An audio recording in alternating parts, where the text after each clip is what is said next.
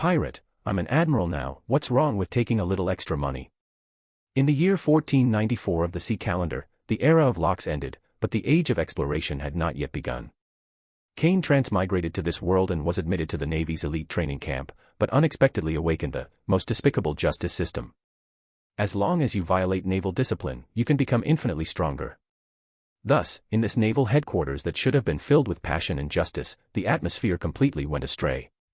You take the new recruits on to the entertainment district to lead a group of patrons, to assess public sentiment. Reward, mastery of the 6 styles. You extorted 50 billion from Germa and embezzled military funds. Reward, Logia-type storm fruit. You successfully brainwashed the future fleet admiral by indoctrinating Akainu with the idea that double-crossing is absolute justice. Reward, Zanpakuto, Zangetsu. Sakazuki, where does military funding come from without money? Kane is right, the more money I take, the more thoroughly justice is served. Borsalino, leaving get off work on time to slack off is the true essence of the Navy that Kane taught me. The 5 elders, Kane may be greedy, but his heart belongs only to our world government. He is the sharpest nail driven into the Navy. Guion, brother Kane, tonight, I'd like to continue asking you for guidance on swordsmanship. Years later.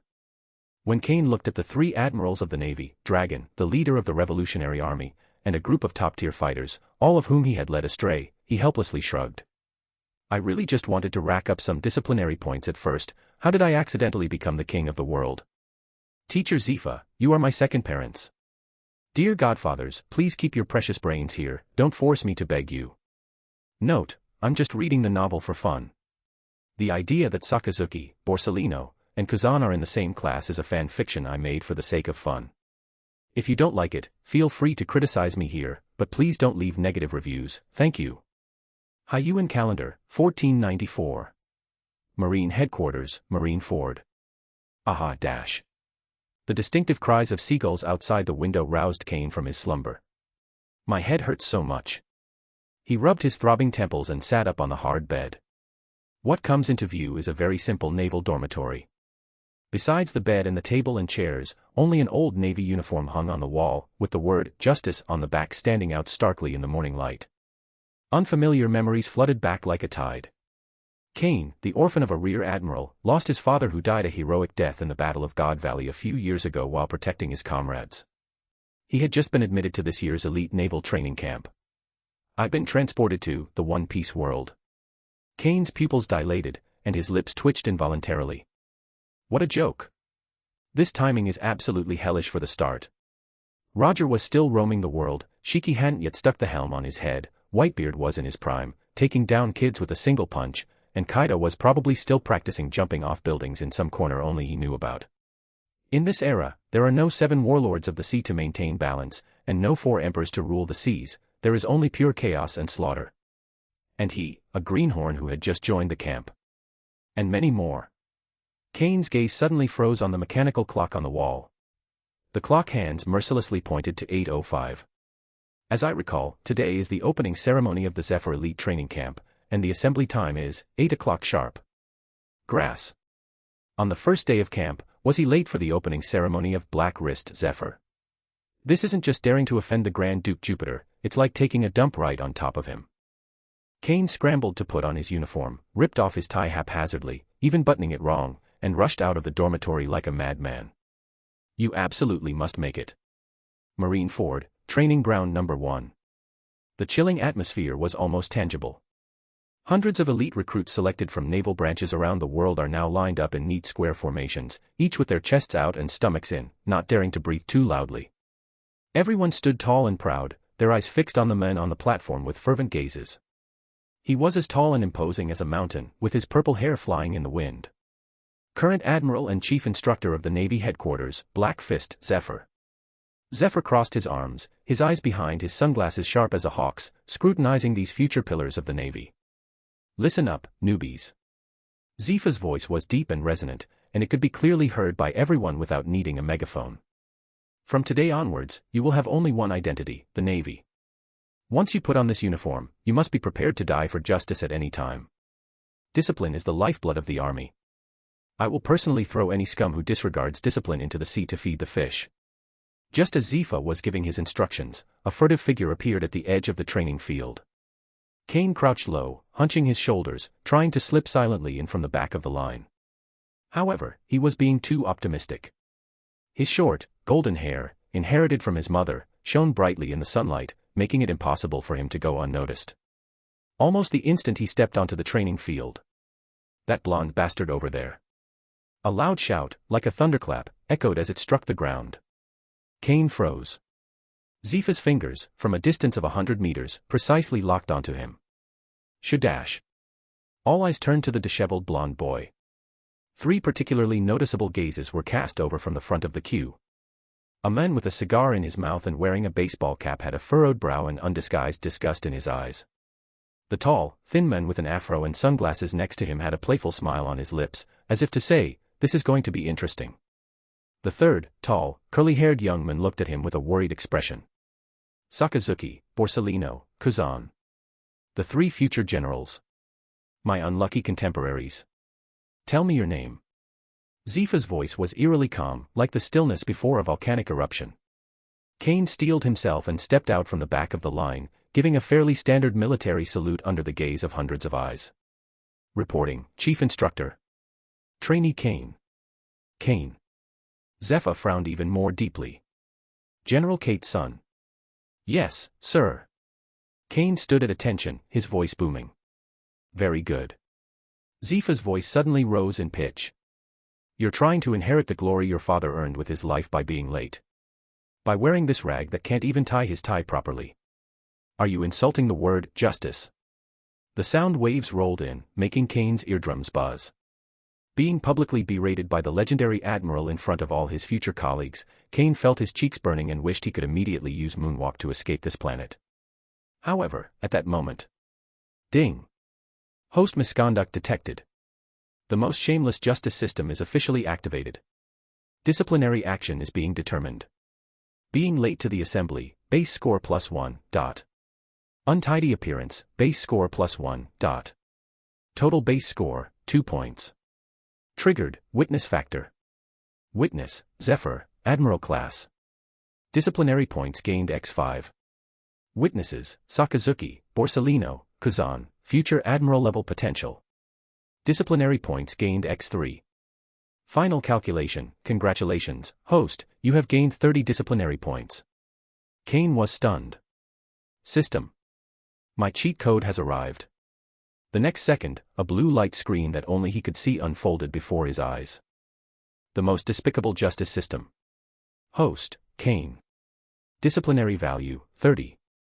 Enhancement, lottery, storage space, shop, not yet unlocked. The simple and clear panel allowed Kane to understand everything instantly. Breaking rules will make you stronger. The higher the status of the person who sees it, the greater the reward. Being late in front of Admiral Zephyr and the 3 future admirals results in an explosive increase in rewards. Kane's breathing suddenly became rapid. He subconsciously raised his head and looked again at the head instructor on the high platform, who was furious and exuding an aura of power. At this moment, in Kane's eyes, Zephyr was no longer the awe-inspiring, black-armed general. Instead, it was a glittering gold pack with the huge X5 lettering floating above its head, a super experience pack. What's so special about a mere admiral? What if I contradict Marshal Kong in front of him? What if you question the world government's justice in front of the 5 elders? What if I beat up a celestial dragon? That reward, wouldn't it be off the charts? Navy King. No, that's too narrow-minded. I will be the only king on this vast ocean. Kane. Seeing that Kane showed no remorse after being scolded, but instead had a gleam in his eyes and even a suspicious smirk at the corner of his mouth, Zephyr's anger flared even more. It seems you have a lot of opinions about what I said. No. Report to the chief instructor. Kane immediately composed himself, stood up straight with a snap, and his face instantly switched to an expression of utmost sincerity and remorse. I am ashamed of my behavior. It was your teachings that made me realize my mistake. I am heartbroken that I have tarnished my father's honor. His voice was strong and clear, and his eyes were as clear as a saint's, as if he were about to commit seppuku at any moment. This was a flawless performance worthy of an Oscar, so good that the veins on Zephyr's face twitched. Ding. Host's words have been detected as extremely hypocritical, causing Zephyr slight physical discomfort. Disciplinary points added, plus 50. Humph. Zephyr snorted coldly, not wanting to waste any more words with him. Ceremony over. Everyone, begin the physical fitness test immediately. Run 10 laps around Marineford with a 500 kilogram weight. The last 10 will be eliminated. Yes, all the new recruits roared in unison. Zephyr's gaze locked onto Kane again, with a stern scrutinizing look. You're carrying 1,000 kilograms. I hope your abilities match your laid-back attitude. Kane's face immediately contorted into a tragic expression as if the sky had fallen, while inwardly he was screaming. System, give me some points. Please select the area to enhance. Physique, physical skill, fruit. Physique. Consumes 50 disciplinary points, increases physique by 1. Current physique, 49. As soon as he finished speaking, a warm current surged from his heart and flowed throughout his body.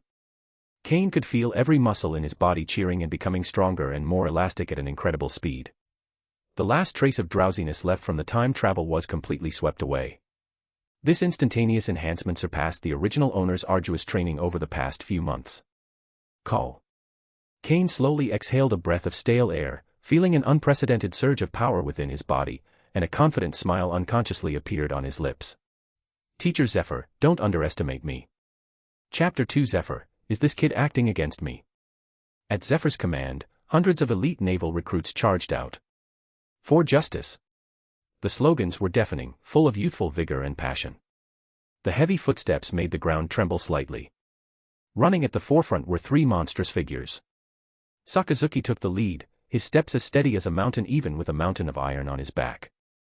Borsalino, with his hands in his pockets, appeared to be moving slowly, yet strangely remained beside Sakazuki with a lewd and irritating expression.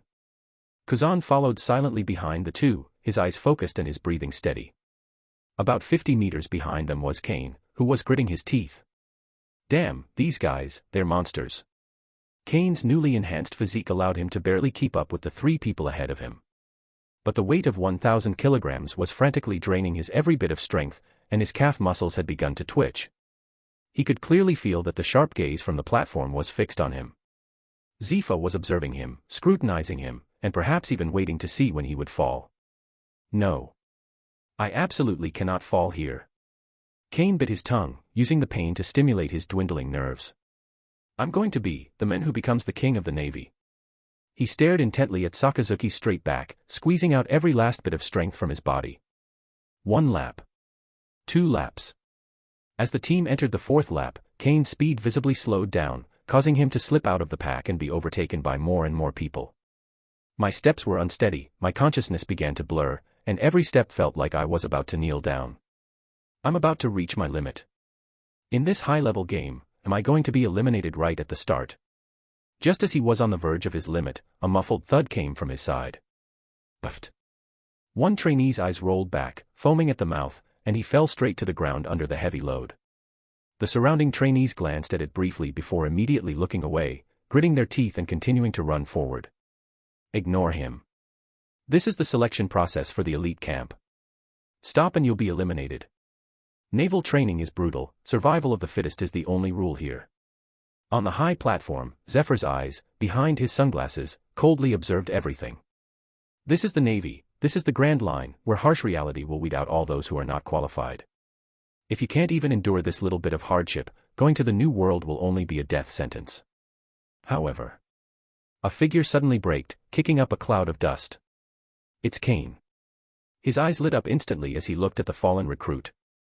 Under the gaze of hundreds of eyes, he stopped beside the unconscious student, squatted down, untied the student's weighted vest, and then pinched his philtrum. Hey! Wake up! You idiot! Kane's voice was loud and clear, filled with anxiety and concern. Think of your family. Think of your oath when you joined the Navy. Are you really going to fall here like a coward? His voice echoed across the training field, causing many trainees who were focused on running to subconsciously slow down and cast complicated glances at him. Sakazuki, at the very front of the group, paused almost imperceptibly, glanced back, and frowned even more deeply. Idiot. Borsalino adjusted his sunglasses, the playful smile on his lips widening. Oh my, this is truly an extraordinary newcomer. Kuzan frowned deeply, a hint of struggle and reluctance flashing in his eyes, but in the end he clenched his fists and chose to continue forward. On the high platform, Zephyr's face was as black as the bottom of a pot. Kane. He gripped the railing, roaring angrily, "What are you doing? Who gave you permission to stop? Do you want to be eliminated along with him?" Kane seemed not to hear Zeph's roar. Seeing that the student slowly woke up, he immediately put his water bottle into the other person's hand. "Drink it. Then stand up." The student was bewildered by Kane's actions, but looking into Kane's sincere and ardent eyes, a surge of passion rushed to his head. He grabbed the water bottle and gulped down several mouthfuls, then roared as he struggled to his feet from the ground. And at that very moment, a system notification sounded in Kane's mind. Ding! Host misconduct detected. Blatantly defying the training camp's ironclad rules and disrupting the testing order, base score 120. Initiating impact coefficient detection. Triggered, witness factor. Witness, Zephyr, Admiral class, disciplinary points gained x5. Witnesses, Sakazuki, Borsalino, Kuzan, potential future admiral level, coefficient increased by 3. Eyewitness accounts, large numbers of senior officers and elite recruits, coefficient increased by 1.5. Final settlement, congratulations, host, you have obtained 2,700 disciplinary points. It's out. Kane was overjoyed, but on the surface he appeared dignified and righteous. He helped the cadet up, then turned around abruptly and gave a perfect military salute to Zephyr on the high platform. Reporting, Chief Instructor. I cannot ignore my comrades who are about to fall behind. Because we are the Navy. Behind us are hundreds of millions of civilians who need protection. If we can easily abandon even our closest companions, how can we talk about protecting this world? This is my justice. His impassioned declaration of justice completely changed the way the surrounding trainees looked at Kane. From initial incomprehension and mockery, it gradually turned into shock, and even a touch of admiration. Zephyr, standing on the high platform, was speechless for a long time after being confronted by Kane's words, his chest heaving violently. Abandon your companions? This is definitely not something the Navy should be doing. But, this is a selection test. Damn it. Zephyr felt his fist harden, and his temples throbbed. Kane, the instigator, maintained that tragic expression of "for justice" even after shouting those words, while inside he was roaring wildly. System. Give me some points. All of them to physique. Order received. Physical enhancement in progress. Consumes 100 disciplinary points, physique +1, current physique 50. Consumes 200 disciplinary points, physique +1, current physique 51. Wait a minute. Kane was taken aback. System, what's going on? Why are skill points more expensive now? The higher the attribute value, the more energy is required to upgrade it. It turned out to be the case. Kane instantly understood. This made perfect sense. Otherwise, if he kept adding points indefinitely, wouldn't he be able to punch Kaido tomorrow and kick him the day after? Keep adding. Keep adding until you can't add any more. Physical enhancement in progress. Consumes 600 disciplinary points, physique +1, current physique 55. Disciplinary value balance, 630. Boom. A warm current, dozens of times stronger than before, instantly swept through my entire body. If the previous enhancements were just a trickle, then this time, it's a raging torrent. He even had the illusion that he could kill a Sea King with a single punch. Kane turned around and gave the still bewildered student a bright, almost blindingly sunny smile. Keep up. Don't fall behind. After saying that, to everyone's astonishment, Kane slammed his legs into the ground. Boom. A terrifying muffled thud. The hard rock beneath Kane's feet instantly cracked, blasting out a spiderweb-like crater 2 meters in diameter. The next second, his figure instantly transformed into a golden lightning bolt, leaving a long afterimage as he shot out. Because of its speed, it even stirred up a gust of wind, causing the surrounding recruits to stagger and fall. What? Zephyr, standing on the high platform, nearly had his sunglasses slip off. That explosive power, how could a recruit possibly possess it? Has this kid been hiding his true strength all along? All the new recruits stared wide-eyed at the golden afterimage, dumbfounded. Okay, so fast. Are you kidding me? Wasn't he almost at his limit? He's carrying 1,000 kilograms of weight on his back. Hey! Speed up. Speed up. Speed up again. Amidst hundreds of ghostly gazes, Kane's figure continuously surpassed one recruit after another. Only half a circle. Kane is already close to the top tier. Ha! Kuzan, who was maintaining his own rhythm, suddenly felt a gust of wind sweep past him. He turned his head sharply, only to see a golden figure flash by and instantly leave him more than 10 meters behind. Oh my! This amazing explosive power. Is it shave? No. This is pure physical strength. Borsalino's eyes, hidden behind his sunglasses, snapped open, abandoning his languid demeanor and replaced by an unprecedented seriousness. That's truly remarkable. This speed is already on par with that of officers from headquarters, isn't it? Sakazuki, at the very front, felt the hurricane sweep past his side, and the cigar in his mouth fell to the ground with a thud. He stared at the golden figure that had left him far behind, his eyes filled with disbelief and shock. That guy he called an idiot possesses even more terrifying physical abilities than him. Impossible. Under the watchful eyes of the entire stadium, Kane crossed the finish line. He stopped in front of Zephyr's platform and slowly lowered his weighted vest. Boom. The deafening sound of 1,000 kilograms of steel crashing to the ground struck everyone's heart. Kane's breathing was slightly rapid, and he was steaming with heat, but his back remained ramrod straight. He raised his head, looked at Chief Instructor Zephyr, whose expression was constantly changing, straightened his still disheveled collar, snapped to attention, and gave an impeccable naval salute. Then, he flashed an incredibly sunny, sincere, and radiant smile. Reporting, Chief Instructor. Trainee Kane has successfully completed the test. Everything, for justice. The audience was silent. Zephyr's lips twitched wildly as he looked at the blond boy standing in the sunlight, his face practically screaming, "I need praise." He had a premonition. This year's elite training camp is likely to be in turmoil. Chapter 3 Kuzan, you don't want justice to be just empty talk, do you? Time flies, and in the blink of an eye, it's been a hellish week.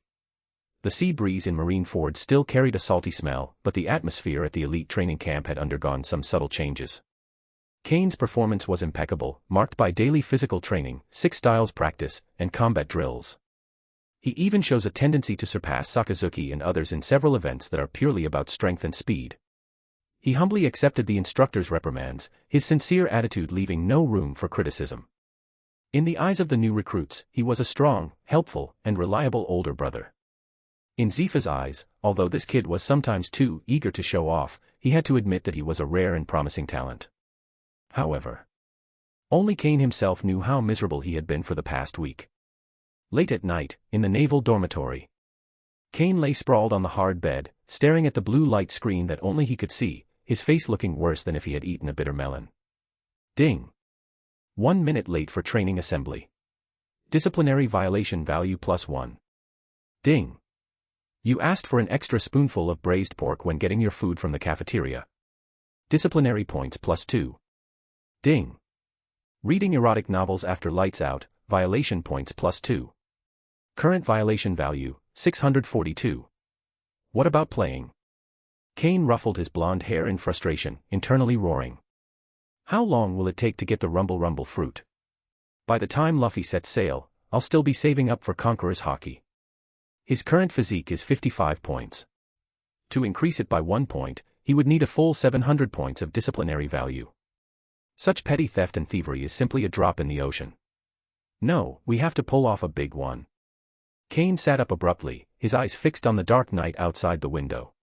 A plan quietly took shape in Kane's mind.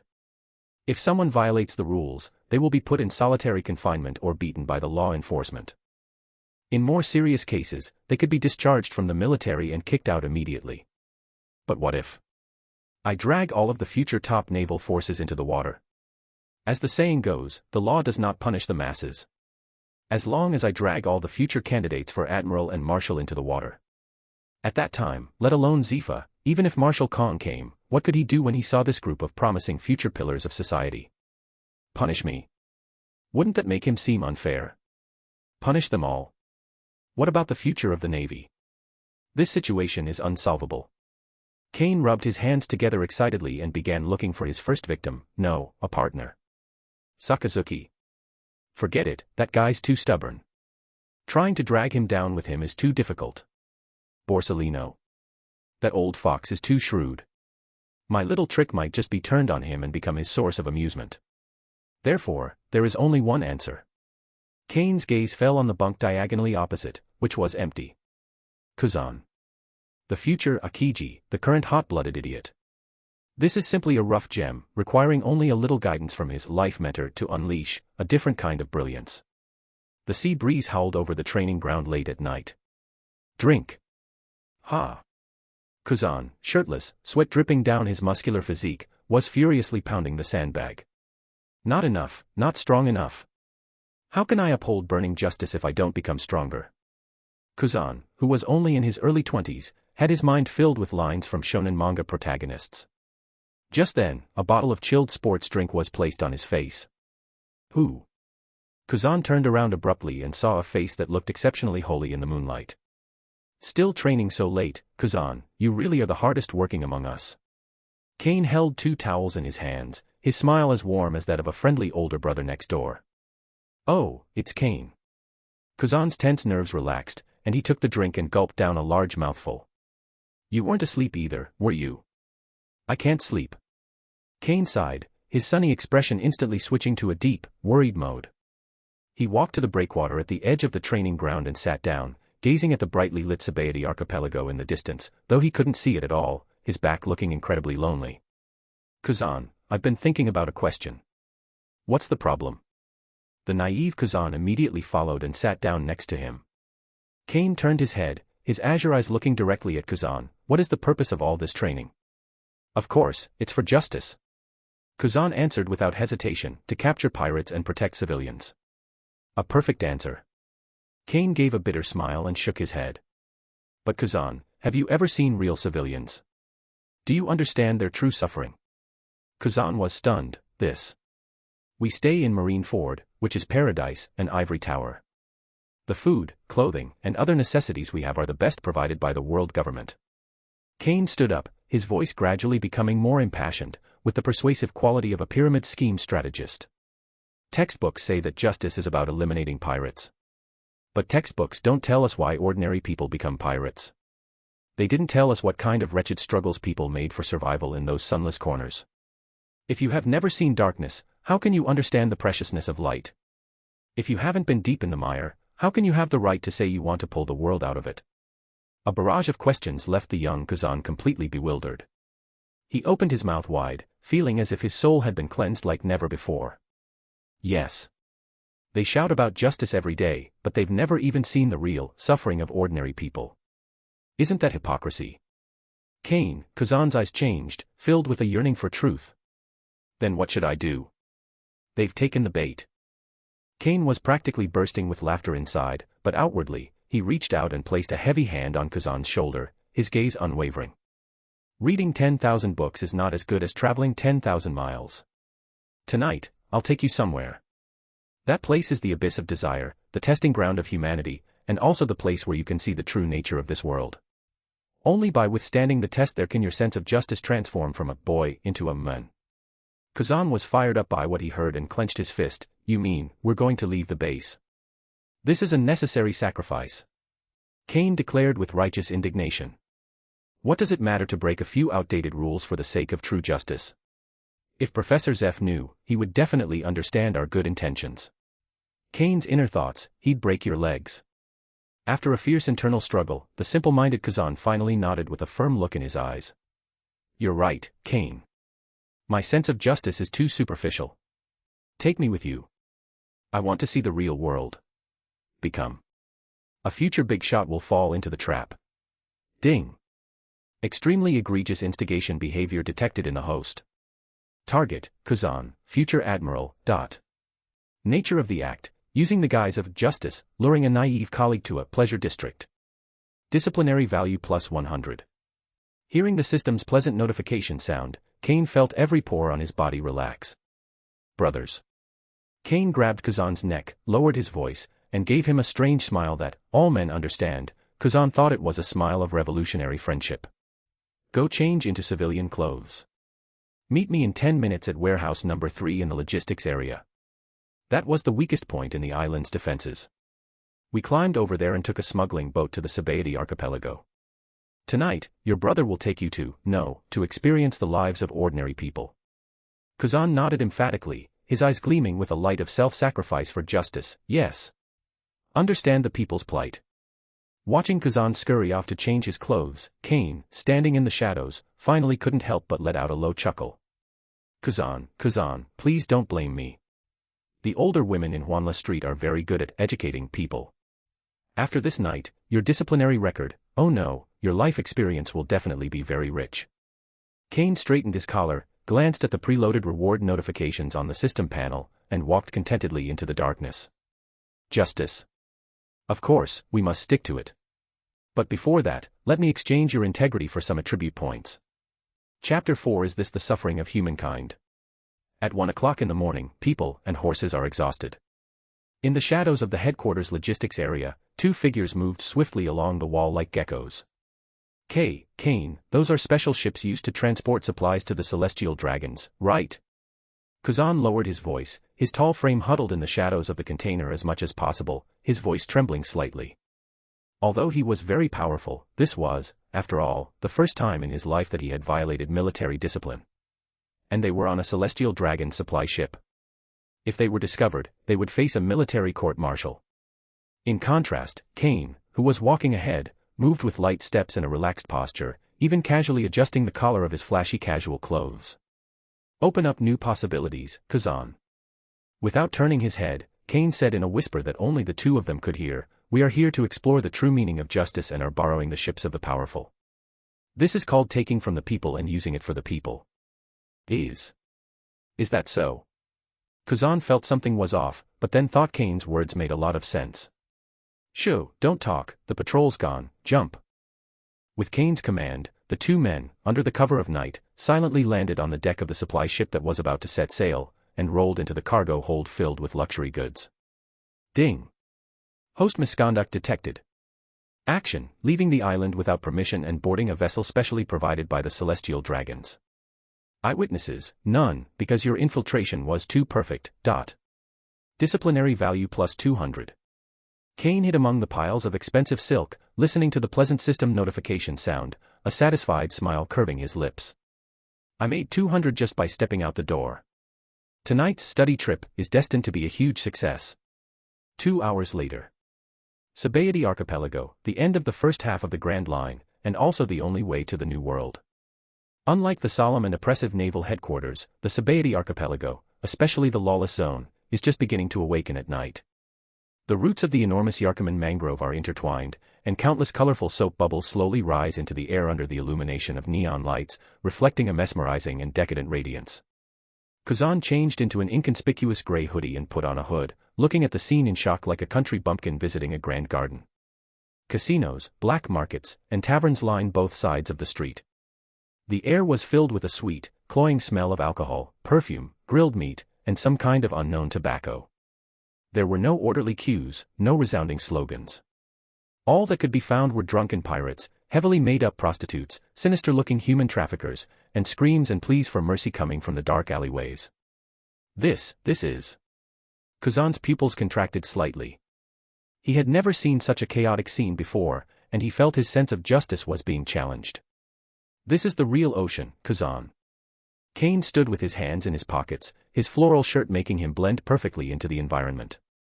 He stood under a huge neon sign, half his face hidden in shadow, his voice deep and magnetic. At headquarters, we see order. But here, chaos is the only order. Kane pointed to a down-on-his-luck middle-aged man being beaten not far away, and then to the crowd of onlookers who were even cheering. See. This is called numbness. When survival becomes the only purpose, morality becomes a luxury. Kuzan clenched his fist, a flash of anger in his eyes. In that case, we should.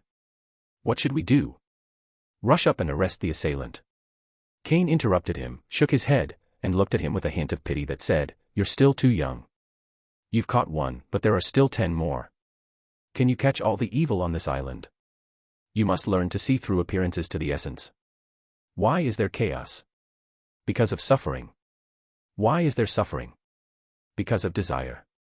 Kane turned around and pointed to the area ahead where the lights were brightest and the music was deafening, Area 20 of the Sabaody Archipelago, also known as the City That Never Sleeps.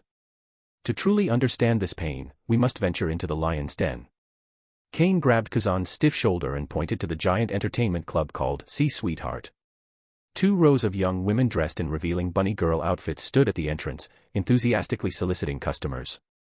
Their white thighs shimmered under the lights, making people dizzy. Let's go, Kuzan. Let's confront the most primal vortex of human desire. Ha! Ha! Where are we going? Kuzan's mind went blank, his tongue was tied in knots, and his cheeks began to burn uncontrollably. Of course. Kane's expression was serious. This is where humanity is most authentic. The sailor's sweat, tears, desires, and emptiness all intertwine here. How can you understand why they would rather spend their hard-earned money here than send it back to their hometown without experiencing it firsthand? This. Looking at Kuzan's conflicted and confused expression. Kane put his arm around Kuzan's shoulder, his voice filled with sorrow. Go. Kuzan.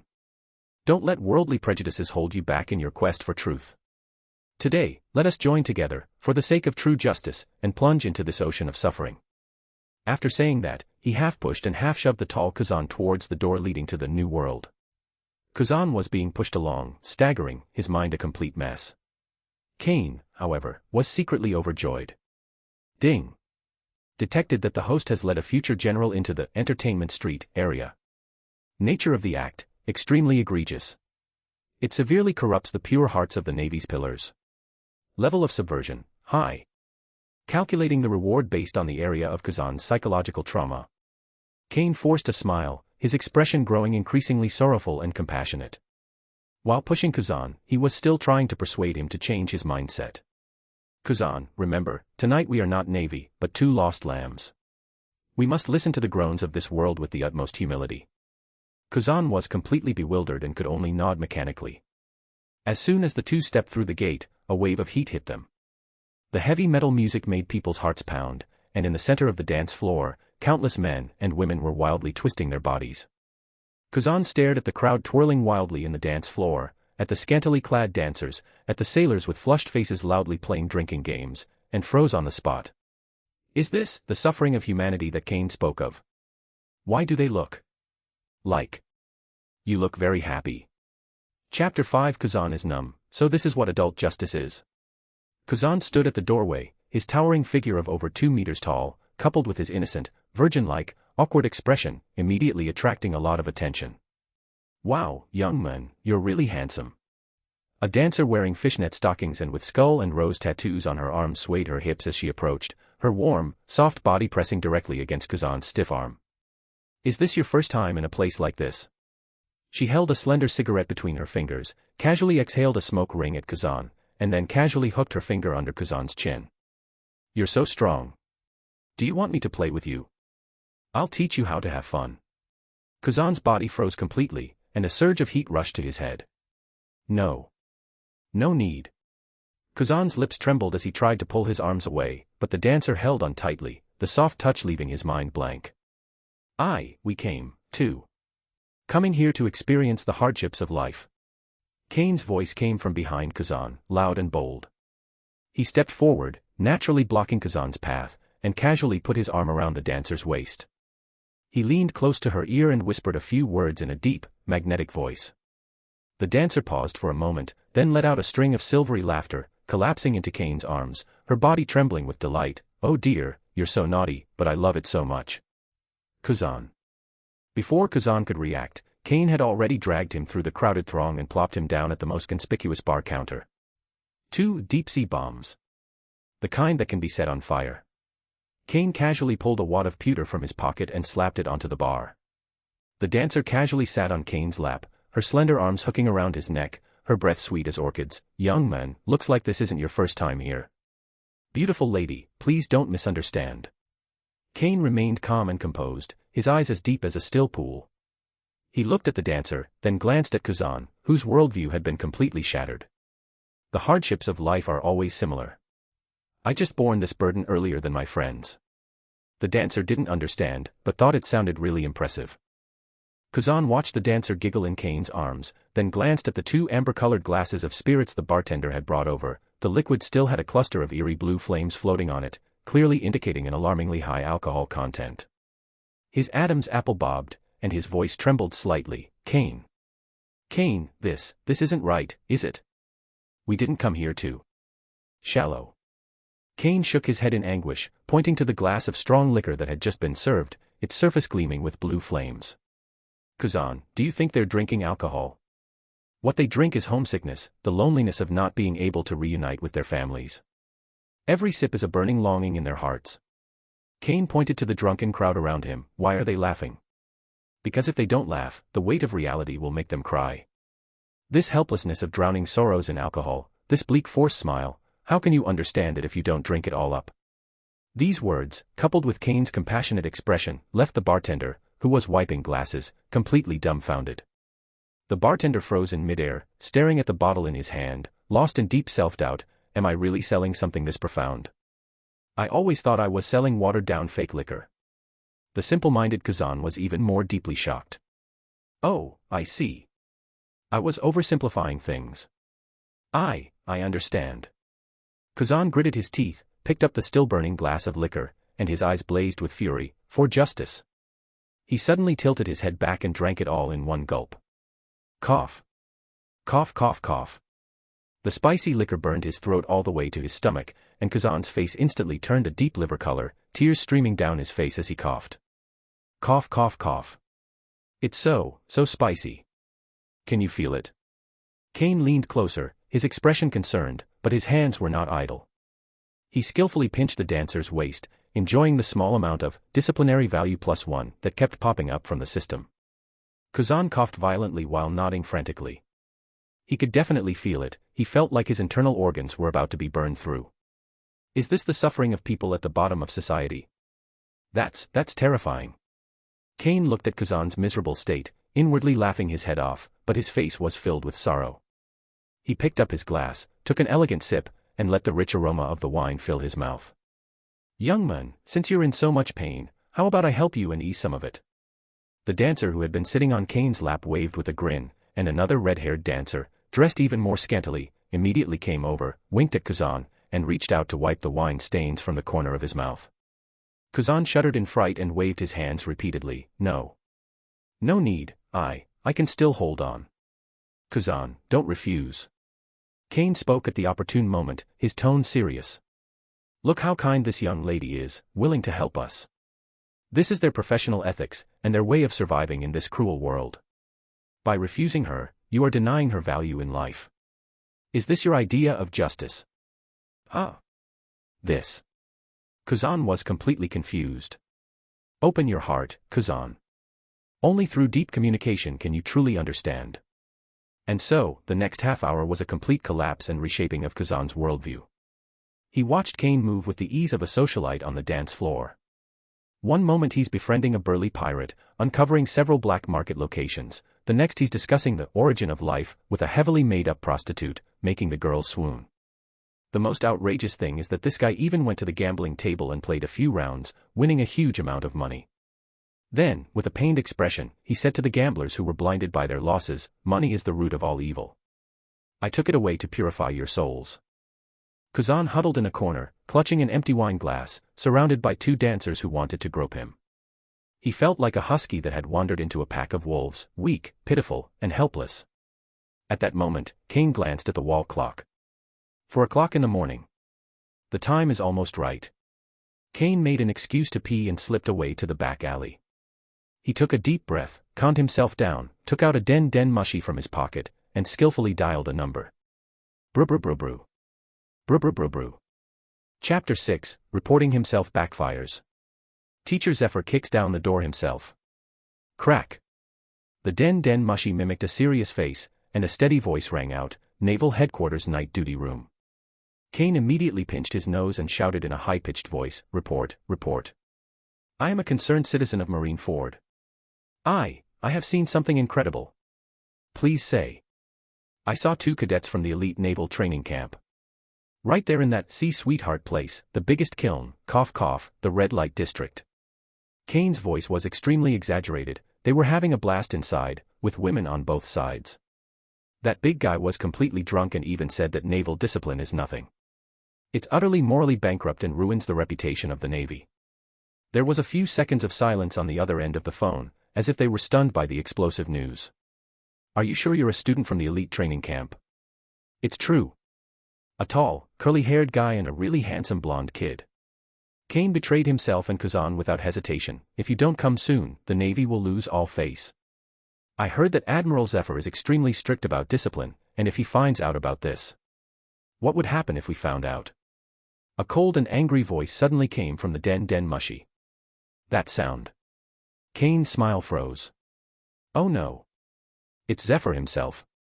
He's actually on night duty in the room tonight. Ah. I see. He'll be very pleased, because he has such responsible citizens supervising him. Kane's mind raced as he tried to smooth things over. Is it? Zephyr showed no emotional fluctuation, but Kane sensed a terrifying aura. This, helpful citizen, your voice sounds very familiar. I also remember the one you mentioned, a really handsome blonde guy. Beep, beep, beep. Click. The den mushy was disconnected. Kane held the sleeping den mushy, a bead of cold sweat beading on his forehead, but a wild grin spread across his face. They went too far. But this is what you call exciting. Kane's eyes lit up again. With Zephyr personally making the arrest, the witness coefficient is absolutely off the charts. This disciplinary penalty is likely to skyrocket. He quickly adjusted his mindset, put on his compassionate expression again, and walked back to the tavern as if nothing had happened. I had only been sitting down for less than 10 minutes. Seeing Kuzan's desperate expression as he was cornered by the red-haired dancer, I realized. Sudden. Boom. A loud bang. The two thick oak doors of a sea sweetheart, along with half a wall, instantly turned into a shower of wood chips that shot out in all directions. The terrifying shockwave sent several bodyguards flying from the doorway. The entire venue fell silent instantly. Everyone stopped what they were doing and stared in horror at the doorway. Amidst the billowing dust, a towering figure stood against the light. His short, purple hair stood on end, like a lion with its mane bristling. Black armament hockey, like flames, coiled around his thick arms, radiating a suffocating sense of oppression. Admiral Blackarm Zephyr of the Navy headquarters. Zephyr's gaze swept across the entire room in an instant, accurately locking onto two figures sitting at the bar. When he saw the blonde boy, holding a drink, with a dancer beside him, and even a hint of undisguised enjoyment on his face, Zephyr felt his blood rush to his head. That bastard. He was the one who acted mysteriously and reported me on the phone just now. Two figures appeared beside Zephyr. A tall, thin man wearing sunglasses adjusted his glasses, a lewd smile playing on his lips, clearly enjoying the spectacle. Oh my gosh, Professor Zephyr is getting serious, how terrifying. A man with a cigar in his mouth, a face as cold and stern as a rock, and dressed in a dark red suit, looked at the lewd scene before him with brows furrowed so deeply they could crush a seagull. Borsalino. Sakazuki. The three future generals are all here. Clap. Kuzan dropped the wine glass in his hand and shattered it on the ground. His face turned deathly pale in an instant, devoid of any color. Zephyr, teacher. It's over. Life has come to an end. However, amidst this tense atmosphere, a series of system notifications, as melodious as heavenly music, rang in Kane's mind. Ding. Multiple violations detected against the host. Leaving camp without permission, base score plus 80. Visit the red light district and engage in lavish activities, base score plus 100. Corrupting the future core combat force of the Navy, Kuzan, base score plus 200. Deceived a Marine Admiral, base score plus 250. Total base score, 630 points. Triggered, witness factor. Witness, Zephyr, Admiral class. Disciplinary points gained x5. Witnesses, Borsalino, Sakazuki, potential future Admiral level. Coefficient increased by 3. Triggered the disruptive factor. Description of behavior, distorting the worldview of a future Admiral. This behavior severely impacts the Navy's traditional values and overturns the established image of elite cadets. Disruptiveness rating, x5. Final settlement in progress, coefficients exploding due to accumulation. Congratulations, host. You have gained a total of 47,250 disciplinary points this time. Disciplinary value balance, 48,192. Boom. Looking at the glittering 5-digit number on the retinal screen, Kane felt so happy he was about to faint. It's out. This time it really worked. Before he could recover from his ecstasy, a roar like thunder shattered all the surrounding glasses. Kane. Kuzan. You two bastards. Get out here. Chapter 7. That night, Kuzan lost his dream. Half an hour later. In the head instructor's office at the Navy headquarters, elite training camp, the atmosphere was so oppressive it was hard to breathe. Beneath the horizontal plaque bearing the word "Justice" on the wall, Zephyr sat behind his large desk. His imposing face was now as black as iron, and the veins on his forehead throbbed as if they might burst at any moment. In the center of the office, Kane and Kuzan stood side by side as punishment, their heads drooping so low they were almost buried in their chests. Kuzan's 2-meter-tall frame was trembling slightly, cold sweat dripping from his curly hair onto the floor. Only 3 words were endlessly repeating in his mind. That's it. The egg is dead. Not only did he leave the island without permission and go to a place like that, but he was also caught red-handed by Professor Zephyr. Is his naval career going to end before it even begins? Compared to Kuzan's chaos and despair, Kane, standing beside him, also had his head down, and his shoulders were even trembling violently, looking as if he was filled with extreme remorse. But in fact, Kane was biting his cheek hard, using the pain to prevent himself from laughing out loud.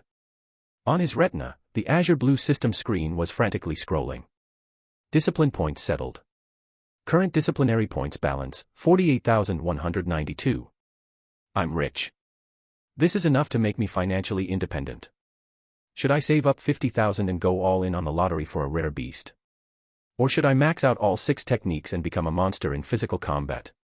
I'm so conflicted. Is this the dilemma of the rich? Thump.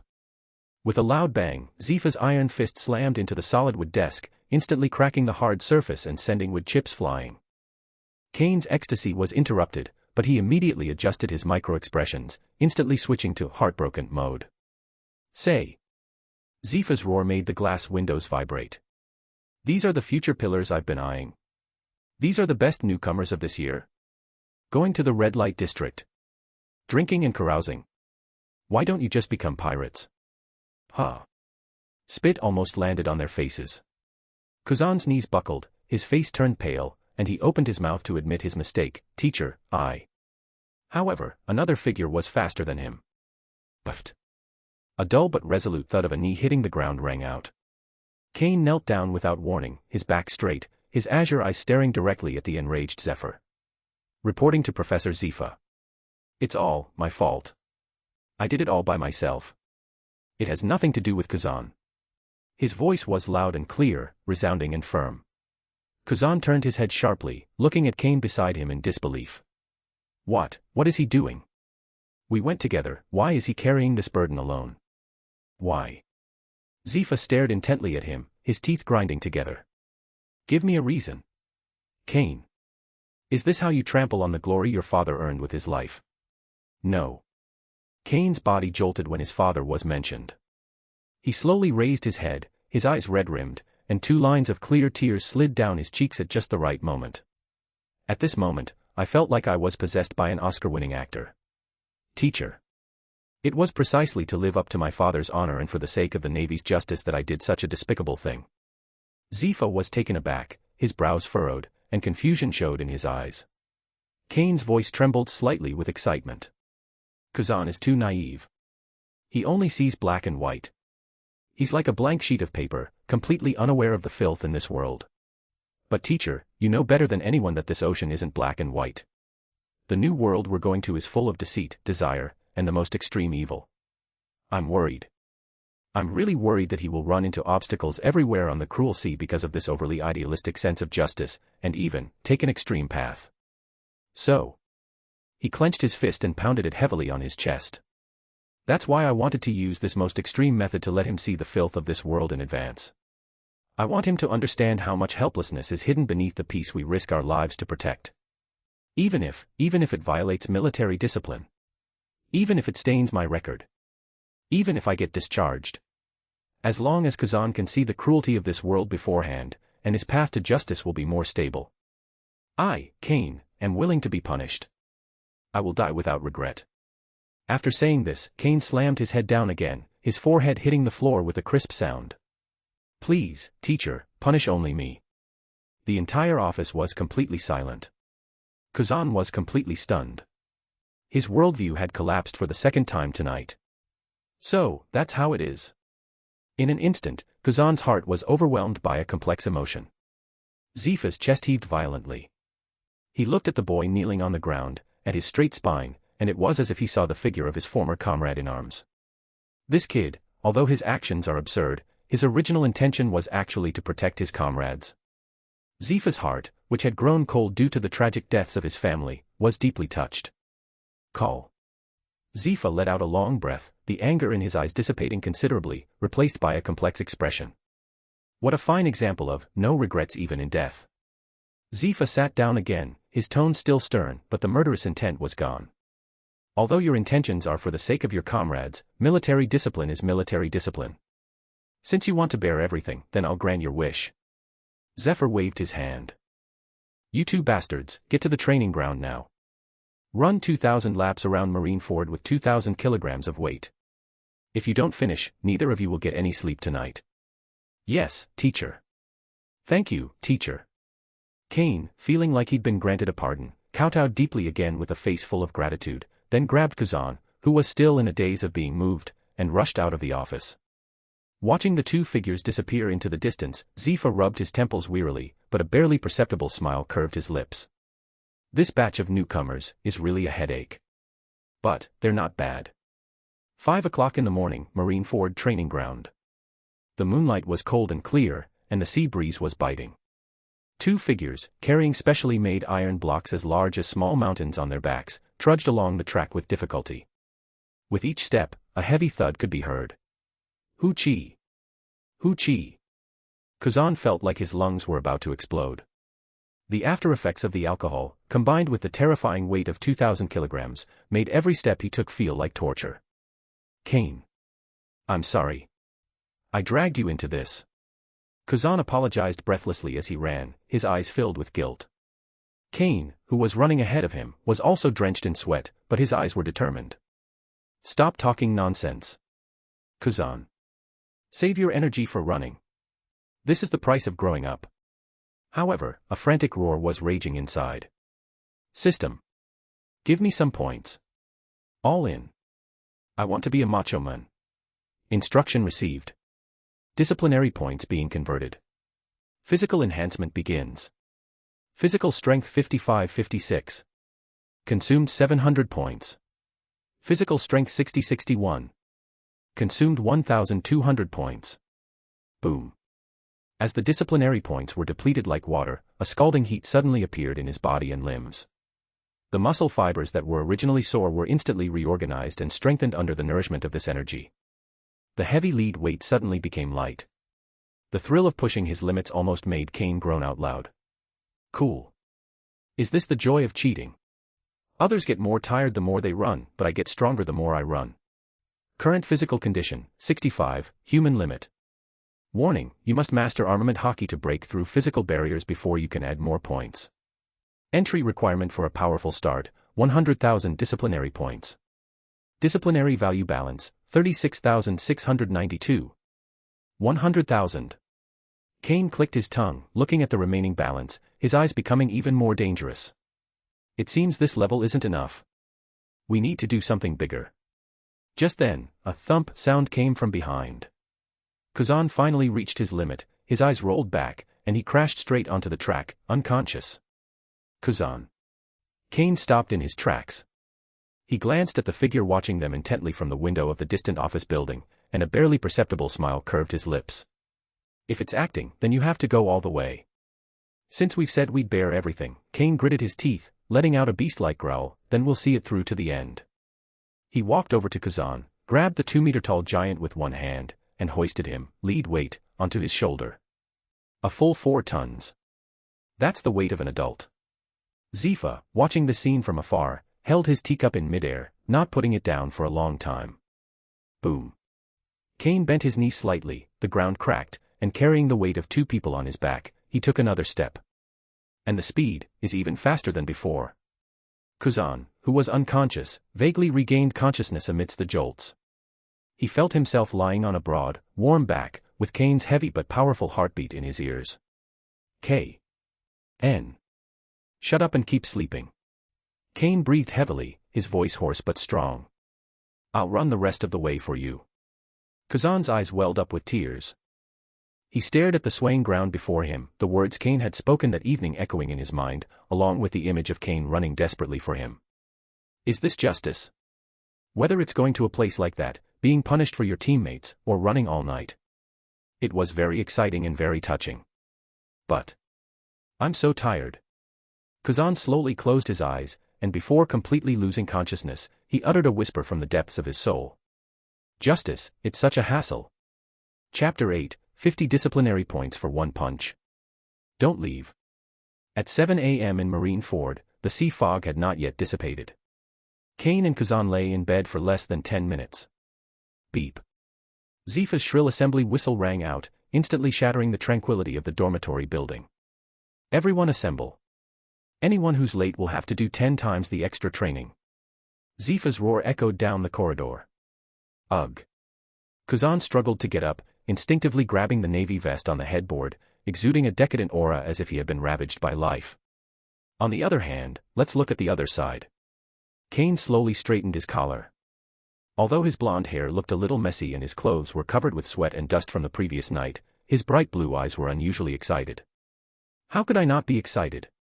That physical enhancement came at the cost of over 10,000 disciplinary points. Now, he felt terrifyingly strong. Kane, Kuzan, with huge dark circles under his eyes, looked at his energetic roommate in shock. Aren't you tired?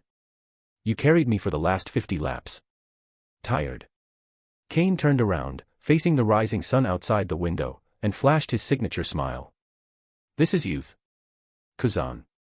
My body may tire, but as long as I think of the justice we uphold, my spirit is filled with boundless strength.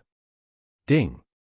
Host's words have been detected as extremely hypocritical, causing Kuzan mild physical discomfort. Disciplinary value plus 20 points. Hearing the pleasant system notification, Kane's smile became even more genuine. Kuzan paused, a surge of admiration and shame welling up within him. Is this the difference in awareness? He gritted his teeth and forced himself to get up despite his aching body. 5 minutes later, at the training ground. The students in the elite class lined up. Although they're considered elites, most of them have dark circles under their eyes. Zephyr's roaring last night was so loud that no one in the entire dorm area slept well. Zephyr stood with his hands behind his back, his eyes, hidden behind sunglasses, sweeping across the faces of the crowd before finally settling on Kane. To be honest, Zephyr didn't sleep at all last night. He stood by the office window all night. He witnessed firsthand how Kane shuffled the last 100 laps step by step, and how he carried the unconscious Kuzan back to the dormitory. Such perseverance, such physique. Zephyr was actually satisfied, even amazed. But this kid really deserves a beating. No physical training today. Zephyr's gruff voice cut through the sea breeze. As elites, physical strength alone is not enough. Today we'll have a real combat sparring session. There are no rules or restrictions, it continues until one side is rendered unable to fight or concedes defeat. Divide into pairs and practice freely. Begin. Just as the trainees were preparing to find familiar partners, a deep, hoarse voice rang out. Teacher Zephyr. At the very front of the line, a man wearing a dark red shirt and a baseball cap stepped forward. Sakazuki. Even at a young age, the ruthless aura emanating from him was already beginning to take shape. He pulled down the brim of his hat, his sinister eyes scanning over the crowd and fixing on Kane. I request to have sparring practice with Cavalry Kane. The entire room fell silent. Zeph frowned slightly. Sakazuki, Kane was punished last night, and his physical strength is greatly depleted. Is this just an excuse? Sakazuki abruptly interrupted Zephyr, veins bulging on his neck, his tone aggressive. When pirates attack, do you think they'll let you go just because you didn't sleep well last night? The execution of justice knows no time, place, or state. He turned around abruptly and pointed at Kane's nose. I don't approve of this kind of person. He corrupts his colleagues, treats military discipline as a joke, spouts grand theories but only knows how to pander to the crowd. The Navy doesn't need opportunists like you. If you can't even beat me, get out of the training camp now and don't tarnish your father's reputation. These words were extremely offensive. It was as if Kane's face had been ripped off and thrown on the ground to be trampled on. Kuzan, standing nearby, grew anxious and was about to rush forward to argue. Hey! Sakazuki, you've gone too far. One hand steadily stopped Kuzan. Kane looked at the spirited Sakazuki and silently prayed. System, evaluate Sakazuki. Scanning for target. Sakazuki, Youth Physique 58, 6 powers, Basic Mastery, Devil Fruit, none, Hockey, not mastered. Kane's pupils contracted slightly as he looked at the numbers on the screen. 58 points. Is this guy a monster? At the opening ceremony a week ago, I beat everyone by increasing my physique to 55. At that time, Sakazuki was close behind, but he clearly had not yet reached the 55 level. In just 1 week, this guy actually managed to raise his physique to 58. Such terrifying growth rate, no wonder he is a future naval admiral. But Kane's lips curled into a playful smile. A 7-point difference in physical strength is an insurmountable gap in the early stages of the One Piece world. Since you want to play, I'll play with you properly. Sakazuki is right. Kane slowly rolled up his sleeves and said in an extremely sincere tone. I do have many shortcomings, and my behavior last night was indeed inappropriate. Since you are willing to personally guide me for the sake of the Navy's future and to correct my mistakes. He raised his head, his eyes instantly sharpening, but the smile on his lips grew even more playful. I couldn't ask for more. Stop with your sarcastic remarks. Sakazuki hated this attitude the most. He roared, his muscles tensed, and a fierce aura erupted instantly. He suddenly exerted force with both legs. Boom. A cloud of dust erupted from the ground. He was like a cannonball, instantly covering a distance of over 10 meters. With his right fist clenched, there were no fancy techniques, just pure power and killing intent, aimed straight at Kane's face. If that punch landed, an ordinary person's head would be blown apart. The surrounding recruits gasped in surprise. However, Kane stood still, not even moving his heels. He only turned his head slightly when the fist, carrying a strong wind, was about to touch the tip of his nose and ruffle his bangs. Brush. A fist grazed past his ear. Too slow, Kane said softly, a hint of regret in his voice. After last night's crazy addition of 10,000 disciplinary points, his dynamic vision and reaction speed are now far beyond what they were when he first entered the camp. Sakazuki's powerful straight punch looked like a slow-motion replay to him. All you do is hide. Coward. Sakazuki changed tactics with lightning speed. When his first attack missed, he used the momentum to spin around, and his thick elbow, like a battle axe, swept towards Kane's temple. Ruthless. Precise. Showing absolutely no mercy. Kane didn't dodge this time. He raised his right arm and threw a punch. Bang. A dull thud of flesh colliding rang out. The air surged and blew, making the clothes of the surrounding students flutter and causing the stone slabs under their feet to crack instantly. But Kane didn't back down an inch, firmly blocking Sakazuki's seemingly inevitable attack. Ding. Assaulting a fellow student. Disciplinary value plus 50. Kane's eyes lit up. 50 damage per punch. Sakazuki, if you don't beat me half to death today, or if you don't beat me half to death, neither of us is leaving here. After thinking it over, Kane pretended to be exhausted and swayed slightly. Is Chapter 9 only this bad? Sakazuki. Oh. Sakazuki was somewhat surprised. He used 70% of his strength in that elbow strike, intending to knock the kid down directly, but the other guy only swayed slightly. That's interesting. But not enough. Sakazuki roared, his body advancing instead of retreating, his left hook carrying a foul gust of wind, heading straight for Kane's open side. If that punch lands, I'll have to throw up all the undigested breakfast I just had. Kane's eyelids twitched slightly. With his current level of reflexes, he can keep up perfectly well. It was easy to dodge. But if Sakazuki manages to dodge, he'll realize he can't beat himself, so how can he rack up points? Only a brutal, hand-to-hand combat is the ultimate way to rack up points. Boom. The dull thud made the onlooker's teeth ache. Kane neither dodged nor evaded, taking the punch head-on with his side, and then unleashed a backhand whip kick straight at Sakazuki's face. Ding. Assaulting a fellow student, disciplinary points plus 80. Hearing the pleasant notification sound, Kane felt even the pain in his ribs become sweet. Good. Kane spat out a mouthful of bloody saliva and burst into laughter, again. Didn't you eat, Sakazuki? The two instantly became locked in combat. Every punch was brutal and realistic, without any fancy probing, all were ruthless moves aimed at crippling the opponent for half a month. Sakazuki became increasingly alarmed as the fight progressed. He was confident that his physical skills were top-notch among this year's newcomers. Every punch he threw was powerful and heavy, capable of shattering even rocks. But Kane in front of me is like a piece of chewy taffy. Even though every punch landed on him with a dull thud, and even though blood was spilling from the corner of his mouth, his blue eyes burned with a kind of incomprehensible fervor. Is this guy out of his mind? Sakazuki's anger flared, and his actions became even more violent, delivering a powerful knee strike to Kane's stomach. Kane grunted, blood trickling from the corner of his mouth, but he retaliated with a vicious headbutt. Boom. Two heads clashing head-on. Sakazuki staggered backward, his nose throbbing with pain, and warm liquid trickled down his philtrum. My nasal bone is fractured. Ding. Facial injury caused to fellow trainees. Disciplinary violation points plus 100. Cool. That was fucking awesome. Kane was inwardly laughing hysterically, but outwardly he staggered back, hastily wiping the blood off his face. He was breathing heavily, his voice hoarse yet arrogant. Sakazuki. Is this all the justice you've got? You can't defeat me at all. You bastard. Sakazuki was utterly enraged. He abandoned all defense and pounced like a mad dog. Left hook. Right swing. Knee strike. Kane also raised his fist in retaliation. Ora ora ora. Muda muda muda. Although Kane didn't shout it out loud, that's the kind of imposing presence he had. Disciplinary violation points plus 50. Plus 50. Plus 50.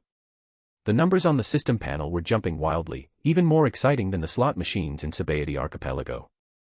10 minutes have passed. 20 minutes have passed. The new recruits watching held their breath, not daring to make a sound.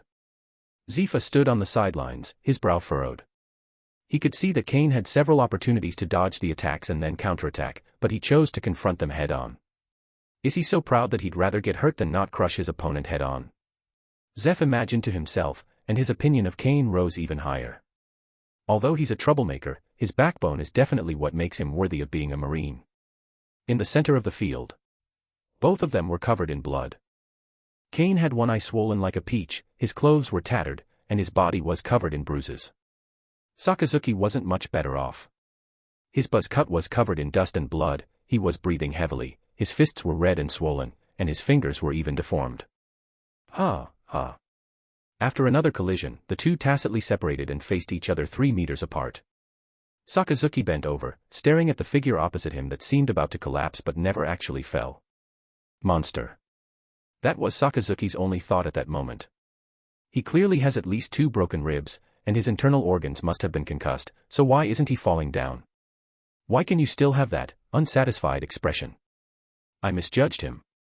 Sakazuki spat out a mouthful of bloody saliva, the savagery in his eyes gradually fading, replaced by a complex emotion. He is a man who reveres power. Kane's tenacity earned him his respect. Let's stop here. Sakazuki put away his boxing stance, his voice hoarse. If you keep fighting, you'll die. Your fists are hard, Kane. And you certainly have the resolve to uphold justice. It's a draw today. After saying that, Sakazuki turned to leave. The new recruits watching breathed a sigh of relief. Kuzan patted his chest, preparing to go up and help the person. However. A draw. A light, airy voice sounded from behind Sakazuki. Sakazuki. Who gave you permission to end this game without my permission? Sakazuki abruptly stopped in his tracks. He turned around in disbelief. The man, covered in blood, slowly straightened his back, and the previous feeling of weakness and swaying disappeared instantly. Kane wiped the blood from his eyes and glanced at the system panel. Current violation value, 41,200, over 4,000 was lost in the recent brawl. That's about it, Kane thought to himself. Shearing too much wool can lead to baldness, and Sakazuki has now developed a misconception of mutual appreciation for himself, so continuing the act would seem fake. That being the case, Kane cracked his neck, producing a crisp popping sound. A chilling aura erupted from his body. Sakazuki. Kane looked at the red dog opposite him, a slight smile playing on his lips. The warm-up exercises have only just ended. From now on, please try your best to survive. Sakazuki's pupils contracted sharply, and a strong sense of crisis made the hairs on his body stand on end. This kid, he was hiding his strength the whole time.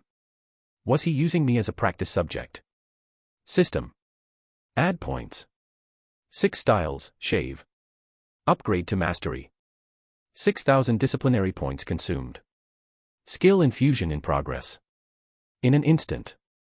Countless techniques about leg muscle power, blood flow, and ground reaction force flooded Kane's mind. His leg muscles trembled slightly beneath his trouser legs, like 2 springs compressed to their limit. I'm going in, Sakazuki. Kane's voice still echoed in the same spot. The person, however, has already disappeared. Chapter 10 Sakazuki, your sleeping posture is so peaceful. Shave. The sound of air tearing apart took half a second to reach everyone's ears. The world before Sakazuki's eyes did not have time to change. The blonde figure vanished abruptly. Kane's provocative smile still lingered on my retina. What about people? Sakazuki's monstrous fighting instincts kicked in, sending chills down his spine. He jerked his waist and turned to defend. But it's too slow. Here I am, Sakazuki. A mocking voice drifted over from in front of me. Immediately afterwards, a fist was planted in Sakazuki's chest.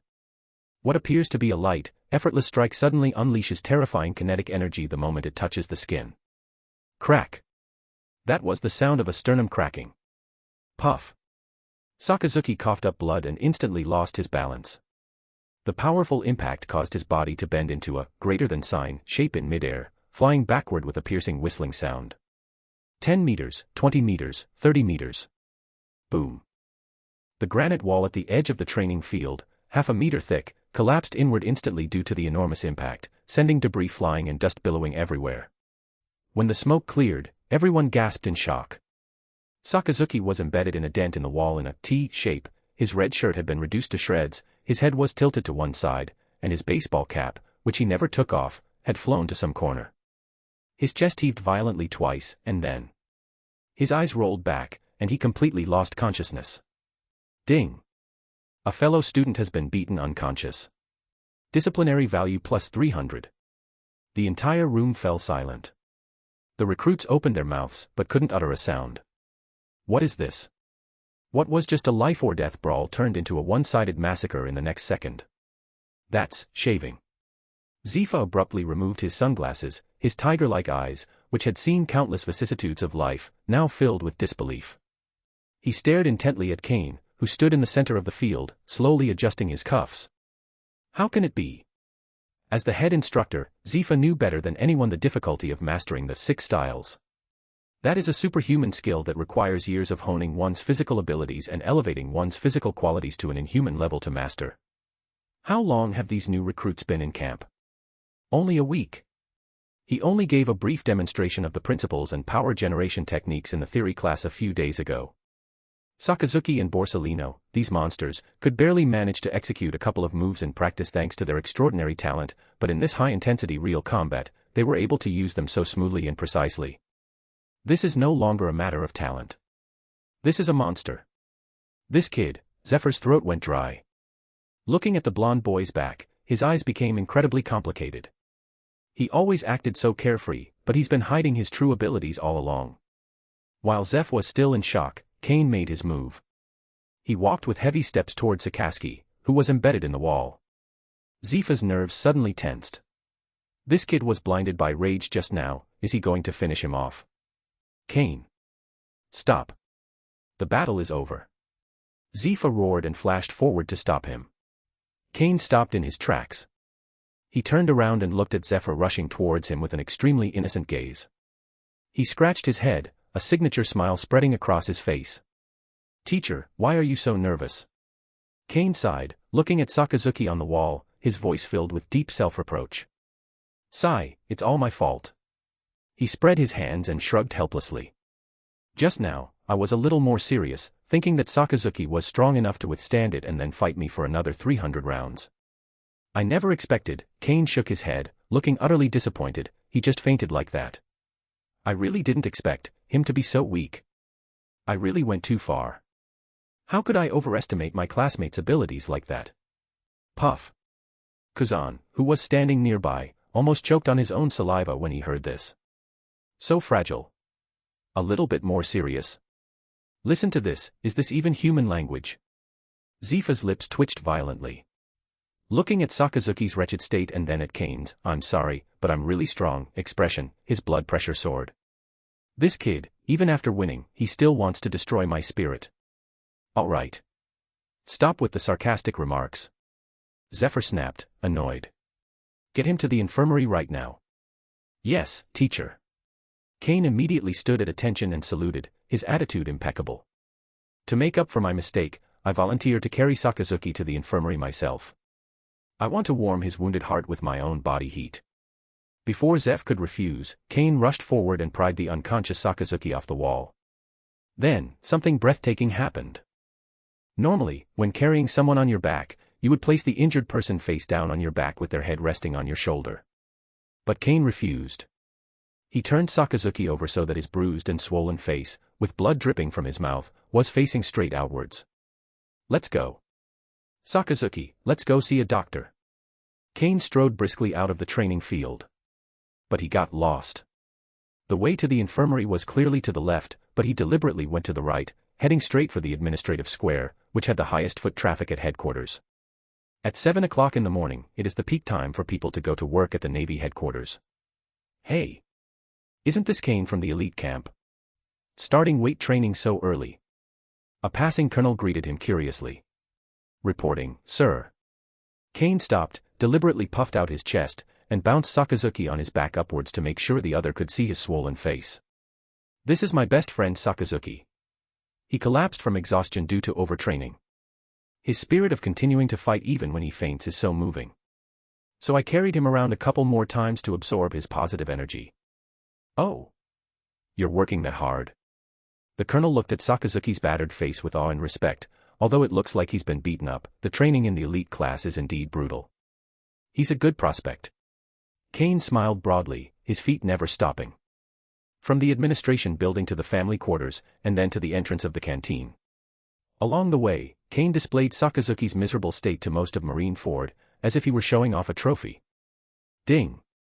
Publicly executing a future marshal has caused a negative impact. Disciplinary value plus 150. Ding. False advertising has damaged the reputation of fellow students. Disciplinary value plus 80. Kane grinned from ear to ear as he listened to the pleasant notification sound. An hour later. Headquarters medical office. The strong smell of disinfectant filled my nostrils. Sakazuki let out a painful groan. Consciousness gradually returned. The last memory is frozen on the moment that damn blonde kid disappeared, and the sharp pain in my chest. We lost. I actually lost. A strong sense of humiliation surged through him, and Sakazuki abruptly opened his eyes and sat up abruptly in bed. Kane. The furious roar made the floor stand vibrate loudly. But he froze after yelling. The ward was bustling with activity. Zephyr stood by the window with a dark expression, Borsalino was clipping his nails with his legs crossed, and Kuzan was looking at him with pity. And right next to the hospital bed. That blonde bastard was holding a bowl of medicine, looking at him with a smirk. Sunlight streamed through the window and fell on Kane's face, his blonde hair dazzlingly bright, and his blue eyes filled with a motherly tenderness. Awake. Kane picked up a spoon, scooped up a spoonful of the unknown liquid, and even thoughtfully blew on it to warm it before handing it to Sakazuki's lips. Come on, Sakazuki, it's time for your medicine. Sakazuki felt a chill run down his spine and instinctively shrank back, aggravating his chest injury and causing him to grimace in pain. Get away from me. Don't touch me with your filthy hands. Don't be so formal. After all, we fought together and have formed a bond. Kane ignored everything and shoved the spoon directly at Sakazuki's mouth, his tone so sincere it was nauseating. I'm so sorry about earlier. You seemed so confident, I thought you had some skills. Who knew you were so easily defeated? Look, this medicine was specially brewed for you. It's good for your brain, oh no, I mean, for your blood. Sakazuki's face instantly turned a deep liver color, and the veins on his neck bulged. You, who are you calling fragile? Oh, that's what everyone says. Kane sighed and said earnestly. When I carried you here just now, all the officers who passed by saw you. You were sleeping so peacefully on my back, with blood blisters on your nose. Everyone was moved by the sight of you, training so hard that you fainted. Now the whole of Marineford is talking about your deeds, crispy Iron Man, Sakazuki. The whole. Marineford. Everyone saw it. A blood blister was hanging from his nose. Sakazuki felt a buzz in his head, and his blood pressure instantly exceeded the critical value. He's the mighty Sakazuki. The future pillars of the Navy. Not only was I knocked unconscious by this bastard, but I was also paraded through the streets like a monkey. You bastard. Sakazuki's finger, which was pointing at Kane, trembled violently, and he couldn't catch his breath. Puff. He spat out another mouthful of blood. Immediately afterwards, this tough guy, known for his iron will, rolled his eyes and fell straight back onto the pillow. She was so angry that she fainted. Ding. Verbal provocation caused a fellow student to faint twice, resulting in severe psychological trauma.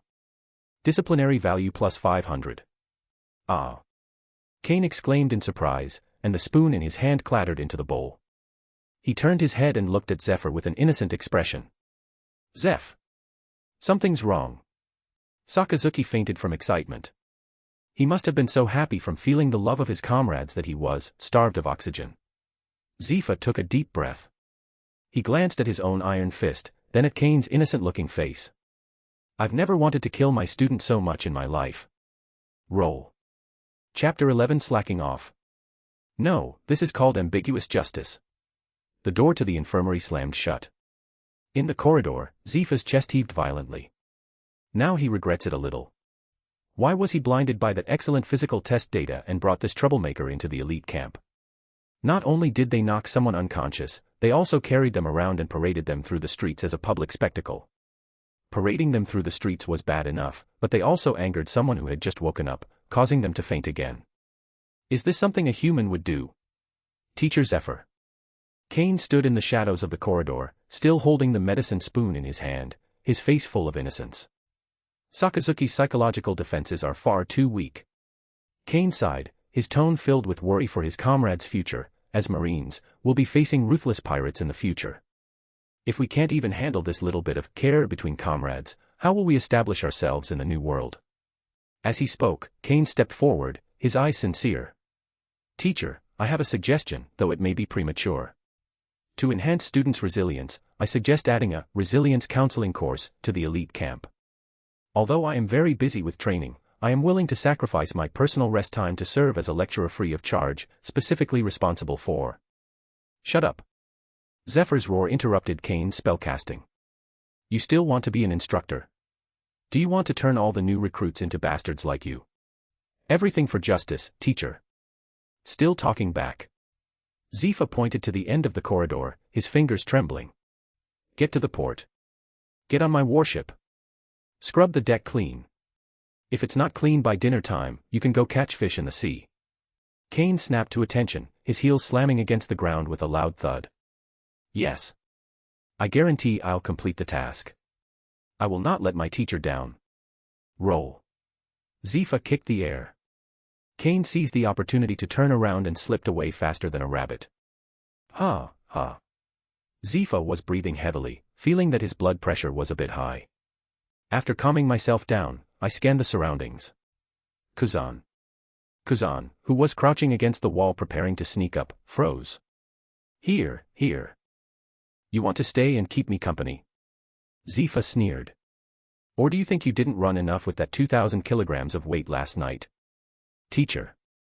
I suddenly remembered that I haven't finished my training. I request to go back for extra practice. Kuzan's survival instinct kicked in, and he took off running. Just kidding. If you run into bad luck at this time, you'll be lucky to escape with your life. Warriors like Kane are a minority. In the blink of an eye, the corridor was empty. Only at the far end of the bench sat a figure who didn't seem inclined to move. Borsalino sat with his legs crossed, his brown sunglasses reflecting a cold light, holding nail clippers in his hand. Click, click. Even with Zephyr's rage filling the air, he remained as steady as a mountain, even holding up his repaired finger to admire it under the light. Oh, my nails are a bit stubby, that looks weird. That lazy tone, paired with that smug, lewd expression. The nameless anger that Zephyr had just suppressed suddenly surged up again. Borsalino. Zephyr walked over with a gloomy face, his tall shadow enveloping the monkey-like youth. Click. Borsalino's hand trembled, and the nail clippers cut his flesh. Sigh. He gasped, his signature sleazy face turning around. Behind his brown sunglasses, he blinked and pouted, saying, "Zeph-sensei, what happened? You're blocking the light." Zephyr looked at that face, and his fist hardened. "You're really bored, aren't you?" Zephyr gritted his teeth. "Your companion is lying in a hospital bed, and you're out there clipping your nails." Borsalino tilted his head and shrugged, "But teacher, I can't help with medical matters either." "It cannot be helped." Zephyr revealed a sinister smile. "Then go do something to help. Kane can't finish cleaning that warship by himself, so go help him. If the two of you aren't done cleaning by dinner, the meat rations for this week are cancelled." Borsalino was stunned. The nail clippers in my hand fell to the ground with a clatter. "I'm just here to enjoy some food." "Teacher, this isn't fair." Borsalino tried to struggle. "It was that monster Kane who knocked Sakazuki unconscious. I was just passing by." "Don't want to go?" Zephyr sneered, his domineering aura subtly surging. "Then you want to spar with me here?" Borsalino stood up instantly, moving with the speed of some kind of primate. "Oh, this is terrifying. I'm going, okay." Zephyr-sensei is so strict. The midday sun was blazing. Zephyr's personal warship is a gigantic vessel, docked in the harbor like a small steel mountain. Its massive, dark deck is so enormous it inspires despair. Kane stood in the middle of the deck, carrying 2 buckets, looking up at the scorching sun, then at the tall, thin figure next to him, also carrying a mop and looking like he was wondering, "Who am I? Where am I?" At this point, Borsalino, while not yet possessing the seasoned, pay-to-win mentality of a future admiral, was already showing signs of being a lazy bum. He wore brown sunglasses, pouted, and sighed as he looked at the massive deck. "Ugh, what bad luck. I have to do this kind of rough work in the middle of the day." Borsalino slowly shoved the mop onto the ground, leaning limply against it, showing absolutely no desire to lift a finger. Bang. Kane casually tossed the bucket in his hand and plopped down in the huge shadow behind the main gun turret. He casually pulled 2 golden oranges from his pocket and tossed one to Borsalino. "Next, let's cool off in the heat." Borsalino caught it instinctively, feeling the orange peel still slightly cool. His eyes behind his sunglasses lit up for a moment, then he hesitated. "Hey. Kane, Professor Zeph is in a really bad mood right now. If you slack off and get caught, you really could get thrown into the sea to feed the fish. That's really scary. Be lazy." Kane popped a segment of orange into his mouth, and juice spilled out. He looked at Borsalino as if he were an alien. "Borsalino, your ideology is seriously flawed." "Oh. How so?" Borsalino became interested, leaned against the railing, casually crossed his long legs, and began to peel an orange. "Think about it," Kane mumbled, popping a segment of orange into his mouth. "What is the Navy's duty? It's to catch pirates and protect civilians, right?" "That's right. What if a group of vicious pirates suddenly appeared, like Shiki or Whitebeard? And you, Borsalino, because you spent 3 hours scrubbing the deck under the scorching sun, your back ached and your strength was exhausted, causing you to be 0.1 seconds slower at the crucial moment, and you were killed by the opponent with a single blow." Kane paused, his expression suddenly turning extremely serious, and pointed at Borsalino's nose. "Then you are a sinner to the Navy. You have not only let yourself down, but also the civilians who were waiting for you to save them." Borsalino's hand, holding the orange, froze in midair. Hiss. "It sounds a bit strange, but it makes a lot of sense. So that's why." Kane spoke earnestly, then stuffed the half-peeled orange he had prepared into Borsalino's hand. "We are sitting here eating oranges now to prepare for a fierce battle that may occur at any time, and we must conserve our energy. We are taking responsibility for the justice of the future." Kane held up a finger and waved it in front of Borsalino, saying solemnly, "This isn't laziness, it's called ambiguous justice. Finding the optimal solution between action and inaction, that's the justice of the wise." Ding. Wrong theories have been instilled in the future general, successfully constructing a closed loop of lazy logic, accelerating the formation of the future general's worldview. Determining the level of subversion. A logical genius. Disciplinary violation value plus 800. That's it. Kane was overjoyed inside, but on the surface he still maintained a look of concern for the country and its people. Borsalino stared at the orange in his hand for a long time, the lewd smile on his lips gradually widening until it finally turned into a knowing smile, as if he had found a kindred spirit. He plopped down next to Kane, mimicking Kane by stretching out his long legs and comfortably leaning against the gun emplacement. "Kane, you're really scary. I've learned a lot. I really like this kind of justice. He stuffed the orange into his mouth, mumbling indistinctly, clearly having completely succumbed. But, although that makes sense, we still need to wash the deck, right? If it's not clean, Professor Zephyr's temper really could make us throw us into the sea to feed the fish. Who said we had to do it ourselves? Kane tilted his head slightly, looking at the seemingly cloudless blue sky above, a mysterious smile playing on his lips. The midday sun was still blinding, and seagulls were circling overhead. However, in Kane's perception, which incorporated the original body's top-tier navigational talent, the surrounding air humidity had reached a critical point. System. Upgrade your navigation skills. 5,000 disciplinary points consumed. Skill infusion in progress. In an instant, the world in Kane's eyes changed. The direction of the wind, the subtle changes in air humidity, the color of the bottom of the clouds in the distance, all the data converges in the brain into a precise weather map. He sensed a damp, earthy smell in the sea breeze, a prelude to an impending downpour. On the southeastern horizon, a barely perceptible black line was rapidly advancing, and the air pressure was plummeting. Borsalino, do you know how to make tea? Kane suddenly asked. Oh. I know a little bit. I quite enjoy tea in my spare time. Kane pointed to a shady corner on his nail clippers. Did you bring a tea set? What? It's okay if you didn't bring it. There must be some in the captain's cabin.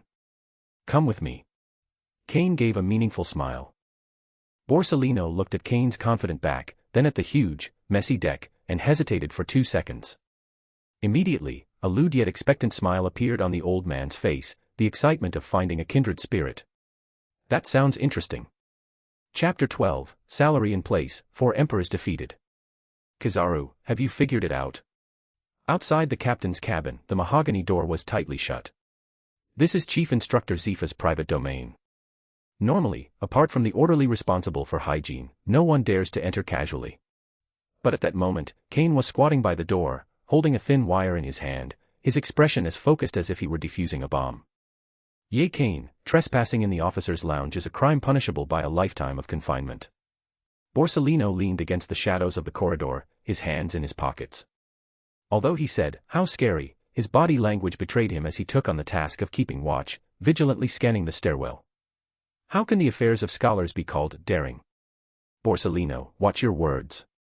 Kane didn't turn his head, his fingers deftly turning the wire, producing a faint friction sound in the keyhole. We are carrying out necessary logistical support. Click. A slight snapping sound was heard as the latch popped open. Kane smirked, put away his tools, and pushed open the door, his movements fluid and natural, as if he were returning to his own backyard. If he hadn't joined the Navy, this skill would have made him a master locksmith, no matter how skilled he was. He skillfully pulled open the bottom drawer of his desk, rummaging through it while giving a lecture to the future general behind him. Think about it, Borsalino. We're about to do strenuous physical labor under the scorching sun. What if we faint while washing the deck without replenishing our sugar and water? If I faint, I will be unable to complete the mission. If I cannot complete the mission, I will have failed Professor Zephyr's expectations. Not only that, but I will also have wasted the headquarters' precious medical resources. Kane's fingers touched a cold, metallic object, and his eyes lit up. Instead of causing such serious consequences, it would be better to overdraft some of the officers' reserves in advance and convert them into motivation for labor. Ding. Unauthorized trespassing and theft of superior's personal property. Disciplinary value plus 300. Hearing the pleasant notification sound, Kane rummaged through the deepest part of the drawer and pulled out an exquisitely carved iron box and a package wrapped in gold paper. Wow, Professor Zephyr really knows how to enjoy life. The Royal Snowfield Black Tea, specially supplied by Beihai. I heard the annual production is only a few dozen kilograms. And this. Kane took a deep breath, a look of ecstasy on his face. Top-quality handmade cigars from St. Ting Island. Wow, these are the kind of good stuff you can't buy even if you have money. He stood up and unceremoniously tossed the priceless can of black tea to Borsalino at the door. Catch. Looks like our afternoon tea is sorted out. Borsalino caught it instinctively, and when he looked down, his brown sunglasses instantly reflected light. Yay, this is good stuff. I smelled this in Professor Zephyr's office last time. I tried to ask for a drink, and he scolded me.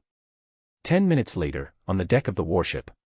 It should have been a scene of bustling activity and people sweating profusely at work. However, at this moment, the style of the scene suddenly changed. Kane removed the tarpaulin originally used to cover the cannons and transformed it into 2 tropical-style parasols. Under the umbrella, 2 deck chairs taken from the soldiers' restroom were placed side by side in a very strategic spot, perfectly positioned in the only shady spot on the deck, where they could not only avoid the sun but also enjoy the sea breeze passing through the deck. Between 2 reclining chairs sat a simple stove, with a copper kettle bubbling away, releasing a rich aroma of black tea mixed with a hint of milk, fresh milk borrowed from the kitchen. Next to it was a plate of rice crackers, the source of which was unknown.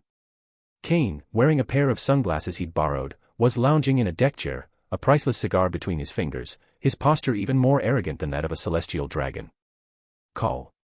He exhaled a smoke ring, watched it slowly dissipate in the sea breeze, and let out a satisfied sigh. This is what life is all about. Kane stretched his leg comfortably and turned to look to the side. You can only work well if you're well rested. Borsalino, how are you feeling? Borsalino, teacup in hand, slumped in his recliner. A serene expression now graced his face, which had previously held a lewd grin. That's awesome. He took a sip of hot tea, savoring the lingering sweetness of the premium black tea, and let out a sigh from the depths of his soul. This rich flavor, paired with this cool sea breeze, it's truly delightful. Kane, you're a genius. That's natural. Kane picked up a rice cracker, took a bite with a crunch, and his expression turned serious. Borsalino, you need to understand that the salary the world government pays us only buys our time, not our lives. Since it's about buying time, then as long as we're at our posts during working hours, we've already fulfilled the contract. As for risking our lives...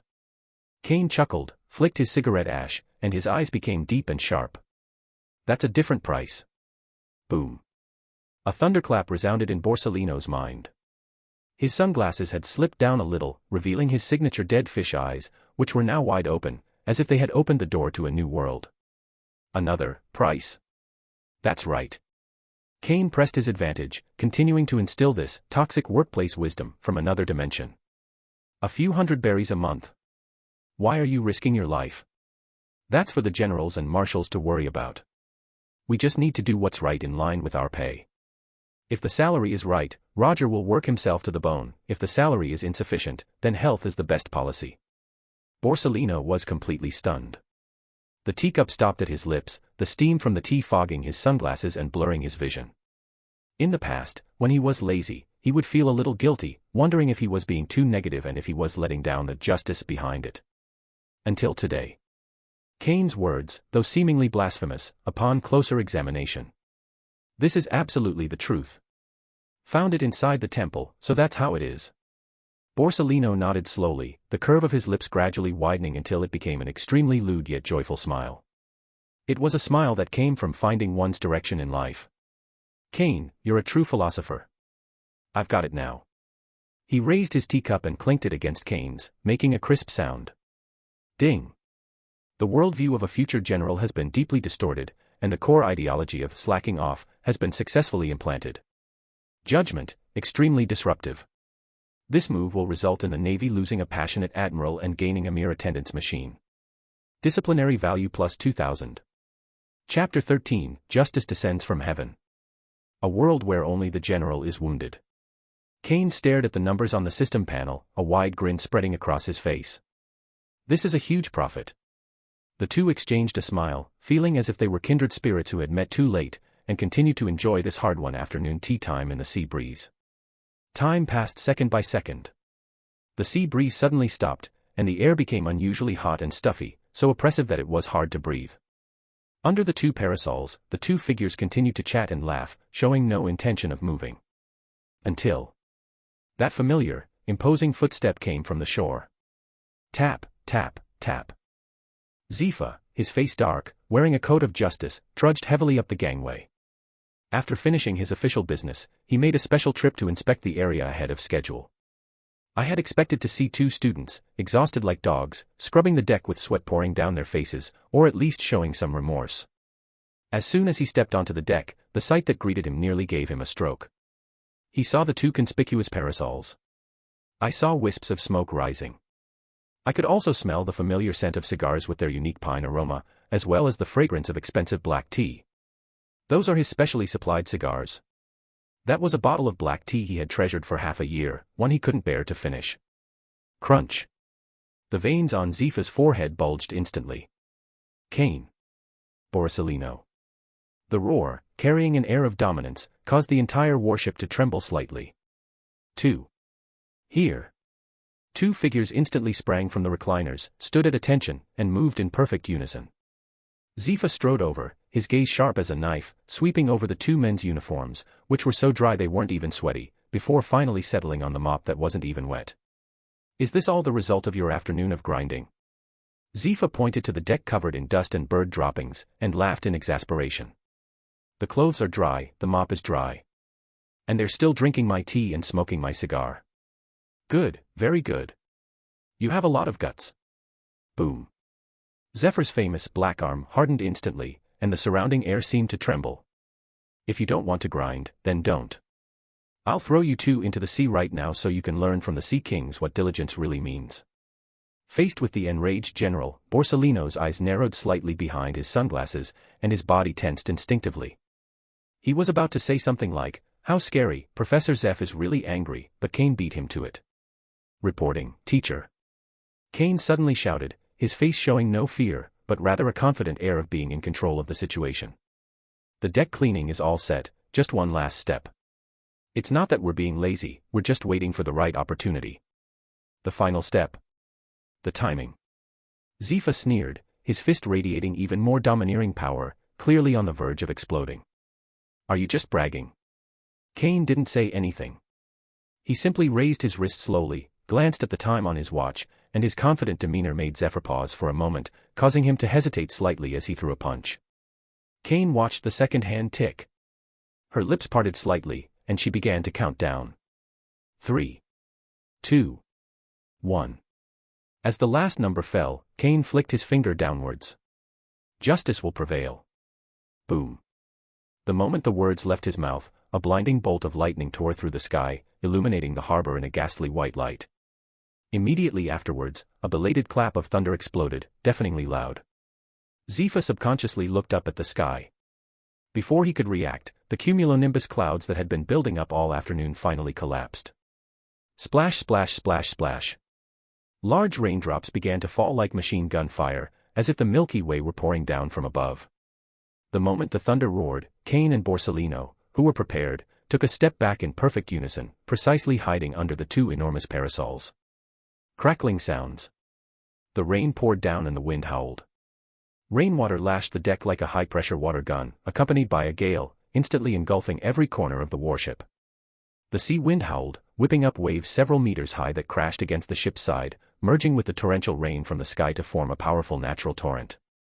The dust, grime, and bird droppings on the deck crumbled instantly under the force of nature, coalescing into turbid water that rushed out through the drains on both sides of the ship.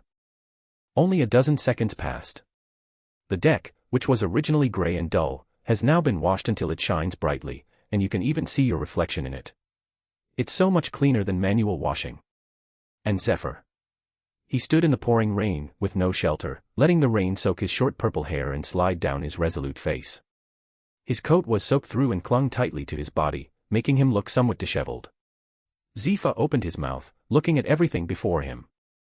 For a moment, this battle-hardened naval admiral was somewhat bewildered. This is a meteorological observation. Did this kid accurately predict that there would be a massive rainstorm at this time? And it's accurate to the second. This level of nautical perception, even the veteran navigators at headquarters with decades of experience couldn't achieve that, right?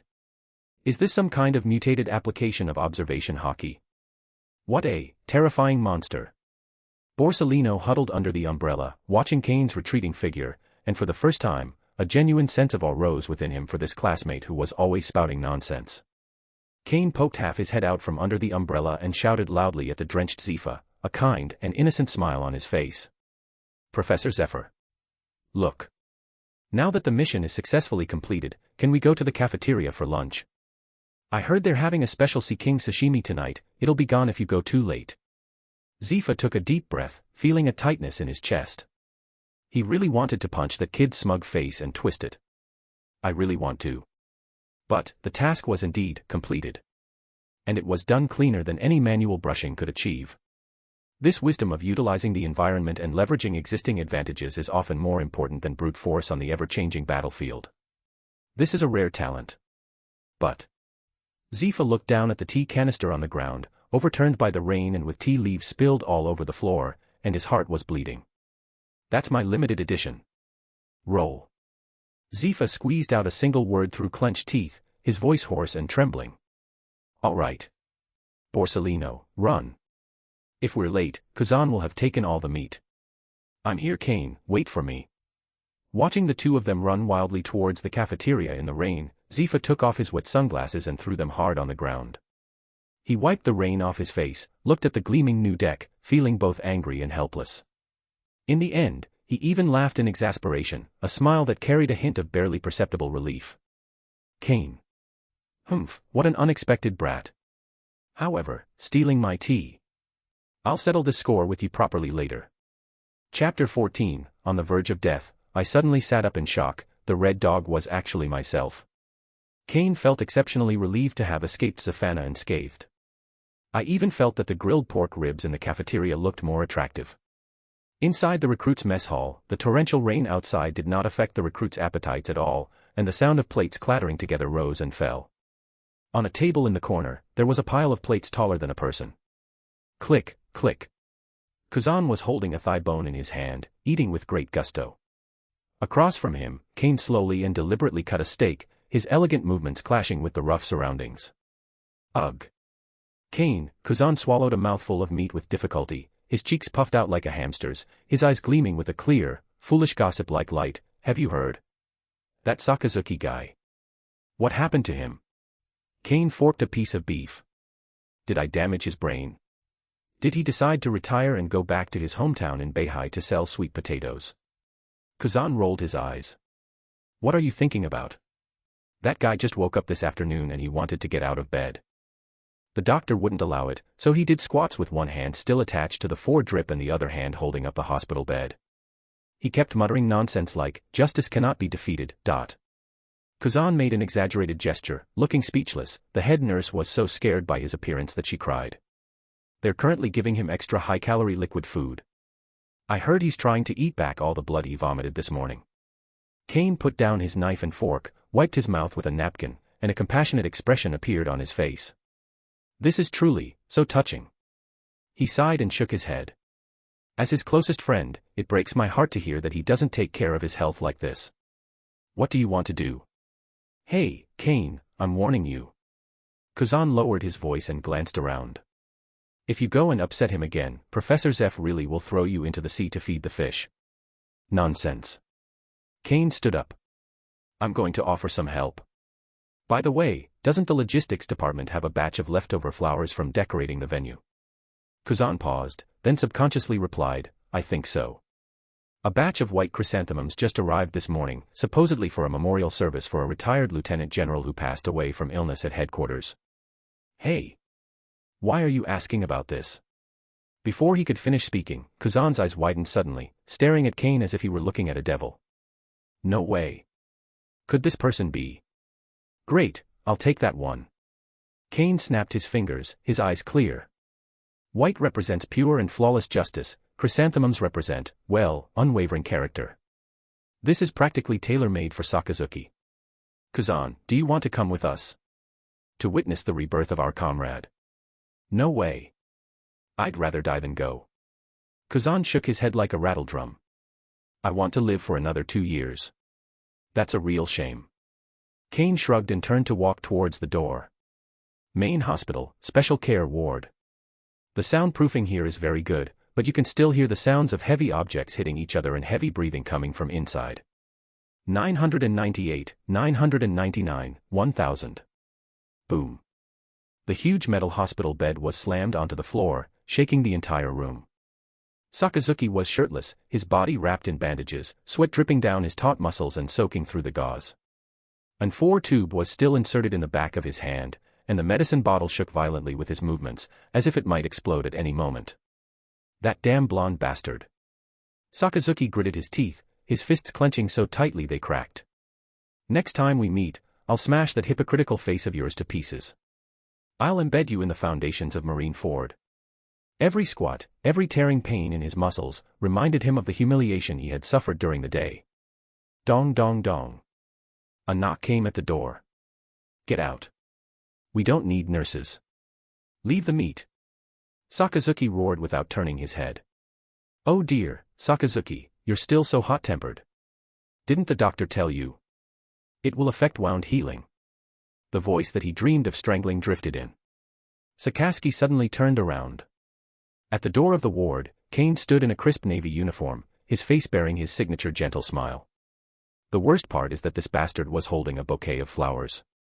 A bunch of pale, stark white, large white chrysanthemums, the kind that only appear at funerals. The white petals were still trembling as they fell, with a black bow tied in the middle in a very thoughtful way. The air condensed. Sakazuki's face turned from red to green, then from green to purple, and finally as black as the bottom of a pot. You, Sakazuki pointed at the bouquet of flowers, his voice trembling as he forced it out through clenched teeth. You bastard, are you here to see me off to my death? What nonsense are you talking about? Kane looked shocked, strode into the ward, and solemnly placed the bouquet of white chrysanthemums in the vase by the bedside. Sakazuki, you have disappointed me greatly.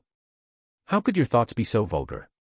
Kane pointed to the bouquet with a pained expression. I searched the entire headquarters to find these flowers.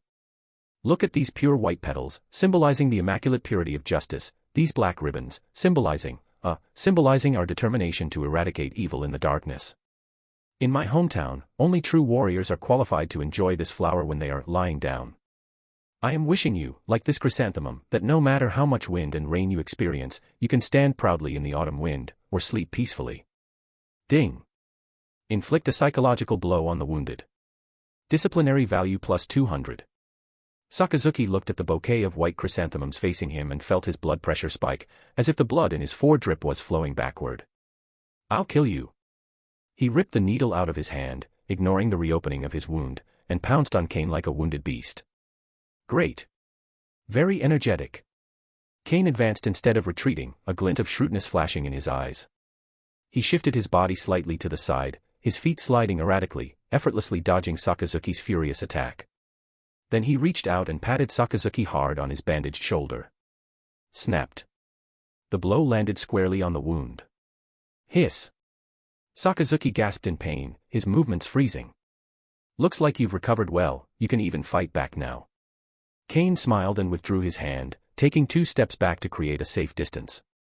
However, you're still too slow, Sakazuki. He held up one finger and shook it gently. Sakazuki stared intently at Kane, his chest heaving. Despite his anger, he had to admit that Kane's evasive maneuvers had been ridiculously fast in that split second. Just how strong is this bastard? What do you want to say? Sakazuki asked coldly, suppressing his anger. I want to help you. Kane's smile vanished, replaced by an incredibly sincere expression. The elite camp's end-of-month assessment is in 7 days. I heard that the top 3 in this assessment will be eligible to receive a devil fruit. Sakazuki's pupils constricted slightly. I don't want my best friend to fall behind because of injury, otherwise I would be very lonely. Kane walked to the bedside, picked up an apple, and without peeling it, took a bite. Therefore, I have decided to sacrifice my personal rest time. Starting tomorrow, I will come here every day to provide you with one-on-one rehabilitation training. I will teach you my combat skills without reservation, through hands-on experience, until I beat you, until I've mastered them. Of course, you can refuse if you're afraid of being beaten to tears. After all, Kane glanced at the bouquet of white chrysanthemums and shrugged, you are indeed very vulnerable right now. Provocation tactic. But Sakazuki was completely swayed by that. His pride wouldn't allow him to bow down to anyone, especially this scoundrel who was spouting nonsense. Humph. Sakazuki snorted coldly, bent down to pick up the bloody needle from the ground, and expressionlessly reinserted it into the vein. I can't ask for it. Sakazuki turned around, his back to Kane, his voice chilling. If you're not afraid to die, then come on. Don't come crying and begging for mercy later. A word is settled. Kane swallowed the apple in his mouth, a slight smile curving his lips. Awesome. A durable, daily refreshable mobile experience pack that provides high emotional value has been successfully bound. Then you should rest well, eat more meat, and don't fall down with just one punch tomorrow. Kane waved his hand and walked out of the ward in a cheerful mood, turning off the light for Sakazuki as he did so. Good night, my dearest friend. As soon as he stepped out of the hospital, Kane's smile widened. This operation will bring in a considerable amount of money. System, check the current balance of disciplinary violations. With a thought, a pale blue light screen unfolded on the retina. Current balance, 34,082 points. Kane looked at the number and nodded in satisfaction. Let's master the remaining moves of the 6 styles first. After all, as an instructor, I always need to come up with some new tricks to surprise the students. Chapter 15: The Iron Fist of Love and Hellish Training. The next morning, before dawn. Bang. Sakazuki's hospital room door slammed shut with a loud bang, the entire door panel tragically hitting the floor and kicking up a cloud of dust. Good morning, Sakazuki. Kane stood at the doorway against the morning light, holding a baguette he'd swiped from the cafeteria, his face beaming with a warm, welcoming smile. It's time for your rehabilitation training. As your personal trainer, I absolutely will not allow you to stay in bed. On the hospital bed, Sakazuki, who had been in a light sleep, suddenly opened his eyes, veins bulging on his forehead. He looked at the pitiful door on the floor, then at Kane. Kane, it's only 5:30. The early bird catches the worm, so how can the pursuit of justice be divided by time? Kane took a bite of his baguette, which was as hard as iron. Come on, let me see how well you've recovered last night. Before he could finish speaking, Kane vanished into thin air. Shave. The next second, the wind howled, and the hard baguette went straight for Sakazuki's forehead. You bastard, don't be so arrogant. Sakazuki is, after all, a monster-level rookie. Although he is injured, his reflexes are still terrifying. He roared, braced himself on the bed with one hand, and used the momentum to spin in the air. His thick right leg, carrying a strong wind, delivered a vicious side kick. Boom. From that moment on, Sakazuki's hellish week began. The third day of special training. The ward was a complete mess, with holes all over the walls. Anyone who didn't know better would think it had been bombed. Ha, ha. Sakazuki leaned against the wall, panting heavily, sweat mingling with blood from his bursting wounds, staining his bandages red. His eyes were fierce as he stared intently at the man standing in the center of the room, whose clothes hadn't even wrinkled. He didn't understand. Mingming herself had also learned to shave and kept up with his speed. No matter how he attacked, no matter how strong he was, Kane could always deflect his fist like a piece of paper the instant it touched his opponent's body, following the wind of the punch. Too stiff, Sakazuki. Kane stood with his hands in his pockets, his body swaying slightly with the air currents, as if he were weightless. Your fists contain only anger, not skill. Enough talk. Take this. Sakazuki's eyes were bloodshot as he unleashed a barrage of punches, sealing off all avenues for escape. Paper painting, fallen leaves. Kane's eyes were indifferent, his body twisted and folded at an unbelievable angle. Sakazuki's fist grazed his skin without touching a single hair. Then, Kane extended a finger and gently touched Sakazuki's unsuspecting abdomen. Finger gun. Puff. What seemed like a light touch of a finger actually unleashed a force that could penetrate steel plates the moment it made contact. Vomit. Sakazuki's eyes bulged out, his whole body arched like a shrimp, and he vomited up the acid in his stomach. His knees buckled and he collapsed to the ground. Ha, ha. Why? He raised his head, and a hint of confusion appeared in his fierce eyes. Why can you improve so quickly? I'm working so hard every day. I even think about how to beat you when I'm sleeping. Because of faith, Sakazuki. Kane walked to the window, his back to the sunlight, and was bathed in a holy glow. He started again. Your sense of justice is too heavy, too strained. But I'm different. Kane turned around, revealing that warm, comforting smile. I became stronger to protect everyone's smiles. That ease, joy, and love-filled feeling is the source of my power. At the entrance, Borsalino was happily cracking sunflower seeds. Upon hearing this, his eyes behind his sunglasses lit up, and he couldn't help but say to Kuzan beside him, wow, Kane is really something else. Kuzan's lips twitched as he looked at Sakazuki, who was beaten to the point of questioning his existence in the hospital room, and shuddered, are you an idiot? He's completely ruined Sakazuki. Sakazuki stared blankly at Kane, actually pondering those words. Could it be that I'm just too tense? Ding. Successfully tricked the future marshal into self-doubt, causing his logic to become confused. Disciplinary value plus 600. Day 6 of special training. Kane sat in the intact chair, looking at Sakazuki in front of him who was so tired that he couldn't even lift a finger, and nodded in satisfaction. While racking up points these past few days has been exhilarating, it's also costing money like water. To maintain this crushing persona, Kane has poured almost all the points he's earned into the bottomless pit of the 6 styles. However, seeing Sakazuki's bewildered expression, Kane felt it was all worth it. This is not only about strengthening oneself, but also about taming the future marshal. In terms of raw power, he has now completely overwhelmed Sakazuki, who has not yet consumed the magma fruit. Alright, the special training is over. Kane stood up and straightened his tie, which wasn't messy. Tomorrow is the assessment. Sakazuki, although you've been getting beaten up these past few days, your resilience has indeed improved a lot. Sakazuki lay on the ground, his fingers digging into the cracks in the floorboards. He didn't argue, because he could feel that despite the excruciating pain, a force rebounding from being pushed to its limit was surging within him. That bastard, although he has a sharp tongue and ruthless methods, he is indeed helping me become stronger. Kane, Sakazuki's voice was hoarse, tomorrow's test, I will defeat you fair and square. Oh. Kane walked to the door, turned back, and gave a meaningful smile. Defeat me.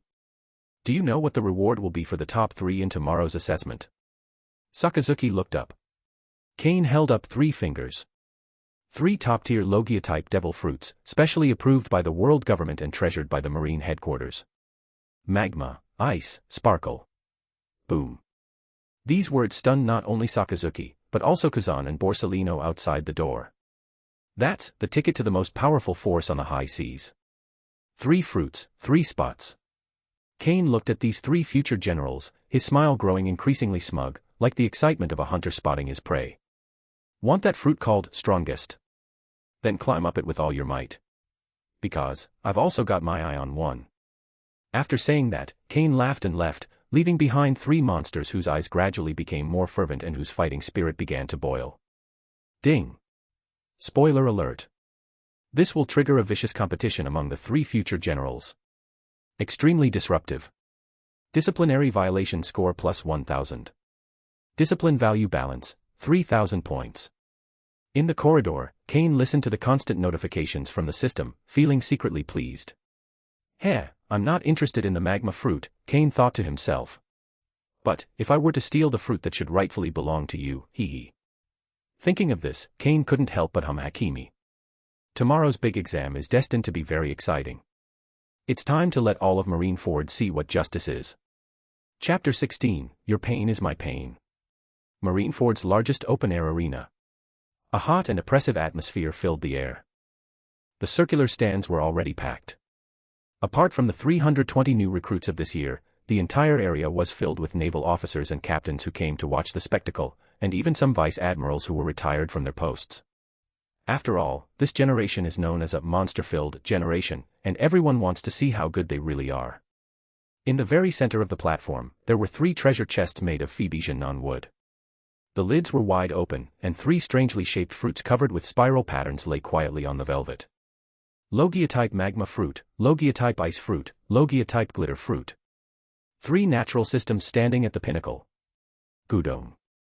The sound of swallowing saliva rose and fell among the crowd, and the flames of desire and ambition burned fiercely in the eyes of the young naval officers. On the main stand, General Sengoku held his teacup, glancing at Zephyr beside him out of the corner of his eye. The world government has been arguing about these 3 fruits for 3 whole days. Zephyr, are you sure you want to throw them out now? Humph, good steel should be used where it's needed most. Zephyr crossed his arms, snorted coldly, and glanced down at the arena below. Warring states, you and I both know how bad the situation at sea has become, the balance has begun to tip. Sengoku paused for a moment, nodded slightly, and put down his teacup. Zephyr continued, his voice deep and powerful, headquarters is currently facing a severe shortage of high-level combat personnel. Relying on just a few of us to hold things up isn't a solution. If we don't cultivate true monsters, who will bear the burden of justice in the future? He turned to look at the outstanding figures below the stands. Most importantly, this year's recruits include Sakazuki, Kuzan, Borsalino, and Kane. Since the seed is already so excellent, I will not allow them to become mediocre due to insufficient resources. Only true strongmen deserve this kind of power. Beside him, Garp, while showing off his senbei, rice crackers, laughed loudly, puffed, ha ha ha. I'm quite optimistic about the kid named Kane. I heard he made you so angry you had to take blood pressure medication. He's got potential. He's got the style of my old self. Zephy's lips twitched slightly. That bastard may have a terrible personality, but his talent is undeniable. Just watch, he might surprise everyone today. Sengoku took a sip of tea and calmly said, as long as the training camp isn't dismantled, it's fine. Before he could finish speaking, Zephyr stood up, his booming voice instantly drowning out the noise of the entire room. There's only one rule, free-for-all. Only the last 10 people standing will be qualified to choose the fruits. Now, the assessment begins. Just a moment. A lazy voice abruptly interrupted Zephyr's words. The entire room fell silent. In the center of the arena, Kane stood alone, holding a megaphone in one hand and his other hand in his pocket, his posture unrestrained and flamboyant. Under the watchful eyes of more than 300 people, he slowly blew into the microphone. Hello. Can you hear me? Great. Kane looked around at the more than 300 pairs of hostile eyes and sighed. Everyone is very busy.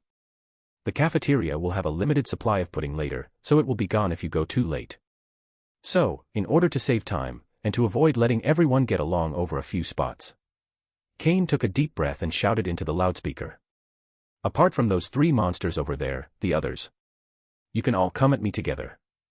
The wind stopped.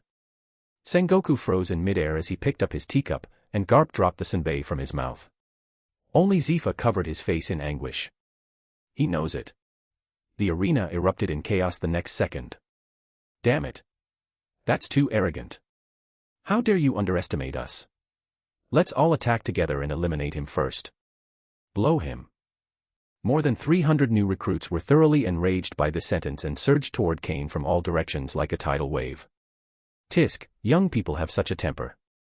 Kane shook his head, but a glint of fanatical excitement flashed in his eyes. Seeing the overwhelming crowd rushing towards him, he did not retreat even a step.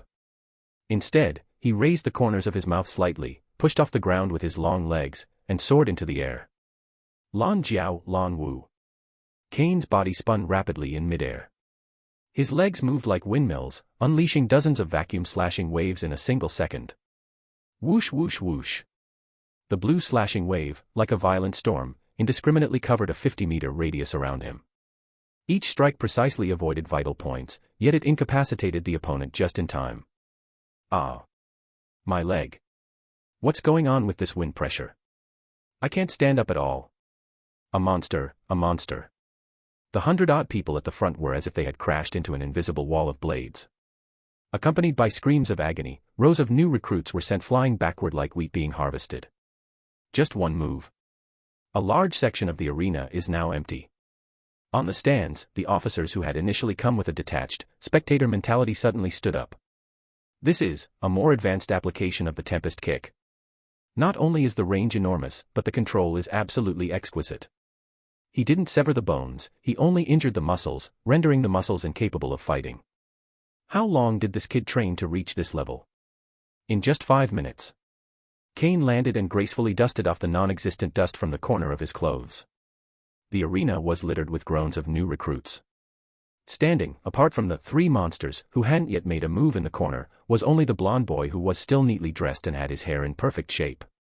Kane clapped his hands, looked at the corpses scattered on the ground, and gave the stands an apologetic smile. Sorry, I hit a little too hard. But I was just trying to test everyone's resilience. Ding. Group fight has occurred, causing psychological trauma to the group. Disciplinary value plus 2,000. Cool. Kane turned around and looked at the 3 remaining players on the sidelines. Borsalino, hands raised in surrender, said, "How terrifying. Kane is as strong as a monster. I guess I'll just give up." On the other side, Kuzan scratched his head. Ugh, this is really troublesome, but since we've come this far. Humph.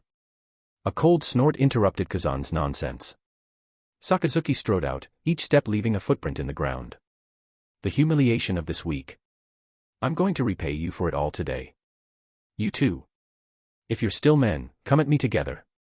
Let's take down this bastard first. The 3 future admirals, the prototypes of the Navy's highest combat power, were forced by Kane to join forces at this moment. That's right. Kane cracked his neck, producing a series of popping sounds. If I don't beat the 3 of you into submission, how can I have the nerve to teach you about justice in the future? Shave. The four figures disappeared from the spot almost simultaneously. Boom. A terrifying shockwave exploded in the center of the arena, causing the hard stone floor to crack inch by inch. Sakazuki's fist, Kuzan's whip kick, and Borsalino's light-speed kick, although he doesn't have a devil fruit yet, his leg techniques are extremely fast, attacked Kane simultaneously from 3 directions. This is a decisive situation. Even if a major general from headquarters were to arrive, he would still perish against the combined attack of these 3 monsters. But Kane smiled. He simply closed his eyes, as if he had given up resisting. Paper painting, martial arts. Kane's body twisted at an impossible angle, like a piece of paper, gliding past Sakazuki's punch and grazed the sole of Kuzan's shoe. Only Borsalino kicked him. Iron block and steel. Kane didn't stiffen, instead, he instantly hardened his back muscles as he moved. Clang. A metallic clang rang out. Using the force of the kick, Kane advanced instead of retreating, crashing into Sakazuki's arms like a cannonball. Sakazuki, it looks like your wound has reopened. Kane's voice was like the whisper of a demon. Finger pistol, penetrating bone. Puff. Kane poked one of his fingers into Sakazuki's still unhealed wound on his chest. Ugh. The excruciating pain caused Sakazuki to freeze for a moment, and cold sweat instantly soaked his entire body. Mean. That's called tactics, my dear friend. Let's practice some more. Kane seized the opportunity to grab Sakazuki's arm and, with a perfectly executed over-the-shoulder throw, slammed the future marshal hard into the charging Kuzan. Boom. The two collided and rolled into a heap. Finally, only Borsalino remained in the air. Sorry, Kizaru-kun, it's time to go home. Kane shattered the ground, used moonwalk to soar into the sky, and appeared above Borsalino's head. Storm kick, battle axe. His right leg, like a giant axe falling from the sky, came crashing down with the force of the wind. Borsalino blocks with his arms crossed. Boom. He felt as if he had been hit by a mountain, and his whole body fell like a meteor, crashing heavily to the ground, his eyes rolling back as he passed out, or he might have been faking it. The smoke and dust cleared. The entire room fell silent. Zephyr's sunglasses had been crushed into powder. In the center of the arena, only one person stood. Kane stood proudly among the 3 fallen men, his uniform somewhat disheveled, but his aura was as imposing as the midday sun. One person took down the entire camp and even defeated 3 monsters head-on. Just as everyone was stunned by Kane's invincible demeanor. Kane, in the center of the field, knelt down with a thud, picked up the unconscious Sakazuki, roared to the sky, and tears streamed down his face. Sakazuki. Kuzan. Borsalino. Wah. How could I have hit so hard? Kane cried his heart out, tears and snot streaming down his face. My heart aches so much. The pain is felt in my heart even though you are being hit. I'm not human. I'm a beast. I shouldn't have won. I shouldn't have ruined our friendship for that damn first place. Professor Zephyr.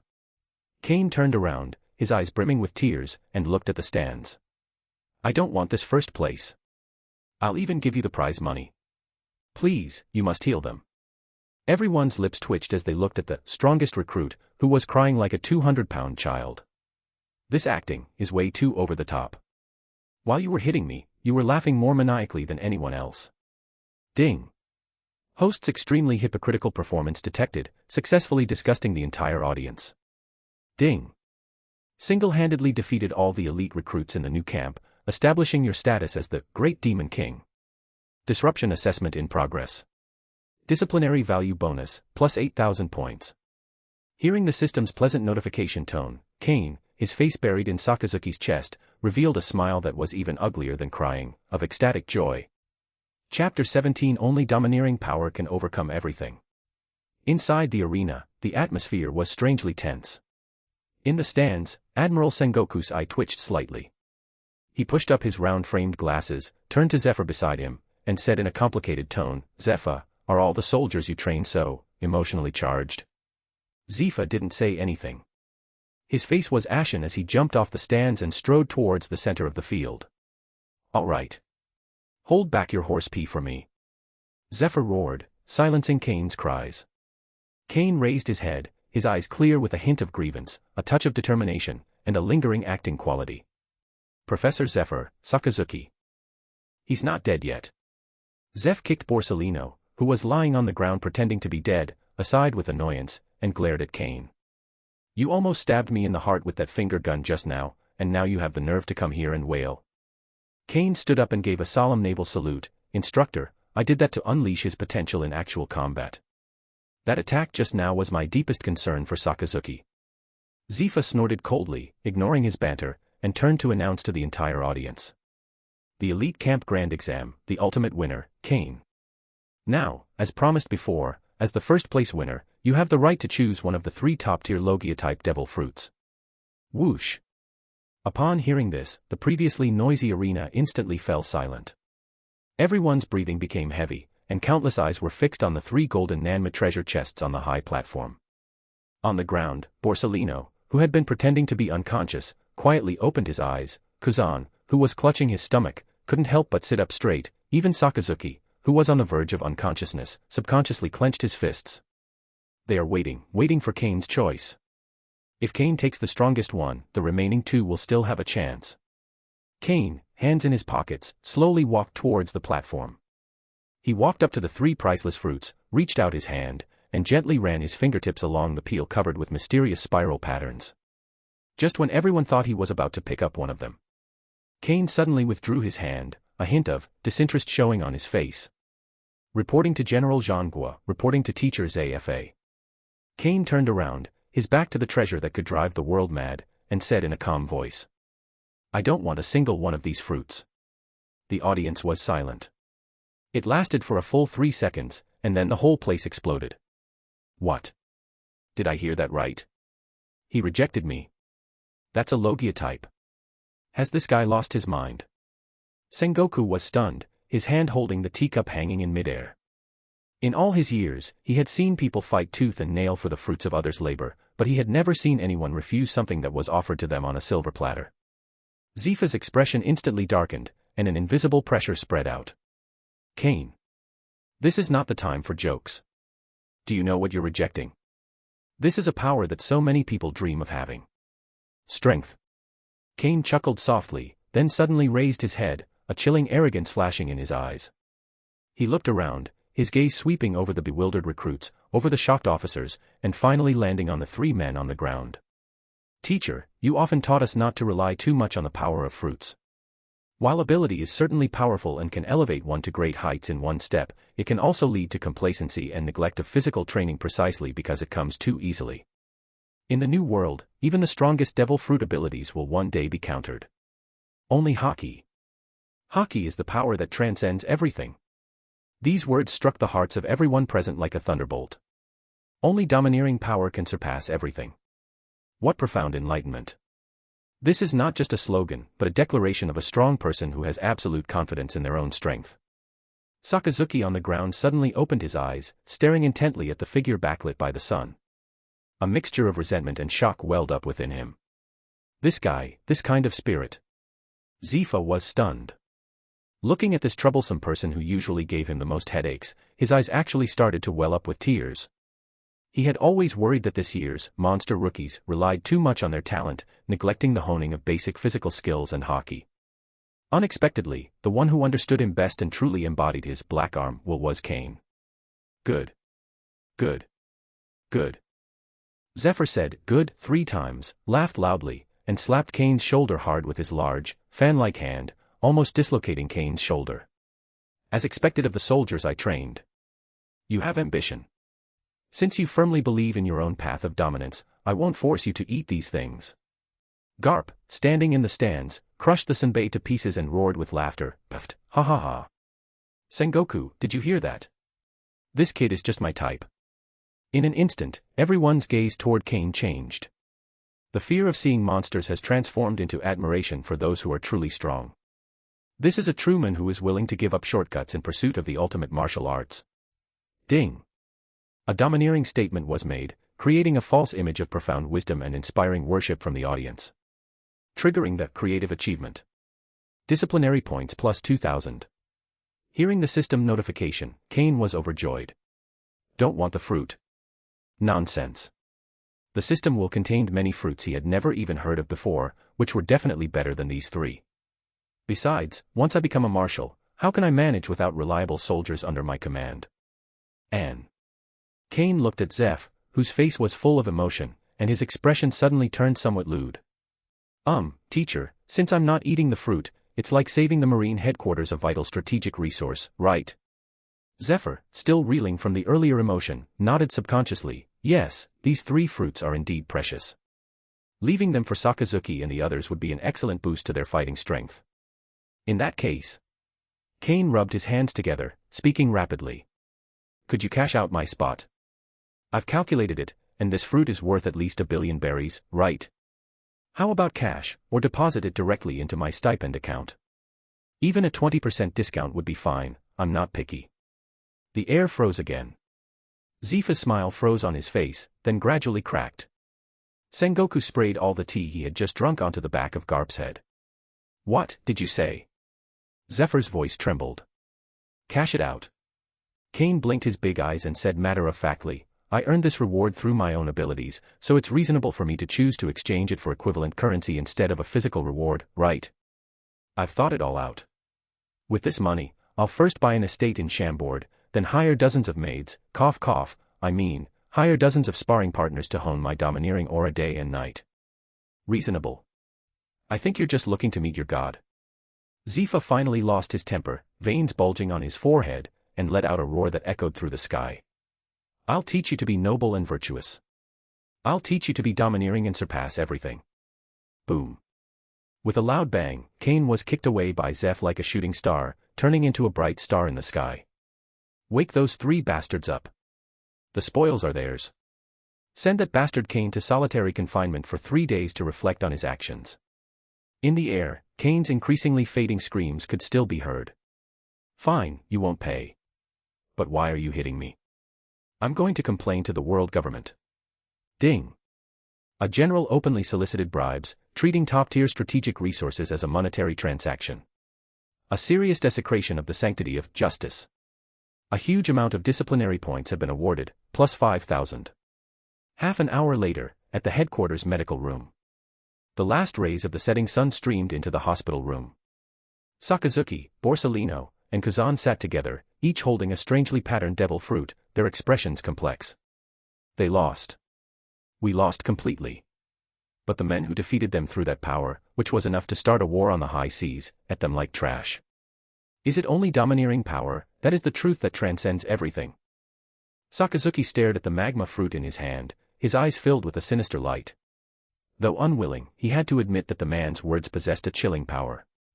It's really annoying, Kuzan said, scratching his head. It's like we're picking up his leftovers. Wow, what a terrifying man. Borsalino held the glint fruit, lost in thought. Preferring to trust one's own body rather than take shortcuts. I'm ashamed of my own lack of resolve in that regard. At this moment, although the 3 of them still harbored resentment towards Kane, they also felt a growing sense of respect, which they were unwilling to admit but which was undeniably present. That man, perhaps, really was trying to spur us on. Just then, a figure with a bruised and swollen face, walking with a limp, passed by outside the window, cursing and swearing. Damn Zephyr, that's ruthless. If you don't want to pay, fine, but did you have to kick me in the face? No way, this is a huge loss.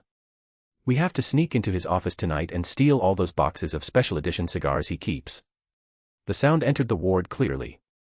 The somewhat somber and emotional atmosphere inside the room vanished instantly. Click. Sakazuki's apple was crushed. The 3 of them exchanged a glance, and several black lines appeared on their foreheads simultaneously.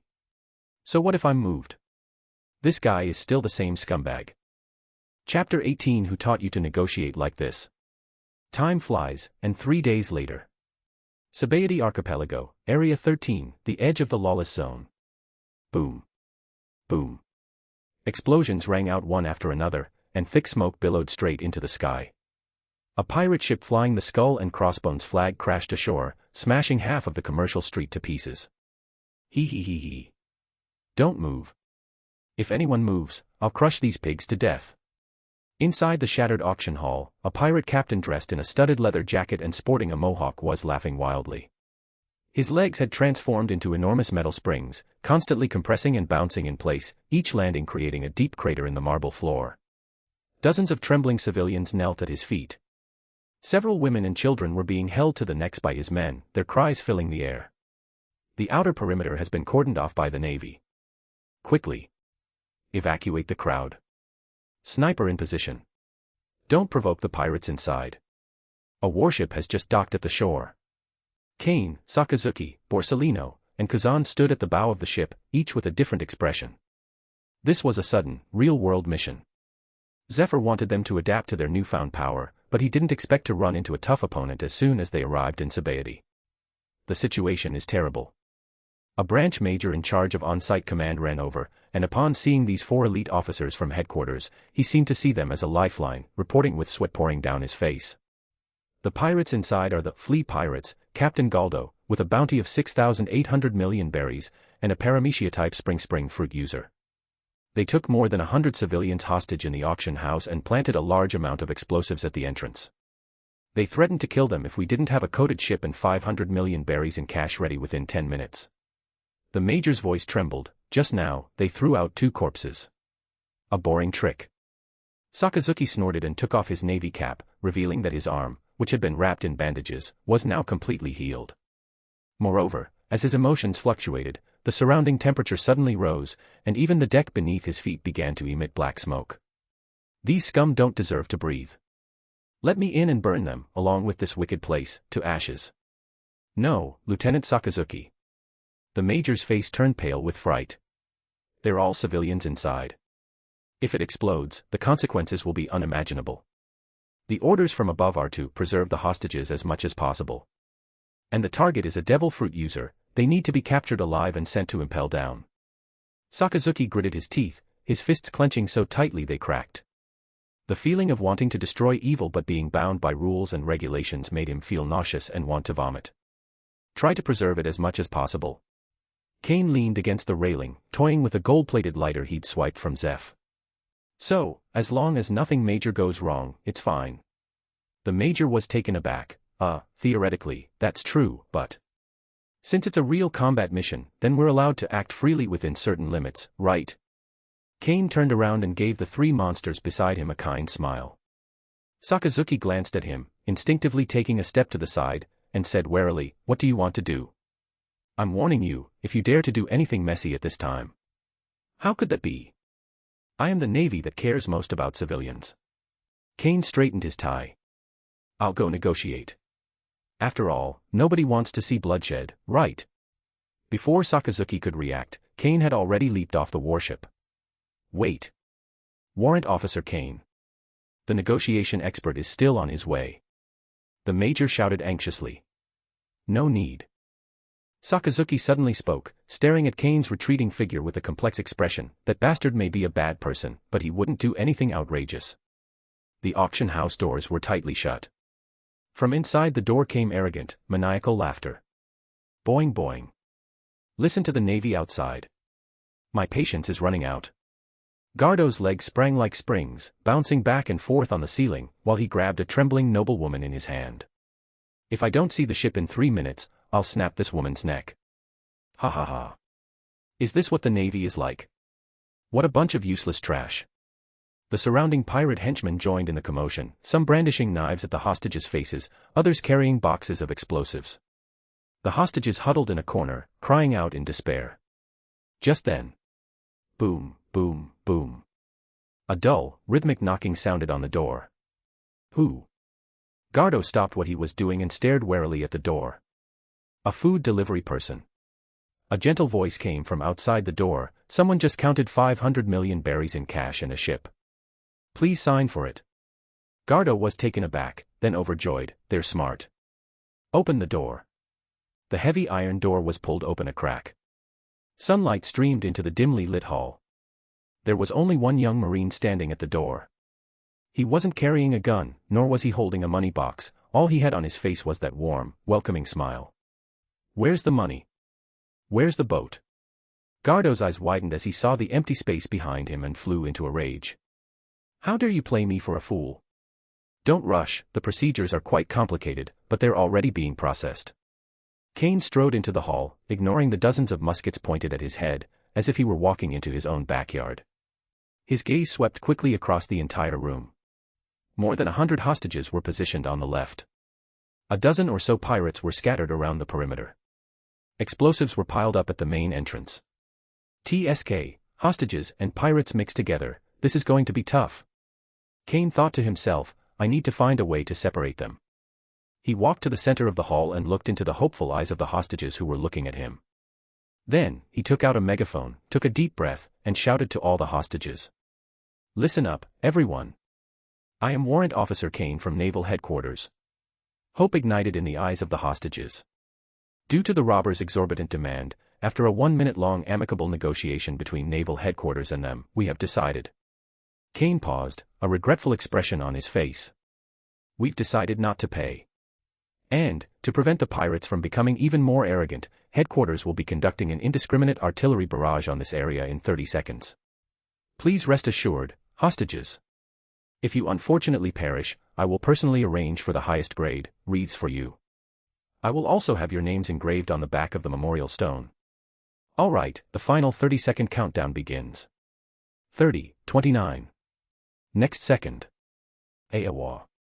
The hostage area erupted in screams 10 times more desperate than when they were first taken hostage. No. Has the Navy gone mad? Indiscriminate shelling. Help. I don't want to die. I have money, I'll give you money, okay. Don't fire. The ladies fainted from fright, and the men collapsed to the ground in terror. The smell of incontinence filled the hall. Several hostages who had originally tried to escape in the chaos were now too weak to stand up and could only huddle in a corner, clutching their heads. Ding. Intimidation of civilians has caused widespread panic. This behavior is a serious violation of naval regulations. Disciplinary points plus 100. Plus 100. Plus 100. Continuously refreshing the screen. Even the pirates were dumbfounded. Galdo's cigar fell to the ground, and he even forgot to spring his leg. Hey, this isn't right, is it? Aren't you Navy supposed to be righteous? You even blow up hostages. Justice. Kane tilted his head, looking at Galdo on the ceiling. Destroying pirates is the greatest justice. As for sacrifices, they are necessary stepping stones on the road to justice. You're a madman. You're more like a pirate than I am. Galdo was enraged, a sense of humiliation and fear made him tremble. Men. Attack. Kill this mad Navyman. Let's break out.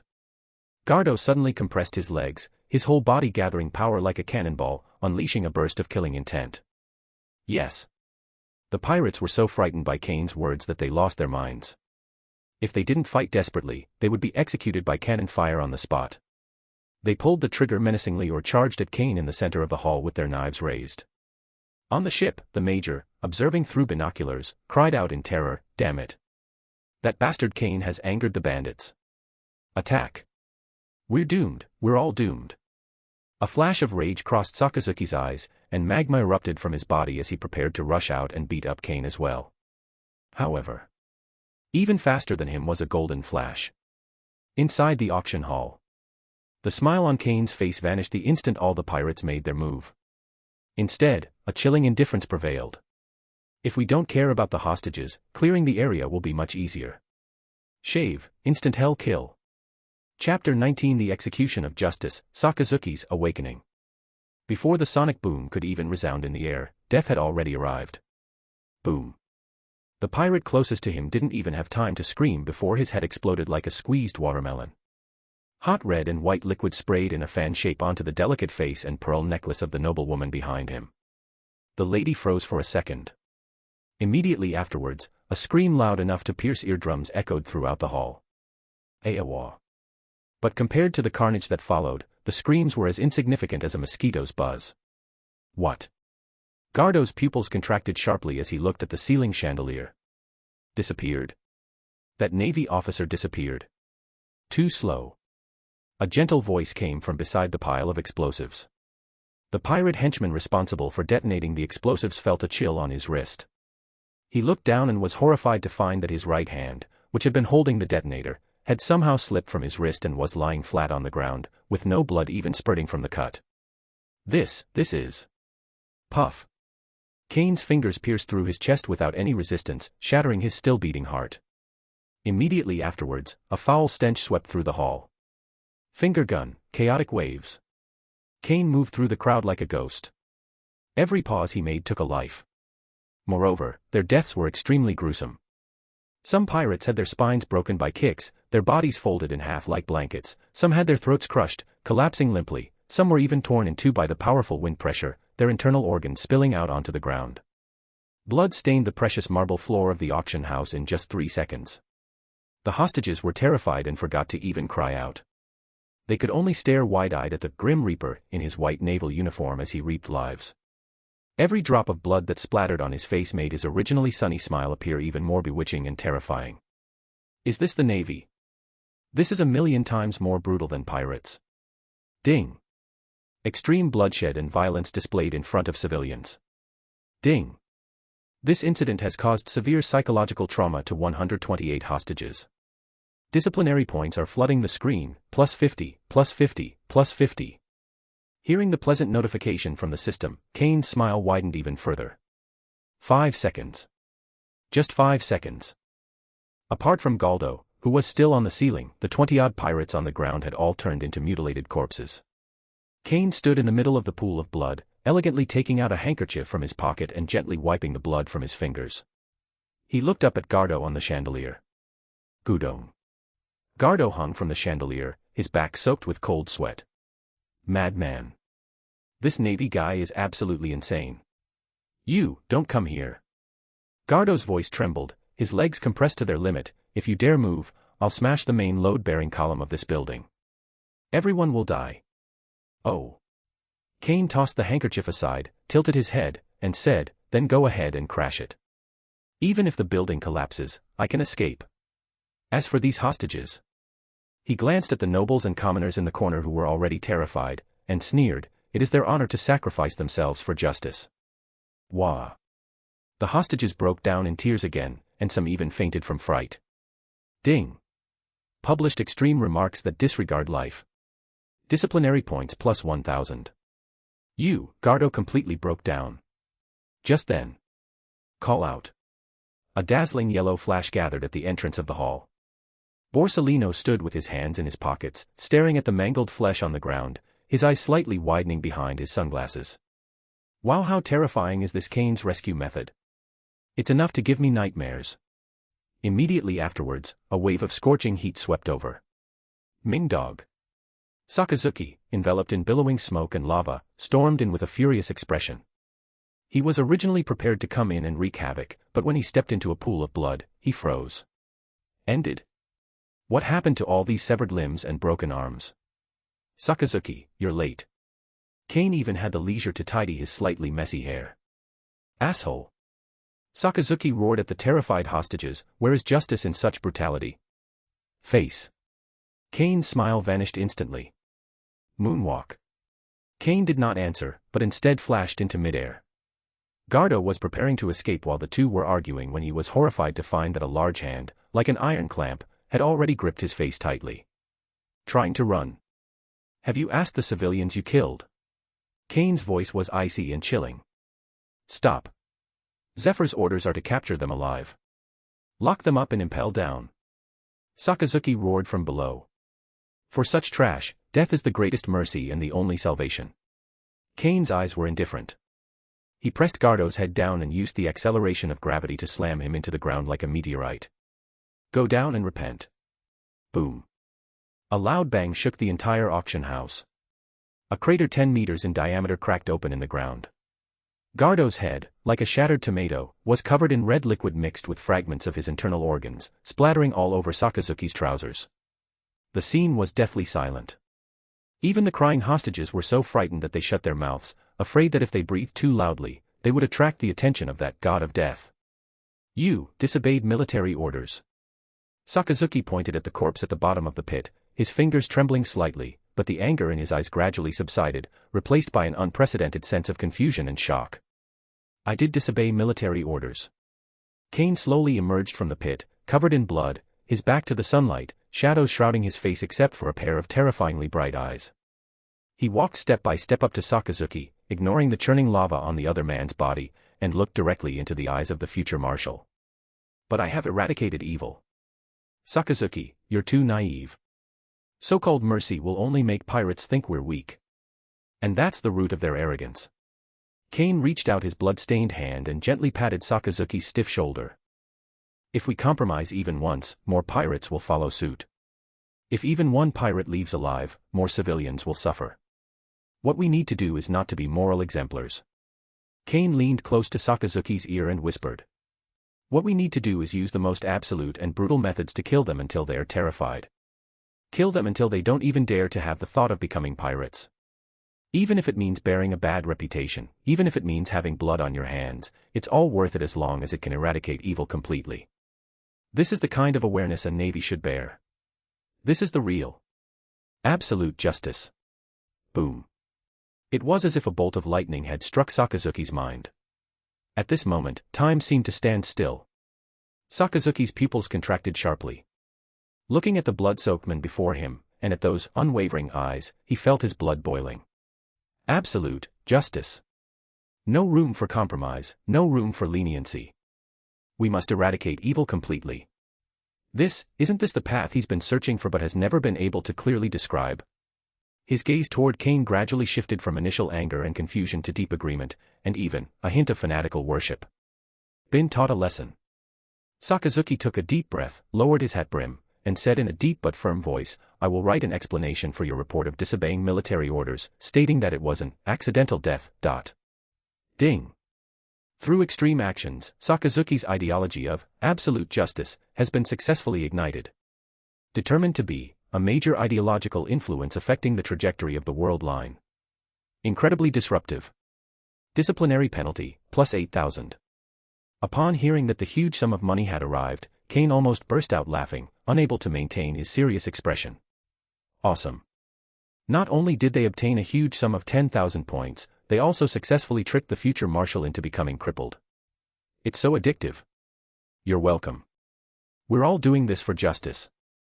Kane patted Sakazuki on the shoulder, looking like he was saying, if I don't go to hell, who will? Then he turned around and looked at Borsalino, who had been watching the show from the doorway. Hey, Borsalino, the rest of the work is up to you. Also, remember to ask the auction house owner for the appearance fee, split at 50/50ths. Borsalino. Sakazuki watched Kane's departing figure, his fists clenched, his eyes burning with a magma-like intensity. Absolute justice. He murmured to himself, his eyes hardening as he looked at the pirate corpses on the ground. Next time, I'll do it even more thoroughly than you. Chapter 20 Justice breaks apart. The Age of Monsters begins. Outside the auction hall, the chaotic smoke of battle had not yet dissipated. Kane was squatting on the ground, holding a piece of fine silk in his hand, slowly wiping a stain of blood off his leather shoes. Beside him, Borsalino was holding a small notebook, engaging in a friendly post-battle settlement with the terrified auction house owner. Borsalino, did you include this in the compensation? This is my first uniform. I've worn it for so long that I've grown attached to it. Now it's stained with blood and I can't wash it clean. So this should be included in the compensation for emotional distress. Kane said without looking up, his tone matter of fact. Yea, it's been added, Kane. Borsalino pushed up his sunglasses, pouted, and looked at the numbers on the calculator. Add in the cost of warship wear and tear, ammunition consumption, and appearance fees for a few of our headquarters elites. The boss said he'd sponsor the Navy headquarters with 30 million berries. 30 million. Kane paused in his shoe-shining motion, slowly stood up, and casually tossed the blood-stained silk onto the trembling shopkeeper's face. He flashed a bright smile. Boss, I just saw a few spies run into your underground vault. For the safety of your assets, I think it's necessary for me to conduct a thorough search of the vault. The boss's legs went weak, and he almost knelt down. No. No need. 50 million. I'll go get the cash right now. Please don't search us. Oh dear, this is so embarrassing, making us look like robbers. Kane patted the boss on the shoulder with satisfaction.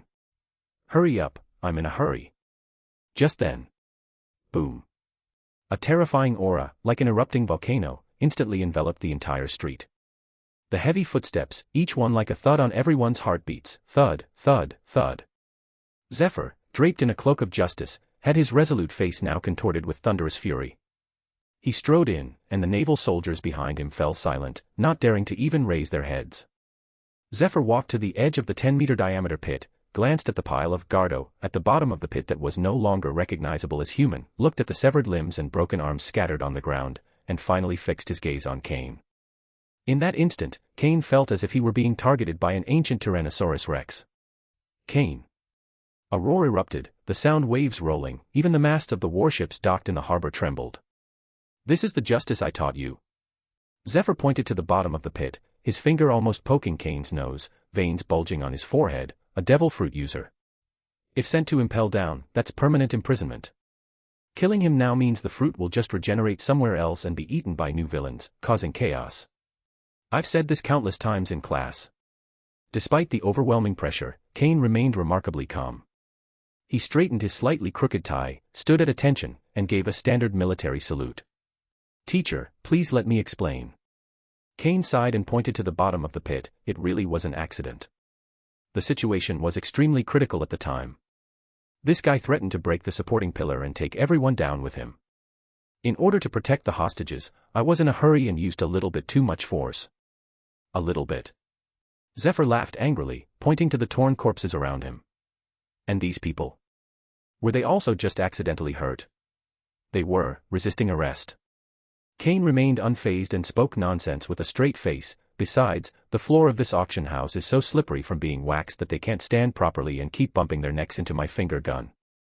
I had no choice but to do it. You insolent brat. Do you think I'm a 3-year-old child? Zephyr finally reached his breaking point. Boom. Zephyr's right arm was instantly covered in jet black armament hockey, and he slammed it down towards Kane's head. This time, Zephyr was truly enraged.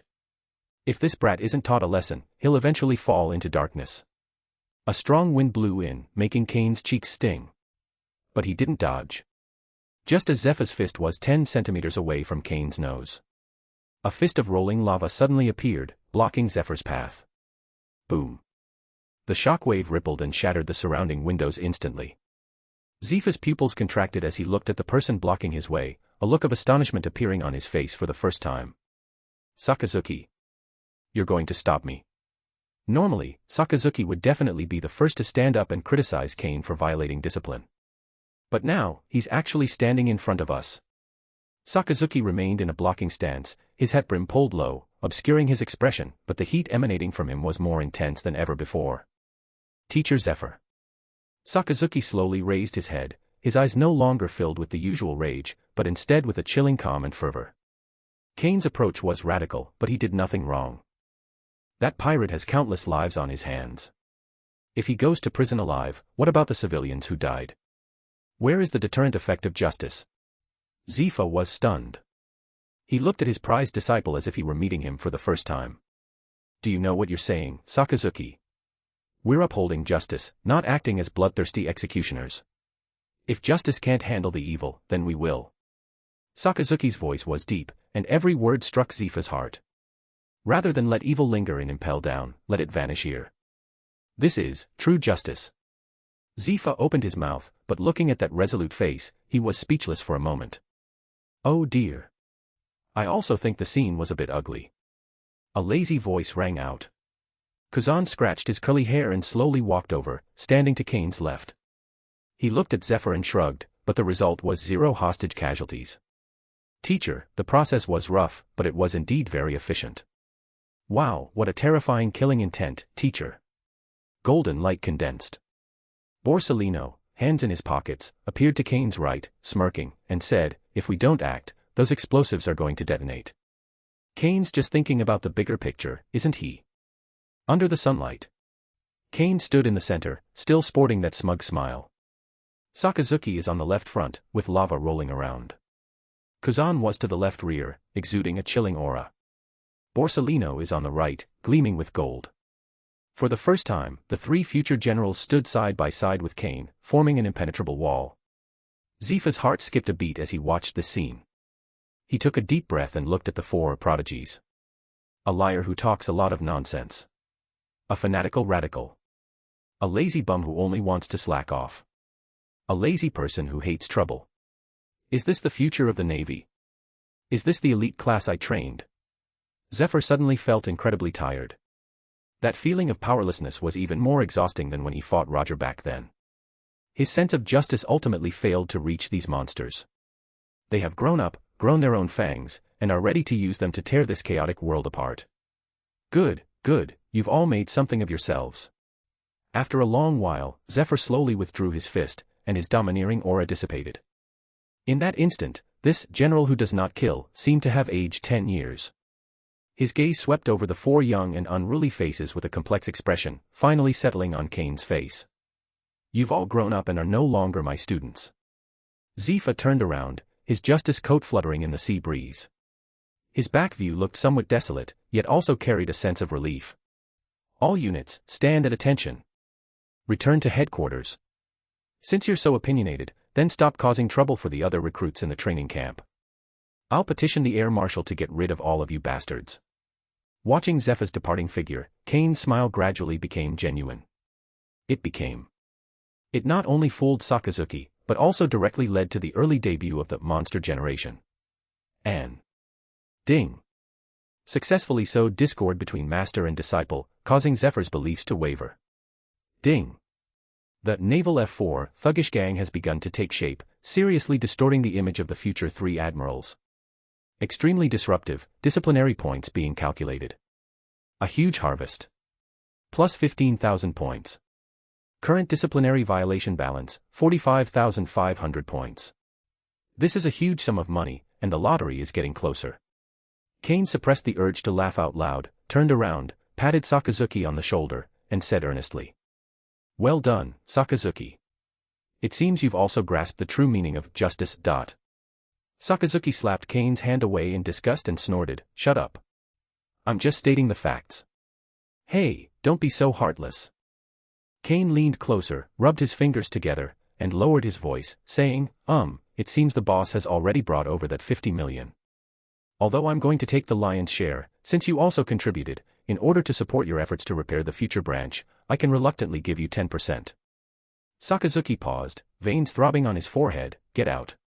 20%. That's the most I can go. I told you to get lost.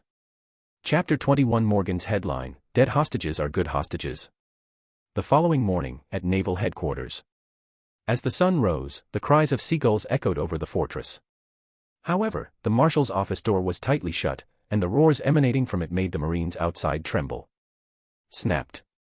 A copy of the World Economic News was slammed onto the solid wood desk, making the teacup on it tremble. The current fleet admiral, Steelbow Kong, had a dark expression on his face. Pointing at the newspaper on the table, he roared at Zephyr standing before him. "Zephyr! Look at this. Look for yourself. Is this the elite you've trained?" Zephyr, his face grim, silently puffed on his cigar, his expression obscured by the swirling smoke. On the sofa next to him, Karp was sitting cross-legged, crunching on a senbei, rice cracker, while craning his neck to read the newspaper. The front page of the newspaper featured a huge photograph that took up half the page. In the photo, Kane stands righteously in front of the ruins, with three terrifying figures behind him, the three Sakazukis, and a group of hostages who, although rescued, have terrified eyes. The headline is typical of Morgan's style, bold, black, and shocking. Blood-stained sobriety. The devil's rescue of a rising Navy star. Is it the thunder of justice, or the butcher's revelry? Exclusive commentary, on Dead Hostages Are Good Hostages, a quote from Warrant Officer Kane, who witnessed to remain anonymous. Ha ha ha. Cough cough cough. When Garp saw that subheading, he burst out laughing, spraying bits of senbei, rice cracker, all over Sengoku's face. A dead hostage is a good hostage. Kane, that kid, is a genius. Garp. Shut up. And get your damn senbei away from me. As Sengoku wiped the debris from his face, he adjusted his glasses, his brow furrowed. Fleet Admiral Kong, this is a bit troublesome. The world government has received numerous complaints from nobles of member states, saying that our navy openly massacred civilians in Sabaody Archipelago, which has terrified many nobles, and some nobles have even begun to boycott our navy. Massacre civilians? Marshal Kong snorted coldly, about to lash out. Just then, the office door was pushed open. Kane led in three other accomplices. He looked righteous, with clear eyes, and held a letter of self-criticism in his hand. Reporting to the marshal. I believe the newspapers are spreading rumors. Kane stood at attention and saluted, his voice booming. Faced with vicious pirates who attempted to blow up the building, we only took the necessary measures. As for the pirates' slightly gruesome deaths, that's purely because they had osteoporosis and lacked any sense of martial ethics, ramming their faces into our fists. Marshal Kong's eyes twitched violently. He rammed his face into a fist. That springy guy got smashed into the ground. Are you trying to tell me he was trying to escape through a hole?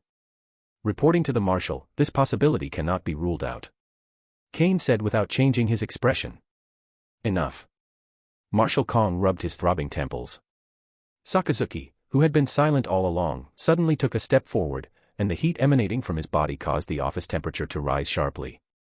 Marshal, if you're here to hold someone accountable, I'll take full responsibility. That kind of scum, even if he did it again, I'd still kill him without hesitation. Kane is right, only dead pirates are immune to repeating their mistakes. So-called mercy is the greatest desecration of justice. Sengoku and Vice Admiral Tsuru exchanged a glance, a hint of shock flashing in their eyes. Sakazuki used to be radical, but he still followed the rules. Now, why does he seem to have become like Kane? Who said there would be accountability? Vice Admiral Tsuru, who had been quietly sipping his tea, suddenly spoke. The naval chief of staff put down his teacup, his gaze sweeping over the four men with a deep intensity, finally settling on Kane. Although the methods were excessive, the deterrent effect was very good. Intelligence shows that the lawless areas of Chambord were much quieter this morning, and even the number of human traffickers was reduced by half.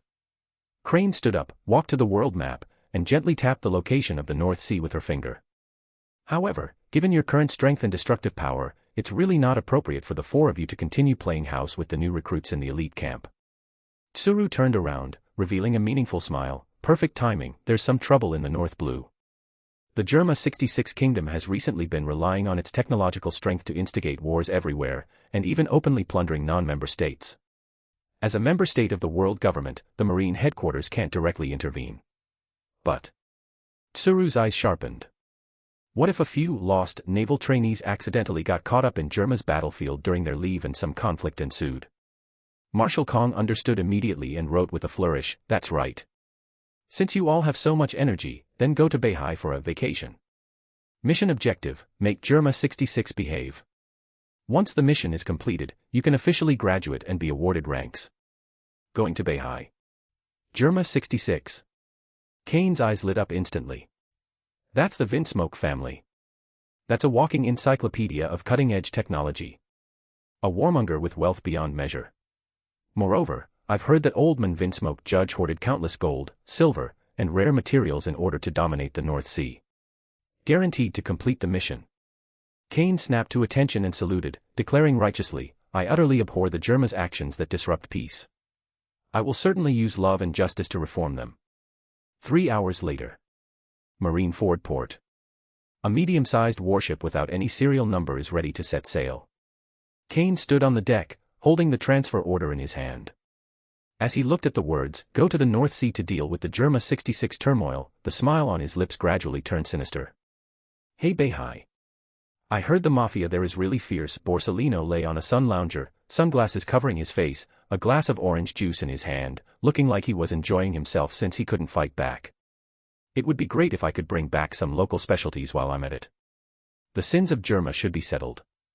Sakazuki stood at the bow of the ship, gazing into the distance, lava flowing between his fingertips. His mind was now filled with Kane's indoctrination to eradicate the root of the problem. Kuzan was snoring beside him, already asleep with an eye mask on. "Men. Set sail." Kane stood in the captain's seat, one foot on the railing, and waved his hand with great confidence. Looking at these three future top combatants, he felt a surge of pride. Meanwhile, the North Sea is thousands of miles away. Vinsmoke Judge, who was sitting on the throne of the moving castle, suddenly felt a chill run down his spine and sneezed violently. What's going on? This ominous feeling. Chapter 22, giving Germa a little Logia-type shock. North Sea, waters near Flevens. Under the grey sky, the waves appeared a somber, leaden black. Boom. Boom. Boom. The continuous sound of artillery fire tore through the sea breeze. Looking out, the once empty sea surface was now crowded with giant snails. Hundreds of giant den mushy warships, each carrying a castle and turret, stood end to end, creating a mobile homeland on the sea. A huge 66 symbol fluttered in the wind on its flag. The Kingdom of Germa, the war fortress of House Windsmoke. They are carrying out a one-sided massacre. The besieged island nation was utterly powerless to resist the clone soldiers clad in high-tech combat suits, who knew neither pain nor fear. Meanwhile, in the command center of the Germa flagship. Is this the lament of the weak? How pleasing to the ear. Windsmoke Judge, spear in hand and draped in a golden cloak, stood before a massive floor-to-ceiling window. Through the gaps in his mask, he coldly gazed at the burning town below. Commander-in-Chief. A clone commander in a black uniform strode over and mechanically reported, a warship is approaching from 3 nautical miles away. A bunch of low-level Navy rabble from the North Sea. Judge frowned slightly, then let out a contemptuous sneer. Probably some reckless branch colonel trying to get a piece of the pie. Ignore them. Judge waved his hand as if shooing away a fly. Fire warning shots. If they don't cooperate, just sink them. Shipwrecks are common in these remote waters, aren't they? Understood, Commander. 3 seas away. A medium-sized warship without any serial number is cutting through the waves. Wow, is this the legendary Germa 66? On the deck, Kane held up his binoculars, gazing at the densely packed fleet in the distance, his mouth practically watering. In view, the densely packed snail-shaped boats looked not like warships, but like moving mountains of gold. Those ship hull structures, if they're made of special alloys, could fetch hundreds of millions of berries just from being dismantled and sold as scrap metal. And those combat suits on the clones, if you stripped them off and sold them on the black market. Kane muttered to himself as he even took out a calculator and started pressing buttons. Oh dear. Kane wipes his drool. If you get photographed like this by reporters, the Navy's image will be completely ruined. Kuzan scratched his fluffy curly hair and looked at the fleet that blotted out the sky in the distance. The Windsmoke family. I've heard their technological prowess is so enviable that even the scientists at headquarters are envious. With so many ships, they must have at least tens of thousands of troops, right? There are only 4 of us, won't that be too much of a stretch?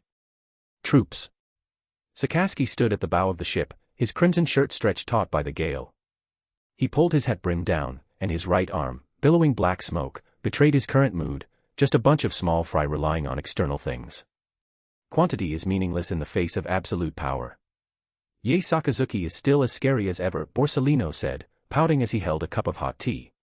But they're a member state, you know. If we make the first move, writing reports back home will be a real hassle. Make the first move? How could that be? Kane put away the calculator, straightened his tie, and put on his standard smile. We are the Navy, partners of justice. How can we resort to violence so easily? As he spoke, he pulled a specially made megaphone den mushy from his pocket and cleared his throat. Hello.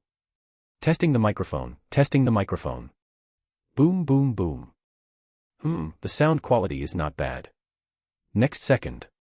The sound, amplified several times over, instantly resounded across the entire sea area, drowning out the continuous gunfire. On Germa's flagship, Judge suddenly looked up. All the clone soldiers who were firing froze. Even the civilians on the bombed island were stunned.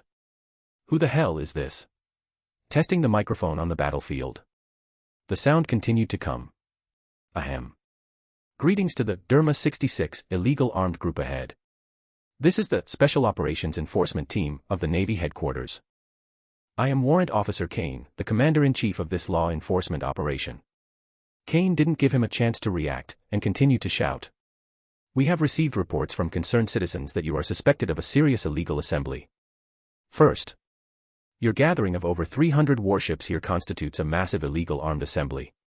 According to the latest regulations of this headquarters, any armed gathering of more than 3 people must submit a written application to Marineford 30 days in advance. Did you apply? No. Secondly, your indiscriminate firing has filled the sea area with smoke, severely damaging the air quality of Beihai and even causing marine noise pollution. Have you considered the feelings of the fish sleeping in the sea? This is utterly morally depraved. Third, and most importantly, we need to check if you are carrying any prohibited items, such as weapons of mass destruction. Now, on behalf of the Navy headquarters, I am conducting a surprise inspection of you. The entire venue was deathly silent. Not only were the soldiers of Germa dumbfounded, but even the Marines on the warships were stunned. What the hell is this illegal assembly? What the hell is this fish's sleep quality? Sir, are you just trying to rob me outright?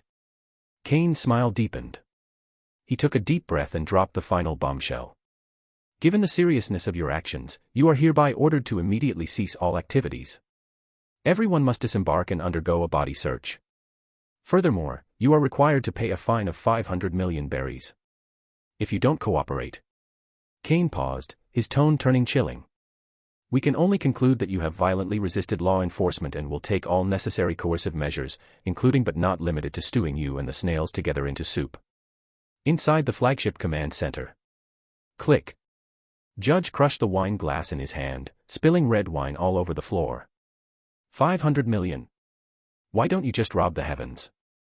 The veins on Judge's forehead throbbed, and the absurd feeling of being humiliated by ants made him laugh in anger. You want to stew us into soup? Fine. Very well. A mere warrant officer from headquarters dares to spout nonsense in front of Germa. Who is he? He is a scientist who once worked with Vegapunk. He is the overlord who rules the North Sea. Fire. Judge brandished his spear, his roar echoing throughout the hall. Smash that wrecked ship to smithereens. Capture that bastard. I want to turn him into a specimen and hang him at the very top of the castle. Following the commander-in-chief's order, the Germa fleet demonstrated remarkable military prowess. Click, click, click. Hundreds of snail-shaped warships turned their cannons almost simultaneously, their dark barrels densely packed, locking onto the lone warship. Boom, boom, boom, boom. Next moment, the artillery fire poured down like a black rainstorm, the flames illuminating half the sky. That terrifying density of firepower was enough to wipe a small island off the nautical chart in an instant. Ding. Host detected extorting money from member states. Judgment, extremely serious. Disciplinary value plus 5,000.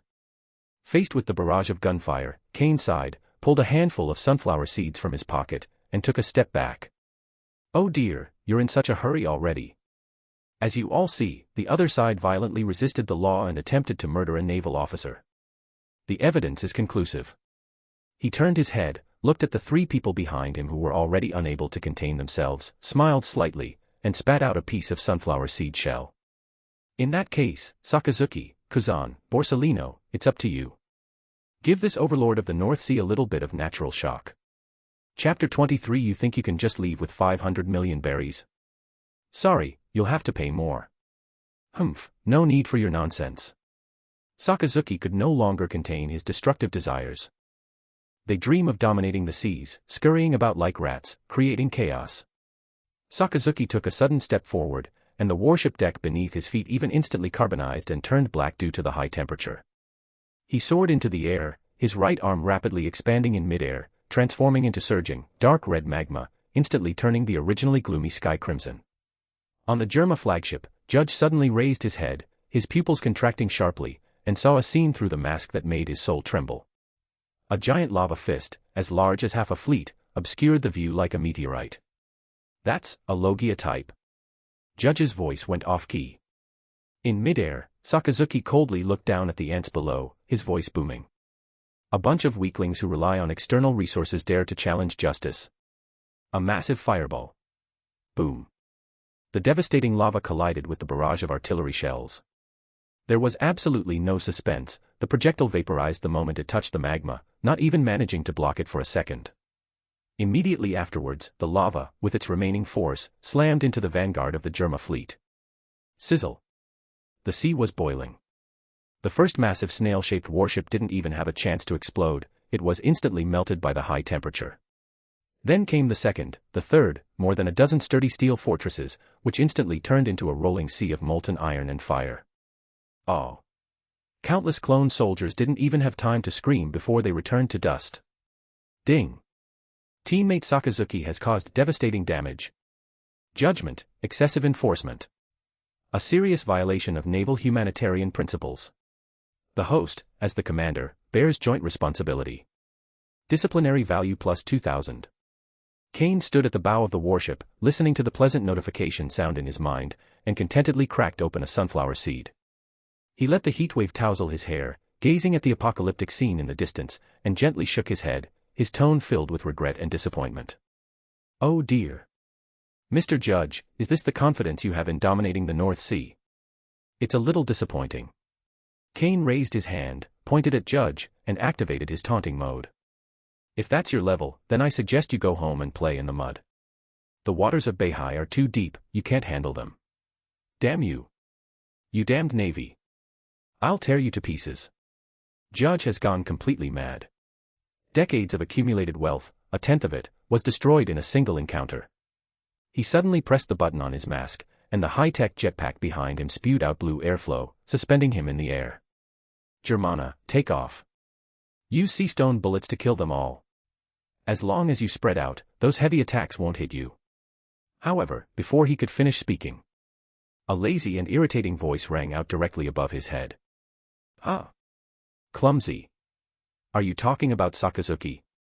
That's a terrible compliment, but being called an idiot is also a headache for me. Judge suddenly looked up. It's blinding. It was even more dazzling than looking directly at the midday sun. Borsalino, hands in his pockets, stood hundreds of meters in the air, defying all the laws of physics, his yellow-striped suit gleaming in the light. He pouted, his sunglasses reflecting the clone army below, which was trying to take off and fight like headless flies. Spreading out the formation is indeed troublesome, since we have to aim at each one individually, so. Borsalino crossed his arms in front of his chest, interlocking his index fingers and thumbs, his fingertips shimmering with golden light, like thousands of stars twinkling at the same time. The 8-foot jade curved jewel. Just as the golden light was about to burst forth, another slightly languid voice softly sounded beside him. Since Borsalino-san has gone to such lengths, I'll add a little something extra. If they swim away, it'll be a real hassle to clean them up. Before anyone knew it, Kuzan had appeared in midair. With a shake of his arms, the air around him instantly froze, and hundreds of ice thorn spears radiating a chilling aura appeared out of thin air.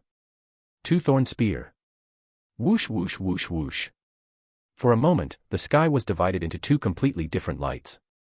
On one side, a rain of golden light projectiles plummeted at breakneck speed, carrying destructive heat. On the other, a stream of pale ice spears, sharp enough to pierce steel and radiating extreme cold. There are no blind spots, and no room to dodge. This time, it's Germa's turn to experience what it means to be covered by firepower. Golden explosions and icy freezes erupted simultaneously within the Germa fleet. Before the soldiers pierced by the light bullets could even scream from the intense heat, the ice spears that followed froze them, along with the surrounding air, into blood-red blocks of ice. The clone soldiers who tried to disperse using their jetpacks had nowhere to hide in the gap between the light and ice, and fell into the scalding seawater like dumplings. Ding! Teammates Borsalino and Kuzan have been detected causing widespread damage. Judgment, tendency to torture and kill prisoners. Disciplinary value plus 1,500. Damn it. Why would such a monster appear in the North Sea? Judge's hand holding the spear began to tremble violently, and cold sweat instantly soaked through his combat suit. Has the Marine headquarters gone mad? Sending 3 top-tier Logia-type Devil Fruit users just to deal with one Germa. His legs gave way and he collapsed to the ground. The spear fell to the ground with a clang. In just 3 minutes, his once proud and invincible fleet was reduced to molten iron in half and riddled with holes in half. Run, we have to run. The ambition in Judge's eyes was completely extinguished, leaving only the instinct for survival. He crawled on all fours toward the control panel of the escape pod located at the rear of the bridge. As long as he can escape back to the core laboratory, as long as the cloning technology remains, he can. Oh dear. Now that you're here, don't rush off. If you guys get away, Kane will start nagging me about not doing any work. A languid voice, accompanied by a bone-chilling cold, enveloped the entire sea area. Kuzan crouched on the gunwale of the warship, one hand plunging into the seawater. Ice Age. Click click click. A sickening freezing sound rang out. Centered on the warship, the pale ice sheet spread outward at an alarming rate, instantly engulfing the boiling sea surface. The waves remained frozen in their swirling motion, and the enormous snail-shaped warships that tried to turn around were instantly locked onto the thick ice field, unable to even let a fly escape. The whole world has been transformed into a giant ice sculpture graveyard. Ding! Teammate Kuzan has been detected freezing a critical shipping lane, obstructing traffic. Judgment, environmental damage. Affecting navigation. Disciplinary value plus 1,000. Comfortable. Kane suppressed the urge to smile, looking at the soaring numbers on the system panel, which were enough for him to start the lottery wheel. He patted the sunflower seed crumbs off his hands and straightened his tie. Moonwalk. Bang. He stepped lightly and gracefully landed on the frozen deck of the Germa flagship. The soles of the leather shoes collided with the ice, making a crisp tap, tap sound. The sound was particularly jarring on the desolate ice plains, each stomp on Judge's already crumbling nerves.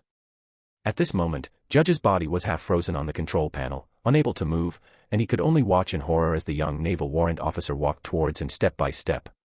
Behind him, 3 terrifying monsters stood in a triangle formation, surrounding Judge, whose face was ashen. Kane walked up to Judge, squatted down, and gave him a warm, gentle smile. "Nice to meet you, Mr. Vinsmoke Judge." Kane gently brushed a piece of ice off Judge's shoulder, his voice tender. "Let me introduce myself. I am Warrant Officer Kane from Naval Headquarters." "What did I just say?" Kane pulled out the little notebook labeled "Tickets" from his pocket, tapped his chin with the pen cap, and looked thoughtful. "Oh, by the way, illegal assembly, environmental pollution, violent resistance to law enforcement, assaulting military officers, these are all serious offenses." Judge's teeth chattered as he looked at the demon before him and forced out a sound through clenched teeth. I'll give, 500 million, let me go.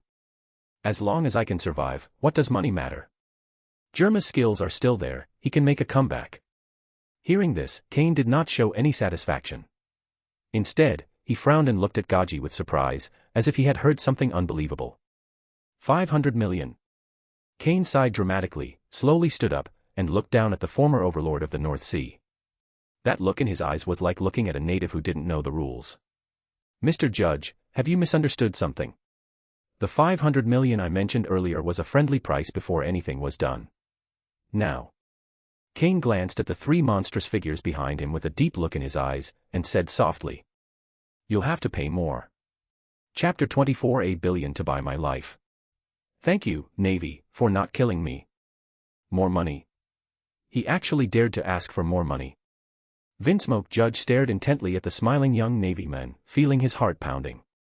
A tremendous sense of humiliation welled up inside me. "Damn it, you're declaring war on the member states of the world government."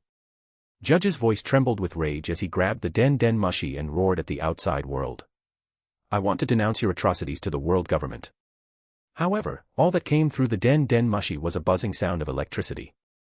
"Don't waste your energy." Kane picked at his ear, looking completely innocent. "The signal isn't very good in this area. It was you who did this." Judge realized instantly. "How can you blame me for the bad signal?" Kane spread his hands. "It's probably just that the den mushi caught a cold because of the cold weather." Judge's face was as black as the bottom of a pot. He looked at the 3 monsters outside, then at the fleet that was completely frozen and whose weapon systems were destroyed, and a sense of powerlessness welled up in his heart. Technology. Faced with these unreasonable Logia-type ability users, his proud technological army was as fragile as paper. "What exactly do you want?" Judge asked in a hoarse voice, suppressing his anger. "Look," Kane said, pointing to the ravaged battlefield and then to Sakazuki's still smoking arm. "My colleague had to use his ultimate move to stop you, which took a lot of energy. Mr. Borsalino's flash is bad for your eyes, and Mr. Kuzan's freezing of the sea makes you susceptible to colds." Kane leaned closer to Judge, his smile as radiant as a devil's. "In addition to compensation for emotional distress, lost wages, depreciation of the warship, and medical expenses for the psychological trauma caused by your threats against me." He stretched out one hand, spread his 5 fingers, and then flipped it over. "The current price is 1 billion berries. Of course, I accept payment in gold." "A billion." Judge's eyes nearly popped out of their sockets. "Why don't you just rob someone? Isn't that what I'm doing right now?" Kane answered confidently, then sighed, his tone becoming compassionate. "Look, I could have killed everyone here and then dismantled all your junk ships and sold them for scrap metal. But I didn't. Why? Because I'm a peace-loving Navy man. I gave you a chance to atone for your sins with money, you should be thanking me. Think about it, 1 billion berries for the peace of your entire Germa kingdom, what a steal." Judge's chest heaved violently, he had never suffered such humiliation in his life. "This is a fucking steal. And I should thank you guys." He, the mighty king of Germa and the overlord of the North Sea, was actually extorted at the door by a mere brat. This is absolutely outrageous. What if? I disagree. Judge gritted his teeth and squeezed out a few words. Boom. Before the words were even finished, a wave of heat instantly engulfed the entire command center. Sakazuki, who had been relatively calm before, now had half of his body transformed into rolling, dark red magma. Kane, I told you there was no need to waste words on such evil. Sakazuki's voice was deep and hoarse. He raised his massive lava hand, powerful enough to melt everything, and the terrifying heat caused ripples to spread through the surrounding space. Since he doesn't appreciate it, let's wipe this place out completely. A family that wreaks havoc on the sea has no reason to exist. Meteor volcano. As he moved, the dark clouds in the sky that had not yet dissipated were instantly dyed blood red, and countless huge lava meteorites appeared and disappeared in the clouds. The scene was like the end of the world. Yay, Sakazuki's really angry, Borsalino said, sounding horrible, but a blinding golden light flashed from his fingertips. If you don't decide quickly, I won't be able to control this laser beam anymore after all, slipping up happens all the time. Judge looked at the apocalyptic scene above him, then at Sakazuki's eyes, which were devoid of any emotion and filled only with pure killing intent.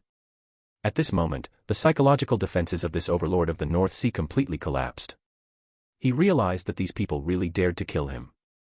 To that magma madman, a billion berries is nothing. Only that guy named Kane is the only one who can save Germa's lives. If you disagree, Kane's voice rang out again, with a hint of amusement, I will have to watch with tears in my eyes as my companions wipe you sinful beings from this world.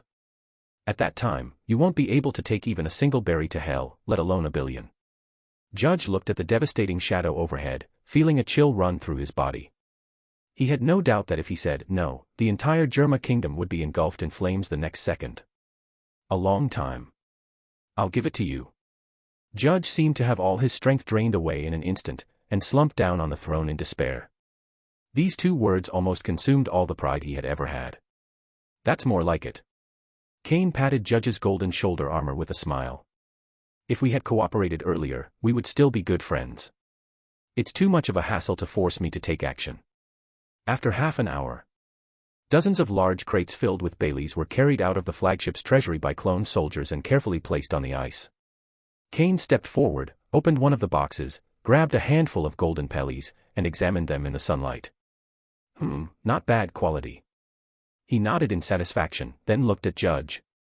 Pleasure doing business with you, King Vinsmoke. I hope I won't see your fleet in places where it shouldn't be again.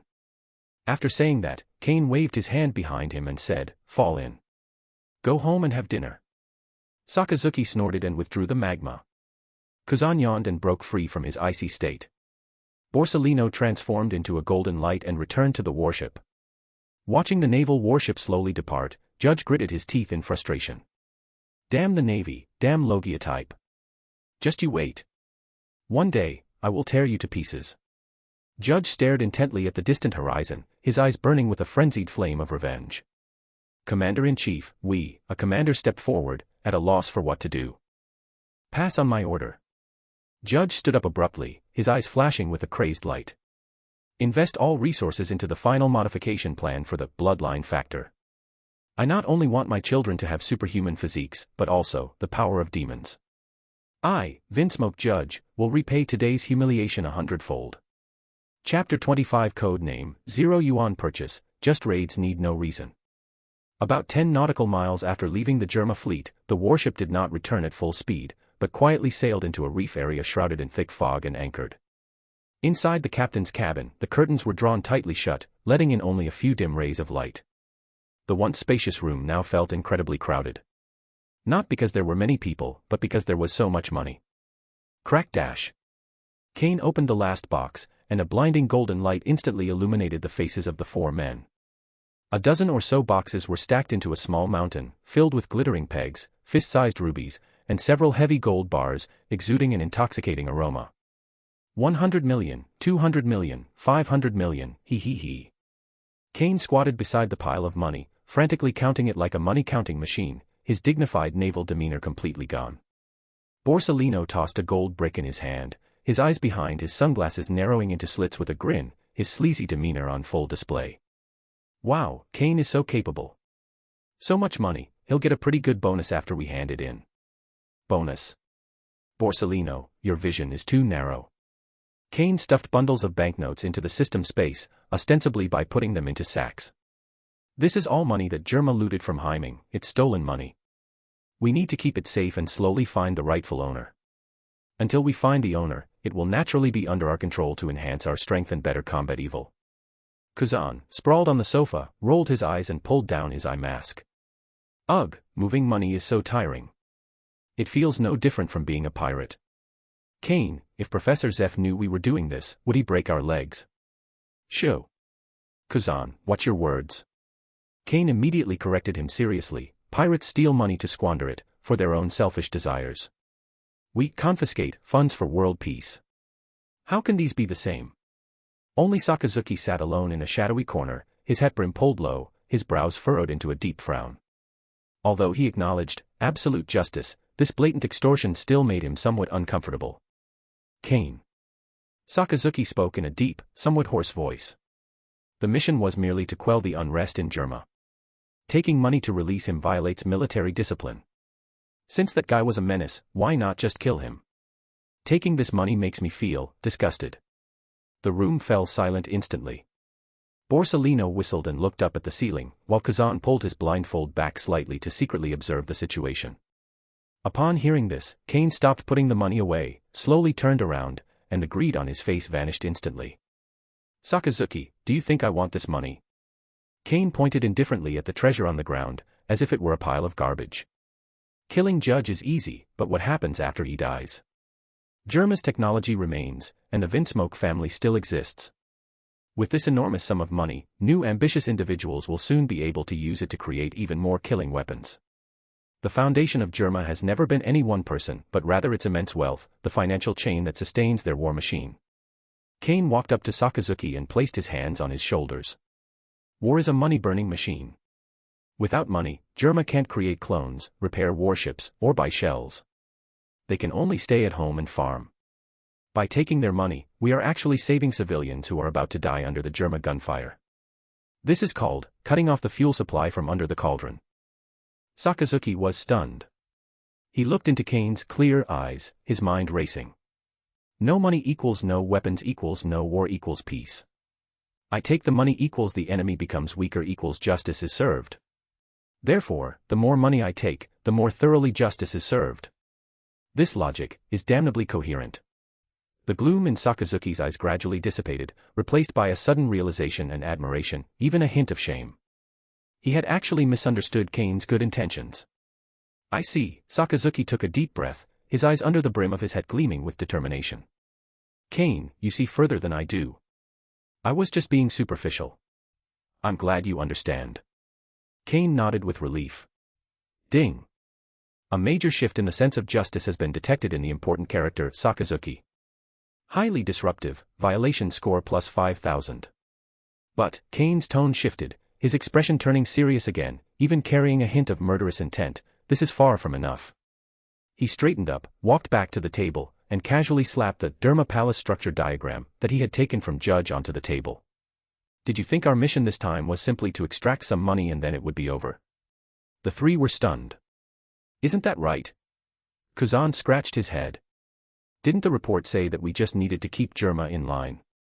That's just a superficial task. Kane exclaimed, looking utterly distraught. You haven't seen the true nature of things yet. He pointed out the window in the direction the Germa fleet had retreated, his voice filled with fervor. I know Vinsmoke Judge too well. He may have backed down just now, but he's probably cursing us at home right now, maybe even vowing revenge. He'll never let this go. Moreover, how could Germa, with its more than 300 years of history, only have a mere billion in cash? As soon as we leave Beihai, they will quickly rise again using their remaining enormous wealth, and even exploit the people of Beihai to make up for their losses. So, to solve the problem at its root, we must, Kane paused, a glint of light flashing in his eyes. Cut off their war funding completely. Make sure they don't even have money to buy a screw. Upon hearing this, Sakazuki abruptly stood up, his body radiating heat. Only by completely destroying their foundations can we prevent the resurgence of evil. That sounds pretty reasonable. Borsalino pushed up his sunglasses.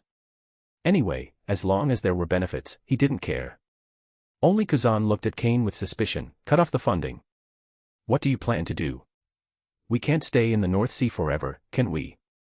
It's too much trouble. Of course not.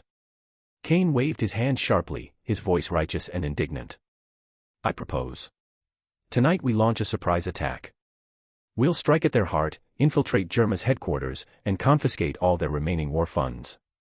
Headquarters. Kuzan poked his head out from the pile of money. Hey, are you guys serious?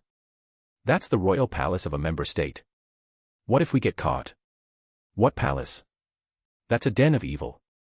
Kane declared righteously, we're here to cleanse evil. And if I don't take it, this money will become bullets fired at civilians. Kuzan, do you want to see innocent children die tragically? Kuzan shrank back, of course not. That's right. Kane snapped his fingers, pulled a red pen from his pocket, and drew a big X on the vault location on the map.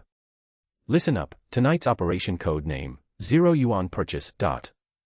We want to let Germa know that justice will not only be late, but it will also take their money. Chapter 26, A Terrifying Night in Germa. Kane, fellow countrymen, we've come to bring you warmth. Night. Deep and dark as ink. The moving castle complex of the Germa kingdom was deathly silent after the day's crushing defeat. The snail-shaped boats that had been smashed during the day were scattered around, and the hammering sounds of the repair work carried far into the night. The flagship castle, with the king's bedroom on the top floor. Vinsmoke Judge, wearing a bathrobe, paced restlessly back and forth in the room. The humiliation of the day was deeply etched into his heart. Every time he closed his eyes, he saw Kane's smirking face and Sakazuki's devastating lava. Commander-in-Chief, it's late. Please get some rest. The emotionless voice of the clone soldier came from outside the door. Get out. Judge roared, sweeping all the documents off the table. Rest. How could he possibly sleep? 1 billion berries. That's almost half of the profits he's made from waging wars in recent years. And just like that, 4 brats robbed him of it. Kane, the Navy, Judge gritted his teeth, just wait, once I complete the final modification of the bloodline factor, I will show you what true fear is.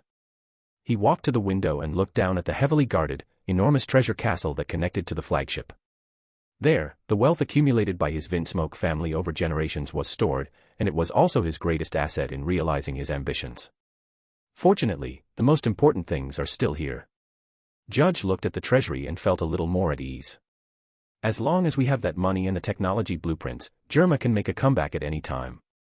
Unbeknownst to this overlord of the North Sea, at the very moment he made his vow, 4 furtive figures, like ghosts, were silently approaching from hundreds of meters below his feet in the water.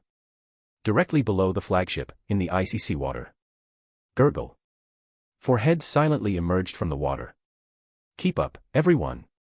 Hurry up. Kane, dressed in a black, tight-fitting wetsuit and wearing a diving helmet, gave incoherent instructions. Ugh, swimming at night in this weather will really make you catch a cold. Kuzan exhaled a breath of cold air, ice crystals clinging to his hair, looking utterly dejected. Sakazuki's face darkened, his arms crossed. He was disgusted by this sneaky behavior, but he held back because he thought it was for the sake of justice. Hey, Kane, are you sure this is the place? This wall looks so thick. Borsalino tapped the huge snail shell in front of him, which was as big as a mountain wall, and made a dull sound. This is the foundation of the Germa Vault Castle. Of course, I scouted the location during the day. Kane pulled the sketch out of his waterproof bag. See this? According to my precise calculations, entering from this location allows us to bypass 90% of the defense system and reach the core area of the vault directly. Sakazuki, it's your turn to shine. Kane patted Sakazuki on the shoulder. Sakazuki glanced at him, and although he was annoyed, he still walked up to him. He stretched out his right hand and pressed it against the alloy shell, which was several meters thick. Netherhound. There was no earth-shattering explosion, only a soft, hissing sound. Sakazuki's arm transformed into scalding magma, and the hard alloy melted silently before him like butter, creating a circular opening large enough for one person to pass through. Well done. Kane gave a thumbs up and was the first to crawl in, followed closely by the other 3. After the 4 men took off their diving suits, they immediately looked around. It was a huge underground equipment layer with various pipes crisscrossing and steam hissing. As soon as I landed, before I could even catch my breath, I heard a series of synchronized footsteps coming from around the corner ahead. Click, click, click. A squad of clone soldiers dressed in black combat suits happened to be patrolling by. 6 eyes met. The air froze for a second. The clone soldier reacted extremely quickly. Almost the instant he saw the stranger, his finger was already on the trigger, and he opened his mouth to trigger the alarm. Since we've been discovered, there's nothing we can do about it. Kane spread his hands and turned to look behind him. The first rule of infiltration: as long as you kill all the witnesses, that's a perfect infiltration. Before he could finish speaking, Kuzan, who had previously looked listless, suddenly sharpened his gaze. Since they were already here, exposing themselves now and triggering a shipwide alarm would only make things worse. Ice time. A burst of cold air. It wasn't a large-scale freeze, but rather an extremely concentrated cold air mass. Before the clone soldiers could even pull the trigger, before their vocal cords could even vibrate, they were instantly transformed into crystal-clear ice sculptures. Even the monitoring den mushi above their heads were frozen in place by the sudden extreme cold. The corridor was deathly silent. Well done. Kane walked over, flicked an ice sculpture with his finger, making a crisp sound. Now we're still in stealth mode. What kind of infiltration is this? Borsalino put his hands in his pockets, kicked away the ice shards on the ground, and muttered to himself, but his feet followed along honestly. The four of them moved as if they were in an empty place. They encountered 3 more patrol teams along the way. Sakazuki didn't waste any words. He transformed his body into an element and glided along the ground. Wherever he passed, the clone soldiers were instantly vaporized by the high temperature before they could even scream, leaving not even ashes behind. A complete service for murder to cover up the crime and destroy evidence. Kane, watching this scene, couldn't help but mentally give Sakazuki 100 thumbs up. Finally, the doors to the Germa Royal Vault appeared before everyone's eyes. It stands 5 meters tall and is made of special steel. It is covered with complex combination locks, which are said to be so strong that even cannons cannot break it. Borsalino, that door over there looks pretty sturdy, Kane said, pointing to the vault door. Yay. A piece of cake. Borsalino's figure transformed into a golden light and instantly appeared in front of the gate. He extended a finger, and a dazzling light gathered at the tip, like a laser pointer, as he quickly swept it across the huge circular lock cylinder. With a soft click, the gate, strong enough to withstand artillery fire, slowly opened. What is professionalism?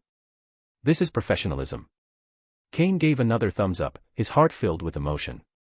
These 3 future generals are practically a born criminal gang. After passing through the gate, a huge space appeared before the 4 of them. The moment they saw the scene before them, even these well-traveled future generals couldn't help but gasp in shock. Kingsoft. Everywhere you look, there are mountains of gold. Gold coins, gold bars, gold jewelry, pure gold statues. The golden light is almost blinding. Next to the gold were neatly stacked boxes of peels, piled up into several small mountains. Further away, there are various rare minerals and jewels, as well as some high-tech blueprints and equipment sealed in special containers. Goodoo. I heard the sound of someone swallowing saliva behind me. I'm rich. Borsalino's sunglasses were almost slipped down to the tip of his nose. Hey, so much money, did Judge ransack the entire North Blue? Kuzan's mouth was agape. Dirty wealth. Sakazuki's face was dark, his fists clenched so tightly they cracked, his eyes filled with rage. Every single one of these berries is stained with blood. Germa, their crimes are unforgivable. Kane whirled around, his face resolute and his voice powerful. Comrades. What is this? This is evidence of guilt. This is fuel that will allow Germa to continue waging war. With a sweeping gesture, as if a judge were announcing a verdict, he declared, I now announce that the 0 yuan purchase special operation has officially begun. The highest level of confiscation will be enforced. Move. Move everything out. Hey. Kane. Do you want those gold bricks on the wall? Kuzan asked, pointing to the gold bricks with reliefs on the walls of the vault. Yes. Of course. Kane's eyes lit up, and he jumped down from the pile of gold coins. Even a mosquito is still meat. We'll take it. We can't leave them a single piece. And that solid gold toilet. Take it away too. That diamond-encrusted chandelier. Take it down. Over the next hour, a horrific looting took place at the Dermaken Cull. Kuzan was in charge of packaging. He created enormous hollow ice spheres, stuffed tons of gold and silver treasures inside, and then sealed them. This not only facilitated transportation but also made them waterproof. Borsalino was in charge of the demolition.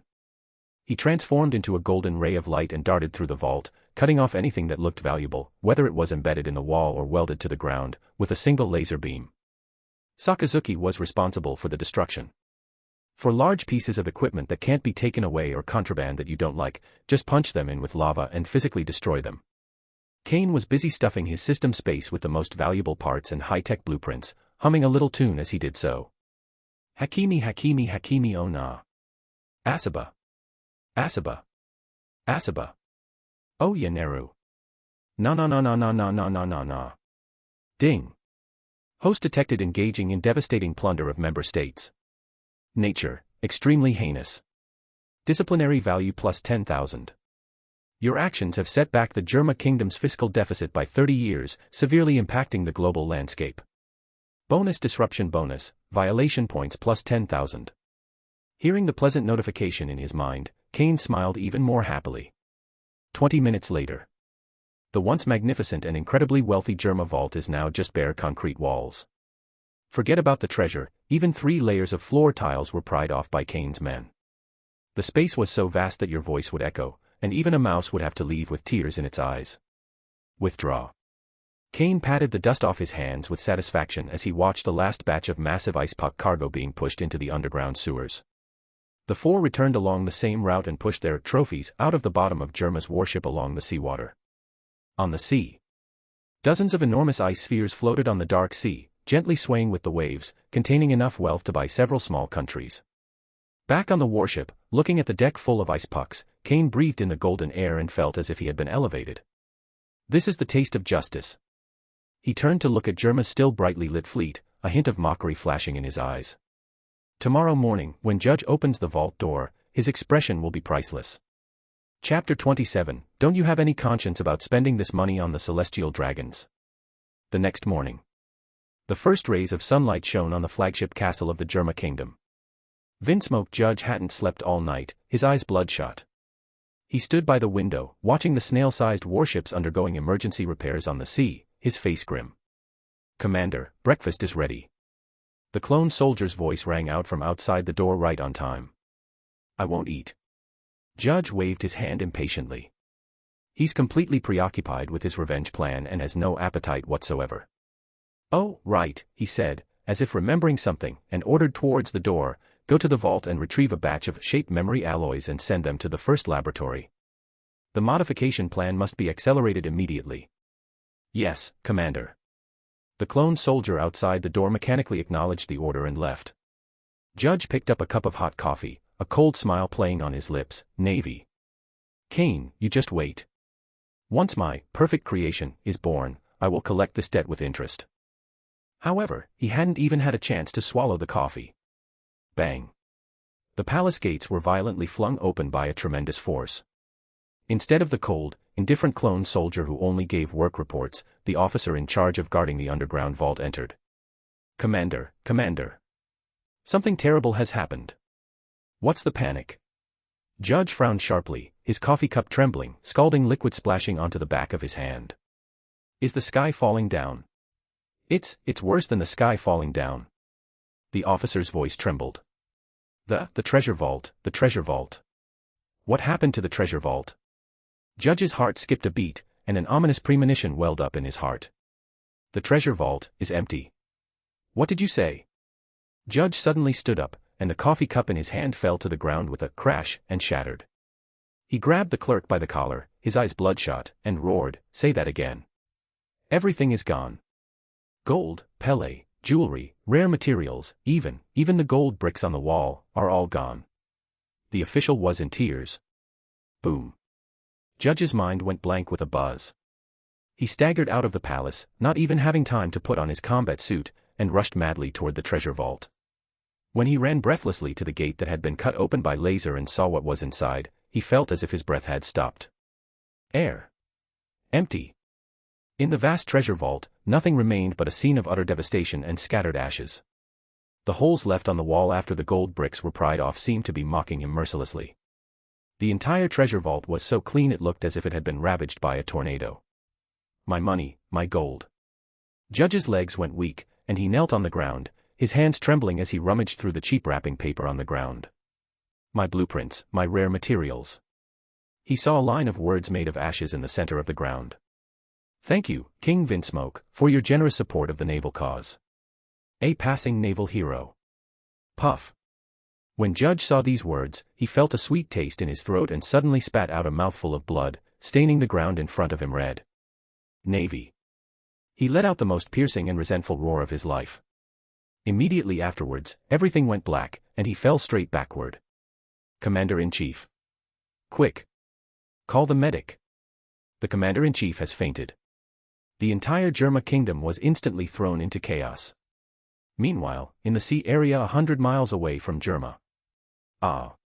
Kane stood amidst the mountain of treasure, sneezed violently, then rubbed his nose, looking deeply moved. It must be Mr. Judge who has woken up. Not only did he contribute so much to the cause of justice, but he also thought of me in his busy schedule. He is such a good person. On the deck behind him, the 3 future admirals of the Navy were presenting 3 completely different states. Kuzan was fast asleep, lying on a bed of gold coins, his drool soaking a gold brick. Borsalino held a diamond the size of a pigeon's egg in his hand, shining it back and forth in the sunlight, repeatedly exclaiming, "How terrifying, how dazzling." Only Sakazuki. He sat alone in the shadows, his head pulled low, clutching the ledger recording the amounts tightly in his hand, emanating an unsettling aura. "Has the inventory been taken out?" Sakazuki's voice was hoarse. "These criminal funds. I've finished ordering." Kane closed the ledger in his hand, his playful smile vanished, and his expression became serious and solemn. "Gold is equivalent to about 42 billion berries, cash is 18 billion, and there are some jewelry and antiques. In total, it is about 65 billion berries." The air fell silent instantly.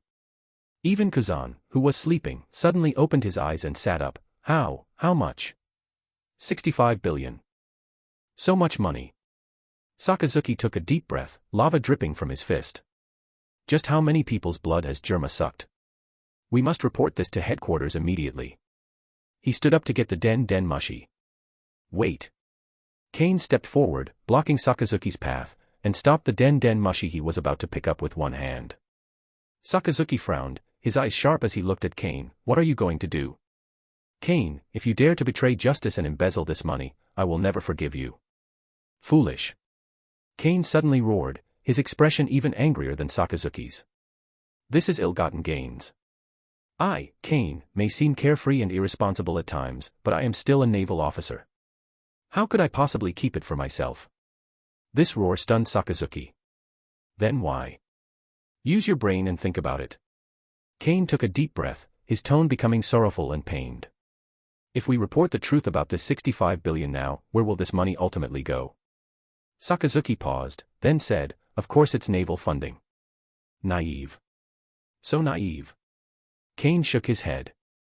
"Such a huge sum of money, once it's in the account, do you think the world government officials won't see it? Do you think the celestial dragons won't see it?" Upon hearing these 3 words, the expressions of the 3 people present changed. Kane struck while the iron was hot. According to the amendment to the World Government Membership Law, at least 80% of this windfall income must be handed over to the Holy Land Mary Geos as a supplement to the heavenly gold. In other words, of these 65 billion, more than 50 billion will become funds for the celestial dragons to buy slaves. They will become new necklaces around their necks. They will become bricks and tiles for them to build luxurious palaces. Sakazuki. Look me in the eyes. Kane gripped Sakazuki's shoulders tightly with both hands, roaring with great emotion. The Navy is currently facing a tight budget, and many brothers in remote branches are not even able to afford meat.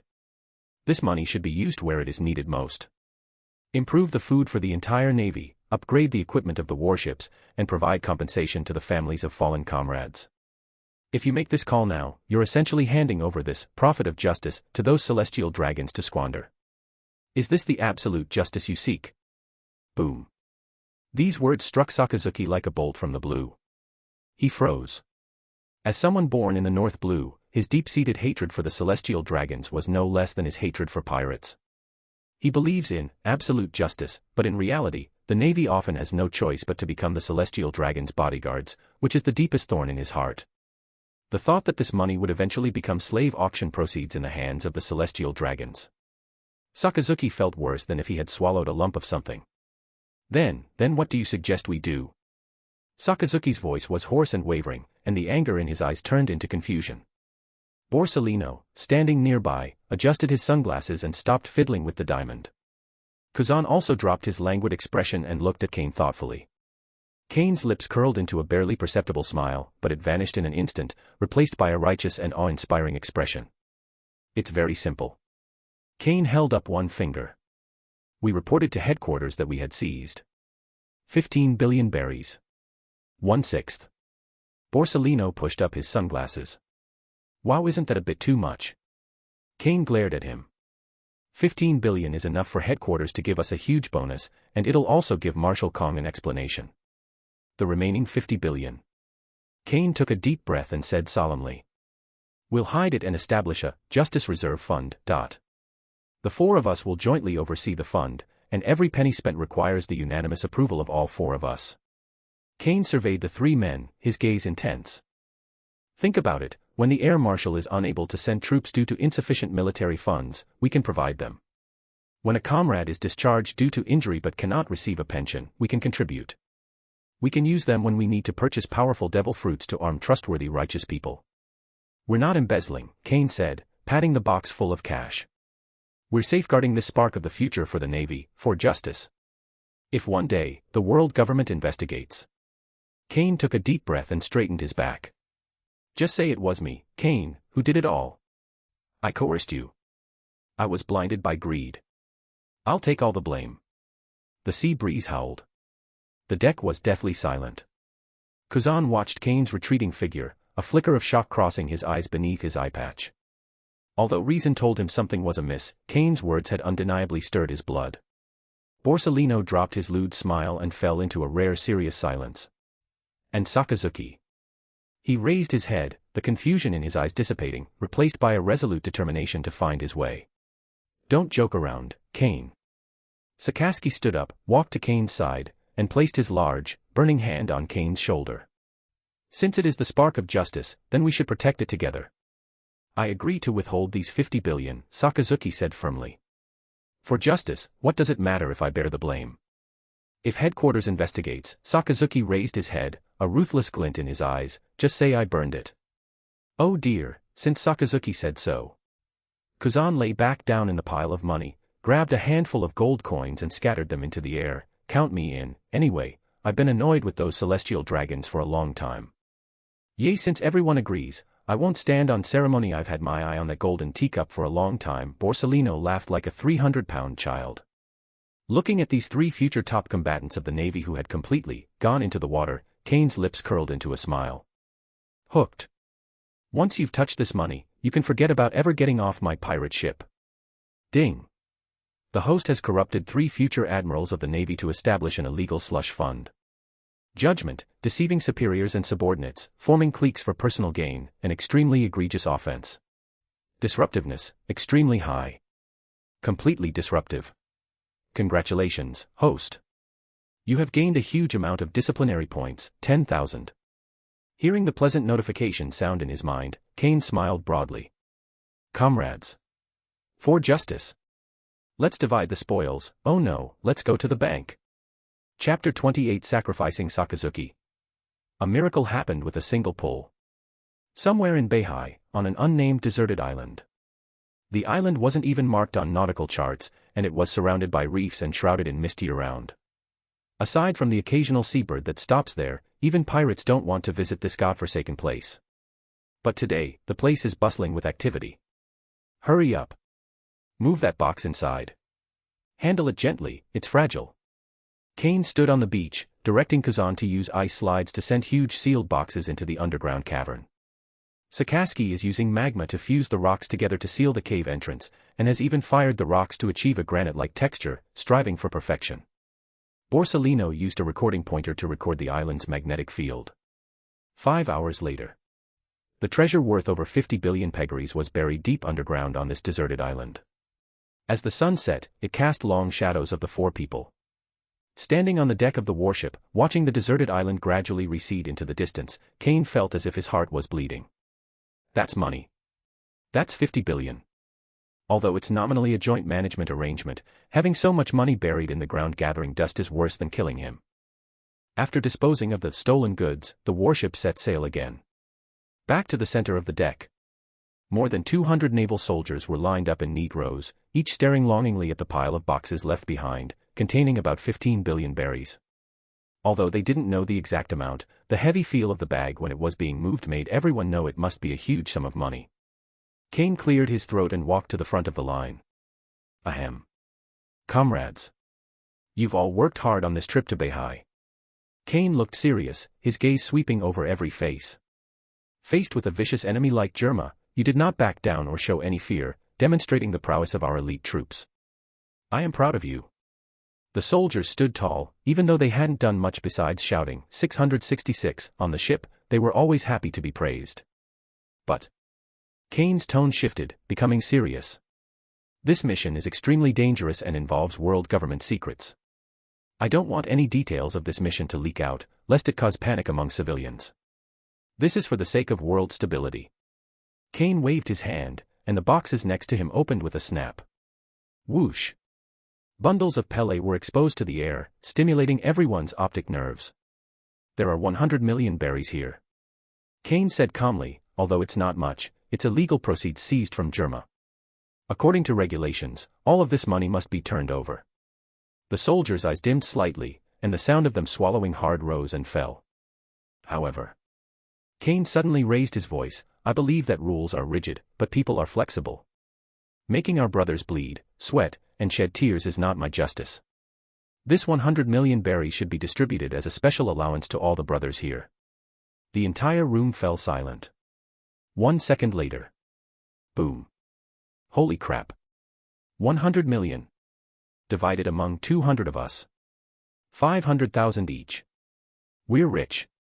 That's 5 years' worth of my salary. The soldiers erupted in jubilation, their eyes practically glowing red. 500,000 berries, for these low-ranking Marines, it was an absolute fortune. But once we've taken this money, I think everyone understands what to say and what not to say, right? Kane asked with a smile. How much did we seize this time? The soldiers looked at each other, then shouted in unison. Reporting, Warrant Officer Kane. We've seized 14.9 billion berries. Absolutely no more. The rest were burned to ashes by Lord Sakazuki's lava, a quick-witted sergeant shouted. Sakazuki's face twitched, but he did not refute. Very good. Kane nodded in satisfaction. Give us the money. The cheers were deafening, even scaring away the fish in the sea. Long live Warrant Officer Kane. Long live justice. What Germa? What vault? All they know is that following Commander Kane means a life of luxury. Is this money too hot to handle? No. This is a reward for justice. Seeing the group of accomplices grinning with the money, Kane felt a little less pain in his heart. Spending 100 million to buy 200 loyal people to keep quiet was a good deal. Night falls. The warship sailed smoothly through the waves, while the soldiers were celebrating in the lower deck, the sounds of counting money rising and falling. Kane hid alone in the captain's cabin toilet, locked the door, and sat on the toilet. He feels very empty right now. The sense of loss from having just handled billions to suddenly becoming penniless made him desperately need some stimulation to fill the void in his heart. System, open the panel. A pale blue light screen unfolded on the retina. Host, Kane. Discipline value, 90,000 points. Looking at that nearly six-figure number, Kane's breathing became rapid. In addition to the original 40,000 plus, this trip to Germa brought him a huge amount of disciplinary points for extortion, vandalism, arson, setting up a slush fund, corrupting colleagues, and bribing subordinates. Almost 100,000 points. As long as you can extract just one top-tier ability, you'll have the means to completely protect yourself in this world. Kane gritted his teeth, his eyes turning crazed. System. Give me a big one. Start the lottery wheel. Spend 50,000 disciplinary points. Ding. Warning, this is a high-risk, high-reward gamble. Confirm spending 50,000 disciplinary points for one roulette draw. Confirmed. Draw your prize. Your bicycle could become a motorcycle tonight. Kane felt his palms sweating. 50,000 points. How long had he saved up for that? If he pulled out some worthless item, he'd jump into the sea and kill himself. With Kane's thought, a massive roulette wheel, visible only to him, appeared on his retina. The wheel emanated an ancient and mysterious aura, and was densely covered with inscriptions of various rewards. The pointer begins to spin. Hum. The pointer flew by rapidly. Zanpakuto, Ryujin Jaka. It's over. Super Saiyan bloodline, slipped by. Doraemon spare pocket, that's all in the past. Kane's heart leaped into his throat as he stared intently at the red pointer. Stop. Stop. Oh crap, don't go over there. The pointer swept across a causality skill called 100% chance of catching a blade barehanded, and Kane broke out in a cold sweat. This thing was powerful, but too shameful, it didn't fit his noble and righteous persona. The roulette wheel is moving slower and slower. A dazzling array of prizes flashed before my eyes. Naval 6 styles, secret manual. Garbage, don't want it. Top-tier observation hockey. It's somewhat useful, but not powerful enough. I maxed out my defense because I'm so afraid of pain. What kind of weird talent is this? Get lost. Thank you for your patronage. The pointer trembled as it approached the black square. No. Bro. System daddy. Stop messing with me. Kane clasped his hands together, frantically praying to the air, I'd trade all of Sakazuki's luck with women for a single big prize. It seems that some kind of mysterious sacrifice has taken effect. As if it had exhausted its last bit of strength, the pointer slowly and laboriously slid across the edge of the black grid and stopped in the center of a grid that emitted a pure cyan light. At that moment, the toilet was filled with golden light. Ding! Congratulations, host. You've been blessed with incredible luck. Obtained a Logia-type top-tier devil fruit. Rewards being distributed. A strangely shaped fruit appeared out of nowhere in Kane's hand. It is dark blue all over, and its surface is covered with white spiral patterns. Those patterns look like flowing gas, and it feels light and airy when you hold it in your hand. Kane took a deep breath and opened the item description. The pupils dilated instantly. Chapter 29 Sengoku, you pried up all the floor tiles in Germa. Logia-type devil fruit, storm fruit. Ability description, the ultimate natural type, combining wind, thunder, rain, clouds, and air pressure, the master of the sky. Characteristic 1, elementalization, the body can transform into the storm itself. Feature 2, weather control, not only creating wind, but also controlling thunderstorms, pressure differences, and sudden rain. Feature 3, natural disasters occur, after awakening, it can trigger a massive hurricane, changing the island's climate. Note, after system optimization, the side effect of fear of the ocean, and physical restrictions such as fear of rubber insulation, has been removed. Holy crap. Kane was completely numb. A devil fruit that's immune to seawater. Is that even a devil fruit? On this vast ocean, the greatest weakness of a power user is the sea itself and sea stone. Eliminating this weakness means that even if he is thrown into the deep sea, he can transform into his element and fly out. We've struck it rich. This time we've really struck it rich. Kane's eyes lit up as he looked at the dark blue fruit in his hand. If he could only rely on physical skills to reign supreme among the younger generation before, now he truly possesses the ticket to enter the top tier of combat power in this vast ocean. More importantly. That's awesome. Just imagine, his entrance is accompanied by background music of dark clouds and thunder, and he can destroy a parking lot with a wave of his hand. This is practically tailor-made for Kane, who is committed to becoming the standard of justice in the Navy, the king of coolness. Without the slightest hesitation, Kane opened his mouth wide and took a big bite of the fruit. Vomit. It smelled like rotten herring stuffed into an expired sock and fermented for 3 years. Kane's face turned green, but he suppressed the urge to vomit and stuffed the rest of the fruit into his mouth in 2 or 3 bites, not even leaving the peel behind. Goodoo. As soon as the fruit entered my stomach, the disgusting taste vanished instantly. Instead, there is an indescribable sense of lightness and etherealness. Kane felt his body disappear. He was no longer a physical entity composed of bones and flesh, but had transformed into a free wind. At this moment, he could clearly perceive every gust of air currents surging on the sea outside the cabin, hear the swirling air currents disturbed by the flapping of seagulls' wings, and even feel the joyful jumping of electrical charges in the cumulonimbus clouds hundreds of meters above the ground. A thought crossed my mind.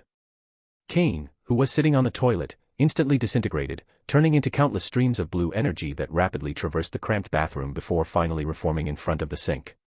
He raised his hand without deliberately exerting force, yet a tiny wisp of cyan whirlwind naturally wrapped around his fingertips, spinning rapidly and emitting a soft, sizzling sound. He casually waved his hand at the air in front of him. Puff.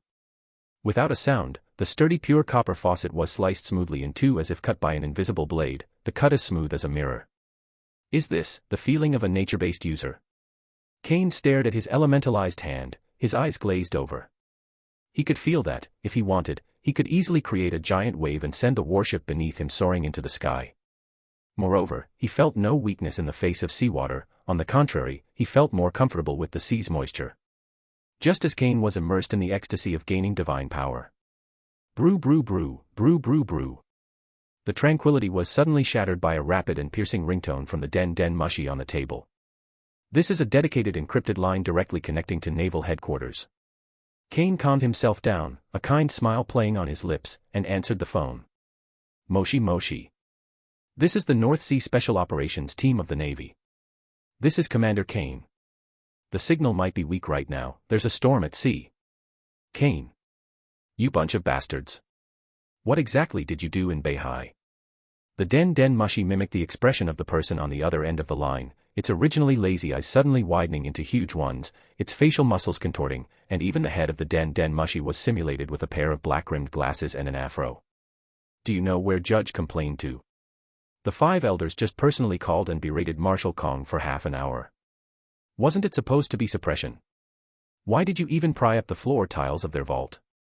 Huh. Have you all gone mad with poverty?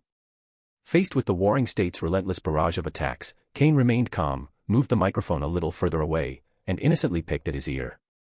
General of the warring states period, this is slander. Utter slander. Judge was moved by the righteous light of our navy and donated the supplies voluntarily. It was his repentance for his past crimes. How could we, as righteous navy, do such a thing? Bullshit. Sengoku roared until his voice was hoarse. Judge sent photos. The entire vault is cleaner than a dog licked. What's with the hole in the wall? He also said you extorted 10 billion berries from him. 1 billion. Kane's voice instantly rose 8 octaves, filled with incredulous rage. He's lying. It's clearly 15 billion. No, I mean, there's no such thing at all. There was a brief silence on the other end of the phone. This was followed by gasps of surprise, and then Garp's signature puhahaha laughter. 15 billion. Sengoku's tone suddenly became somewhat uncertain. Is it really that much? 15 billion pelas. Keep in mind that the Navy headquarters' total annual military budget is only so much. This kid went out and earned back a year's worth of military funds from headquarters. Reporting to the warring states general. Kane immediately stood at attention, his tone serious. Although the process was somewhat tortuous, we did manage to recover 15 billion berries from the evil Germa. It's currently being transported back to headquarters at full speed. Borsalino has lost weight from exhaustion trying to protect this huge sum of money. Sakazuki has even stopped smoking his favorite cigars, guarding it day and night. We haven't touched a single penny of this money, we plan to hand it all over to headquarters for building a stronger navy. There was another 10 seconds of silence on the other end of the phone. Then, Sengoku's roar rang out again, but this time, his tone was noticeably less angry and more like a helpless sigh of, it has to be you again, kid. All right. Stop playing the victim. Get back to headquarters right now. And another thing. If Judge dares to cause trouble again, tell him that if he does, I'll send Garp to the North Sea for a vacation. Immediately. Right now. Bring the money, and justice back to Marineford for me.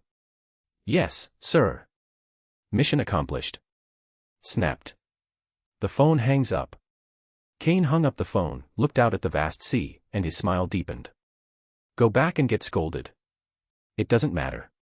This trip to the North Sea yielded profits, a share of the spoils, the recruitment of 3 future generals, and even the acquisition of a divine fruit. This is like Qin Shi Huang touching an electric shock door, he's won by a landslide. Chapter 30, The Truth Comes Out, I Am Actually the God of Storms. Inside the captain's cabin, Kane casually tossed the microphone back onto its pedestal, his submissive expression vanishing instantly. The general from the warring states period still has such a strong voice. Pushing open the heavy oak door, the damp, cold air unique to North Sea rushed in.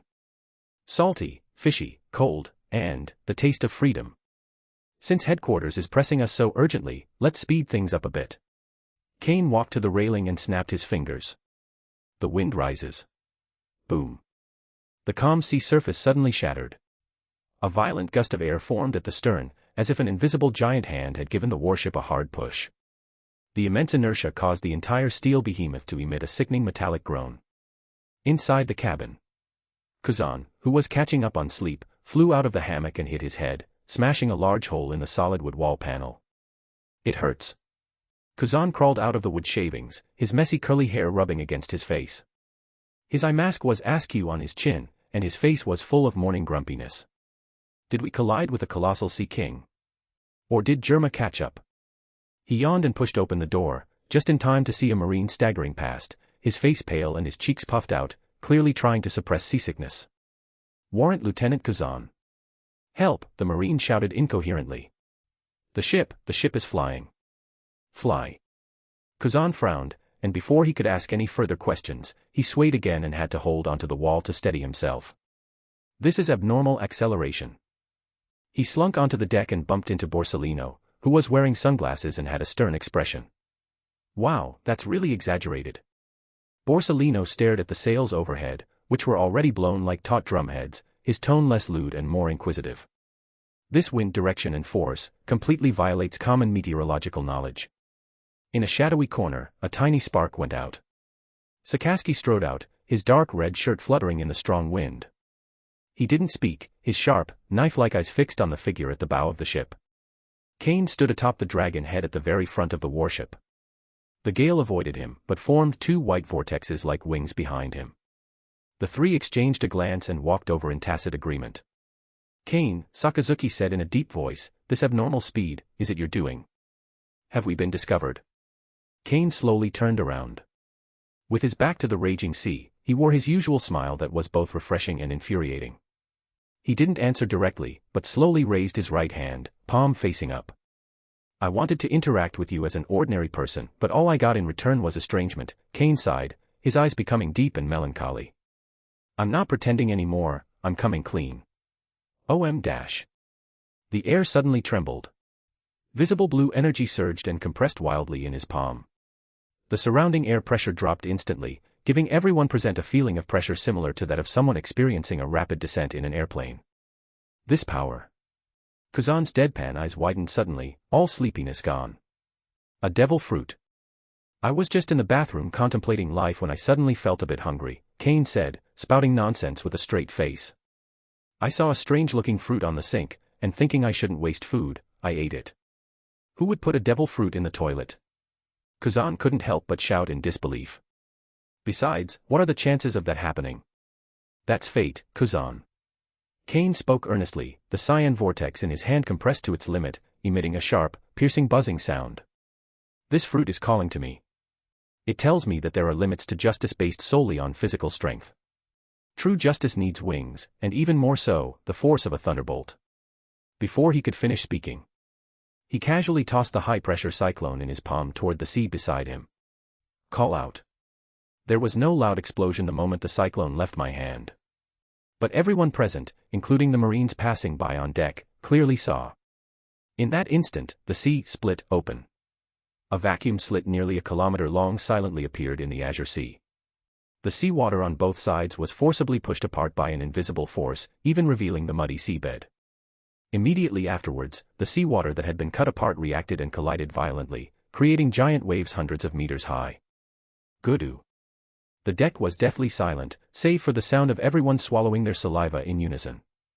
Yeah, Borsalino adjusted his sunglasses, his tone less teasing and more serious. "An invisible slash, this cutting power, even steel would be as fragile as paper in front of it, right? It's not just the wind." Kane slowly lifted his feet off the ground, defying the laws of gravity, and floated in midair like a feather. His body began to etherealize, disintegrating into countless streams of blue light that merged with the turbulent atmosphere of the world. And this too. The once clear sky suddenly lost all light. Dark clouds churned wildly 1,000 meters overhead, converging at an astonishing speed. Deep within the clouds, countless purple lightning dragons roared and roamed, releasing a terrifying aura of destruction. Although I can't yet control lightning transformations as precisely as Enel, the sheer power to manipulate celestial phenomena is far more oppressive. Laying. Kane's voice came from all directions, carrying a certain divine ethereal quality. Click. A thick, purple bolt of lightning, carrying the force of divine punishment, struck precisely at a group of reefs a kilometer to the left of the warship. Boom. The reef instantly vaporized. The high temperature evaporates the seawater, forming a thick white fog that obscures the sky and the sun. Immediately afterwards, a fierce wind whipped up huge waves, attempting to engulf the tiny warship. Oh no. We've messed things up. Kuzan's expression changed, and a chill instantly condensed in his hand as he prepared to defend against the aftershocks. Don't panic. Kane in midair simply waved his sleeve casually. Cyclone barrier. Call. A semi-transparent, cyan hurricane wall rose out of thin air, forming a huge cylinder that tightly protected the entire warship within the eye of the storm. Despite the raging storm and thunder outside, the warship in the eye of the storm remained perfectly still, as stable as a mountain. The rain began to fall. The wind is howling. Thunder roared. The man hovering in midair, wearing a navy coat, was the sole commander of this natural disaster. Wind, thunder, rain, clouds, air pressure. I am the weather, I am the storm. Kane looked down at the three future generals who were still in shock, feeling a secret sense of satisfaction. This is the effect he wanted. Sakazuki stared at the sky filled with lightning, his fists clenching and unclenching, a glint of fanaticism flashing in his eyes. Strength. This is a cataclysmic power capable of destroying all evil and upholding absolute justice. If it's him. Sakazuki's previously wavering thought now became incredibly firm. The Lord of Storms. Borsalino muttered to himself, his nonchalant expression vanishing. Looks like I won't be able to slack off anymore from now on. Stop daydreaming, comrades. Kane dispersed the thunderclouds and landed back on the bow of the ship. His body returned to solid form, and the divine expression on his face vanished instantly, replaced by that smug grin.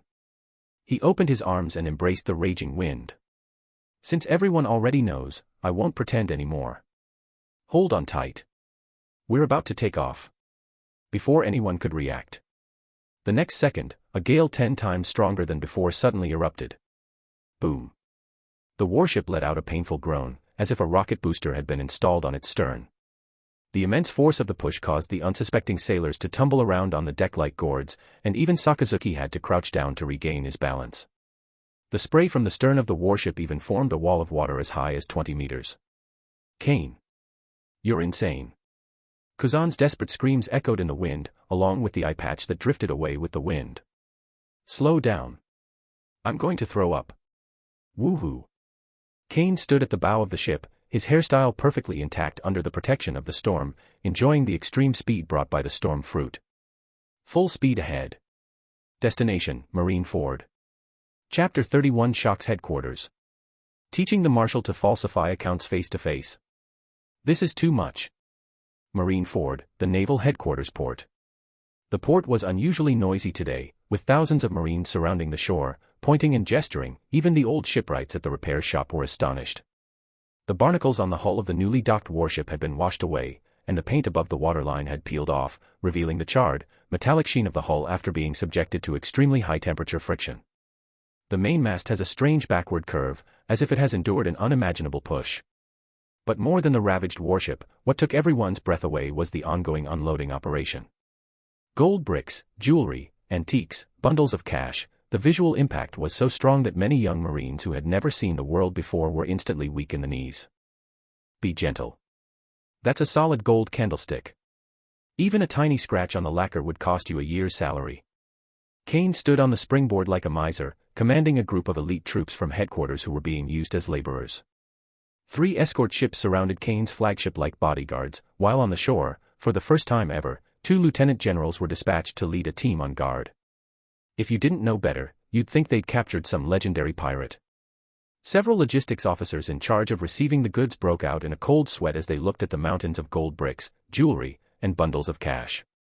This quantity isn't right, is it? A brigadier general in charge of registration swallowed hard, his pen trembling. Warrant Lieutenant Kane, according to the report, this wasn't a simple deterrence mission, was it? These 100+ boxes, they look like the treasury of an entire kingdom has been looted. Is this compliant with regulations? Shadash. Kane stepped off the diving board, affectionately put his arm around the officer's shoulder, lowered his voice, and gave a smile that was both comforting and unsettling. You can eat whatever you want, but you can't say whatever you want, Colonel. Kane pointed to the boxes, his face radiating righteous indignation. This is not looting. This is a donation from the Kingdom of Germa, moved by the uprightness of our navy, to the cause of justice. It is a redemption for their souls. The colonel looked into Kane's sincere eyes, then glanced at the several boxes in the distance that were frozen into ice sculptures and clearly showed signs of forced transport, and silently swallowed. What the hell is this about soul redemption? Half an hour later. The marshal's office, on the top floor of the main fortress. Unlike the bustling moving scene downstairs, the air here was so thick it was suffocating. Marshal Kong sat behind his enormous desk, not immediately addressing the Germa complaint, but instead staring intently at the four people in front of him with the scrutinizing gaze one might use to examine a monster. Zephyr sat on the sofa, clutching his throbbing temples. Beside him, Admiral Sengoku was frantically wiping his glasses, seemingly trying to hide the shock in his eyes. Garp, meanwhile, was crunching away at his senbei while glancing back and forth between Kane and Sora with an expression that suggested he was enjoying the drama. 2 documents. Marshal Kong extended 2 fingers, his rough knuckles tapping the table with a dull sound. The first document is the logbook. It normally takes 10 days for a warship to sail at full speed from the North Sea to headquarters. You only took less than 40 hours. Kong suddenly looked up, his gaze sharp as lightning. Report from the port, the warship's keel is broken in several places, as if it's being propelled across the sea by some strange force. Can anyone explain this? A second one. Kong grabbed a document stamped with the world government's urgent red seal and slammed it on the table. Snapped. The loud noise made Borsalino, who was trimming his nails, flinch. A call from the 5 elders themselves. King Judge of Germa accuses a certain naval unit of using a mission as a pretext to carry out pirate raids. Not only did they extort money, but they also blew up the foundation of the royal palace, and even pried off the floor tiles of the vault. Kong's roar shook the window pane, and his spittle almost landed on Kane's face. Kane. You're the commander of this operation, give me an explanation. Faced with the Supreme Commander's thunderous wrath, Kane remained completely calm. He stepped forward, stood at attention, and saluted, his movements so perfect that there was not a single flaw. Reporting to the Marshal. I can explain the issue of the warship's speed. Kane smiled slightly and slowly raised his right hand, palm up. OM-. Without warning, a burst of blue energy suddenly erupted in the office. The documents and books that had been quietly arranged on the surrounding bookshelves were instantly rustled and rattled by the wind. The complaint letter on Marshal Kong's desk was even swept into the air. Although Kane deliberately controlled the power, those present were all top-tier experts in this world. Sora, Sengoku, Zephyr, and Garp all had their pupils' contracts simultaneously. They clearly sensed the terror contained within that power. It wasn't just a simple flow of air, it was a calamity-like power compressed to its limit, even carrying a hint of destructive thunder. In the center of Kane's palm, it was as if he were holding a miniature eye of a typhoon. Natural science. Zephyr abruptly stood up, his short purple hair whipped backward by the wind. He stared intently at Kane, his expression incredibly complex. Just half a month ago, this same kid arrogantly declared, only domineering spirit can overcome everything, and rejected all the fruits of his labor. But now, what's with this violent aura? Kane, Zeph's voice was hoarse, even tinged with a hint of gritted teeth. You brat, did you eat a devil fruit? Where's your hockey? Where's your refusal to take shortcuts? I'm innocent, teacher. Kane clenched his fist. Call. The raging wind in the room dissipated instantly, and that effortless control made the big shot's heart skip a beat once again. When I was using the toilet on the deserted island in the North Sea, I suddenly felt a bit hungry. I picked a green fruit from a nearby tree, but who knew that after eating it?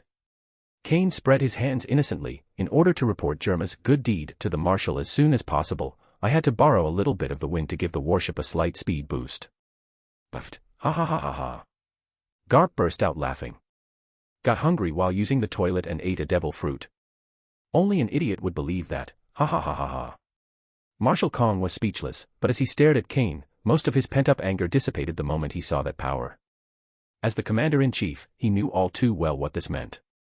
If Kane was just a martial arts genius and a troublemaker before, now that he has a top-tier Logia-type devil fruit, he is truly a reserve force for the Navy's future top combat power.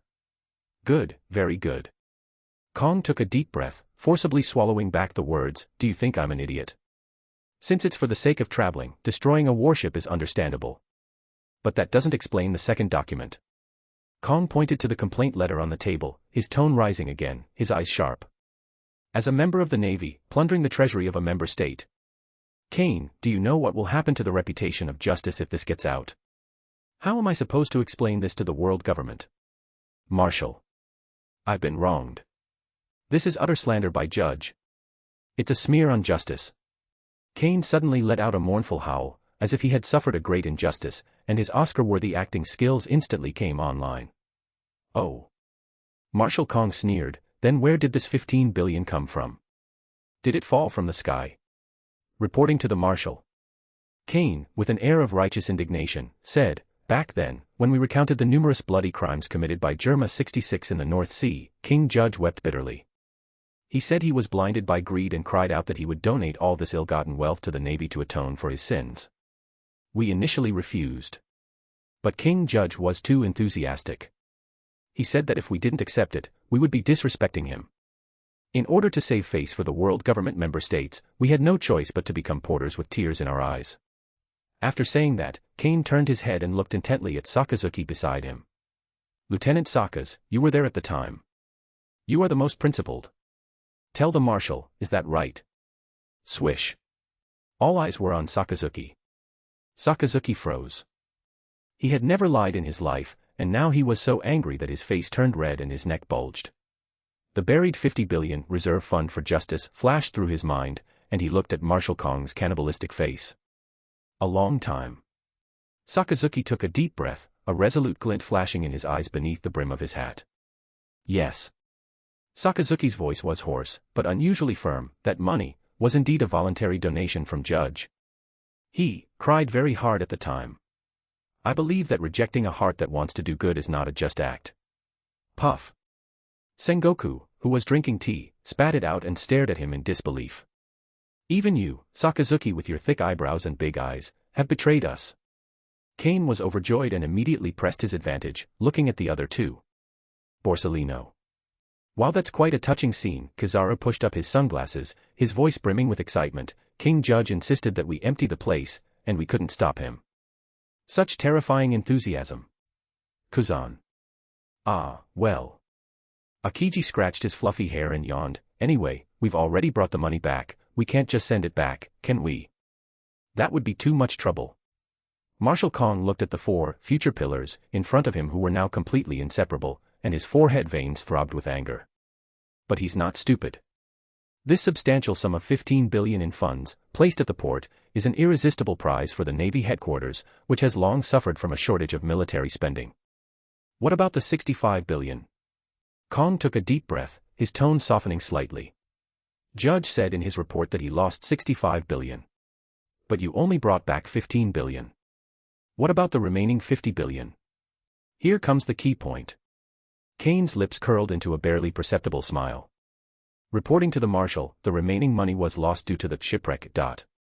Kane said in a serious tone, moreover, in order to save face for Germa as a member state of the world government, and also to quell the anger of the five elders, I have an immature suggestion.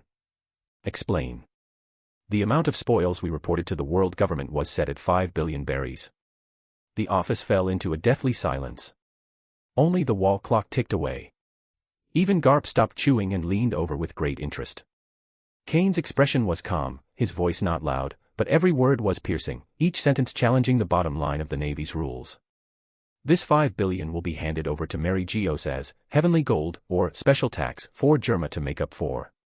I think the five elders will not care too much about Judge's complaints once they see the money. As for the remaining approximately 10 billion.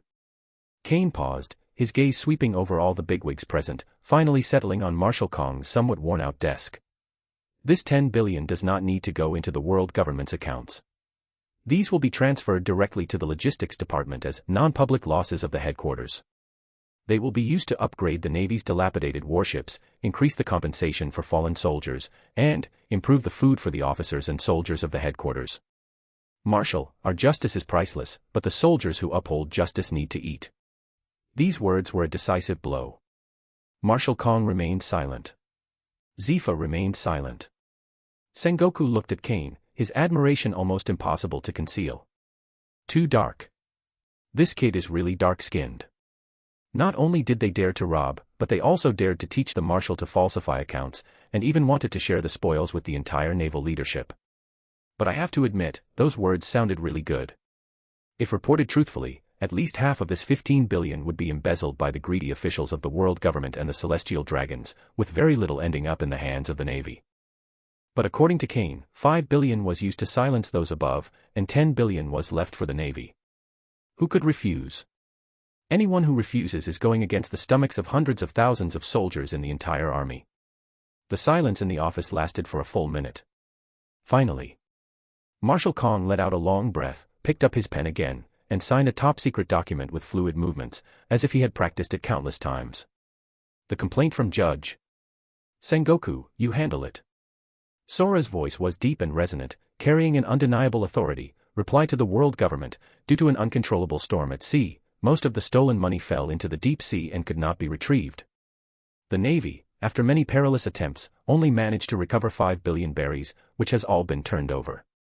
As for Germa's losses, Kong raised his head and gave Kane a deep look. Since it's a shipwreck, then it's fate. Rejected. Ha ha ha. I knew you wouldn't be willing to part with that money. Carp finally couldn't help but burst into laughter, slapping the sofa so hard it made a loud thud, tears streaming down his face. Kane, kid. Well done. I've been fed up with those guys for ages. With this 10 billion left, maybe my donut budget can get a raise. Get out, Garp. Kong glared at Garp, then straightened his face, regaining his marshal's dignity, and looked at Kane and the other three. Although you brought back important supplies, you disregarded military discipline and used despicable methods. They caused such a commotion in Beihai, almost triggering a diplomatic dispute. If they don't punish them, I can't explain it to the entire army. Kong slammed his hand on the table. Kane, Sakazuki, Borsalino, Kuzan. 2. You will all be confined for half a month. And 6 months' salary will be deducted. You'd better reflect on what justice really means while you're in solitary confinement. Especially you, Kane, write me a 100,000-word self-criticism. Not a single punctuation mark is missing. Yes. The four of them bowed in unison, turned and left, their steps light as if they were going on vacation. North Sea, Germa Kingdom. Judge, still lying in his hospital bed, tremblingly accepted the final ruling document from the world government's CP0. He opened it with high hopes, expecting to see news of the Navy being severely punished and the huge sum of money being recovered. However, the document only contained a cold, impersonal sentence. Upon investigation, the claim of 60 billion in losses made by your country could not be verified due to an unforeseen maritime storm. The Navy's operation was in accordance with the Justice Enforcement Act, resulting in the recovery and return of 5 billion berries. Therefore, this 5 billion baileys will be directly deducted from your country's celestial gold reserves for the next 3 years. All other unreasonable demands are rejected. 5 billion. Judge stared at the number, his eyes wide open. That's 65 billion. How did it end up as 5 billion to offset the heavenly gold? What about the remaining 60 billion? Puff. Just as Judge had begun to recover from his injuries, he spat out another spurt of blood, rolled his eyes, and fainted once more. Chapter 32 Solitary Confinement. No, this is the Mahjong Masters Tournament. Naval Headquarters, 3 underground floors, solitary confinement cells. The heavy alloy door slammed shut, completely shutting out the noise from the outside world. Although named a solitary confinement cell, this place, used to detain high-ranking military officers, is excessively luxurious in its facilities, except for the lack of windows and freedom. It features a private bathroom, soft beds, and even a spacious common area. Ah, finally I can go to sleep. Kuzan pulled off his eye mask, flopped onto the bed, and fell asleep instantly. Borsalino strolled leisurely to the cabinet in the corner, skillfully retrieved a tea set, and hummed. Yay. A 15-day paid vacation. It would be perfect with a newspaper too. That scary air marshal, he won't let us read the news. Sakazuki took off his hat, sat on the sofa, and his tense body finally relaxed. He looked at his hands, seemingly still savoring the feeling of lying to the marshal. I didn't feel the guilt I had imagined. On the contrary, there is a kind of exhilaration after breaking free of shackles. Stop spacing out, Sakazuki. Kane grinned and came closer, pulling out a brand new deck of cards from his pocket and slicing them with a clatter. Now that the marshal has given us a 15-day paid leave, how can we not have some fun? Come on, let me teach you a new game today, called Dodiju, Landlord. The loser has to go to the Sabaody archipelago for a massage. Sakazuki frowned, instinctively wanting to reprimand this decadent behavior. Nonsense. This is a solitary confinement cell. Hey, don't be so serious. Kane shoved the cards into his hand. Think about it, we've put in a lot of effort, even if we didn't achieve anything great. What's wrong with relaxing a little? And Kane suddenly leaned close to his ear, lowered his voice, and said in a provocative tone, "Don't you want to win Borsalino's money? I've been wanting to get rid of him for a long time." Sakazuki whirled around and saw Borsalino holding a teacup, a sly, half-smiling expression on his face through his sunglasses. "Hey Sakazuki, if you're worried about losing money, I can give you a 3-card handicap." Boom. Sakazuki's forehead veins bulged instantly, and the power of his magma fruit nearly went out of control and burned through the sofa. "Deal the cards." 10 minutes later. A roar that sounded inhuman came from the solitary confinement cell. "Rob the landlord." Sakazuki's face turned bright red, the veins on his neck bulged, and he slammed his right hand on the table. "Super double." Kane grinned like a cunning fox. "Sakazuki, all's fair in love and war, I've seen through your hand." "Bullshit." Sakazuki gritted his teeth. 3 twos.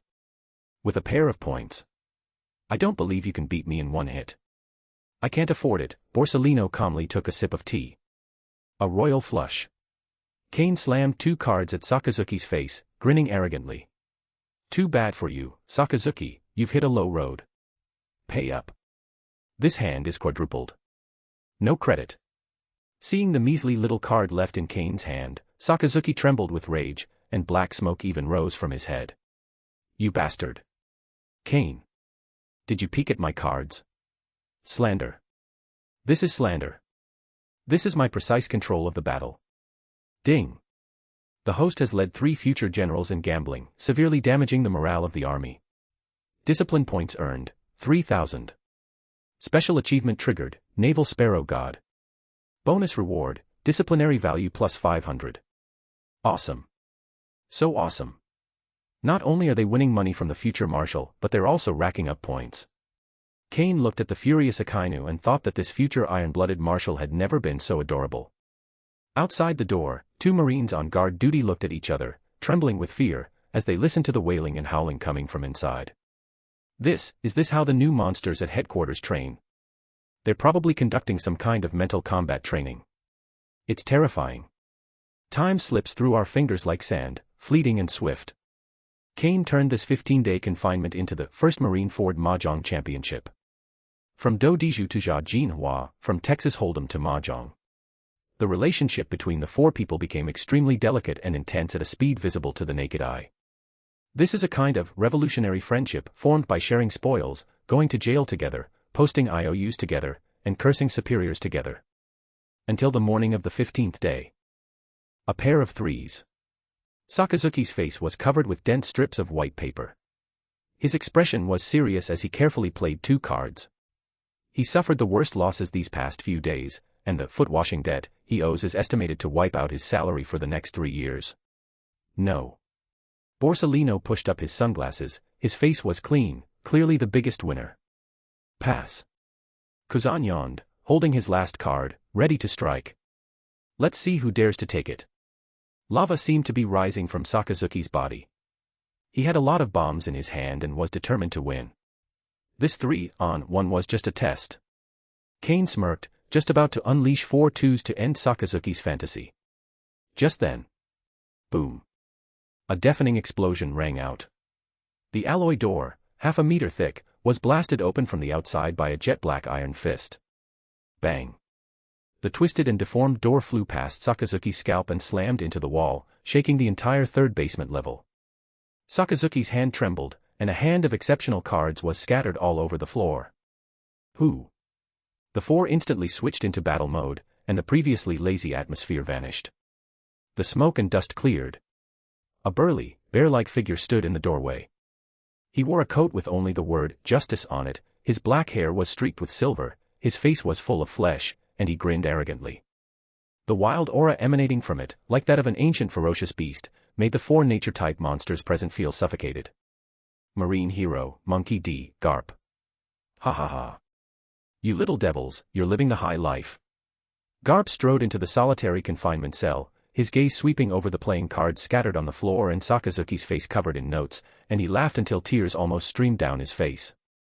That Sengoku guy was worried you guys might get depressed, but it seems that was completely unnecessary. How did he end up turning Sakazuki into a mummy? Ha ha ha ha. Sakazuki ripped the note off his face with a dark expression. The lava sizzled in his hand. How embarrassing. What was I doing? The other 3 also quickly stood up straight and saluted. Even the lazy Kuzan didn't dare to be disrespectful in front of Garp. Vice Admiral Garp.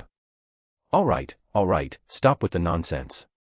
With a wave of his hand, Garp crushed a rice cracker with a crunch, glancing past the others and landing directly on Kane, his eyes looking at him as if he were looking at a fine piece of braised pork. That look sent a chill down Kane's spine, and he instinctively wanted to transform into an elemental being. I've got my eye on you.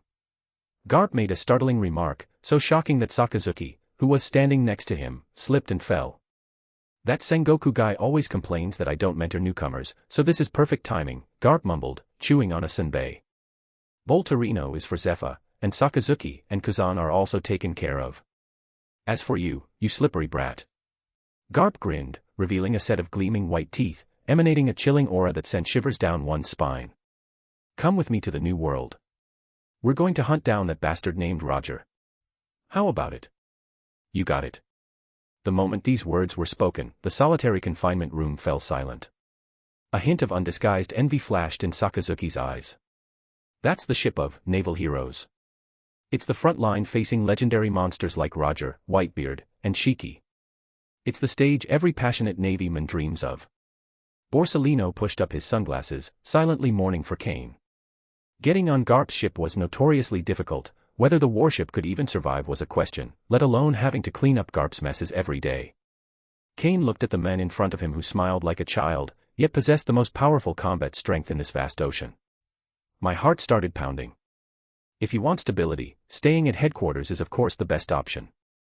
But, for the sake of disciplinary points, for the sake of that world-shaking system reward, staying calm is a form of slow suicide.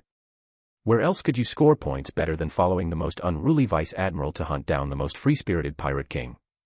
What? Afraid of dying? Garp raised an eyebrow, a hint of amusement in his eyes. If you're afraid of dying, just say so. I won't force you. You can go back to headquarters and continue playing your card game. Afraid? Kane smiled. He slowly straightened his slightly disheveled collar, a signature smile playing on his lips, his eyes gleaming with ambition. Vice Admiral Garp, I'm worried that there aren't enough pirates in the new world for me to catch. Also, Kane pointed to the playing cards on the ground, going to the new world is fine, but you'll have to learn this deck. Otherwise, the journey will be long and I'll get very bored. The air froze for a second. Puffed, ha ha ha ha ha. Garp slapped Kane hard on the shoulder, almost making Kane vomit up the breakfast he had just eaten. Good. Arrogant enough. I like it. This temperament suits my taste. You have 10 minutes to pack your things. I'll be waiting for you at the harbor. Don't keep me waiting, or I'll throw you into the sea to feed the fish. Kane rubbed his sore shoulders, turned around, and looked at his 3 fellow inmates. The atmosphere was somewhat melancholic, a sense of parting. Everyone, although it's hard to say goodbye, it seems our card game will have to be paused for a while. Sakazuki stepped forward, gave Kane a deep look, and a rare hint of gentleness appeared on his usually stern face as he raised his fist. Don't die, Kane. The 50 billion is still there. If you die at Roger's hands, I'll keep that money for myself and use it for naval construction. Kane laughed and lightly bumped his fist with Kane's. Don't worry, I don't have many other good points, but I'm tough. As for you, don't ruin yourself by training too hard. Kuzan sighed and stuffed a new deck of cards into Kane's pocket. Play by yourself when you're bored. When you get to the new world, say hello to those great pirates for me. Yay, if you have anything good, remember to send it to us. Borsalino still looked as irreverent as ever, but there was a hint of reluctance in his eyes behind his sunglasses. Kane put the playing cards away, turned and walked towards the door, waving to the 3 men with his back to them. Gone. Sunlight streamed through the broken door, casting Kane's shadow long and thin. On this day, the most lawless combination in the Navy temporarily parted ways. Chapter 33, First Day on the Ship, Earning 300,000 berries with tears in my eyes. Naval Headquarters Port, Berth G3. A giant warship with a doghead figurehead is bobbing on the waves. Unlike the gleaming, meticulously coiled warships around it, this ship gave the first impression of being wild. The ship's sides were covered with repair marks, like medals. Instead of soldiers lined up in neat rows on the deck, there was a group of burly men with bare chests and covered in scars. When Kane stepped onto the deck of this legendary warship carrying a small bag, he was not greeted by neat ranks and loud salutes, but by a mixture of cheap rum, the smell of barbecued meat, and a strong stench of sweat, a kind of male hormone. Is this really a naval warship? Kane stopped and raised an eyebrow slightly. The sight before my eyes was truly eye-opening.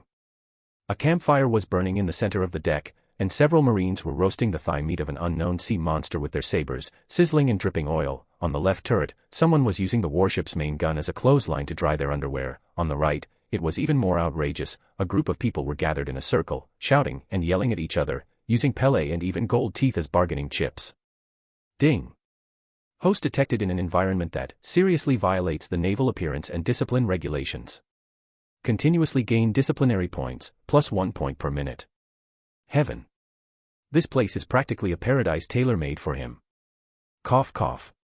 Bogart, the adjutant responsible for guiding Kane, pulled down the brim of his hat, and a rare hint of embarrassment flashed across his usually cold and indifferent poker face. Warrant Lieutenant Kane, Vice Admiral Garp's unit, has a rather unconventional style. After all, they've been fighting against pirates of Roger's caliber in the New World for many years, so the pressure is quite high. Unconventional? No. Kane looked at this group of lawless guys, and instead of showing any disgust, the corners of his mouth gradually turned up until he revealed his signature white teeth. "This is so vibrant, Colonel Bogart," Kane exclaimed sincerely. "This is true masculine romance. I love this atmosphere." Bogart's lips twitched. "Damn, another one's gone mad. Ha ha ha. Kane, you brat, what are you standing there for?" With a thunderous laugh, a large, fan-like hand slammed hard on Kane's back. Snapped. With a muffled thud, Kane felt as if his internal organs had shifted with the slap. Even with the power of the storm fruit circulating within him, his blood and chi surged violently from the shock. Is this the domineering aura of a top-tier expert? Even a simple pat on the back has an armor-piercing effect. With his mouth stuffed full of senbei, crumbs spraying everywhere, Garp grabbed a huge oak barrel from the side with his other hand and shoved it into Kane's arms without a word. "Now that you're on my ship, don't be as lifeless as that old rascal from the Warring States period. Come on. Let's finish this barrel first, consider it our initiation drink. This bucket." Kane looked at the barrel in his arms, which was thicker than his waist and contained at least 5 liters of rum, and his eye twitched. The commotion also attracted the attention of the group of soldier thugs on the deck. The group of Marines who had been grilling meat and gambling stopped what they were doing and surrounded them with hostile looks. Their gazes swept over Kane's overly handsome, delicate-looking face, filled with scrutiny and rejection. For these veterans who have lived on the edge of death, the elite young masters from headquarters usually meant trouble, weakness, and empty talk. "Oh. This is the new recruit that the Lieutenant General specially requested from headquarters. I heard he's some kind of genius." The crowd parted, and a burly man with a hideous scar across his face and muscles as hard as granite stepped out. He was the ship's bosun, and also a veteran scoundrel. He toyed with a dagger in his hand, his eyes fierce as he sized Kane up and down, finally letting out a sneer. "She looks like the top courtesan on Pleasure Street, all skinny and thin. Can she withstand the storms of the New World? Don't end up wetting your pants and we'll have to wash them for you." Ha ha ha ha ha. A burst of laughter erupted around them, filled with malicious mockery. "Hey, pretty boy." The scarred Marine pointed mockingly at the barrel of liquor in Kane's arms. "If you want to stay on Mr. Garp's ship, looks alone won't cut it. You'd better drink this barrel of liquor in one go. If you throw it up, you'd better go back to headquarters and drink milk. This is a show of force. Almost every newcomer who boards this ship goes through this experience." Bogart frowned, his hand on the hilt of his sword, about to step forward to help, but was stopped by Garp. Garp munched on a senbei, rice cracker, while watching Kane with great interest. He wanted to see just how good this brat who dared to extort Germa really was. Under the watchful eyes of everyone, Kane smiled. He was neither angry nor showed the slightest sign of cowardice. So this is the elite force under Lieutenant General Garp. They are indeed very hospitable. Kane lifted the heavy barrel with one hand and then stepped on the ammunition box used for gambling in front of him. Boom. This attitude is even more arrogant than that of these thugs. Kane's gaze swept over everyone with ill intentions, his voice clear yet carrying a sense of oppression. Seniors, just drinking is no fun at all. What? You don't dare? Scarface provocatively asked. It's disdain. Kane chuckled, pulled out the deck of cards that had been polished to a shine in the solitary confinement cell, and slammed it onto the table with a thud. Simply drinking contests are too low class. Since everyone's having a great time, how about we try something more exciting? Huh. The Marines were completely bewildered. Kane's eyes were like those of a cunning fox, his gaze fixed intently on Scarface. The rules are simple. We draw cards and compare their values. The loser drinks a bowl of wine. But I have a bad habit, I don't like small-scale games. Since we're going to play, let's play to the end. Kane pointed to the barrel of wine in his arms, then to the pile of Baileys behind Scarface. If I can't drink any more, I'll give each of my brothers a 10,000 berry welcome gift. But if you lose... Kane's lips curled into a benevolent smile. These month's allowances, along with your secret stash of money, will all belong to me. The entire room fell silent for a second. Then, an even wilder uproar erupted. Holy crap. This kid's arrogant. The money-bringing boy has arrived. Interesting. I've never been afraid of anyone when it comes to drinking. Come on. I'll play with you. Scarface, his blood boiled, kicked away the stool next to him. If I lose, I'll pawn my underwear to you. Me too. Count me in. A group of gambling thugs were instantly aroused by their competitive spirit and swarmed around them like sharks smelling blood. Kane smiled even more broadly as he watched the group of experienced babies eagerly giving away points. 30 minutes later. Vomit. Scarface, leaning against the gunwale, vomited violently, almost collapsing from exhaustion. In the center of the deck, Kane was surrounded by piles of Pele he had won, along with a stack of IOUs. The huge wine barrel at his feet was now empty. Who else? Kane's face was flushed, his eyes were glazed, and he looked like he was about to collapse. But only he knew that it was all due to his acting skills. The storm fruit within his body was silently working, rapidly vaporizing the alcohol that had entered his stomach and expelling it through his pores. Apart from smelling strongly of alcohol on him, he was now more sober than anyone else. I'm not convinced. This kid's luck is too good. An old soldier lay on the table, still holding a bad hand of cards, muttering incoherently. Luck. Kane counted the money while inwardly sneering. That's real skill. Ding. The host has been caught gambling while on duty and has set a trap to win money from his colleagues. Discipline points earned, 500. Ding. The host has led the way in excessive drinking, severely damaging the image of the military. Discipline points earned, 200. Ding. The god of gamblers' image has corrupted the entire warship's atmosphere. Bonus reward, 500 disciplinary points. The system notifications kept ringing, and Kane was extremely pleased. Puffed, ha ha ha. Garp, who had been sitting in the main seat watching the show, finally couldn't hold back any longer and burst into a hearty laugh. Interesting. Very interesting. Garp tossed the last senbei into his mouth, his eyes full of admiration. He admires strong people, and he also likes interesting people. Kane possesses both the strength to overthrow the entire elite camp and the carefree charisma to get along with anyone, making him practically a perfect fit for his ship. He stood up, and a terrifying aura instantly erupted, silencing the entire room. Since everyone's so happy, then. Garp grinned, revealing a set of gleaming white teeth. Let's have a banquet. Roar. The Marines, who were initially dejected because of losing money, instantly perked up at the mention of banquet, raising their glasses and roasted meat and letting out beast-like roars. Night was falling. The sea breeze carried away the smells of alcohol and meat, and the deck was filled with sailors who had fallen into a deep sleep. Kane declined the invitation from several veterans to sleep side by side with him and walked to the bow of the ship alone. The sea breeze dispelled the smell of alcohol from my clothes and brought the unique chill of the sea at night. He counted his gains for the night, 100,000 berries in cash, 300,000 berries in IOUs, and nearly 3,000 points of disciplinary value. There's hope for the future, Kane said, lighting a cigarette and taking a deep breath. However, when he walked around the huge main gun turret and came to the very front of the ship, he suddenly stopped. A man stood there quietly, gazing at the dark, inky sea in the distance. His figure was tall and straight, yet he exuded a loneliness and melancholy that seemed out of place on the ship. It was a heavy aura, as if he were carrying the entire world on his back. Kane raised an eyebrow slightly. There are actually people with this kind of art style on this ship. Chapter 34, trying to trick Garp's son into rebellion right in front of him. That melancholy and heavy atmosphere seemed southwest out of place on the wild and unrestrained atmosphere of the surrounding Garp warships. Kane's curiosity was piqued.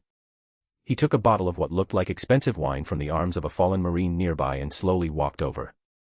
"Why don't you have a drink while you're all out here in the cold wind?" Kane's voice wasn't loud, just loud enough for the other person to hear. Upon hearing the sound, the man slowly turned around. When his face was fully exposed to the moonlight, Kane's pupils contracted sharply, and his heart skipped a beat. It was a young face, yet it was full of stories, with sharp features and eyes as deep as a bottomless lake. Most striking is the red tattoo on his left cheek that looks like a burning flame. Monkey D. Dragon. The future commander-in-chief of the Revolutionary Army, recognized by the world government as the world's most vicious criminal, Garp's biological son, and Luffy's father. Fuck. Kane's mind was instantly filled with a storm of emotions. How did he end up on this ship? Based on the timeline, Long was indeed still serving in the Navy at this time, but because of his radical ideas and his deep hatred of corruption within the Navy, he was always in a state of frustration and unfulfilled ambitions. It is said that his personality changed drastically after the God Valley battle, but Kane never expected that he would meet this future superboss on Garp's ship. Kane's heart pounded wildly, not from fear, but from extreme excitement. Deceiving Sakazuki only made his thinking more extreme. But if I could fool this future revolutionary leader, then the resulting disciplinary points. Kane's face instantly switched to his signature, genuine smile, brighter than the sun. He seemed completely unfazed by the unique tattoo on the other person's face, and naturally handed over the wine in his hand. "Don't get me wrong, I'm not here to check up on you." Kane shook the bottle, the liquid making a crisp sound. "I just saw you standing here all alone, looking like you have a lot on your mind. I'm new to this ship and wanted to find someone to chat with and get to know my new colleagues." The dragon's eyes were filled with wariness and aloofness. He knew Kane. Or rather, recently, everyone in the Marine headquarters knows this name. A monster rookie who single-handedly swept through the entire elite camp, rejected a top-tier Logia-type devil fruit, and then turned around and committed the feat of raiding a home in the North Blue. In Long's mind, such a person is either an ambitious person or a madman. "I have nothing to talk about." Long's voice was low and hoarse, exuding a cold indifference that kept strangers at bay. He turned to leave. "Is it?" Kane didn't seem to care and unscrewed the bottle cap, instantly releasing a rich aroma of wine. "I thought that something really important must have happened to make Vice Admiral Garp's son so worried." The dragon's body stiffened abruptly, a fierce glint flashing in its deep eyes. Although his identity was not a secret in the Navy, few people dared to point it out to his face. "You investigated me." Long turned around, his tone icy. Kane didn't reply. He walked straight to the ship's side, looked at the rolling black waves below, and his tone suddenly became somewhat erratic. "I overheard Borsalino mentioning in casual conversation that you, as an accompanying officer, had served on missions in many member states. And even, were you present at the Battle of God Valley a few years ago?" Upon hearing the words, Valley of the Gods, the dragon's pupils contracted sharply. That was the beginning of his nightmare. "What do you want to say?" Dragon stared intently at Kane, his voice barely containing the rage that was about to erupt. "Take it easy." Kane turned his head, leaned against the railing, and stared intently at the dragon. "I'm just wondering, why would someone like you, who has seen the truth of the world, still wear this coat that represents justice?" This question reopened the long-standing, bleeding wounds in Long's heart. He was silent. The sea breeze howled, making his coat flutter behind him. After a long silence, Long finally spoke, his voice hoarse and filled with self-mockery. "You find it ridiculous too, don't you?" He walked up to Kane, snatched the bottle, and without caring whether it was clean or not, tilted his head back and took a big gulp. The pungent liquor burned down his throat and into his stomach, but it was nothing compared to the searing pain in his heart. "I was born in the kingdom of Goa in the East Sea, which is known as the most beautiful country. But all I saw was the decadent life of the nobles inside the high walls, and the miserable existence of the common people in the garbage heap outside the high walls. Long's fingers, gripping the wine bottle tightly, turned white from the force. Later I joined the Navy, thinking that this place could change everything. But God Valley, a painful memory flashed in the dragon's eyes. Those celestial dragons wantonly slaughtered the slaves on the island for their so-called treasure hunt. We fought tooth and nail to repel the Rock's pirates and protect those so-called celestial dragons. And what was the result? A wounded young Marine was executed on the spot because his blood splattered on a celestial dragon's clothes. But our marshal, our government, tells us to be patient, saying it's to maintain world order. How ridiculous. Long slammed the empty wine bottle into the sea, the sound of shattering glass being swallowed by the waves. At that time, I was thinking, what are we risking our lives every day to catch pirates? Is it just to protect these scumbags and let them rule over those unarmed civilians? The resentment, pain, and confusion that had been building up in Long's chest for 10 years finally found an outlet in this moment, facing the seemingly cynical young man.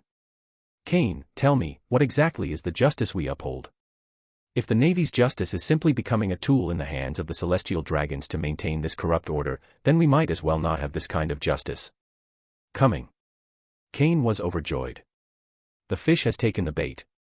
And it's a fish bigger than ever before. On the system panel, a series of notifications were being refreshed rapidly. Ding! You are now in an in-depth conversation with Monkey D. Dragon, a key figure in the world. Ding! The other party's values are being influenced by you, subversion level assessment in progress. Please note. Every answer you give may trigger a drastic shift in the world line. Kane suppressed the urge to burst into laughter, but his face showed an expression of deep sorrow and empathy. He keenly sensed an opportunity to boost his score. Looking at the men before him, a man filled with skepticism about the world and about to embark on a different path, he knew that every word he was about to say would be a tailor-made ideological imprint for this future revolutionary leader. He wanted to give this future dragon slayer a little bit of intellectual shock from another world. Chapter 35 was just for racking up points, yet you want to venerate me as a revolutionary mentor. As the night deepened, the sea breeze rustled the hems of their clothes, bringing a touch of coolness. The dragon's eyes were filled with pain and confusion, like a traveler lost in a thick fog, desperately needing a guiding light. Kane knew his chance had come. He did not answer the dragon's question immediately, but first cautiously looked around. After confirming that no one was around, Kane looked at the dragon again, his expression becoming more serious than ever before. Dragon, you ask me what justice is. Before I answer you, I have something to tell you first. He took a step forward, closing in on the dragon's defenses. If CP0 heard what you just said, even if you are Vice Admiral Garp's son, you would spend the rest of your life counting cockroaches in Impel Down's endless hell. The dragon's body trembled, but he did not back down. Instead, he met Kane's gaze with a resolute flame burning in his eyes. If telling the truth is treason, then I'd rather be the traitor. If this is the order the Navy upholds, then I'd rather not wear this uniform. Good. Well said. Kane suddenly smiled, a smile that contained both appreciation and a hint of cunning. Now, I will answer your question. Kane's gaze sharpened like a knife. Do you think justice is wrong? No. Justice itself is never wrong. The desire for fairness, for peace, and for freedom from being bullied by the strong is the most basic wish of every living being, and that is justice. The problem isn't justice itself. The problem lies with those who stand high above and define justice. Boom. These words struck the dragon like a thunderbolt. He was completely stunned. Justice is not wrong, the wrong lies in the people who define justice. Seeing the dragon's terrified expression, Kane nodded in satisfaction and slowly walked to the dragon's side, standing shoulder to shoulder with him. Imagine a dragon. This world is like a towering tree. If a big tree's leaves turn yellow, you can prune the branches. But if its roots are rotten inside and out, what's the point of pruning the leaves? Kane pointed to the seagull flag fluttering overhead, then to the distant direction of Mary Geos. We, the Navy, are the gardeners of this great tree. Every day we diligently prune its branches and catch those pests known as pirates. However, the roots of this great tree called the world government and the celestial dragons, have rotted away completely. If the roots are rotten, no matter how hard we prune, we're just trying to prolong the life of this rotten tree. Do you think this kind of work is meaningful?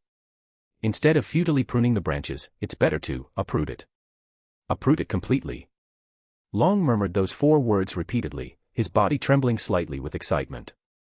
He felt as if the blood in his body was burning. Then, what should I do? The dragon's voice was hoarse, as if pleading for help. Overthrow them. With what? With me alone. Of course not. Kane smiled. He began to gradually instill in the dragon-slaying techniques that had been verified by countless people in his previous life, in a way that the people of this world could understand. Dragon, why do you think the celestial dragons have been able to rule the world without any worries for 800 years? Long frowned and said, because they have a navy, a CP agency, and powerful military force. No, that's just the surface. Kane shook his head. Their most powerful weapon is order. They set the rules and made everyone in the world used to being ruled by them. They brought kings and nobles into their fold, making them help manage the common people. And our navy is the violent machine that maintains this order. Therefore, if you want to overthrow them, you can't just rely on force. What you need to do is establish a completely new order. A completely new order. The dragon's breathing became rapid. That's right. Kane's eyes deepened. A single spark can start a prairie fire. Your power alone is limited, but the power of millions of oppressed civilians is limitless. You must go to the most remote and impoverished member states, to the places most oppressed by nobles and pirates. The people there harbor the deepest hatred for the world government. They are your initial spark. You must tell them that all men are created equal, and no one is born to be a slave. You must give them weapons, teach them to fight, and give them the power to resist. You must unite all forces that can be united, peasants, workers, and even convicts pursued by the navy but with a conscience. What's this called? This is called encircling the cities from the countryside. Starting from the edge of the world, it slowly erodes the foundations of the world government's rule. When your flames spread across the entire world, Mary Geo's magnificent palace will be as fragile as paper. Long listened with rapt attention, feeling as if a magnificent and grand blueprint was unfolding before his eyes. He pulled out a small notebook and a pen that he always carried with him, and began frantically writing down every word Kane said. Surrounding the cities from the countryside. Unite the grassroots. To establish a new order. His hands trembled, not from fear, but from unprecedented excitement. These theories were unlike anything he had ever heard of, yet they seemed to contain the ultimate truths of the universe. He looked up, his gaze fixed intently on Kane, his eyes filled with fervent adoration. Kane, how do you know so much? Kane chuckled inwardly, but maintained a mysterious expression on his face. I only read some forbidden books. He can't very well say that these were summaries made by a great man from another world, can he? Dragon, remember this, Kane concluded, to slay a dragon, you must first become a more powerful dragon. But the power of this dragon does not come from bloodline, but from millions of people. You need a slogan, a banner that can unite everyone around you. For example, freedom and equality. On the last page of the notebook, Long wrote the 3 words, Revolutionary Army, heavily. He raised his head, and the way he looked at Kane was as if he were looking at a god. Kane, you're the comrade I've been searching for. Come with me. Together, we'll create a whole new world. Kane's heart skipped a beat when he saw the dragon's fanatical eyes. No, he quickly waved his hand, I have no ambition. I just want to coast along in the navy, get promoted and make a fortune. Revolution is too dangerous and doesn't suit me. Just kidding, he just wants to rack up points, he doesn't actually want to join the Revolutionary Army. That's too tiring, and they don't even pay you. Upon hearing his words, the dragon was not disappointed at all, instead, it showed an expression that said, I understand. I understand, Long said solemnly. You need a comrade who has infiltrated the enemy to pass on intelligence and deliver a fatal blow at the crucial moment. Kane, I understand your good intentions. Don't worry, I will never reveal your identity to anyone. Kane. No, you don't understand anything. I just want to coast through life. This ability to fill in the blanks is truly worthy of Luffy's father, it's inherited from him. Chapter 36 I just wanted to have a drink, Long, why did you defect? Looking at Long's fanatical expression of enlightenment and determination, Kane opened his mouth, but his throat seemed to be blocked, and he couldn't utter a single word. How does someone's brain circuit work? He clearly wrote, cowardly and lazy, on his face, so how did it automatically translate into, deeply scheming and infiltrating the enemy camp? Dragon, listen to me, you've really misunderstood. I just drank too much and my words slipped. Kane tried to make a final struggle, his outstretched hand stopping in midair. Drunken talk. Long shook his head, and a vivid smile, unlike anything he had ever seen before, appeared on his sharply defined face. In this world of hedonism and debauchery, only the most sober-minded people dare to say that what they say is drunken talk. Kane, there's no need to test my resolve anymore. The sea breeze howled, tousling his long, black hair, but it couldn't shake his will, which was as hard as a rock. Under Kane's horrified gaze, Dragon took a deep breath and then gave him a standard military salute. The movements were swift and decisive, yet carried immense force. Comrade Kane. The dragon's voice was low, somewhat hoarse from the sea breeze, but every word was resounding, like a vow. As you taught, a single spark can start a prairie fire. Rather than pruning dead leaves from a decaying tree, it's better to sow new seeds. I've made up my mind, I'm leaving now. Now. Now. Kane nearly dropped his cigarette. Dude, are you serious? While I wanted you to cause trouble and boost your reputation, isn't this a bit too efficient? Your dad's sleeping in the back cabin. You're going to give Garp a stroke. Time waits for no one. The dragon turned its head to look at the dark night sky over the vast sea, its gaze seemingly piercing through the darkness and seeing the unknown dawn. Every moment of hesitation is a desecration of justice. This military uniform. He reached out and grabbed the cloak of justice on his shoulder, a symbol of the honor of a naval officer of the rank of colonel. Sizzle. He ripped off the pristine white cloak and tossed it onto the deck, as if discarding a heavy shackle or making a complete break with his past self. From this day forward, I will no longer be Marine Monkey D. Dragon. The dragon gave Kane one last, deep look, his eyes filled with gratitude, reverence, and a firm, I understand you, conviction. Teacher, please take good care of yourself. I entrust the task of dismantling the corruption within the Navy from within. Your safety is crucial to the future of the revolution, so please take good care of yourself. I, Monkey D. Dragon, hereby swear that I will overthrow the corrupt rule of the celestial dragons and create a new world where everyone is equal. When we meet again in the years to come, it will be a time of great change for the world. Kane's lips twitched violently. That teacher sent chills down his spine, as if he could already see the 5 elders chasing him all over the world with wanted posters. I didn't teach you anything. I just memorized 2 paragraphs of the introduction from my previous life's political science textbook. All the words he wanted to say were reduced to a sigh from Kane's lips. Take care. That's it, now there's no way to clear my name even if I jump into the Yellow River. Long nodded emphatically, refusing to utter any further unnecessary words. At that moment, a strange gust of wind suddenly rose from the sea. The dragon's figure flashed, and like a ghost, it leaped onto the ship's side and jumped without hesitation. Puff. The splash was small and fleeting. The figure swiftly merged into the dark sea, riding the wind and currents, and sped away towards the unknown distance, like a true dragon finally breaking free from the shallows and swimming towards its own vast world. Kane leaned on the railing, looking in the direction the dragon had disappeared, a long cold cigarette but clutched in his hand, looking bewildered in the wind. There, gone. The next second, the previously dormant system interface in Kane's mind suddenly burst into a blinding light. Ding! Host has completed an epic-level world line shift event. Disciplinary verdict: the host has successfully turned Monkey D. Dragon, son of naval hero Garp and an outstanding admiral of the Marine headquarters, against the Navy through profound ideological enlightenment, causing him to deviate from the Navy's camp and embark on a path of complete confrontation with the world government.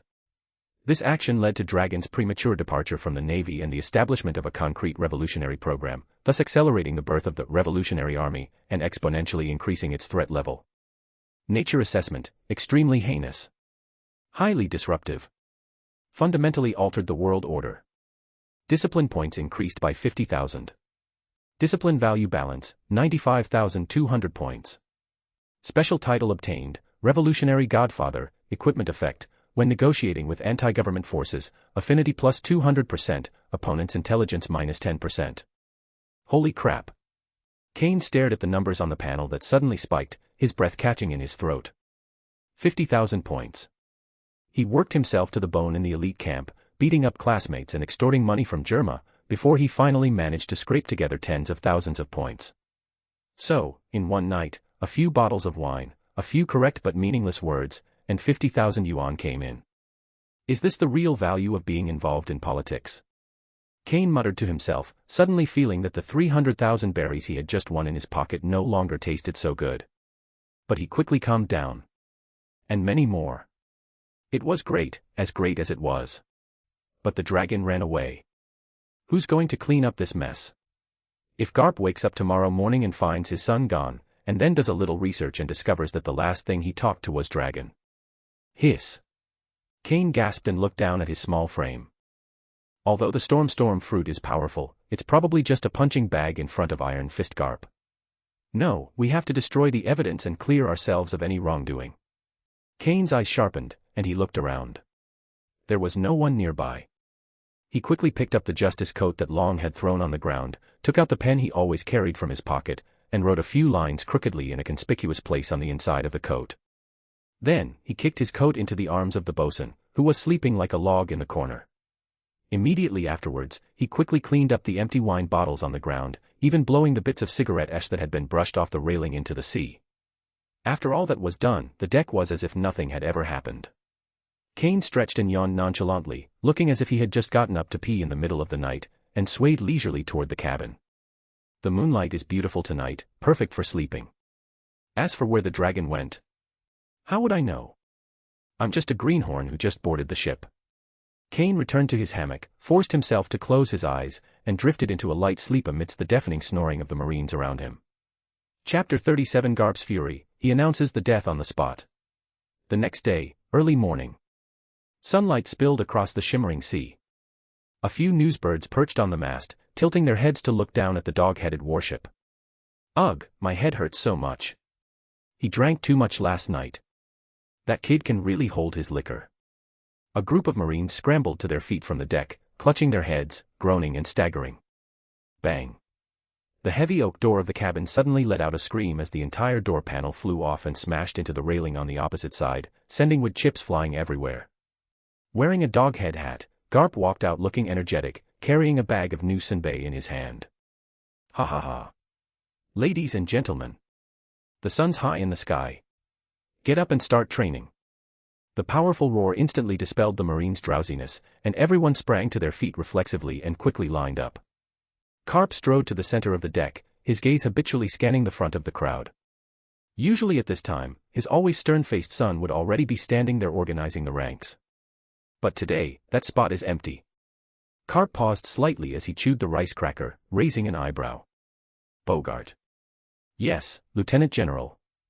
The adjutant, Bogart, appeared behind Garp like a ghost, pulled down his hat brim, and looked unusually serious, clearly having already searched beforehand. We searched every cabin but found no trace of Major Long. What? Garp stopped chewing, and the smile in his usually smiling eyes gradually faded. Where could that brat have gone? Is it because I stole his meat yesterday and he's hiding away sulking? Garp picked his nose, still joking, but the veterans around him could feel the suffocating atmosphere. The room fell silent, no one dared to speak. Just then, a muffled murmur came from the corner, breaking the unsettling silence. Ah! What's this thing? It's so stuffy. The bosun with the scar on his face rolled over and sat up from the pile of ropes, still clutching a white, fuzzy thing tightly in his arms. He instinctively reached out and pulled, shaking the lump apart. Isn't this Major Long's overcoat? The bosun held up the cloak that symbolized his rank as a colonel, still not quite understanding what was going on. Major Long is actually quite nice, he covered me with a blanket because he was worried I'd catch a cold. Before he could finish speaking, he suddenly felt the temperature around him plummet to freezing. He stiffly raised his head, only to meet Garp's emotionless eyes. The terrifying sense of oppression caused the bosun, who had just been about to joke, to instantly break out in a cold sweat, his drunkenness turning into pure terror. Garp extended his calloused hand and silently accepted the coat. The word justice is still prominently displayed on the coat, but it has lost the warmth of its owner's body. In the most conspicuous place on the inner lining of the collar, the line of black handwriting was hastily written, conveying a sense of determination. Dad, by the time you read this note, I will be gone. I do not agree with your justice, I am going to find the real answers. Don't worry about me. Dragon. Click. The bag of senbei that Garp hadn't finished eating was instantly crushed into powder.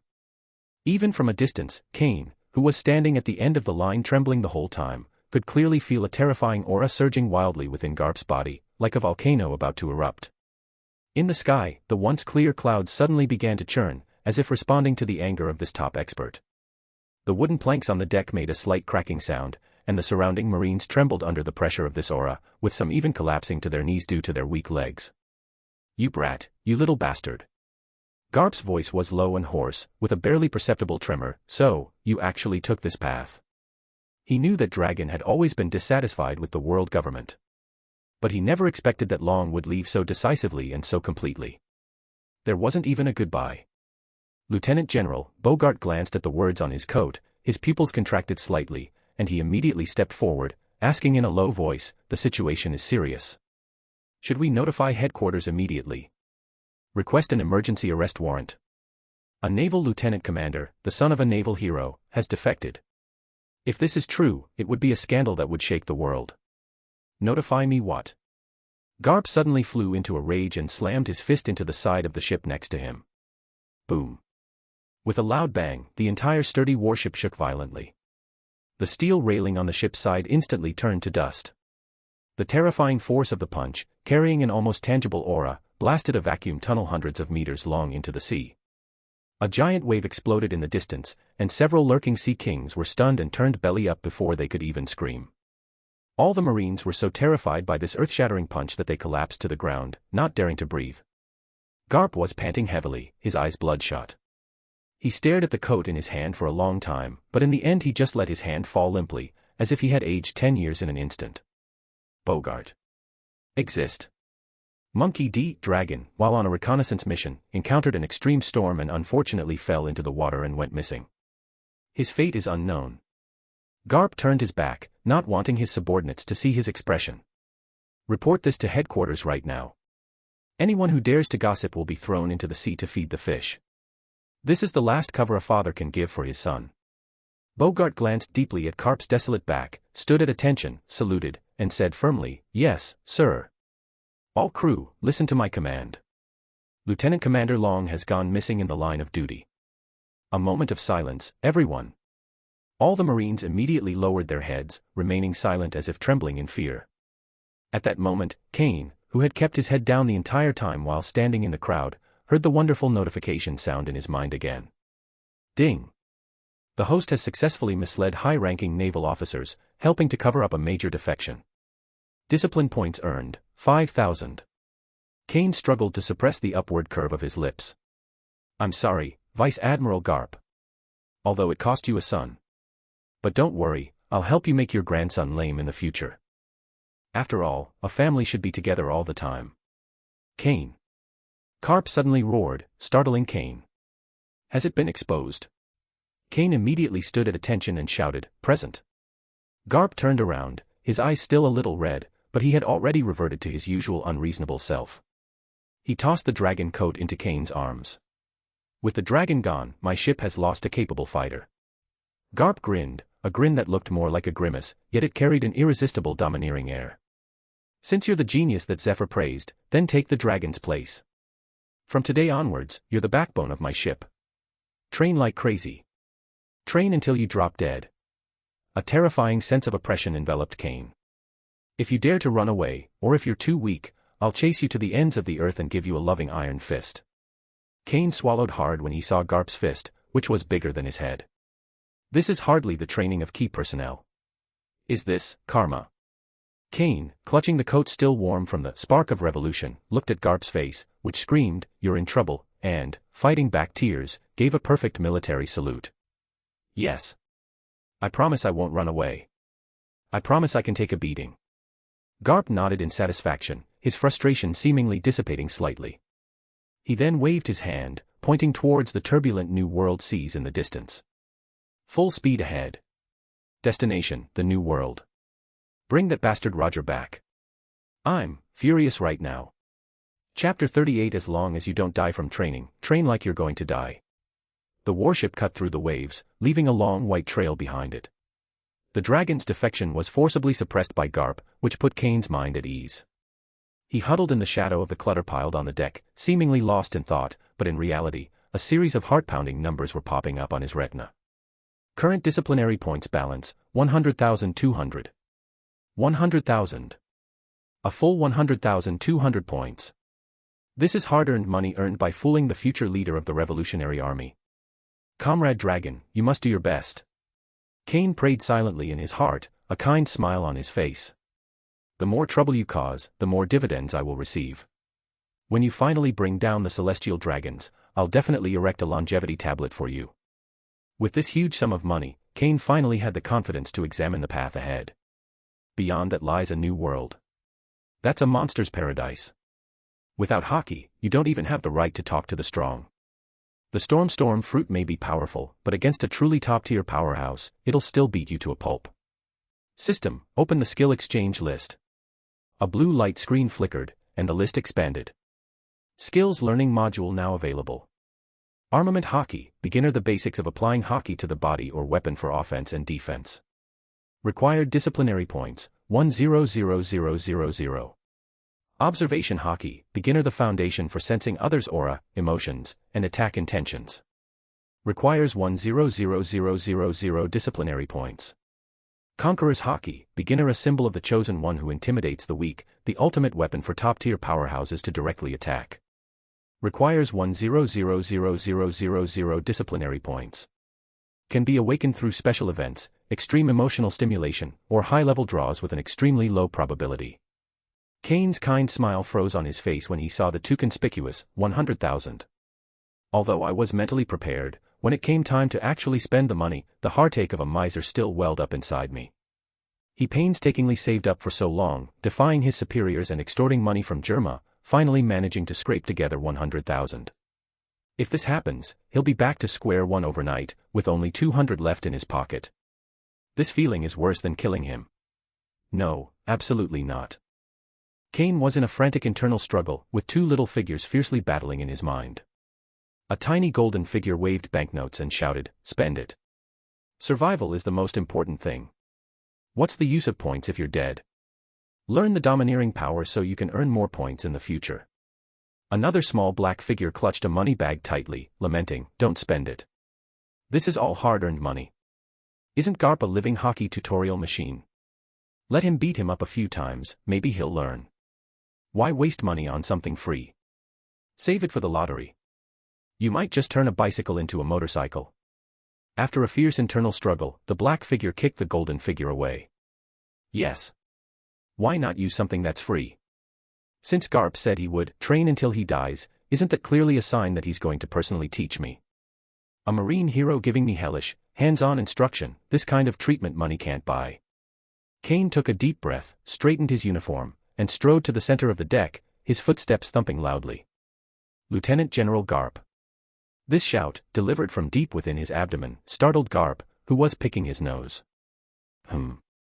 Garp, his little finger still stuck in his nostril, glanced at him sideways, his tone unfriendly. "Kane, kid.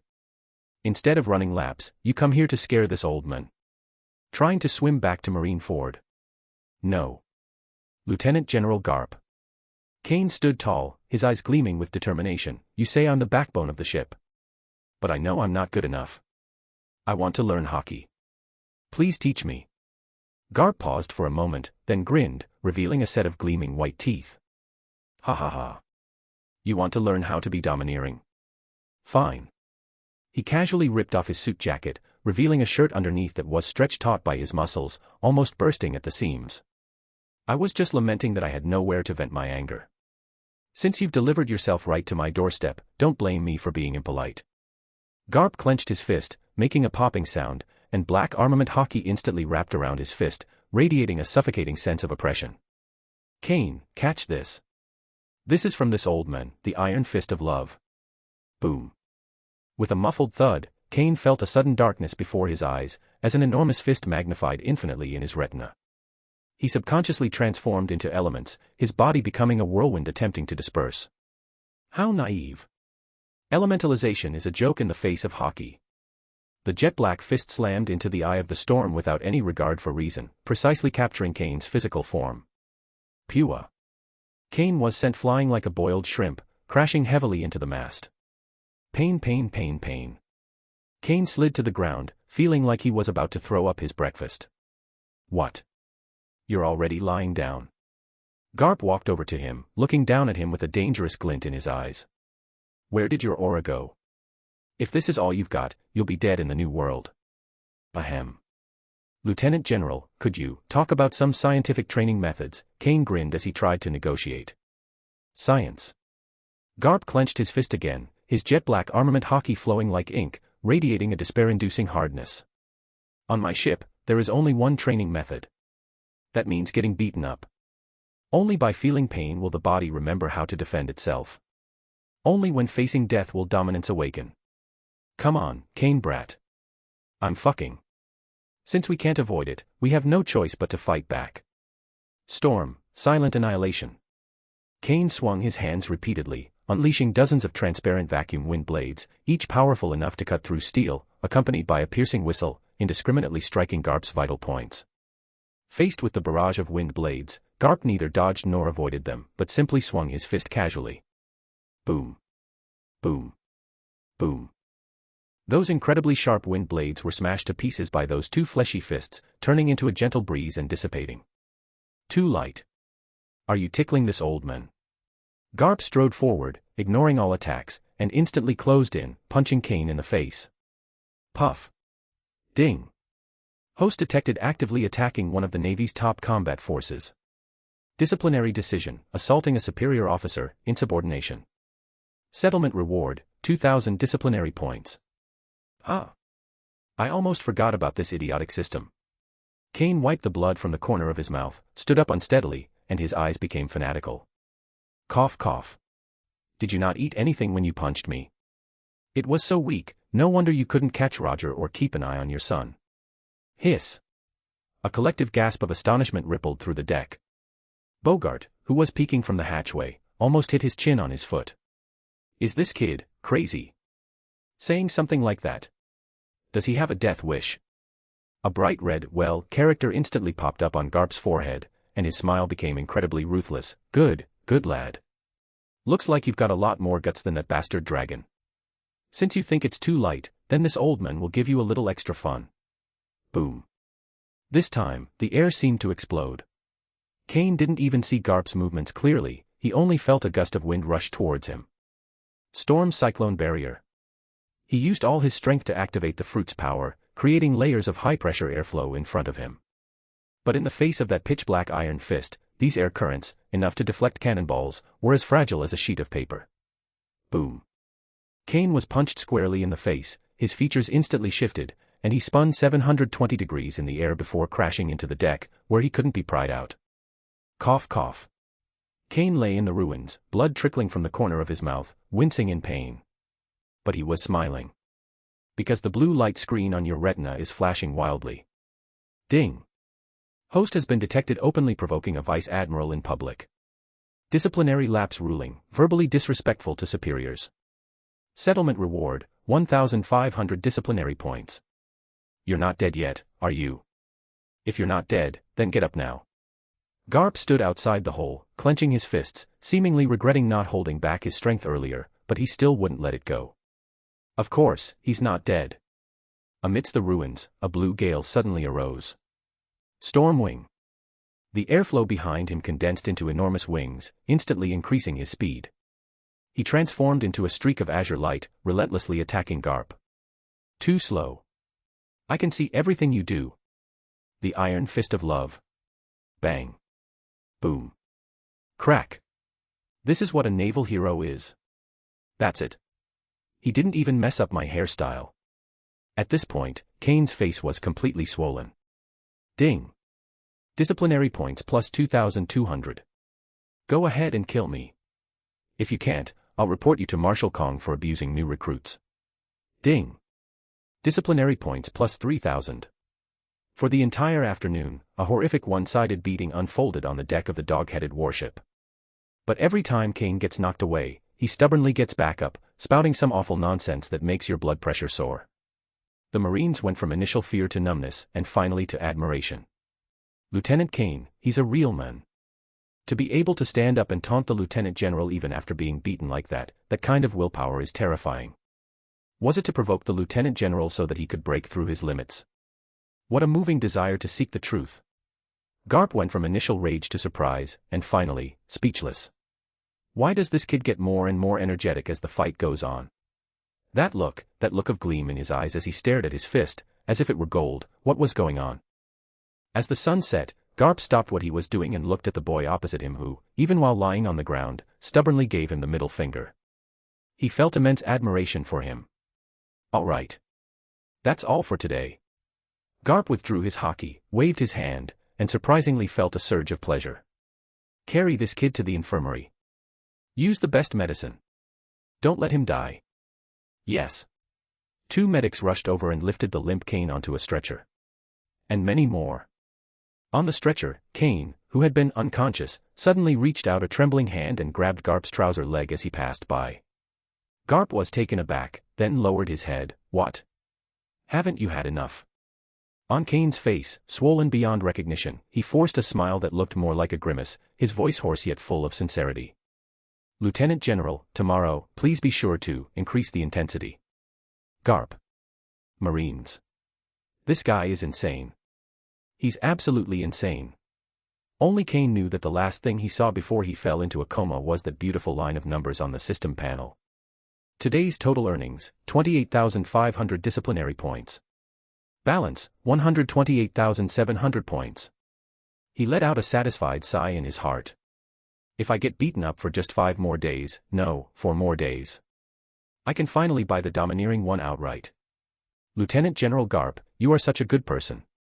Chapter 39. The so-called strong are those who use their salary to create happiness. Bam. On the turbulent sea, a figure skipped across the waves like a stone, bouncing 7 or 8 times before finally crashing into a protruding reef. The 273rd time. Bogart stood by the ship's railing, expressionlessly drawing a line in his notebook. He pushed up his sunglasses and said with a hint of pity, he has about 6 broken bones. Based on the recovery data from the first 3 days, it should take him about 4 minutes to get up. In the center of the deck, Garp, shirtless and radiating intense heat, watched as the dark armament hockey receded from his terrifying fists like a receding tide. He picked his nose, looking annoyed. Hey, Bogart, did you go too far? This kid's been in the sea for 3 minutes now, and he hasn't made a sound.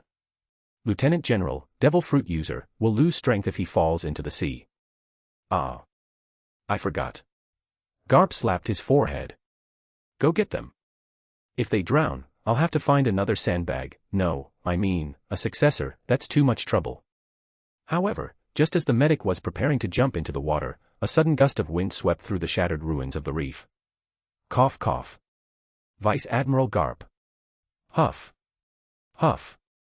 Kane was soaking wet, and half of his face was swollen like a steamed bun, but he still managed to shakily ride the air currents back to the deck. He bared his teeth, still spewing out, is that all the strength you've got, not even enough to tickle me? Is this the level of a naval hero? I bet even the bandits in the East Blue have a stronger punch than you. The entire room fell silent. All the Marines looked at Kane as if he were a monster. It's been 4 whole days. This madman repeats the cycle of getting beaten, getting up, mocking, and getting beaten again, every day. What is this person's mouth made of? Sea stone. Even if all the bones in his body are broken, he'll still be stubborn. In contrast, there was a blue light screen flickering wildly on Kane's retina. Ding. Continued humiliation and provocation of the Vice Admiral. Disciplinary decision, extreme disrespect for superiors. Settlement reward, 1,000 disciplinary points. Current disciplinary points balance, 185,200. It'll be soon, it'll be soon. Kane screamed inwardly, his adrenaline surging. Less than 15,000 points away. To save those 100,000 points, Kane has been risking his life to fleece people these past few days. He tried to awaken hockey for free through Garp's hardcore teaching, but unfortunately, he probably put all his talent points into talking. Apart from becoming more physically resilient, he didn't feel any hockey at all. Since I failed to get it for free, I guess I'll just have to grind it out. Old man Cap, give me some more coins. Kane took a deep breath, about to spout a couple more nasty remarks, when a chilling coldness enveloped his entire body. The veins on Garp's forehead bulged, and a ferocious smile appeared on his usually carefree face. You brat. Garp cracked his knuckles, making a series of popping sounds.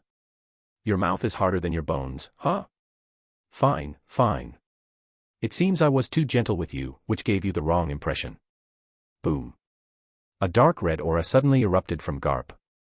The sheer force of the aura alone made the surrounding air thicken. Garp pulled his right arm back, and jet-black armament hockey instantly covered his entire arm. This time, the color of the hockey was so deep that it seemed to devour light, and there were even faint dark red lightning bolts jumping on his fist. This time, he was a little more serious. Without another word, Garp vanished into thin air. Kane's pupils contracted sharply. As the fist rapidly enlarged in his vision, Kane felt a real sense of death. His body's instinct screamed, "I can't defend against it. I absolutely can't defend against it. I'm going to die. Damn it, I failed to get the wool. This old man is really intent on killing." The little black figure in my mind finally released the money pouch and screamed, "Recharge. Recharge now. We're about to die, who are we going to burn money for? System. Exchange for armament hockey. Immediately. Right now. Ding. 100,000 disciplinary points consumed. Armament hockey, basic, has been distributed." Time seemed to slow down at that moment. Almost the instant the system notification sounded, a dormant heat within Kane seemed to be forcibly awakened. His body, which had previously been completely clueless about domineering auras, seemed to have suddenly been infused with the muscle memory honed through countless trials. That mysterious and profound feeling, it was the power of will transformed into armor. "Get your ass up." Kane crossed his arms above his head, channeling all his willpower and the newborn power into his arms. OM dash. In an instant, his arms were covered in a layer of jet-black metallic sheen. Although the color was much lighter than Garp's, and although the coverage was somewhat uneven, it was the real deal, armament hockey. Next second. When Garp's iron fist slammed into Kane's arms, producing a crisp metallic clang. A substantial shockwave exploded outwards in a ring shape centered on the two individuals. The deck planks cracked instantly, and the sailors watching were blown about like bowling balls. Even the mast creaked under the strain. Puff. Kane was sent flying again, smashing through 3 layers of railings and creating 2 water walls 100 meters high on the sea surface. He slid for a full 500 meters before finally coming to a stop. But this time he didn't sink like a dead dog. Instead, he spread his blue wings and hovered steadily in midair. He looked down at his arms, which still gleamed with a faint metallic sheen and were trembling slightly. It blocked it. Although his arm bones were probably cracked all over, and although he was in excruciating pain, he actually took Garp's punch. Is this the power of spending money? Kane's eyes welled up with tears. It's not because of the pain, but because of the heartache. 100,000. Vanished into thin air in that very second. My money, my points. My heart aches so much I can't breathe. But he still suppressed his heartache, flew back to the deck, struck a punchable pose, and shoved his dark arms in front of Garp. "Lieutenant General, is this what you call domineering? It doesn't seem that difficult. I can learn it with a little practice." The deck was deathly silent. Bogart lowered his hat brim to conceal the shock in his eyes. 4 days. He awakened armament hockey after only 4 days of being beaten. Such talent was unheard of. Is there really such a masochistic constitution in this world, where the more you are beaten, the stronger you become? Garp remained in his punching stance, stunned for 2 seconds. He then withdrew his fist, put his fingers back into his nostrils, and wore that carefree smile. "Ha ha ha. Not bad, brat. Although your mouth is foul as hell, the fact that you were able to awaken your talent under the pressure of my iron fist shows that it is indeed top-notch." Garp patted Kane on the shoulder, nearly breaking Kane's newly set bone again. Although the color is a bit pale and the hardness is about the same as a biscuit, it's still a beginner's level. Garp's old face was full of pride, as if it were all thanks to his excellent teaching. Kane's lips twitched, his heart was bleeding. What the hell are cookies? Those were bought with 100,000 points. But finally, in this new world overrun by monsters, they have their first trump card for survival. Alright, stop grinning like an idiot. Garp released his grip, pulled a dusty rice cracker from his pocket, and popped it into his mouth. Now that you've mastered armament hockey, your defense is passable for now. Go lie in the infirmary for half a day. Kane was just about to breathe a sigh of relief when Garp's next words made his heart stop. Special training in observation hockey will begin this afternoon. Prepare your blindfolds, now that you have armament hockey, I won't need to hold back when I throw a punch. Garp grinned, revealing a set of gleaming white teeth, his eyes gleaming with a mischievous glint. "Lieutenant General, are you a devil?" "No," Garp laughed heartily, "I am a naval hero. The sea breeze blows. Kane stood on the deck, looking at the remaining balance of 85,200 on his retina, and then at Garp's fist, which was full of love. He suddenly realized that the speed at which he could make money could never keep up with the intensity of the beatings he was getting. System, I have a question. Kane silently asked himself, can observation hockey be discounted? Chapter 40. To save 100,000 points, I awakened on the spot. Ding. This system does not offer credit or discounts. The system's response was cold and ruthless, extinguishing Kane's illusions. TSK, what a greedy idiot. Kane mentally gave the middle finger. Since he couldn't afford to spend money on in-game purchases, he'd have to repay with his body. The afternoon sun was scorching, and the deck smelled of pine resin being heated. In the corner, a group of Marines were lurking in the shadows, their eyes darting back and forth between Kane and Garp. The betting is open. I bet Lieutenant Kane can learn it in 3 days. He's a monster who can awaken armament hockey after getting beaten up in 4 days. 3 days. You're seriously underestimating Vice Admiral Garp's fists. Observation hockey requires mental cultivation, it has nothing to do with physical strength. I'll suppress it for 5 days. That was luck, right? Lieutenant Kane may be tough, but he doesn't seem to be very bright. I'll bet on him for a week. Bogart leaned against the shadows, listening to his subordinates chatter. He didn't stop them, but silently wrote down the names of these bastards in his notebook, double the training later. Center of deck. Kane had a thick black cloth covering his eyes, his hands behind his back, trembling like a condemned prisoner about to be executed. Ready, kid. Garp's voice came from all directions, appearing and disappearing. Lieutenant General, let's talk about something. Can you please not slap me in the face? I've been looking in the mirror for the past few days and I hardly recognize myself anymore. Kane tried to make a last-ditch effort. Enough with the nonsense. Do you think the enemy will spare your head on the battlefield just because you're handsome? Pay attention. Kane took a deep breath, his body tensing slightly. With their sight taken away, their other senses did become more acute. The sound of waves crashing against the hull, the cries of seagulls in the distance, and even the sounds of sailors swallowing became clearer. But he knew none of that would help. Here we go. Before the words were even finished, a sudden sense of crisis pierced my scalp. Kane instinctively tried to dodge to the left, but before he could even think, a sharp pain shot through his right cheek. Bam. Kane flew sideways and rolled 3 times on the deck before coming to a stop. Too slow. Too sluggish. Garp stood still, holding half a bag of senbei in his hand, not even moving an inch. Don't listen with your ears. Sounds can be deceiving. Sense presence. Sense malice. Kane rubbed his face and got up, a million curses swirling in his mind. Perceive my ass. You concealed your aura completely, and when you were hitting someone, there wasn't even a hint of killing intent. How could I sense anything from you? But he did not give up. My disciplinary points are already less than 100,000, and there's really no way to save me this time by spending money. I can only rely on myself. Again. Kane shouted. Just as Garp's fist struck again, Kane, who was in a state of extreme tension, suddenly had a flash of inspiration. And many more. Who am I? I am the Stormman. I am the man who ate the Logia-type storm fruit. Whenever an object moves, it compresses the air, creating wind. No matter how fast Garp's punches are, no matter how well he conceals his movements, as long as he is still moving in this material world, he will definitely disturb the airflow. Storm domain. Activate. Since I can't see you, I'll turn the entire deck into my vision. Kane adjusted his breathing, trying to perceive the subtlest movements of the surrounding air as if he were a still eye of the storm. Call. In an instant, the world changed in his perception. The visual darkness was replaced by a 3-dimensional network of countless airflow lines. The eddies created by the sea breeze blowing across the masts, the warm breaths exhaled by the sailors, the gentle breezes seeping through the gaps in the deck. As well as an extremely terrifying humanoid vacuum is moving at high speed. Over there. 45 degrees to the right rear. Kane suddenly tilted his head to the side, a very strange movement. Call. A powerful gust of wind from a punch grazed his scalp, taking away a few strands of hair, but it missed his head. You dodged it.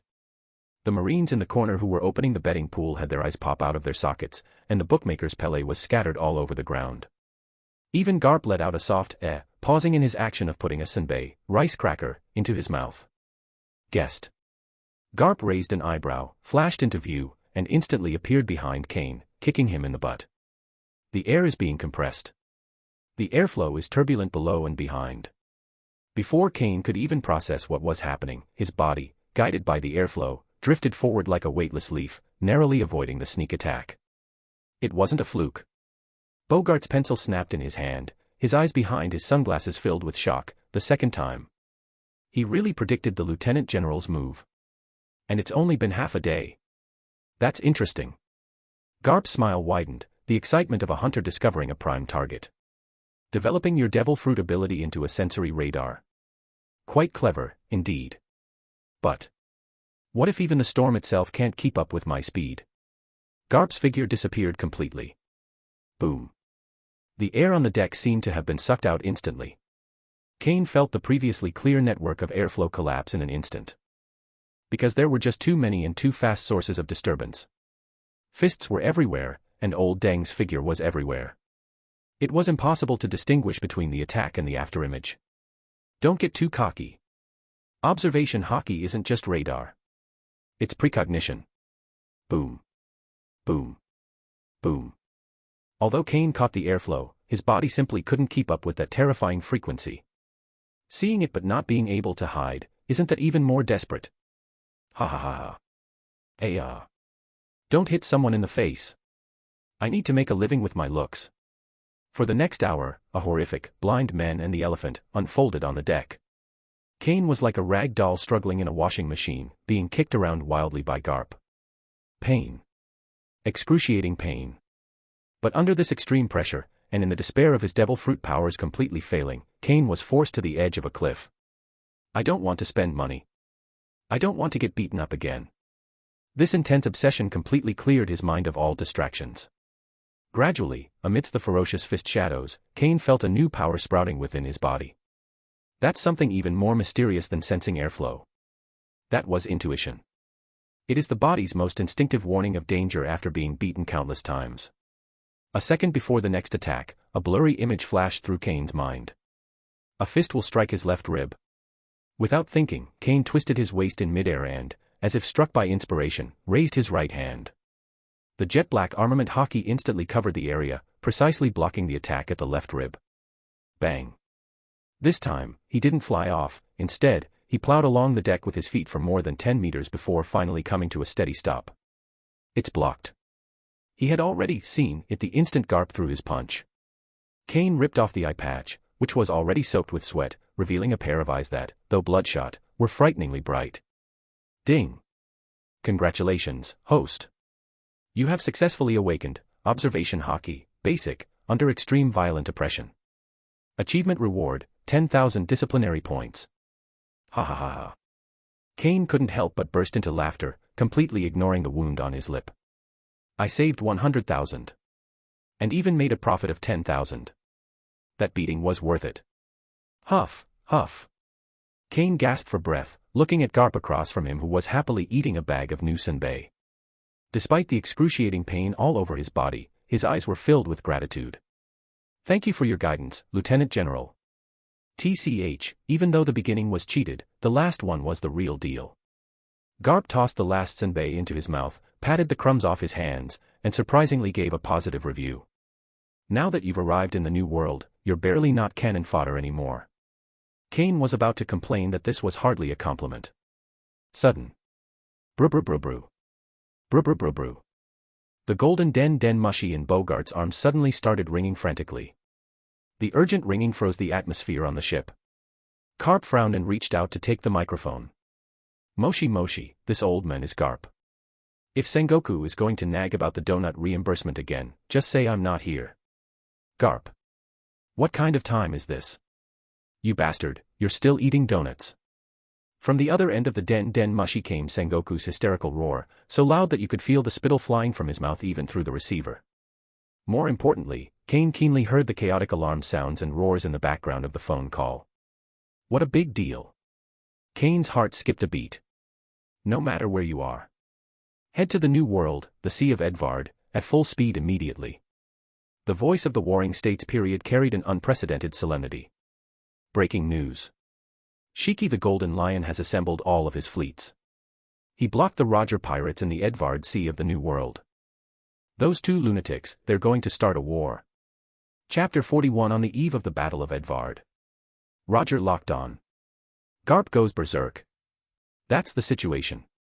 The Den Mushi perfectly mimicked Sengoku's furious and anxious expression, with all its features scrunched up. The Air Marshal's order is not to initiate combat, but to wait until they are both severely weakened before launching an attack. Understood, Garp replied in a deep voice, and hung up the phone. The sea breeze howled past, swirling up a few scraps of paper on the deck. Garp maintained his casual stance, the bag of senbei in his hand rustling in the wind. He kept his head down, the shadow cast by his hat obscuring his eyes. The Marines, who were trying to suppress their laughter just a second ago because Kane got beaten up during his special training, froze on their faces. No one spoke. An oppressive pressure, without warning, emanated from the men in the suit. The dust in the deck crevices stopped swirling, and even a few newsbirds circling in the distance seemed to sense a predator, letting out a mournful cry and desperately flapping their wings to escape the airspace. Kane felt as if a lead weight was pressing on his chest, and his breathing became unusually thick. That carefree, irresponsible uncle who was always laughing and joking and only knew how to steal snacks from his subordinates is gone. Instead, there was the iron fist of the Navy that repeatedly cornered Roger, the strongest gatekeeper of the Navy in this era. Bogart. Garp's voice was deep and emotionless. Exist. The adjutant, Bogart, pushed up his sunglasses, his notebook already closed, and his hand rested on the hilt of his sword. Notify the engine room to start all power plants and proceed at full speed to the Edvard Sea at all costs. Garp turned around, his justice coat fluttering in the still air. Also, contact the nearest G3 and G5 branches and have them take charge of the outer perimeter blockade. They don't need to participate in the fighting. At that level of battlefield, they would just be throwing their lives away. Yes. As the order was given, the dog-headed warship beneath their feet let out a painful groan. Its massive power reactor began operating at overload, and the entire ship cleaved through the giant waves, hurtling towards the waters of the New World. In the corner, Kane, whose face was covered in bruises from just finishing special training, was leaning against a pile of cables, seemingly panting in pain, but in reality, he was digging his fingers into his thigh muscles, using the intense pain to forcefully suppress the crazy urge to turn his lips up in a smile. The Battle of Edvard. As a time traveler, he knew all too well what was about to happen. This is the final echo of the old era, and also the prelude to the Great Pirate Era. Shiki the Golden Lion, the Admiral of the Flying Pirates, invited Roger to join his crew in his quest to conquer the world, but Roger refused. Shiki then led a large fleet of dozens of warships to surround Roger's crew, which consisted of only one ship. Logically speaking, the Roger pirates should have been doomed.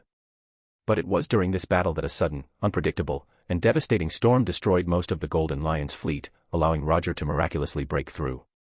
Because of this accident, Shiki was unfortunately stuck with the ship's rudder on his head, which greatly reduced his strength, and he withdrew from the stage of vying for the title of Pirate King. Everyone says that Roger was just lucky. Some say it is the destiny of the D clan. But now. Kane looked down at his palm. A barely perceptible cyan vortex was dancing at my fingertips. It was the beginnings of a storm. What if that storm wasn't a natural disaster? What if I gave this battle, which will determine the course of the world, a push from behind? Kane licked his chapped lips, a calculating glint in his eyes. The system panel shows a balance of just over 80,000 points. This is far from enough to live comfortably in this monster-infested new world and to exchange for those legendary artifacts and abilities. And now, a huge gold mine lies ahead. Based on the system's nature, the core of disciplinary value calculation is influence and degree of disruption. If he not only participated in the war, but even used his devil fruit power to control the storm. In front of Garp, Roger, and Shiki, the three pinnacles of the old era, they forcibly rewrote the course of the battle. The level of disruption is probably going to explode. Kane swallowed hard, his mind already conjuring up an image of the disciplinary violation count scrolling wildly until it became an astronomical number. What top-tier domineering aura, what god-level abilities, what cutting-edge technology gadgets. After this deal, I'm going to buy everything in sight. Kane. A loud shout interrupted Kane's daydream. Garp had somehow found himself standing at the bow of the ship, his gaze fixed on the gloomy horizon in the distance. Present. Lieutenant General. Kane snapped to attention, immediately adopting a death-defying expression, and shouted in response. To the lookout tower. Garp raised his hand and pointed to the towering mast overhead. Although your hockey is still only half-baked right now, and you can't really rely on you for fighting, no one has a stronger sense of airflow than you with your devil fruit ability. Keep a close watch on that sea area. I need to know exactly where that bastard Roger is. Yes, sir. Mission accomplished. Kane couldn't have asked for it more. That position is the best place to demonstrate one's abilities and take control of the overall situation. Stormwing. Whoosh. A pair of translucent wings instantly condensed behind him in a blue aura. After several days of intensive training, Kane's control over his devil fruit ability has clearly improved to a new level. The patterns on his wings are clearer, and the edges even have a sharp, cutting feel. With a flap of his wings, Kane, like a blue peregrine falcon, traced an eerie zigzag in the gale and landed steadily on the top of the warship's highest observation deck. Warships raced through the raging waves of the New World. As they got closer to the waters of Adwal, the surrounding environment began to become increasingly harsh.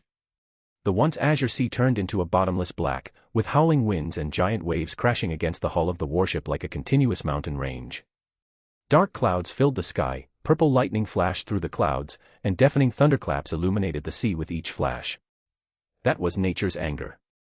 Kane sat cross-legged atop the watchtower, letting the torrential rain soak him to the bone. For ordinary people, this is the end of the world.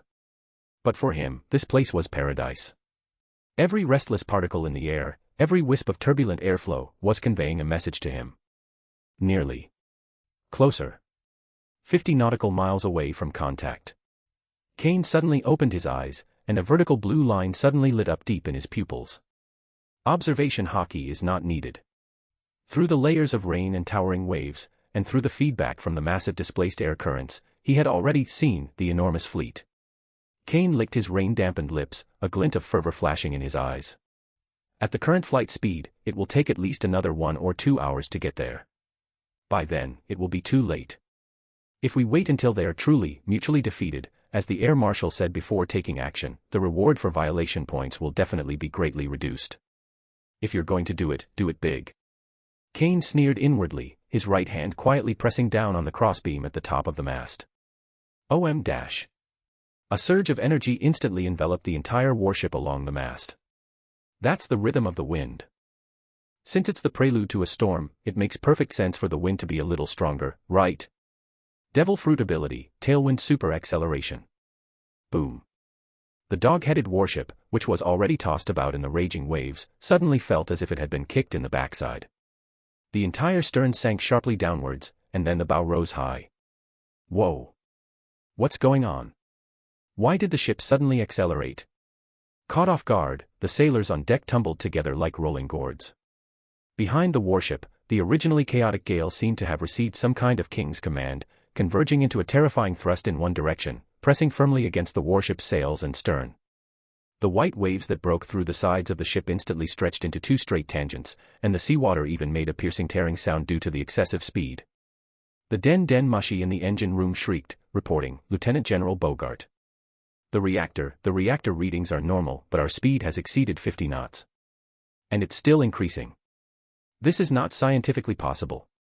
How can we possibly reach the speed in these giant waves? Bogart gripped the railing tightly, staring at the compass and speedometer spinning wildly in his hands. For the first time, terror appeared on his usually calm face. That's way too fast. He suddenly looked up at the figure at the top of the observation deck, which appeared somewhat blurry in the wind and rain. Is that kid? But it's not over yet. This speed isn't enough, Kane grinned, sensing the distance in the wind. If the Sengoku General catches up, this show won't be interesting.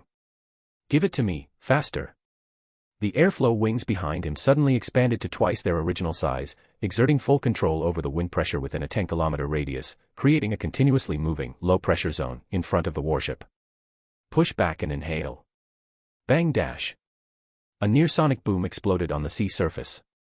The entire massive steel warship briefly took to the air, performing a leap across the turbulent sea. 50 nautical miles, 10 minutes. Just 10 minutes. Chapter 42 The Collapse of the Warring States. I'll put you on standby, but you're going to fight the Golden Lion alone. Meanwhile, on a warship 70 nautical miles from the battlefield. The general of the Warring States period was staring intently at the nautical chart, his face ashen. "Where is that bastard Capna?" The communications soldier, drenched in sweat and trembling in voice, reporting to Admiral Sengoku. "We just lost signal from Vice Admiral Garp's ship. It sank." Sengoku exclaimed in shock. No. No. The communications soldier swallowed hard, as if he'd seen a ghost. "It's because he was moving too fast, he'd escaped our surveillance range. Based on the coordinates transmitted back just now, he. What's wrong with him? Tell me quickly. He's probably already reached the edge of the Golden Lion's encirclement." "What?" With a crack, the teacup in Zhangguo's hand shattered in his hand, and he instantly transformed into the form of a golden Buddha, his furious roar echoing through the heavens. "Damn Garp. I told you to wait on the outskirts. Who gave you the right to take on an entire fleet single-handedly? It's over, it's all over. The original plan was to wait for them to both be severely injured."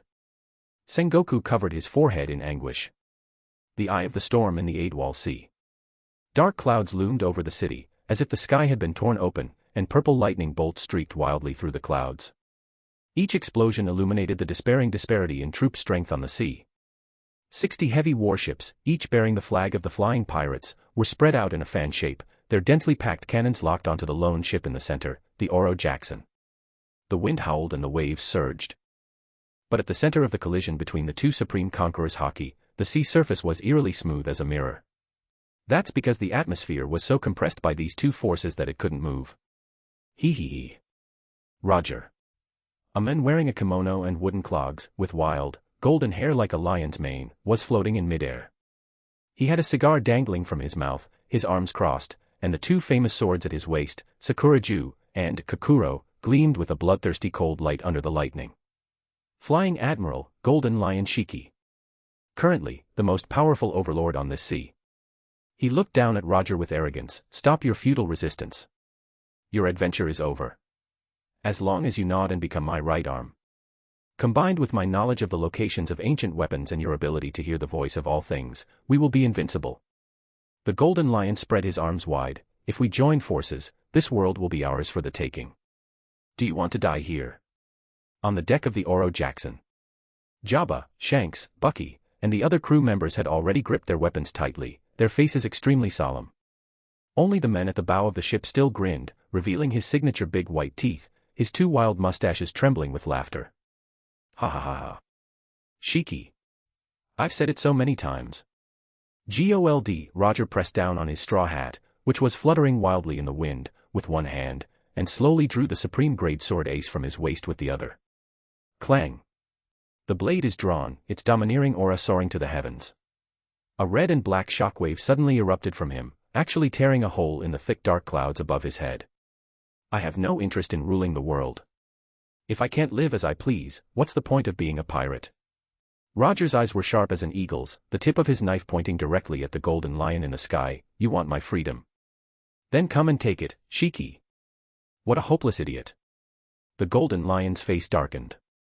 "In that case, let your ship sink to the deepest part of this sea."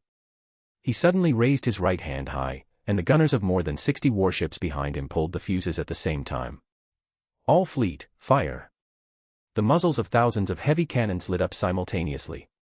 Rayleigh pushed up his glasses, drew his longsword, and said with a wry smile, "This is really big trouble, Captain." However, just 1 second before the first shell was fired. Boom. A deafening roar, brimming with the aesthetics of mechanical violence, suddenly erupted from the rear of the battlefield, so loud it even drowned out the thunder. "What? Holy crap." Bucky's hand holding the binoculars trembled, and his eyeballs popped out. Everyone, including the Golden Lion and Roger, instinctively turned to look. That is. Rayleigh pushed up his glasses and looked to his side and back in surprise. Several nautical miles away, atop a giant wave, a naval warship with an unusual design was speeding towards them at a speed that defied common sense. Its stern spewed out 2 blue jets of flame, and its bow was raised high, as it surfed on waves tens of meters high. Even more terrifying, on the iconic dog-head decoration at the bow of the ship, stands a man wearing a coat of justice, his face beaming with excitement. That is, the Golden Lion's pupils suddenly contracted. Before he could react, the warship, propelled by the momentum of a giant wave, flew hundreds of meters into the air and crashed into the encirclement of the Golden Lion fleet. And at the moment when the warship leaps to its highest point, the men moved. Garp stomped on the dog-head decoration on the warship, and his entire body transformed into a black lightning bolt, soaring into the sky and directly passing over dozens of Golden Lion warships. Ha ha ha. How could such a lively gathering be complete without this old man? With a deafening laugh, the dog-head decoration at Garp's feet shattered instantly. He transformed into a black afterimage, creating a series of air bursts in the air, ignoring all the rules of physics, and charged straight at the Golden Lion in midair. His right fist was stretched back to its limit, and the high density of armament hockey dyed it as deep as obsidian. Roger is my prey. Who gave you bunch of small fry permission to lay a hand on him? Get the hell out of my way. While in midair, Garp punched the airship blocking his path, which was preparing to fire at Roger.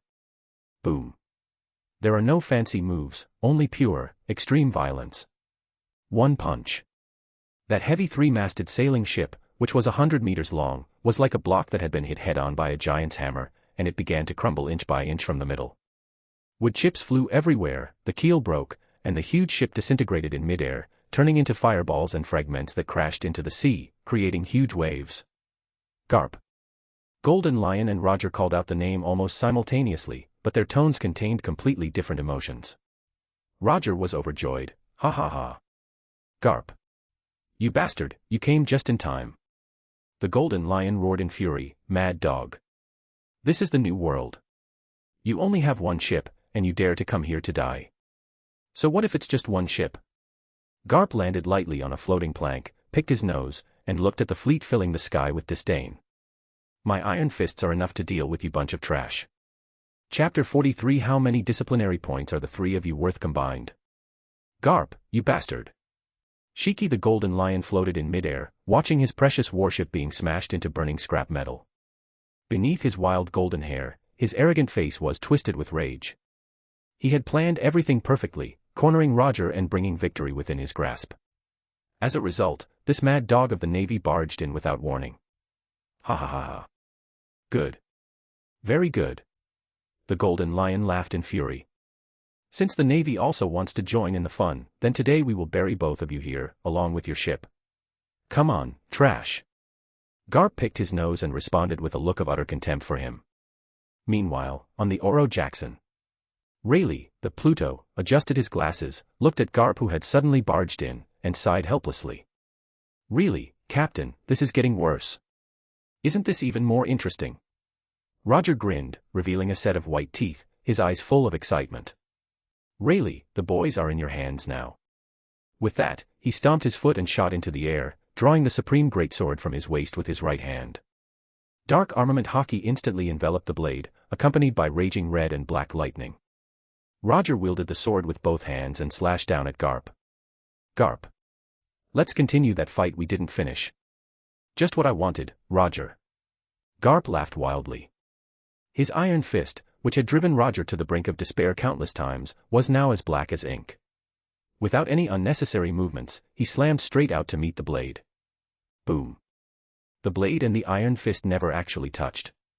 In the void where the two were less than half a foot apart, the air emitted a crisp sound like shattering glass, and visible black cracks spread outwards.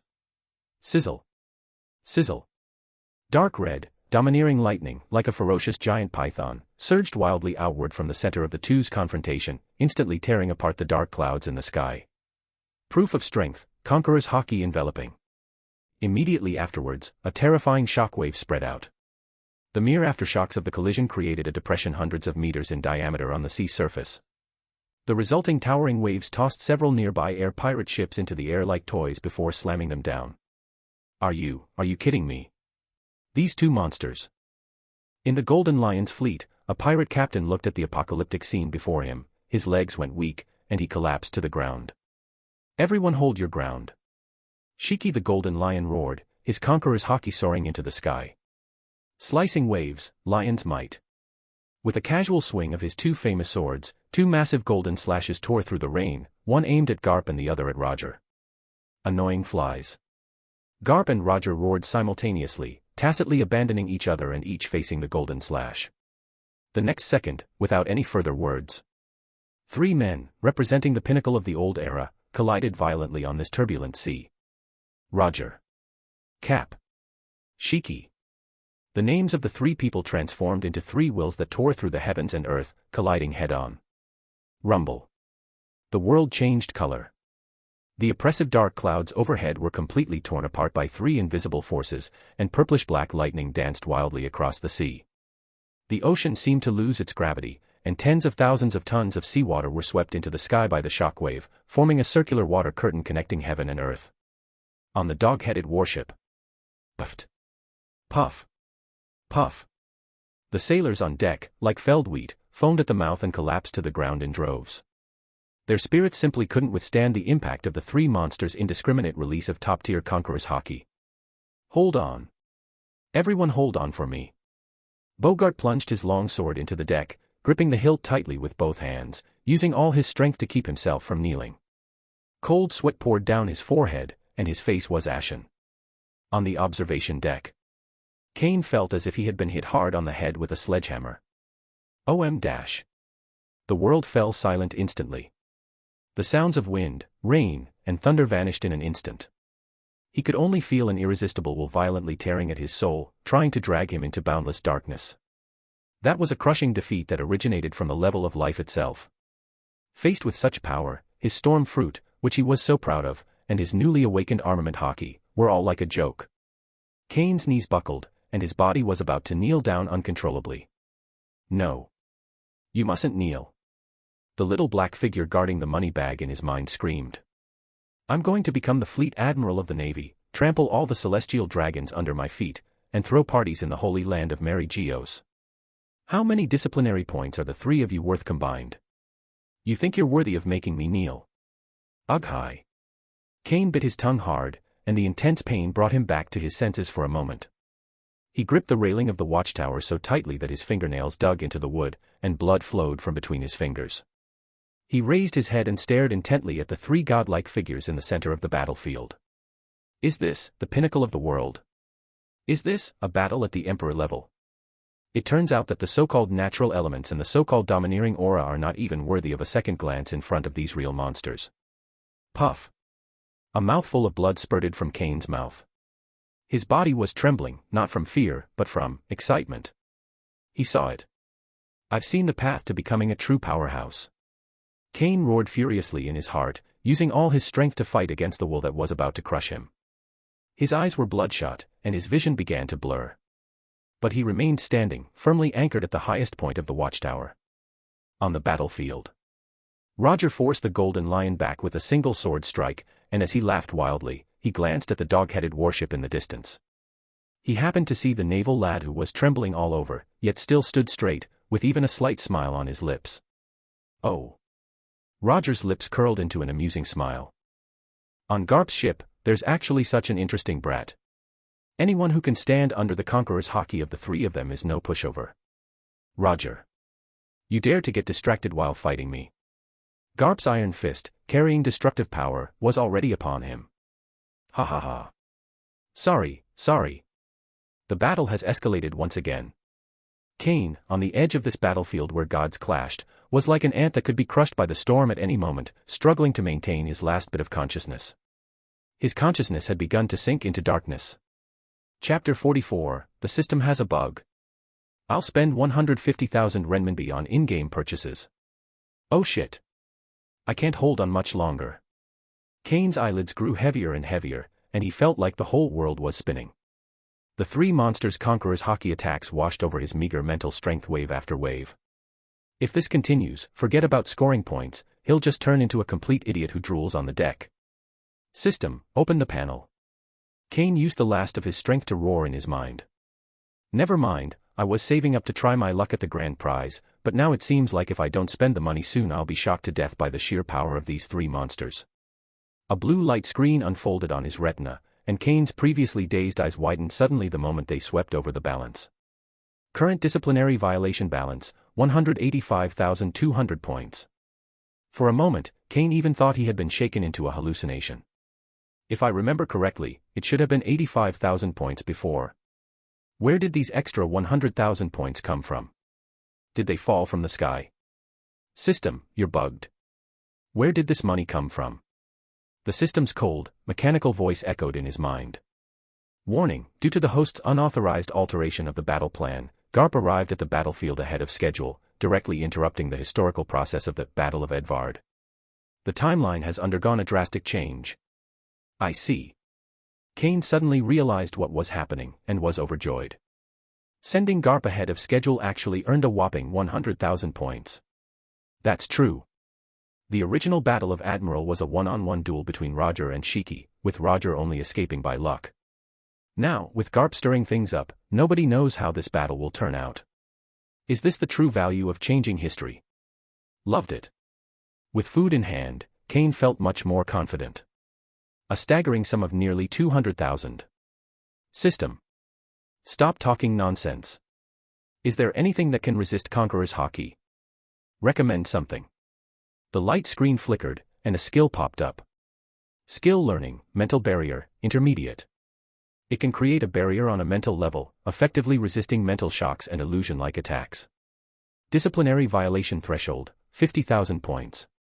50,000 points.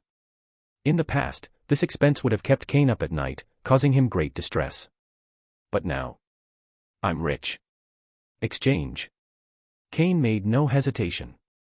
Ding. 50,000 disciplinary points consumed. Mental barrier, intermediate, has been loaded. OM-.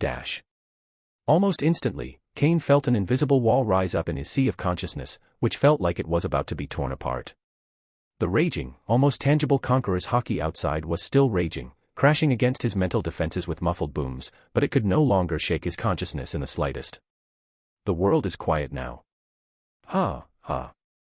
Kane, holding onto the railing, wiped the cold sweat and blood from his nose, and shakily straightened up again. He raised his head, his gaze once again falling upon the chaotic battlefield. Monsters from 3 eras are still fighting, and each collision makes the sea wail. Golden Lion fought 2 opponents alone, relying on the power of the float fruit to nimbly maneuver in the air, and for a time he managed to hold his own against the 2 legendary figures. But the fleet behind him was in a terrible state. The aftermath of their battle was an indiscriminate natural disaster. Giant waves, slashes, and fist-force winds swept wildly across the sea. Those unfortunate pirate ships were either smashed to pieces by giant waves, cut in half by slashes, or shattered into pieces by the force of punches. The entire Advor Sea has been transformed into a burning inferno. Ha ha ha. You think you can beat me like this? Golden Lion dodged Garp's iron fist with a somersault in the air, his face revealing undisguised arrogance. My fleet is endless, I can wear you both down to death. He was telling the truth. Roger only had 1 ship, and Garp only had 1 ship. And he has dozens of them. Once these 2 guys are exhausted from fighting, the final victor can only be him, Golden Lion. In the shadow of the mast, Kane looked at the arrogant figure in the sky and smiled. Large fleet. Okay. Then let your fleet become your biggest burden. However, given his current level of fruit development, it would still be somewhat difficult for him to completely control the celestial phenomena under the watchful eyes of a powerhouse of this level. Since that's the case, then spend money. System, I want to exchange for fruit ability in death development. Ding. Deep mastery of devil fruit ability, skipping the long process of accumulation and exploration, directly elevating the host's understanding of the storm fruit to a deep level. Capability range, control precision, and natural synchronization rate will be significantly improved.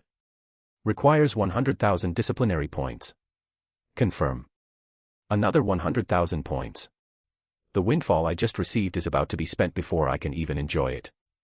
But looking at the arrogant Golden Lion in the distance, and at those dozens of moving medals of honor and disciplinary points, Kane's eyes were unwavering. Confirmed. Fill it up. Ding. 100,000 disciplinary points deducted. Enhancement begins. You can't catch a wolf without risking your cub. If you manage this 100,000 well, you can definitely earn back more than that amount. Moreover, this feeling of controlling all power. It's fucking captivating. Boom. A massive flow of information instantly flooded my mind. The language of the wind, the structure of the clouds, the flow of air pressure, the leap of electric charge. He felt as if his body had vanished, transformed into the wind, into the clouds, into the omnipresent air currents of the world. The massive air pressure mass that he could barely sense before had now become as docile as a doll in his hand. Every wisp of air within 100 miles became a string at his fingertips. Everything is under control. He wanted to compress the storm that was supposed to reach its peak a few hours later and detonate it ahead of time. Furthermore, it amplifies its power tenfold. No, 100 times. It's dark. The lightning that had just been weaving through the clouds was now like billions of silver snakes, dancing wildly across the dark sky and illuminating everyone's faces with a deathly pale light. Then, the wind stopped. An eerie silence descended. The three people who were engaged in fierce fighting subconsciously stopped what they were doing and looked up at the sky. Okay. Carp frowned. He sensed something was wrong. This weather is a bit strange, Rayleigh said with a grave expression aboard the Oro Jackson. Only the Golden Lion was still laughing wildly. Ha ha ha ha. See that? Even the heavens are on my side. This storm will be the prelude to burying you all. Is it? From the shadows of the watchtower, Kane let out a merciless sneer. Well, the wind should pick up. Chapter 45. Don't underestimate me, my life is very precious. Kane suddenly opened his arms. Boom. That's the sound of money. A full 100,000 violation points were spent, in exchange for absolute control over the air currents of this area. The lightning that was originally drifting in the clouds now seemed like soldiers who had heard the order to assemble, converging into a terrifying pillar of lightning with a diameter of over 100 meters, carrying a world-destroying force that pierced through the sea. Immediately afterwards, the sea boiled and began to churn wildly. A supercyclone, reaching from the sky to the ground, rapidly took shape before everyone's eyes, in an unreasonable manner. What is that? A pirate from a flying pirate crew looked up, staring blankly at the sky. Oh no. On board the Oro Jackson, Rayleigh's expression changed drastically as he watched the terrifying waterspout grow thicker and larger. Everyone. Hold on to the sails. Stabilize the ship. Although shocked, the Roger Pirates crew reacted quickly, immediately taking their positions and beginning to fight against this sudden natural disaster. Ha ha ha. Roger. Looks like you're having a bad day. Garp, using moonwalk, hovered in midair, watching the devastating storm, and laughed heartlessly. But Shiki the Golden Lion couldn't laugh. To his horror, he discovered that the superstorm, which was supposed to attack indiscriminately, seemed to have eyes, cleverly bypassing Garp and Roger, and heading straight towards his massive fleet.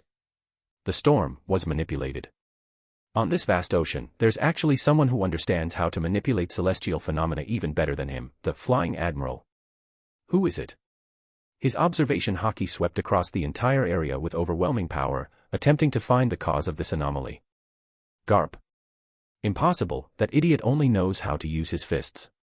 Roger. He was preoccupied with Garp and couldn't take care of himself. Who is that? Golden Lion's gaze swept over the lone naval warship. Then, his gaze fixed on it instantly. The image was frozen on that small, almost negligible figure on the lookout tower. That little navy brat. Despite the vast distance and the raging storm, he could clearly sense that the source of the storm, at the center of all the chaotic air currents in that sea area, was that brat. It was him. He was the one who did it. He. Shiki the Golden Lion was taken aback for a moment, then let out an even more arrogant laugh than before, but that laugh was filled with a chilling killing intent. Interesting, this is really interesting. Where did this nobody come from, daring to interfere in the battlefield of kings? The Golden Lion suddenly turned the famous sword Wood Slaughter in his hand, ignoring Roger and Garp in front of him. Killing intent, locked on. Kane's hair stood on end in that instant. The feeling was like being stared at by a ferocious beast, making your blood freeze. Slashing waves, lion's might, thousand-cut valley. The Golden Lion showed no mercy, unleashing a powerful slash that was enough to slice the island in two. That was no ordinary slash. It was a golden light curtain that was hundreds of meters high and thousands of meters wide. It was wrapped in the top-level armament hockey of a great swordsman, ignored the gale, cut through the rain, and pressed down on the dog-headed warship with an inescapable speed. If this strike lands, not only Kane, but the entire warship and the trench below will be split in two. Oh no. Kane. On the deck, Bogart, who had just recovered from the shock of Conqueror's hockey, looked up and saw the golden slash that looked like divine punishment, and was so frightened that his soul almost left his body. His usually calm face twisted instantly, and he let out a desperate roar. Too fast. Too strong. There was simply no time to rescue them. Kane the Kid. Garp's pupils contracted sharply in the distance. He was about to turn around when Roger stopped him with a slash. Your opponent is me, Garp. Get out of my way. Garp punched Roger away, but those few seconds of delay were too late. That golden slash had already crossed a distance of 1,000 meters and arrived above the dog-headed warship. Time seemed to slow down at that moment. On the lookout tower, Kane's pupils reflected the ever-expanding golden expanse of death. His mind went blank. Run. Where to run?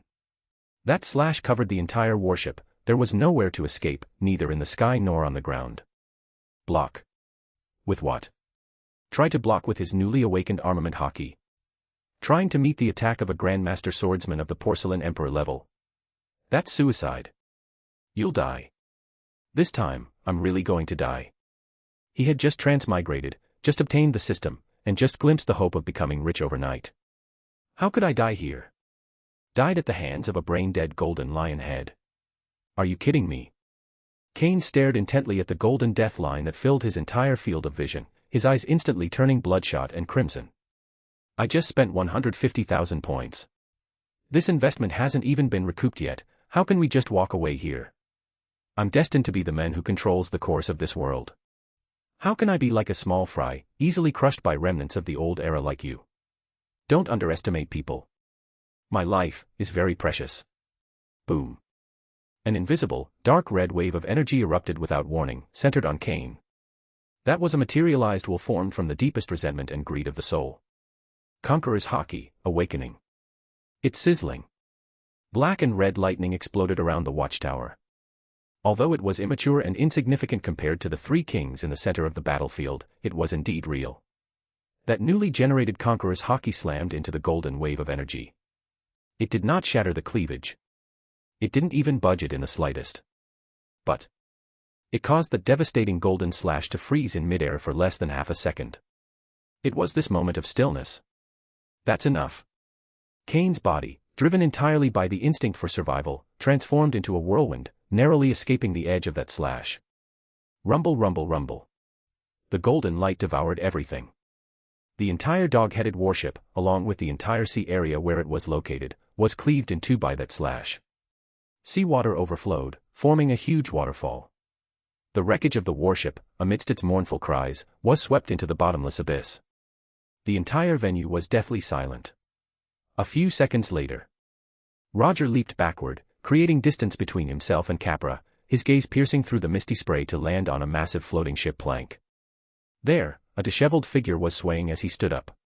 Kane's clothes were tattered and his left arm was covered in blood, but he still stood there. He survived the aftershocks of that slash. Interesting. Roger grinned, revealing a smile of utter admiration, the blade in his hand humming softly. He survived Shiki's attack and even awakened that color of hockey in the face of death. Garp, your navy, has produced an extraordinary newcomer. Chapter 46 Awakening Conqueror's Hockey. The system generously grants 100,000 disciplinary points. Conqueror's Hockey. On the Oro Jackson, the red-nosed intern's hand went limp, and the dagger clattered to the wet deck. Bucky the clown felt his teeth chattering uncontrollably. That Marine, he actually has Conqueror's Hockey.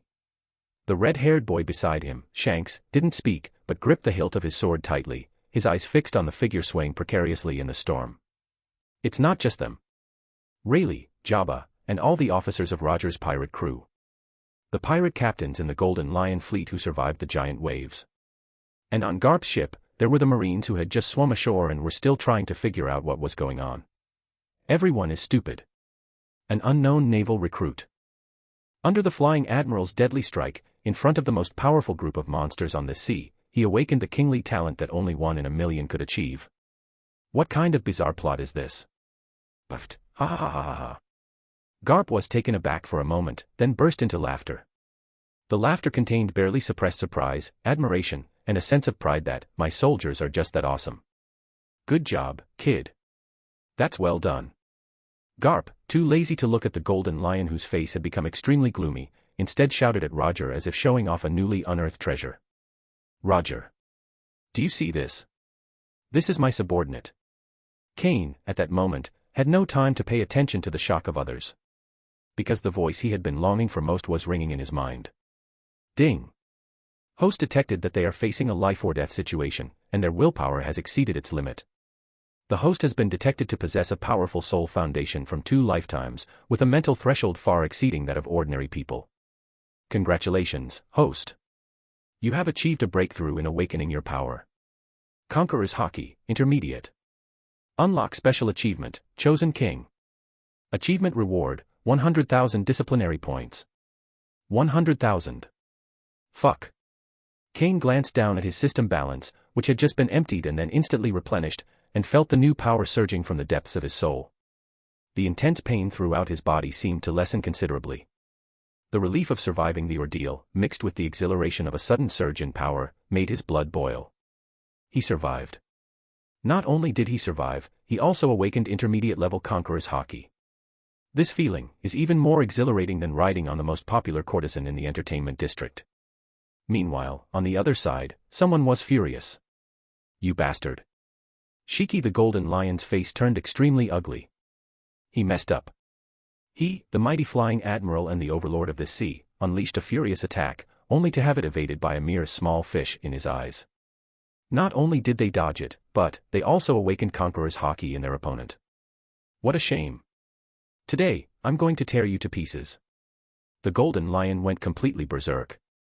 He abandoned Roger and Garp, and the famous sword in his hand burst out with dazzling golden light. He transformed into a golden meteor and rushed straight toward the floating plank of the ship. Again. Kane could feel the chilling killing intent emanating from the Golden Lion, which had firmly locked onto him. There's no escaping it.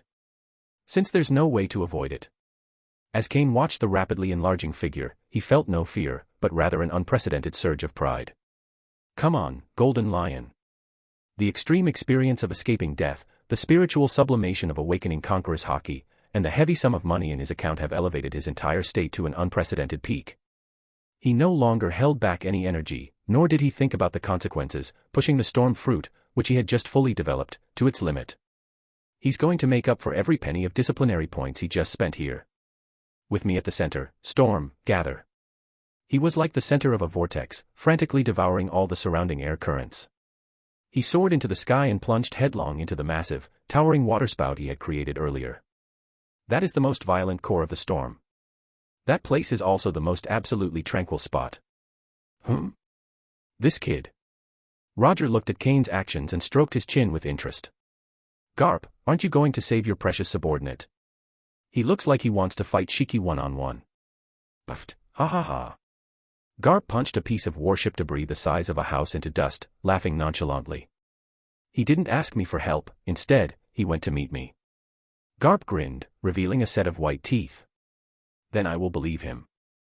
After all, he was able to stand up to the attacks of 3 monsters Conqueror's Haki, survive the Golden Lion's slashes, and awaken Conqueror's Haki on the spot. This kid is already qualified to have his own stage on this battlefield of the strong. The Golden Lion scoffed disdainfully at Kane, who was charging into the eye of the storm. Does hiding in a turtle shell work? Before absolute power, any tricks are futile. However, just as he entered the storm's range, his arrogant laughter abruptly stopped. Because he discovered that, under Kane's will, the entire waterspout had once again increased in size. It transformed into a true, world-destroying behemoth that connected heaven and earth. Its top disappeared into the depths of the pitch-black clouds. Its bottom creates a huge, bottomless whirlpool on the sea surface. Countless thick purple lightning bolts, like giant dragons, coiled around its body. Even more terrifying, the vast seawater that was sucked into the sky transformed into a giant circular wave hundreds of meters high, and it actually developed its own consciousness. Like giant, sky-covering hands, they crushed down on the massive fleet of the Golden Lion. This is, an ancient weapon. A pirate captain, seeing a scene that was completely beyond human comprehension, had his legs go weak and knelt down on the deck, his crotch wet and hot. Run. Run. Turn. Turn the fuck around. Get out of this area. It's too late. The sails are torn to shreds. The rudder is malfunctioning. The Golden Lion's invincible fleet was in complete chaos. Click. The keel of a heavy warship was snapped in two by a giant wave, emitting a painful cry. Whoosh. Another warship was lifted hundreds of meters into the air, spun helplessly several times, and was then violently thrown down, crashing into another friendly ship. The two ships instantly turned into a huge fireball. Countless pirates were torn to pieces by the raging winds amidst screams, swept into the deep sea by giant waves, and charred into pieces by lightning. A torrential downpour of broken masts, burning planks, and mangled corpses rained down from the sky. At this moment, the waters of Advor have become a slaughterhouse of natural disasters. Kane, who orchestrated all of this, is silently suspended in the eye of the storm. He closed his eyes, feeling the howling wind, the roaring thunder, and the desperate cries of countless lives before they vanished. This is Kane's power. Advanced stage, sensing the thoughts and emotions of others, influencing and changing their consciousness. However, only Queen Odoheim and Earl Redfield have demonstrated this ability so far. Roger's ability to hear the voice of all things also falls into this category. Armament Haki. Basic stage, hardening Haki covers the body, enhancing offense and defense, and allowing the user to touch the physical form of Logia-type Devil Fruit users. Intermediate stage, external release Haki can be applied to the body or weapons, and can be released after being gathered, such as when Haki is added to a slash. Advanced stage, flowing Sakura, a high-level technique that allows Haki to penetrate the surface of objects and directly destroy their interior. Conqueror's Haki. Basic stage, unconscious outburst, an unconscious outburst caused by emotional excitement, which can stun the weak around them and make them unable to control the target. Intermediate stage, free control over power and range of influence. As one's own aura increases, so does the range and pressure. Personally, I think Shank's observation kill also belongs to this stage, but Shank's aura is just too strong. Advanced stage, Conqueror's Haki entanglement allows the user to wrap Conqueror's Haki around their attacks, enabling them to strike from a distance and generate tremendous destructive power. These are all my purely subjective thoughts, and I will write them into the novel. I'm sure my godfathers will have different opinions, so please forgive me. Chapter 47. Give it to me, and insert it. My fleet. Shiki the Golden Lion's mind went blank as he stared blankly at that hell on earth. That invincible fleet, which had consumed decades of his efforts and was supposed to help him conquer the world, was torn to shreds in just a few dozen seconds by that unreasonable superstorm. That was the foundation of his empire. Aia. An uncontrollable frenzy surged from the depths of his heart, and the Golden Lion's eyes instantly became bloodshot, his golden hair stood on end, and his terrifying domineering aura went out of control, erupting wildly in all directions. Unforgivable, unforgivable. Navy brat. I'll take your life. He abandoned the attempt to save the fleet, and went completely mad, transforming into a golden streak of light that tore through the sky, plunging headlong into the still raging storm circle. With the power of the float fruit, he was confident that he could move freely in any complex aerial environment. However, when he actually rushed into this chaotic realm created by Kane, he was horrified to discover how wrong he had been. To the east, there was an upward hurricane, to the west, downward air pressure, overhead, sweeping turbulence, and beneath, tearing vortexes. His prized float fruit ability became extremely difficult to control at this moment. He could float, but he couldn't counteract the insane power emanating from the entire atmosphere. It felt like I had fallen into a centrifuge that was running at high speed with no blind spots. Even maintaining their balance was extremely difficult, they were blown about in the strong wind, swaying and tumbling about in a sorry state. This is Kane's absolute home ground. Damn it. What kind of power is this? The Golden Lion roared and swung its famous swords, Sakura-ju and Kakuro, to counterattack. But in that raging airflow, even maintaining an upright posture became a luxury for him. The powerful slash that was originally enough to slice through an island became crooked and distorted due to the body's severe imbalance. The moment the golden sword energy left the blade, it was mercilessly torn apart by the raging turbulence around it, instantly shattering into specks of golden light that dissipated in the downpour. It was impossible for it to coalesce into a solid shape, let alone open up a path. At the eye of the storm, there is absolute calm. Kane hovered there, sitting cross-legged. His eyes shone with an eerie blue light, half of his body had transformed into a raging storm and lightning, and his face was covered with strange blue patterns, like porcelain about to shatter. This is a sign that the devil fruit's power has been pushed to its limit, and physical strength and vitality are being overdrawn. Kane watched the golden streak of light rampaging through the storm, a twisted grin spreading across his face. Time is limited.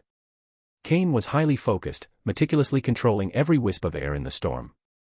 My gaze pierced through the layers of rain, precisely locking onto an object that was fluttering erratically in the air. A broken rudder from a pirate ship. You are the one. Kane's voice was hoarse and dry. Get the hell over here. He extended his right hand and clenched his fist in the air. An invisible wind, like a nimble tentacle, entangled the rudder that was churning in the storm. Aim. Accelerate. Kane frantically injected the last bit of compressed air pressure he could muster. Within the storm, a colossal wave, deliberately amplified by Kane, slammed into the Golden Lion like a collapsing mountain. Puff. Caught off guard, the Golden Lion was struck by the immense force, causing its blood and chi to surge and its body to briefly lose its balance in midair. In a battle between masters, a single moment is enough. Vacuum prison. Kane growled. OM-. The air within 100 meters of the Golden Lion was instantly sucked out. An extreme feeling of suffocation and weightlessness washed over him simultaneously, and his mind went completely blank. Even more fatally, he lost all perception of sound and airflow. Oh no. Alarm bells rang in the Golden Lion's mind. It's now. Go. Kane's eyes remained unwavering, but his fingers clenched tightly. Call out. The wooden rudder, enveloped by extreme wind pressure, broke the sound barrier, shooting out as an elusive black streak with a piercing shriek that tore at the eardrums. Golden Lion's battle-hardened observation hockey had already detected the trajectory of death, but his imbalance in the vacuum environment made it impossible for him to make any effective evasive maneuvers. He could only watch helplessly as the dark figure rapidly enlarged in his pupils. Kane, with his last ounce of strength, roared. Get it in, for me. Do not. Buffed. A sickening, dull thud rang out. The rapidly spinning ship's rudder pierced through Shiki the Golden Lion's head deeply and fiercely from the very center. Ugh-hi. The Golden Lion's body suddenly stiffened, and its forward momentum came to an abrupt halt. His eyes bulged out and were bloodshot. He raised his hand in disbelief and touched the top of his head. What I felt through my fingertips was warm, viscous brain matter and blood, and the cold, hard texture of wood. This blow was deeper, more precise, and possessed a more absurd yet perfectly symmetrical beauty than the image in the newspaper Kane remembered. Jehovah. A blood-curdling scream erupted from the Golden Lion's mouth. The intense pain was unbearable even for his battle-hardened body. Dominance, will, and strength crumbled in that instant. His consciousness was rapidly fading, and the world before him began to spin. In a blur, he saw that the young Navy boy had appeared in front of him at some point, with a genuine smile on his face. Senior Shiki. The brat's voice clearly reached his last moments of consciousness. Your era has ended. Boom. Shiki the Golden Lion, a man who stood at the pinnacle of the sea alongside Roger and Whitebeard, could no longer maintain his ability to fly and plummeted straight down from the sky. He crashed into the cold graveyard below, composed of the wreckage of his own fleet. A maritime hegemon of his generation. Thus, their fighting strength collapsed. The legend has come to an end. Chapter 48, A Narrow Escape from Divine Avoidance. The Golden Lion was seriously injured and fell into the sea. His fate is unknown. His once invincible fleet, which had aspired to conquer the world, has now been reduced to countless burning and twisted steel wrecks on the seabed. Puff. Kane staggered down from the air, his feet landing heavily on a huge floating ship plank. He could no longer hold back, and suddenly bent over. A metallic taste rose in his throat, and he vomited a mouthful of blood. My body has been hollowed out. He manipulated celestial phenomena on a large scale and fought against a legendary pirate, almost exhausting all his strength. Especially the final move to snatch the Golden Lion's head, which drained him of his last bit of energy. Now, let alone raising a finger, he even felt his soul swaying with the waves. But he won. Kane forced himself to lift his head, his bloodshot eyes peering over the ravaged sea and locking onto the distance. There, the clash between the two figures continued to tear the sea apart. Garp and Roger. Those two real monsters have been fighting since the start of the war, seemingly tireless. Every clash of their fists and blades still changes the color of the sky and makes the sea wail. Kane's extremely exhausted brain was now working at an unprecedented speed. The Golden Lion is now useless. The Battle of Admiral was completely ruined by his own actions. But the true heart of this naval battle, that man, Gold Roger, is still there. The Great Pirate Era. It was this man's dying words that sent countless ambitious people, villains, and scum into the sea, chasing after that elusive treasure. The number of pirates exploded, completely shattering the peace of the four seas in the first half of the Grand Line. Countless civilians lost their homes and were displaced. Admittedly, he may have had his own dreams and a desire for freedom, and he ushered in a turbulent era, but he also brought endless disasters to the world. From the perspective of justice, Roger is the root of all evil. From Kane's own perspective, if, while I still have a sliver of strength left, and my mind remains clear, should we send the Oro Jackson ship to the bottom of the sea as well? Without the Oro Jackson, Roger was like a rootless duckweed, unable to escape. Once Sengoku's main fleet arrives, Garp and Sengoku will join forces, along with Garp himself, who can control celestial phenomena. Roger, you will never leave the Advor Sea today. If we could end the future Pirate King here ahead of schedule. So, will the Great Pirate Era begin again? Where will the future of this world lean? The thought of this made Kane's heart pound uncontrollably. How much disciplinary points will the system reward for this disruptive nature that is enough to change the world's landscape for decades to come? How generous will the system's rewards be? That was an astronomical number that he dared not even think about, and it might even cause the system to crash and restart. It's done. The moment this thought crossed his mind, Kane's eyes sharpened once more, a mixture of greed and madness. He forced out what little life force he had left, raised his violently trembling right hand, and aimed it at the distant Oro Jackson. Hey, kid. What do you think you're doing? On the Oro Jackson, Rayleigh's keen observation Haki immediately detected Kane's intentions. The storm energy that had regrouped, carrying undisguised malice, was directed at their ship. Nothing. Kane grinned, his smile as bright as the midday sun, but his words sent a chill down Rayleigh's spine. I just think that pirate ships are better left to sink to the bottom of the sea. Before the words had even finished, Kane moved. He poured the last bit of power he had squeezed out of his body into controlling the storm. The sea, which had just calmed down, became raging again. A massive waterspout, stretching from the sky to the ground, whipped up towering waves hundreds of meters high, lashing fiercely at the Oro Jackson. Men. Hold on. On the Oro Jackson, Jabba, Shanks, and others were in complete chaos. The all-consuming waterspout was about to tear the ship apart. Captain! Ridley exclaimed. Roger, who was engaged in a fierce battle with Garp, caught a glimpse of this earth-shattering change out of the corner of his eye. For the first time, the cynical smile disappeared from his face. The boat was their only home on the sea. He can die, but the ship cannot sink. Garp. That's enough for today. Roger forced Garp back with a single slash, then stomped his foot and leaped high into the air, instantly appearing at the very front of the ship. You're 100 years too early to mess with my ship, you little navy brat. Roger's voice was cold and devoid of any emotion. He held the supreme-grade sword named Ace with both hands and raised it above his head. Buzz. A surge of Conqueror's Haki far surpassing any previous one erupted. Centered on Roger, it exploded in a ring-like pattern. That wasn't just a display of power, it was the tangible pressure of a king. Dark red thunder roared wildly, and pitch-black domineering energy, like raging black dragons, tightly coiled around his blade. The sky shattered, and the sea howled. Even Garp behind him had his pupils shrink, his whole body tensed up instinctively, and a solemn expression appeared on his face. That's the Pirate King's all-out attack. God, dodge. In an instant, Kane's sensory world was completely stripped away. A jet-black slash that stretched across the sky burst forth from the blade. It was so domineering and unreasonable, so brutal and ruthless, that it inspired despair. In Kane's pupils, only that ever-expanding darkness remained. He frantically stirred up the storm, trying to resist it, trying to deflect it, trying to do something. But it didn't work. Wherever that slash passed, it seemed that all rules and all existence were forcibly avoided in the face of this one strike. Rip.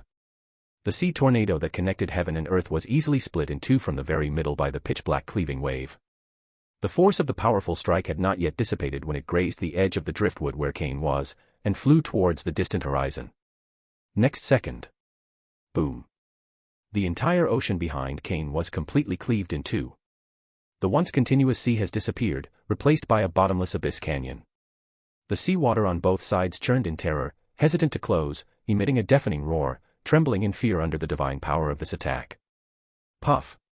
Kane was struck dumb, and the backlash caused him to cough up a mouthful of blood. His strength was instantly drained, everything went black, and he fell straight backward into the icy seawater.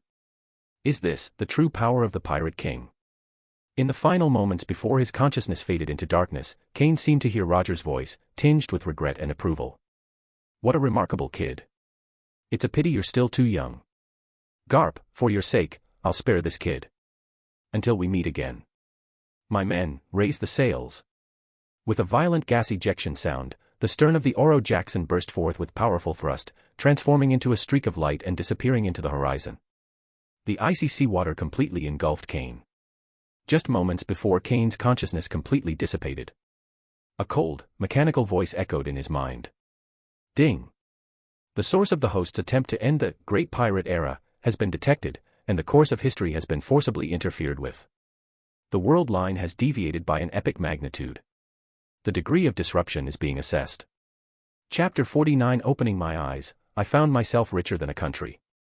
The last thing I remembered was the cold seawater, the suffocating pressure, and that dark, slicing wave. Well. Kane struggled to open his eyes, the blinding white light causing him to raise his arm in an attempt to shield his eyes. This simple movement felt like every bone in my body was protesting. Every muscle felt sore and weak from being completely drained. Woke up. A calm and steady voice sounded from beside the bed. Kane turned his head, his gaze gradually focusing. What came into view was the familiar ceiling of the warship's medical room, and Bogart's perpetually unchanging poker face. He was sitting nearby, meticulously polishing his sword. This adjutant, who was usually as inconspicuous as a shadow, was now looking at him with the eyes of someone looking at some rare animal. Mr. Bogart, Kane's voice was hoarse, where am I? On the flagship of a great general of the Warring States period. Bogart slowly sheathed his sword, the movement fluid and graceful, producing a crisp click sound. You've been unconscious for 2 days. We're on our way back to Marineford. 2 days. Kane's thoughts seemed to freeze. He only remembered being stunned by the aftershock of Roger's divine evasion, and then losing all consciousness. How's the battle going? He asked anxiously. Where's Shiki? Where's Roger? Roger ran away. Bogart spoke calmly. After that divine evasion split the sea, the Oro Jackson took the opportunity to break out of the encirclement. Mr. Carp missed the best opportunity to pursue you in order to save you first. Did they run away? Kane sighed inwardly. This outcome was somewhat expected. A man burdened with a destiny like that was indeed not so easily killed. But, Bogart's tone shifted, a hint of barely concealed emotion finally creeping into his voice. Shiki the Golden Lion has been arrested. Kane's heart skipped a beat. His entire fleet was wiped out, and he himself suffered a severe head injury and brain damage, and he remains unconscious to this day. The Sengoku general has ordered him to be escorted to the underwater prison, impelled down. Bogart paused, then gave Kane a deep look. The doctor didn't dare remove the ship's wheel stuck in his head. The Sengoku general said that it is your most dazzling medal as a naval officer. Become. Kane gritted his teeth to keep himself from laughing out loud in front of Bogart. Screw medals. What I want are disciplinary points. Real, tangible benefits. The capture of Shiki means that the Shiki who wreaked havoc in Marineford in the future no longer exists, and he has even defeated Luffy's future movie boss in advance. How disruptive is that? How many points would that be? Seeing that Kane had woken up, Bogart stood up and said, You rest first, I'll go and inform the general and the lieutenant general. As the cabin door clicked shut, silence returned to the medical room. Kane suddenly opened his eyes, which glowed green. System. Settle. Get the hell out here and settle the settlement. OM-. A pale blue light screen unfolded on the retina. Epic event concluded. Event name, Battle of Edvard, Honkai Impact version. Determination of core disciplinary violations. 1. Inhumane massacre, maliciously manipulated natural disasters, causing the annihilation of tens of thousands of pirates in the Golden Lion fleet. The methods were cruel and completely violated the basic guidelines of naval humanitarianism. 2. Historical rewriting, forced interference in the outcome of the Battle of Edvard, led to the capture of the legendary pirate, Golden Lion, Shiki, the premature exit of the flying pirates from the historical stage, and a catastrophic collapse of the world order. 3. The blasphemer of fate, attempting to sink the ship of the future pirate king, and extinguish the source of the Great Pirate Era, this act has seriously interfered with the gears of fate. In the process of comprehensive calculation. Disruptive factor, max. Eyewitness bonus, Roger, Garp, Sengoku, Rayleigh, and thousands of other marine and pirate survivors. Final reward, issued. Congratulations, host. You have gained 800,000 disciplinary points. Current disciplinary violation balance, 935,200 points. 800,000. Kane stared at the long number, his breath almost stopping. I spent over 100,000 yuan to save my life, and now I've not only gotten my principal back with interest, but it's multiplied several times over. I'm rich. I'm really rich this time. Kane lay on the bed, his lips curling up wildly, emitting a strange hee-hee-hee laugh, looking just like a landlord's foolish son. With this money, you can have whatever you want, like awakening fruits or high-level domineering abilities. Just then, heavy footsteps came from outside the cabin door. Before anyone even appeared, that signature loud voice was already making the door panel vibrate. Puffed, ha ha ha. I told you the kid was lucky. Being shocked by Roger's aura is nothing. I used to get slashed by that bastard all the time back in the day. Kane's eyes sharpened, and he instantly switched modes. The emotions of greed and ecstasy were perfectly suppressed within a second. Instead, there was a face filled with weakness and paleness, but with eyes that remained resolute and unyielding. Best actor mode, on.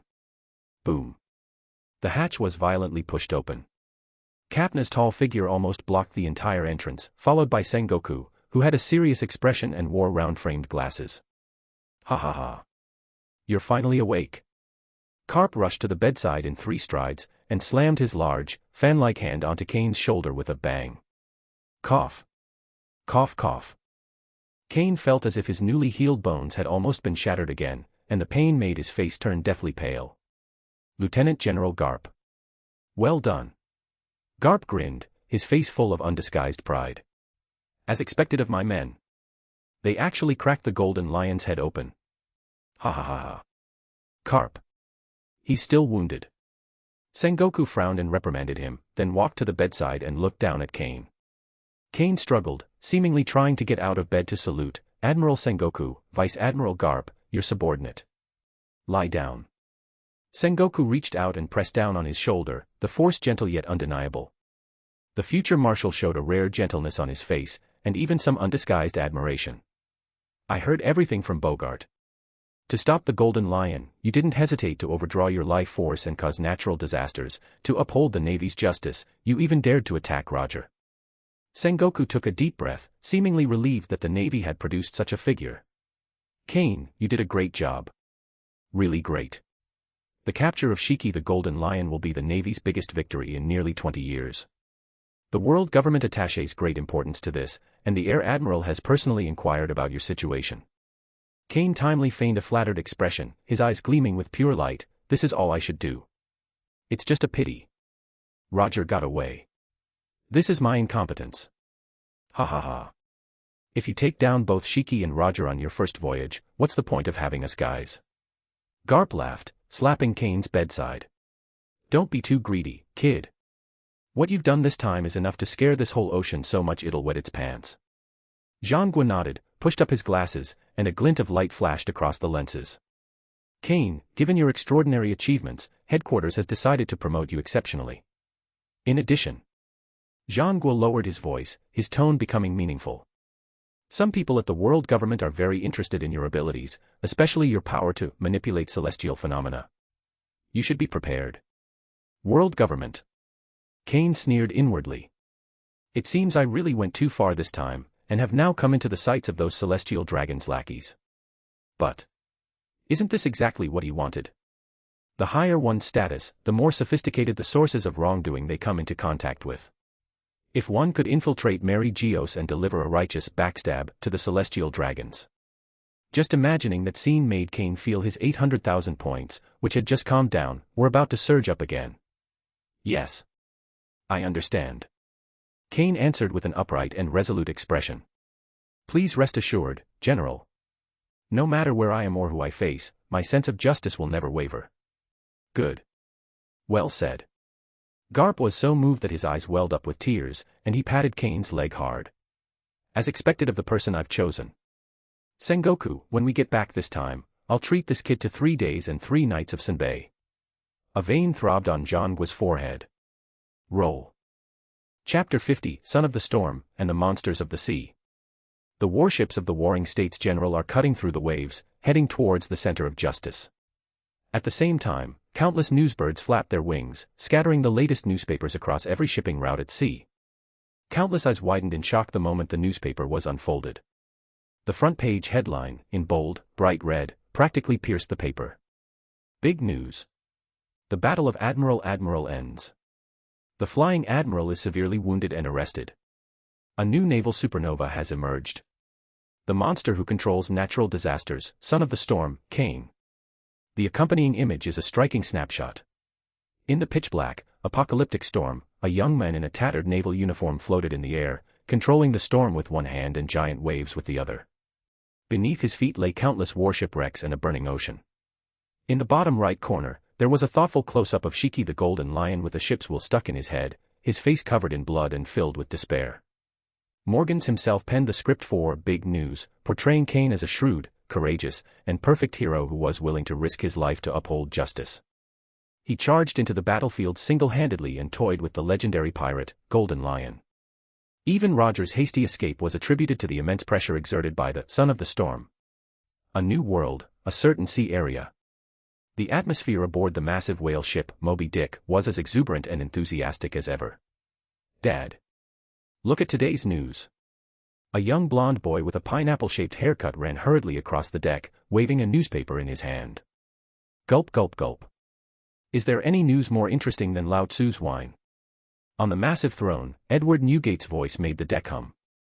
He was at his peak, his physique as solid as a mountain, holding a wine bowl the size of a bathtub in his hand, his long, golden hair flowing over his shoulders, vibrant and dazzling. It's about Golden Lion. He's been captured by the Navy. Marco handed over the newspaper. Oh. The white-bearded man put down his wine bowl and took the thin piece of paper. When he saw the disheveled photo of the Golden Lion, he was stunned for a moment, then burst into thunderous laughter. Gurururur. That idiot Shiki. I told you long ago, you can't conquer this sea with those pieces of junk. To be made a mess of by a mere Navy brat, what a disgrace. He smiled, but his gaze fell on the close-up of Son of the Storm next to him. Kane. Whitebeard murmured the name, his gaze lingering briefly on the words, awakening conquerors hockey, and, controlling a superstorm, described in the newspaper. He tilted his head back and gulped down a large mouthful of strong liquor, a bold smile curving his lips. That Garp guy, he actually had such an amazing kid hidden away. Gurara, this era is getting more and more interesting. The new world, an island filled with sweet, cloying aromas. Wow. This is truly incredible news. Charlotte Linlin was not as bloated as she would be 20 years later. Although she was still large, she still possessed a wild and voluptuous beauty. She sat on a throne made of cookies and candies, holding the newspaper between two fingers as if it were a napkin. Her eyes were fixed on Kane's handsome face in the photo, even though it was covered in blood. That look, that destructive power, and that conqueror's hockey. Lingling stuck out her tongue and licked her lips, which were painted with bright red lipstick. Oh my God. What wonderful bloodline. If only it could be combined with my family. She suddenly stood up excitedly, her enormous body causing the entire palace to tremble. Perispero. Go. Find out everything about this, son of the storm. I want him. I want him to be my husband. To bear me the strongest offspring. Oh my gosh. On a nameless deserted island, the Beast's pirates are resting. At this time, Kaido of the Beasts had not yet grown his signature long beard, but he looked much younger and more manic than he would later appear. He was carrying a huge gourd of wine in his hand. Wah. That idiot Shiki, he just went in like that. Kaido drank while crying, tears and snot streaming down his face, a typical drunken tantrum. He said he was going to rule the world, and then he got taken down by some little Navy brat. How embarrassing. Burp. He slammed the newspaper to the ground, and the spiked club in his hand, 8 precepts, crashed to the ground, creating a deep crater on the island. The storm fruit. That sounds amazing. Kaido's crying suddenly stopped. He picked up the newspaper, his eyes blurry with drunkenness, and stared at Kane's photo, his gaze gradually shifting from sadness to a kind of destructive savagery. If you can defeat Shiki, does that mean you can also kill me? Giggle giggle. Kaido suddenly roared to the sky, his drunkenness instantly transforming into fighting spirit. Great. Excellent. You Navy brat. Once I've established myself in Wano country, I'll come find you and give you a good fight. I hope you can kill me. Hee hee hee. The whole world is in shock. Whether it was the branches of the Four Seas or the pirates of the New World, everyone remembered the name Kane. Overnight, he went from an unknown recruit to a naval supernova capable of shaking the very fabric of the ocean. Meanwhile, Kane, at the center of the storm, was lying in a special care ward on the Sengoku warship, enjoying the privileges that belong to a hero. Mr. Kane. Here's your chilled orange juice, I added honey on it. Lord Kane. Could you please sign my autograph? Just on my clothes. My sister is a huge fan of yours. Brother Kane. Does your wound still hurt? If you don't mind, I can stay on duty tonight. I'm very good at massage. Looking at the group of nurses and young Marines with stars in their eyes, Kane wore his usual, signature Yasashi smile, perfectly replicating the heroic image from the newspaper. You're all too kind. I was just doing my duty for the sake of justice. Signature is no problem, as long as you don't mind my ugly handwriting. No need to bother with the shifts, everyone is tired, go and rest, I can manage on my own. He responded to everyone in a gentle and kind voice. His humble, polite, and considerate manner instantly moved his group of fans to tears. Until the last nurse, blushing, reluctantly closed the cabin door. Click. The door lock is engaged. The holy light on Kane's face vanished instantly. He casually picked up the newspaper, looked at the front page photo that made him look so virtuous and righteous, and curled his lip. Tisk, Morgans, that dead bird, couldn't he have come up with a more cultured title? Son of the Storm. It sounds like a fan seller. Although he complained, he was secretly overjoyed. Once the newspaper was published and his name became widely known, he became synonymous with hero in the Navy. This change in status means that he can access higher levels, go to more lucrative departments, and even openly, embezzle some money. After all, who would suspect that an upright and incorruptible naval hero would embezzle hundreds of millions of berries for personal gain? Everyone would just think that the officer must have had his own ulterior motives. However, empty fame is secondary. Kane's smile faded, and his eyes became clear. He subconsciously touched his chest, which was still throbbing slightly. Although he won, he knew best in his heart that it was the limit of his limits. Especially when he tried to manipulate the superstorm to confront God's avoidance. My body was instantly drained, and every cell was wailing with the powerlessness of exhaustion, which was worse than death. If he had even 10% more energy at the time, he wouldn't have been unconscious for 2 days like a dead fish. As expected, whether in the past or present life, Superboy has no future. Kane pursed his lips, a hint of resentment towards his own weakness flashing in his eyes. Look at Kaido, look at Big Mom, and look at Garp who seemed completely unfazed just moments ago. These are true monsters, aren't they all as tough as city walls, able to fight for 10 days and 10 nights without even breaking a sweat?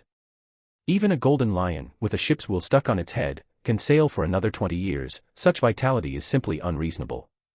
In contrast, I become weak as soon as I unleash my ultimate skill and have to rely on dying to regenerate mana. This is completely contrary to his grand vision of controlling the world from behind the scenes.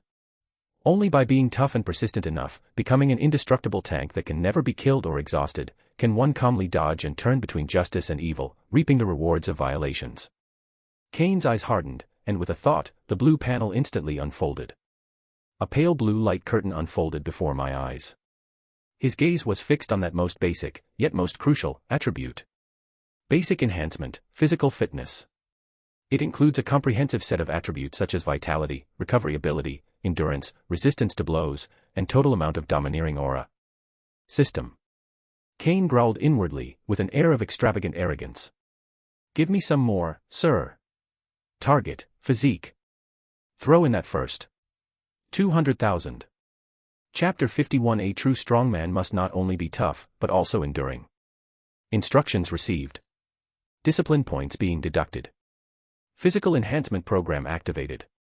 As the system's cold notification tone faded away. Before Kane could even strike a cool pose, a terrifying surge of heat exploded inside him without warning. Holy crap. Kane's attempt to maintain a cool and aloof expression instantly crumbled, his features contorting in pain. This time, it's no longer a gentle nourishment. It was a complete and violent leap of life. Click, click. He could clearly hear the teeth-grinding sounds coming from inside his body. The bones were compressed even more tightly amidst the groans, the muscle fibers were torn, and then instantly reassembled in a stronger and more explosive way. The excruciating pain inside his body felt like 100 Garp were relentlessly hammering iron into every inch of his body with their iron fists. The excruciating pain surged like a tidal wave, but he didn't utter a sound. He just gritted his teeth, veins bulging on his forehead, his body trembling violently on the bed. He knew this was the only way to become a monster. On the retina, the violation count is plummeting at an alarming rate. Physical strength 65-66. Consumed 5,000 points. Physical strength 66-67. Consumed 5,500 points. Physical strength 75-76. Consumed 10,000 points. Physical strength 84-85. Consumed 14,500 points. Physical enhancement complete, overall energy level increased to 85. Total cost, 198,000 points. When the excruciating pain that felt like it was tearing him to pieces subsided, Kane collapsed on the bed, completely soaked, as if he had just been pulled out of the water. The next second, he clenched his fist tightly. Boom. The sheer force of the grip produced a crisp popping sound in the air. Strong. They're ridiculously strong. He gasped for breath, white mist rising from every pore, the excess energy within him dissipating. A surge of vitality coursed through his body, filling in all the hidden injuries left by the aftershocks of Roger's, God's evasion, and the deficit caused by overdrawing his devil fruit powers. With a thought, the stomach and intestines instantly began to move at high speed, squeezing out all the remaining nutrients in the abdomen. The advanced technique from the World Government CP9, Life Return, was mastered effortlessly in that instant. This feeling. Kane looked at his increasingly defined body, his skin smooth and firm, yet beneath it lay a terrifying, monstrous strength that even he found frightening. What surprised him even more was that, with the transformation of his physique, his previously depleted domineering aura also experienced an explosive surge, surging endlessly through his limbs and bones, far exceeding anything he had ever felt before. A smug grin spread across his face. I wonder, between me now and Kaido-sensei now, whose health bar is thicker? From today onwards, no one will be able to make him wilt on the spot again. The era of Superboy is gone forever. However, having a health bar alone is not enough. The green light in Kane's eyes did not fade, on the contrary, it burned even brighter because he had tasted the sweetness of success. Now that we've made a fortune, we might as well spend it all at once. System. Give me the rest of the money. Armament hockey. Observation hockey. Upgrade them, you bastards. A true strongman is not only tough, but also enduring. Instructions received. Intermediate armament hockey, external amplification, unlocked. Consumes 200,000 points. Intermediate observation hockey, foresight, unlocked. Costs 200,000 points. Boom. Another huge sum of 400,000 yuan vanished into thin air. OM dash. A roar came from the depths of his brain, as if two brand new doors had been opened in his perceived world. First is armament hockey. Kane's mind raced, and a dark, domineering aura instantly enveloped his right arm. But this is no longer a simple hardening. That dark, domineering aura flowed and overflowed on the surface of his skin, forming an invisible yet real, flowing armor. Armament hockey. Release. Kane's eyes narrowed, and he made a fainting strike at the empty chair 3 meters away. It didn't use any devil fruit powers, it was merely a gentle breeze created by the body. But with that outwardly domineering aura. Bang. 3 meters away, the sturdy solid wood chair was struck head-on by an invisible hammer and instantly shattered into a shower of wood chips. That's right. Kane looked at his palm, his eyes filled with surprise. This outward display of domineering aura not only forms an invisible defensive barrier, but also qualitatively changes his attack range and power. If you take it one step further and master internal destruction, that's the ultimate Ryuo. Next comes the qualitative change in visual perception. Kane closed his eyes. His world suddenly became incredibly noisy. Countless fragmented images flashed through his mind. A second later, a seagull outside the window will drop a clump of bird droppings, which will land precisely on the railing. 3 seconds later, Recruit Allen at the end of the corridor will trip over his own feet and fall flat on his face. 5 seconds later. Countless chaotic fragments of the future flooded into my mind like snowflakes. Kane frowned slightly, his brain somewhat overloaded, but he quickly adapted to this new mode of perception, actively filtering out the useless noise. The mind was focused like never before. A vivid, future scene was etched in his mind. Bogart, dressed in a black suit, pushed open the door, holding a coat in his hand. His usually calm face showed a hint of seriousness. "Kane, get ready. We're about to pass through the gates of justice. General Sengoku wants you to line up on the deck." The image flashed by in an instant. Predict the future. Although it only lasts a few seconds, in a battle between masters, that is the difference between life and death. Kane could no longer hide the smile on his face. He sat up leisurely from the bed, slowly straightened his hospital gown, and even had the leisure to pour himself a glass of water. 1 second. 2 seconds. 3 seconds. Click. The door to the ward turned, and that familiar figure appeared at the door right on time. Bogart was indeed holding the coat in his hand, and was about to speak. Kane had already turned his head, raised his water glass, and, with his signature warm and welcoming smile, spoke first. "Is it time to go through the gates of justice, Mr. Bogart? I imagine the Warring States General is already getting impatient on the deck, isn't he?" Bogart's foot, which was about to step in, was abruptly suspended in midair.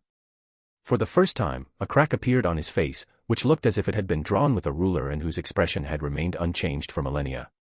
He looked at Kane, his eyes filled with astonishment and confusion. The soundproofing in the VIP ward of this flagship is top-notch. How did this kid know so precisely that we had arrived at the gate of justice? He even guessed Sengoku's orders word for word. Unless, it's observation hockey. But how is that possible?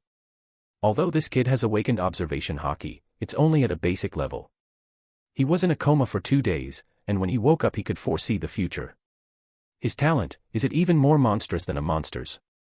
Seeing Bogart's horrified expression, Kane was secretly overjoyed. Cool. That 600,000 yuan in disciplinary points was totally worth it. How did you know? Bogart's voice carried a rare hint of hesitation. Intuition. Kane pointed to his head, his smile innocent and harmless.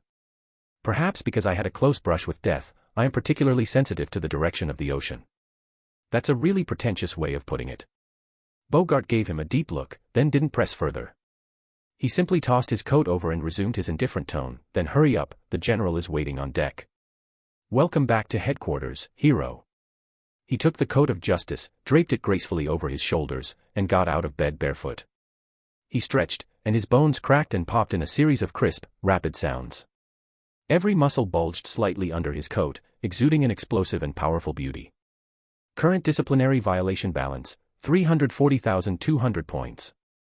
I spent nearly 600,000 yuan, but in return, I became a completely new version of myself, truly stepping into the realm of the strong.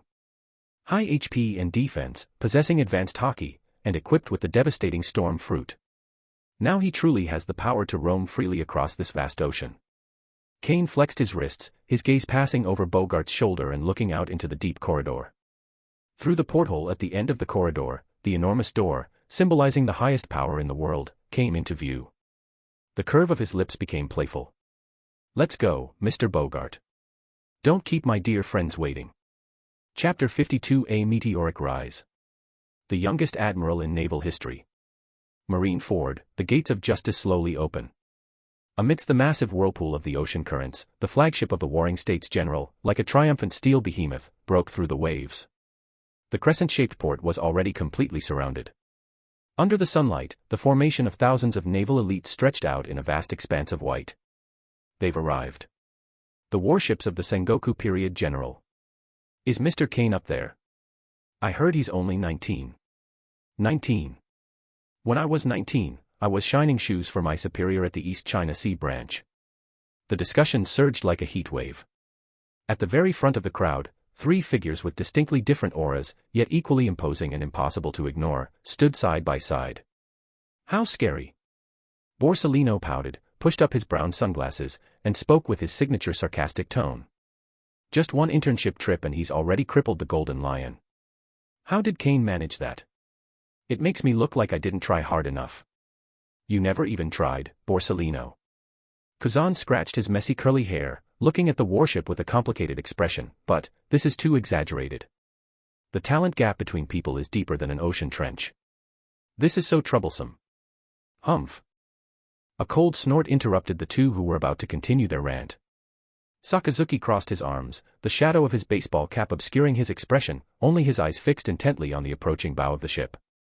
His fists clenched so tightly in his leather gloves that they made a crunching sound, and beneath the skin of his arms, the dark red color of magma was faintly visible. Jealousy?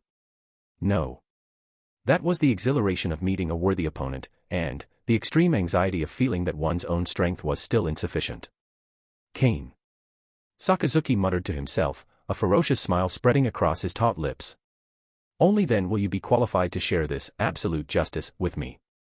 As the warship docked, the gangway was lowered. Sengoku and Garp were the first to step out, and the appearance of these two big shots instantly silenced the noisy port. But then, everyone's gaze shifted past them and focused on the young figure slowly walking down. Kane was not wearing a standard military uniform. He was only wearing a slightly oversized coat of justice, shirtless, boldly revealing his extremely well-built muscles. Under the sunlight, the clearly defined textures exude an explosive sense of power. His steps were steady, each one seemingly stepping on the heartbeats of the crowd. He showed no stage fright whatsoever, instead, he exuded a nonchalant ease. Halfway down the gangway, he casually raised his hand and waved to the enthusiastic Marines below. This move instantly ignited the entire audience. Hey! Mr. Kane is waving this way. Oh my God! He's smiling at me. Look at those muscles. I'm suffocating. So cool. Is this the man who defeated the Golden Lion? That confidence. Ah, I'm dead. A group of female Marines who were usually so dashing and heroic couldn't help but scream out loud, their eyes filled with fervor. Kane stepped off the gangway, ignoring the surrounding noise, and went straight to the monster trio. Hey, the three of you. Kane smiled at his fellow students, whose expressions varied. What's wrong? Don't you recognize me after a few days? Sakazuki, why is your face still so sour? Shut up. Sakazuki replied coldly, but the next second, he slapped Kane's shoulder hard with his large hand. It's good that he's not dead. Although it was only 4 words, the approval in that tone was more weighty than any praise. Kane Borsalino leaned closer, his face, which often made it hard to tell whether he was loyal or treacherous, filled with curiosity. How much treasure is on the Golden Lion's fleet? Did you bring us any souvenirs? Go away, go away. Where is the treasure? There's only a ship full of pirate corpses. Kane waved his hand dismissively, then lowered his voice discreetly, speaking in a volume only the 4 of them could hear. However, I did manage to snag 2 bottles of good wine. Same place tonight. Kuzan's eyes lit up instantly, and all his laziness vanished. That's a good idea.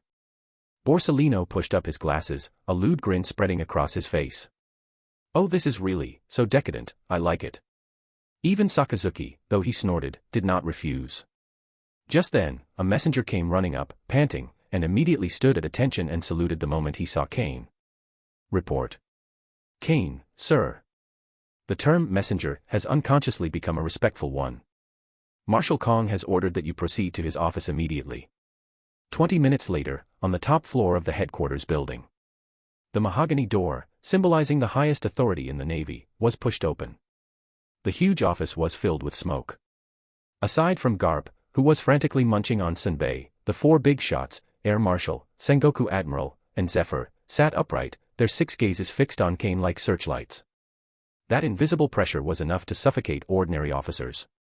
Kane calmly dusted off his coat, walked to the center of the room, snapped to attention, and saluted. Kane, a member of the first cohort of the elite training camp, reporting for duty. How are you feeling? Steelbone Sky, seated in the main seat, spoke first, his voice deep and resonant like a bell. Reporting to the Marshal. Apart from still feeling a bit nauseous and having a headache from overexerting my domineering aura, I feel great. I can go out and take down 2 more great pirates at any time. Kane answered loudly. This half-serious, half-joking remark actually eased the serious atmosphere. Zephyr looked at his most prized disciple, his eyes filled with satisfaction, but he feigned sternness and snorted, "Stop talking nonsense. Do you know how much trouble you've caused this time? Intervening in the royal-level battlefield without authorization, do you have a death wish?"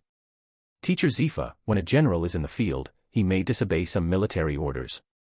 Kane lowered his hand, his eyes clear and sincere. In that situation, if I hadn't intervened, and if the Golden Lion and Roger had escaped, the seas would have been in turmoil for the next 20 years. What do the lives of my subordinates matter when it comes to justice? His words were spoken with great righteousness and awe. In reality, Kane was thinking, if I hadn't arrived sooner, who would I have gotten my 800,000 disciplinary points from? Marshal Kong nodded in satisfaction. He stood up, walked around the large desk, and held a black velvet box in his hand. At that moment, Sengoku stopped pushing up his glasses, and Garp put down his senbei. The atmosphere became solemn. Kane, your achievements have been verified by headquarters and the world government. The Air Marshal walked up to Kane, his gaze intense. Although you have only been in the military for a short time and have little experience, in this chaotic era, the Navy needs heroes and justice needs role models. At the suggestion of headquarters, and with the special approval of the 5 elders, Marshal Kong opened the box. A golden epaulette lay quietly inside, bearing a general's star. You are hereby appointed as Rear Admiral of the Navy Headquarters. A 19-year-old Major General. This is absolutely a record-breaking speed of advancement. Kane stared at the star, his pupils contracting slightly. Coming. It's not just about a rise in status, it's also about unlocking privileges. A Major General means having independent warships, an independent guard, and an independent operational funding account. This means that he will have legal room to operate in the future, even if he uses public funds for lavish meals or even reports the pirate treasure he has captured in the media. What? Not satisfied. Marshal Kong raised an eyebrow when he saw Kane looking dazed. No. Kane looked up abruptly, and at that moment, he channeled his inner Oscar winner. His eyes were slightly red, and his lips trembled, as if overwhelmed by an immense sense of honor. He accepted the star with trembling hands, his voice choked with emotion yet resolute. Your subordinate is terrified. But your subordinate will never back down. This star is not an honor, but a heavy responsibility. It is the testament of the blood and tears of the civilians who died tragically at the hands of pirates. Your subordinate requests permission. Kane suddenly saluted again and roared. Please grant me the highest level of autonomy. I don't want to sit in the office drinking tea, I want to lead a team out to sea. To the most dangerous waters. To clean up the garbage that exists also for the sake of justice, points. It is good. The Air Marshal was deeply moved by this passionate declaration and waved his hand, granted. The headquarters will allocate you a brand new warship, and you can choose the personnel. Funding. The Air Marshal paused, then said, a special approval is granted for double. Kane brought his legs together, saluted again, and shouted loudly, his eyes already glistening with tears of emotion. Your subordinates will be willing to sacrifice everything for justice, even their lives. Seeing his excited expression, the Air Marshal nodded in satisfaction, very good. Tomorrow, the headquarters will hold a formal awarding ceremony for you. Chapter 53 Awarding Ceremony. I'll drink this bowl of chicken soup, you can do as you please. Marineford, Oris Square. Today, the sun shines brightly, and the sea breeze is blowing thousands of flags of justice fluttering in the wind. From above, the entire square was submerged in a pure white expanse of justice. Tens of thousands of naval soldiers, dressed in crisp uniforms, stood solemnly in neat white formations, organized by warship and rank. Directly in front of the square, a white platform symbolizing honor and power rises from the ground. On the high platform, the lineup was so luxurious that it would make any pirate tremble with fear. Seated in the center position is the current Admiral of the Navy, known as Steel Bones. On the left, a wise general from the Warring States period sits upright with a solemn expression. On the right, Vice Admiral Garp, the naval hero, is sitting with his legs crossed, but miraculously, he's not eating senbei, rice crackers, today. Further to the flank, Chief of Staff Tsuru, Chief Instructor Zephyr, and other key personnel from headquarters were all present. Such a luxurious lineup, all for one person. A murmur of barely suppressed discussion rippled through the crowd. Every young Marine's face was etched with fervor and adoration. On the high platform, Garp picked his nose and said to Sengoku next to him with a bored expression, "Hey Sengoku, why make such a big fuss? It's just a promotion, why not just give him the epaulettes in his office?" Sengoku's eye twitched, and he lowered his voice to scold, "What do you know? This is setting an example. Kane's achievements must be celebrated with the highest level of ceremony to demonstrate the Navy's resolve, deter pirates, and inspire these young soldiers. TCH, troublesome." Garp scoffed and said no more. As the solemn military music began, the entire venue fell silent instantly. Under the watchful eyes of everyone, a tall and slender figure slowly appeared at the end of the red carpet. Kane. He changed into a brand new white Major General's uniform, draped with the justice coat symbolizing his rank. On the collar, the golden star of his general reflected a dazzling light in the sunlight. He wasn't wearing a military cap, his blonde hair was slightly disheveled by the sea breeze, and his handsome face was full of a gentle and humble smile. His pace was neither fast nor slow, each step steady and powerful. Hurry up, hurry up. Kane wore a perfect business smile on his face, but in his mind he was ranting and raving. My 300,000 plus disciplinary points are waiting for me to use. A lottery. A lucky draw. Which one isn't more interesting than sunbathing here? The Air Force Marshal is really something, insisting on a live broadcast for the entire army. Damn, pretending to be a hero is exhausting, his face is almost frozen from smiling. What should I say when I go up there? Maybe, I have a dream. No, that's too cliché. I'll just copy a couple of righteous platitudes, these hot-blooded fools are the easiest to fool anyway. He muttered to himself as he walked straight up to the platform, stood before the Air Marshal, and gave an impeccable military salute. Kane. The Air Marshal stood up and personally adjusted the star on his collar, his voice echoing throughout Marineford via Den Den Mushi. Your achievements need no further elaboration. The capture of Golden Lion was achieved with your life and courage, it is the glory of the Navy and a victory for the world. Today, on behalf of the world government and the Navy headquarters, I bestow this honor upon you. From this moment on, you are Rear Admiral of the Marine Headquarters, Son of the Storm, Kane. Marshal Kong's voice was loud and clear, like a bell, and full of power. The audience erupted in thunderous applause and cheers. Major General Kane. Major General Kane. Countless Marines raised their arms and shouted, their voices shaking the heavens. Kane turned around and faced the young, innocent, energetic, and adoring faces below the stage, which in his eyes automatically transformed into walking, experience packs, and leaks, victims of exploitation. Wow, there are so many people. Kane remained completely unmoved. He reached out and gently pressed down. With this simple movement, the cheers that were loud enough to lift the roof off miraculously subsided within a few seconds. Everyone held their breath, waiting for the newly crowned legendary hero to speak.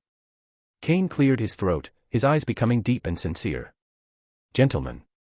Kane's voice was amplified through the Den Den Mushi, spreading throughout Marineford and even reaching naval branches around the world via video Den Den Mushi. Someone asked me, what is justice? He paused, then reached out and touched the brand new Major General badge on his chest. Is it this golden medal? Is it this white military uniform? Or is it a feat of defeating a legendary pirate like Shiki? The audience fell silent, everyone holding their breath as they listened. No, none of those are true. Kane shook his head, his voice suddenly rising in pitch, carrying a penetrating power that struck straight to the soul. This sea is too dark. Pirates are like locusts that can't be killed off. Evil grows like weeds. Our efforts are meaningless. Many people are afraid, cold, and retreat. Some even say that there is corruption within the world government, that our justice is not pure, and that justice is just a plaything in the hands of the strong. Sengoku's expression changed slightly. He was about to say something when Tsuru, the vice admiral beside him, pressed down on the back of his hand. Don't rush, let him continue. A glint of light flashed in his eyes. Kane stepped forward, gripping the edge of the podium tightly with both hands, as if he were suppressing the burning fire in his chest. They might be right. But is that a reason for us to give up? Do not. I don't want to drift along in this indifferent world. I hope. He took a deep breath and roared out a declaration that would be recorded in naval history. We can use our own hands to create a truly just era. I hope that all the young people in our Navy can shake off their apathy and strive for improvement. Don't listen to those who have given up on themselves. Those who can do things should do them, and those who can speak out should speak out. Give off whatever warmth or light you have. Even a firefly can shine a little light in the darkness, without waiting for a torch. And then there were no torches. May we be the only light. For justice.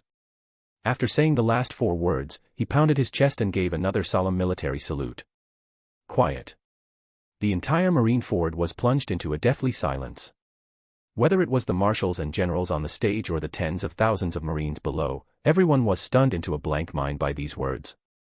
Get rid of the cold air. Become that one and only light. What a sublime awareness. What a fervent soul. Wah. I don't know who it was, but the first person to burst into tears. Immediately afterwards, the suppressed emotions erupted. Countless young Marines had red eyes and were filled with tears. They felt their blood boiling at that moment, and they couldn't wait to rush into the new world and fight the pirates to the death. Roar. Major General Kane. Justice. Justice. In the queue below, Borsalino's sunglasses had slipped down to the tip of his nose, and he smirked. Is this what it means to be a cultured person?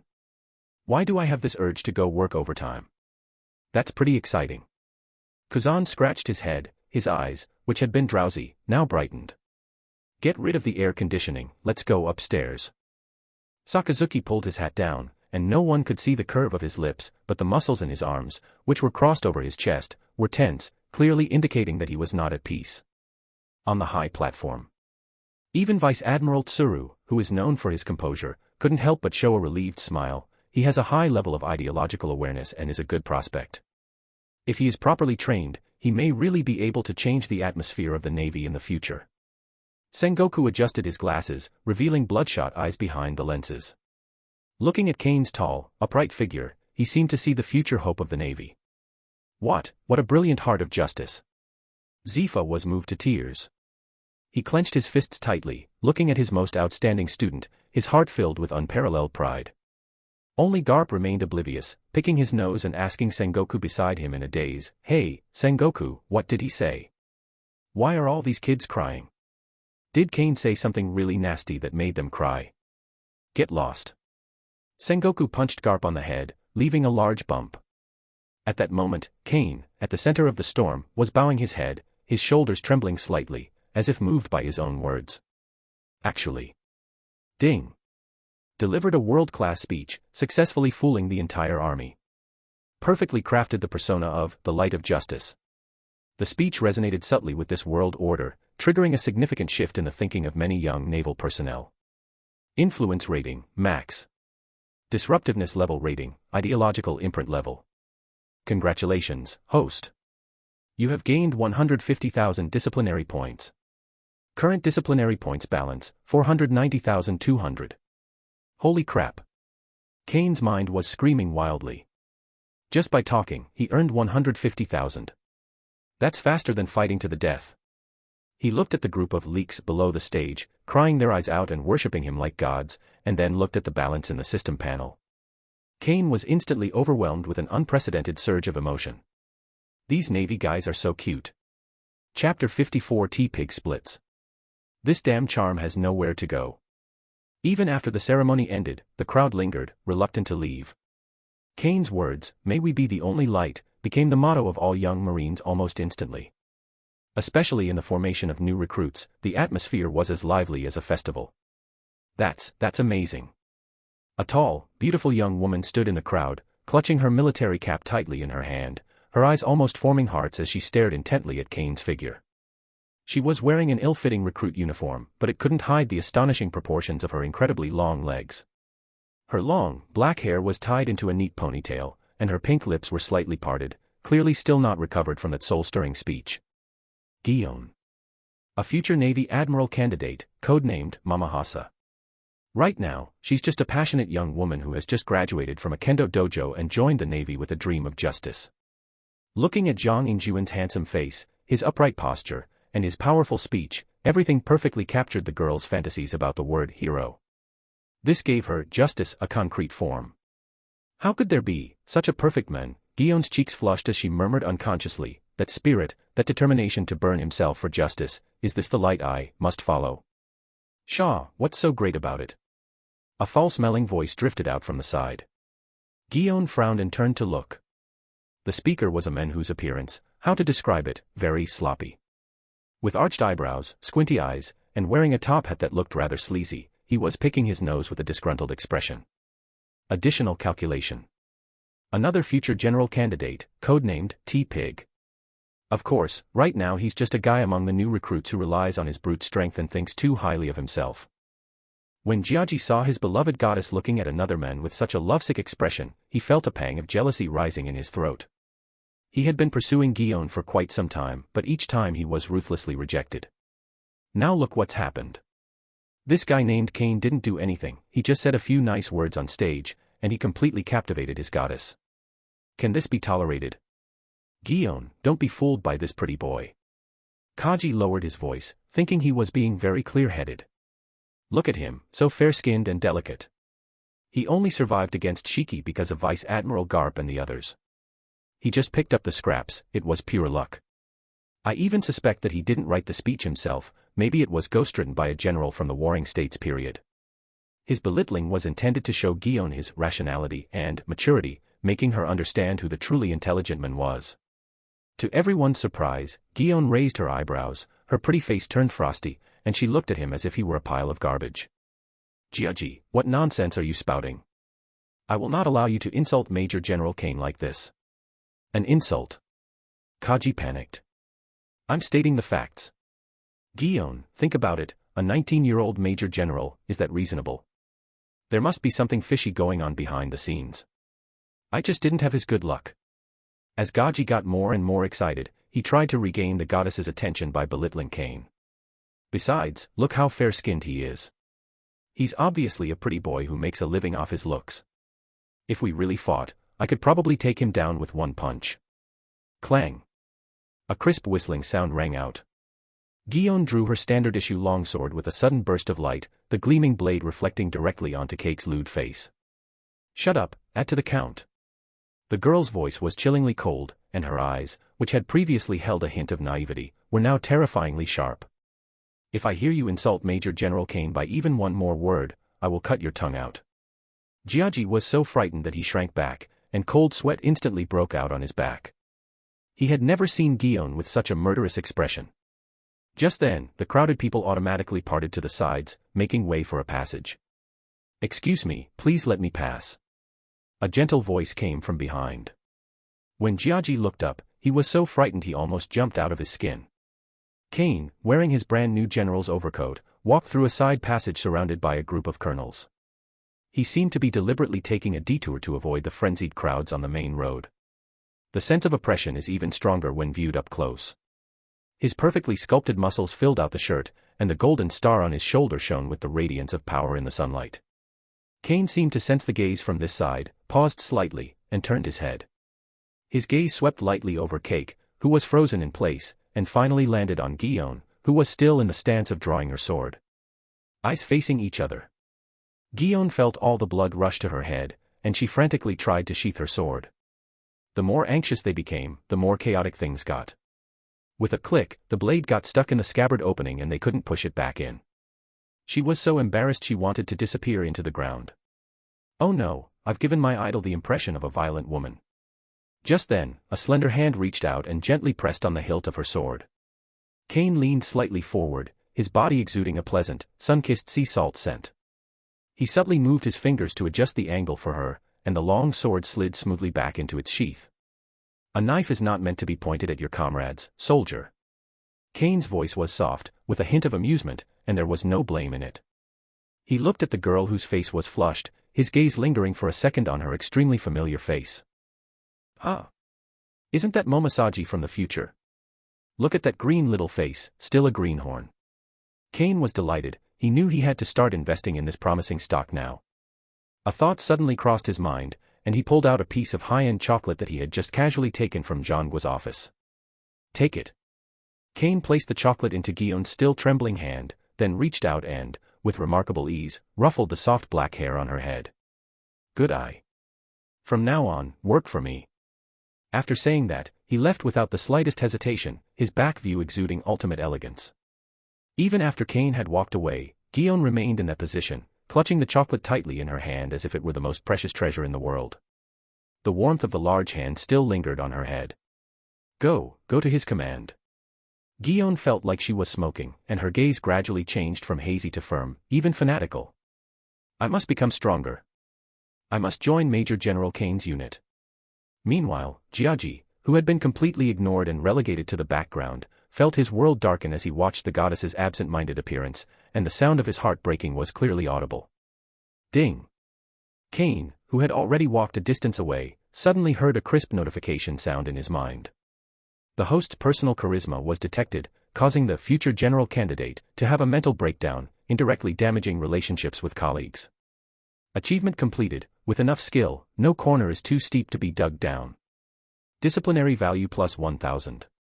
Kane paused slightly, and touched his chin with a puzzled expression. This is okay. I didn't do anything. That guy, Kaji, could he be fragile? However, you shouldn't refuse free points. Kane was in a great mood, humming an unknown tune as he walked toward his office. This is youth. Chapter 55, 4 consecutive draws. This is the ultimate lucky moment. I returned to the private office assigned to me at headquarters.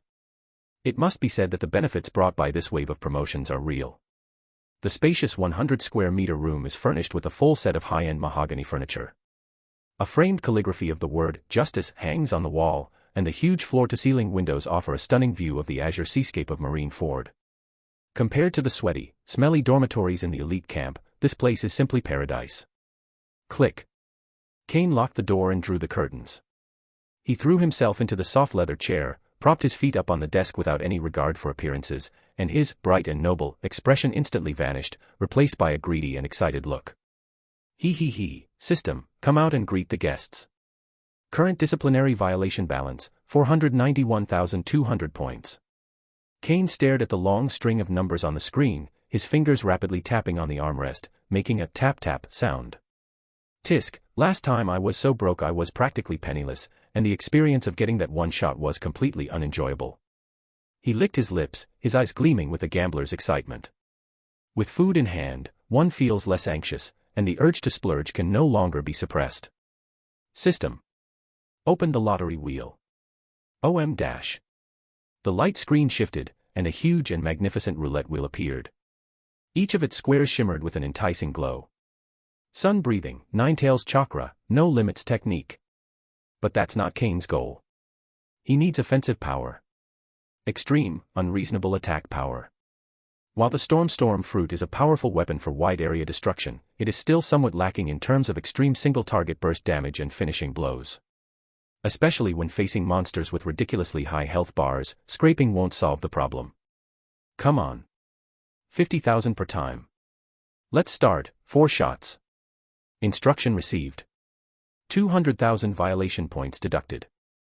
The lottery process has begun. Good luck. Whoosh. The roulette wheel instantly transformed into a dazzling phantom, with the pointer spinning wildly on it, flashing with alternating golden, purple, and blue light.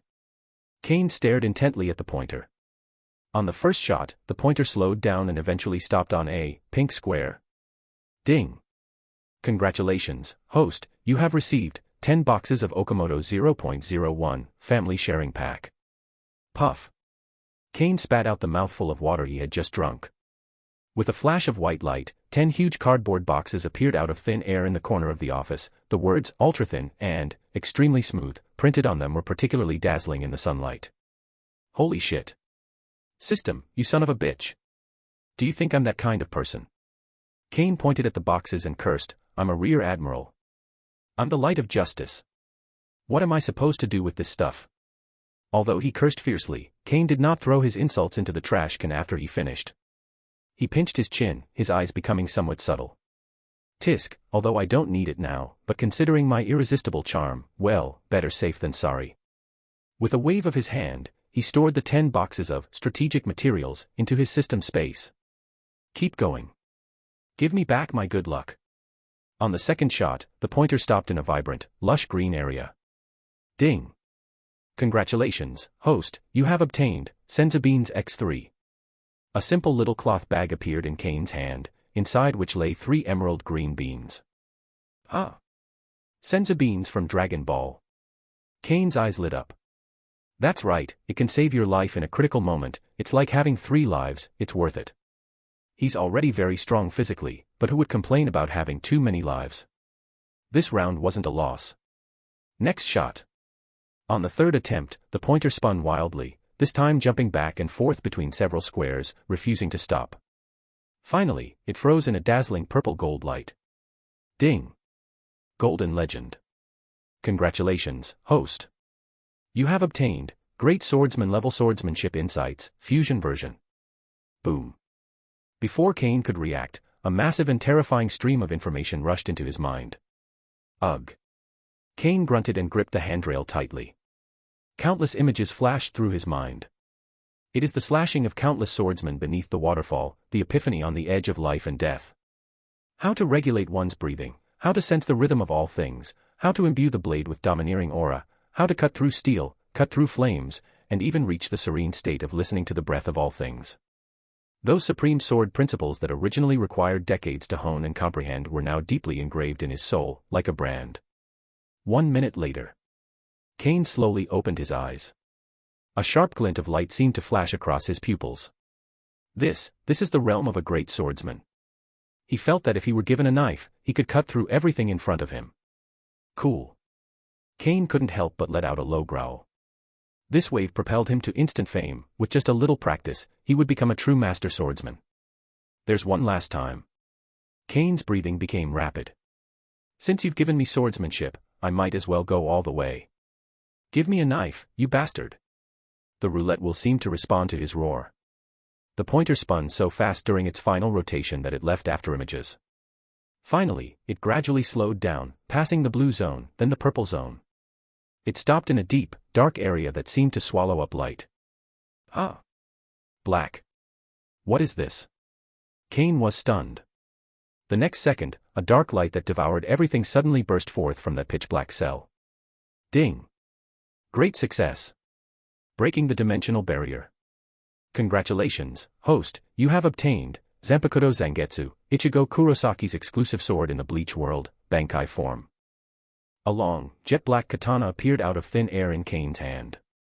Unlike the famous swords of the One Piece world, it doesn't have fancy hilts or patterns. It was entirely black, with a slender, shadow-like blade.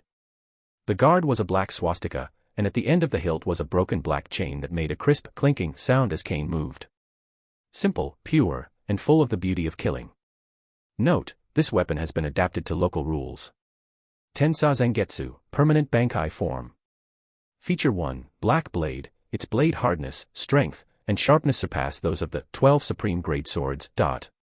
Characteristic 2, Crescent Moon Slash, no spiritual pressure required, driven by Haki, the blade compresses the user's Haki and Devil Fruit ability into an ultra-high density of slashes. Feature 3, Extreme Speed, when wielding this sword, it grants the user an extreme boost to attack and movement speed.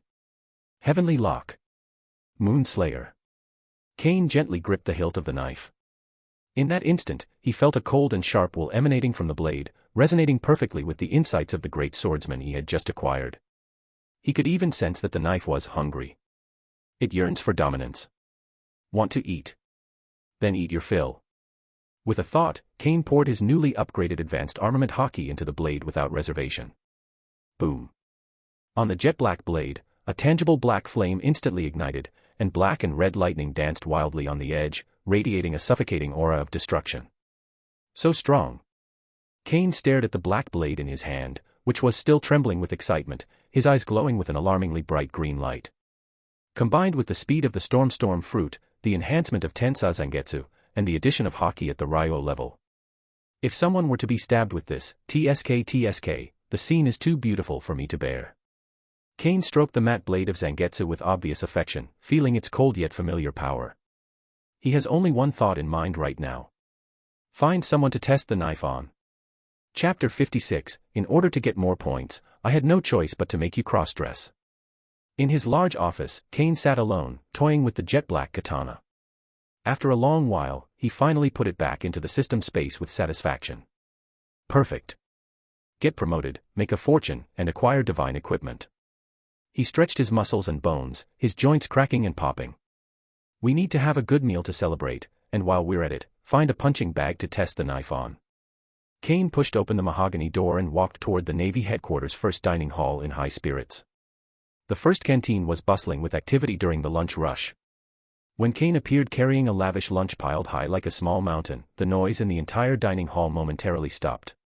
Countless gazes instantly focused on them, especially those of the female Marines, whose eyes shone and cheeks flushed. Look. It's Major General Kane. Oh my god, he's even more handsome in person than in the video. Den Mushi. That physique, I'm in love. Kane was already immune to the stares from those around him.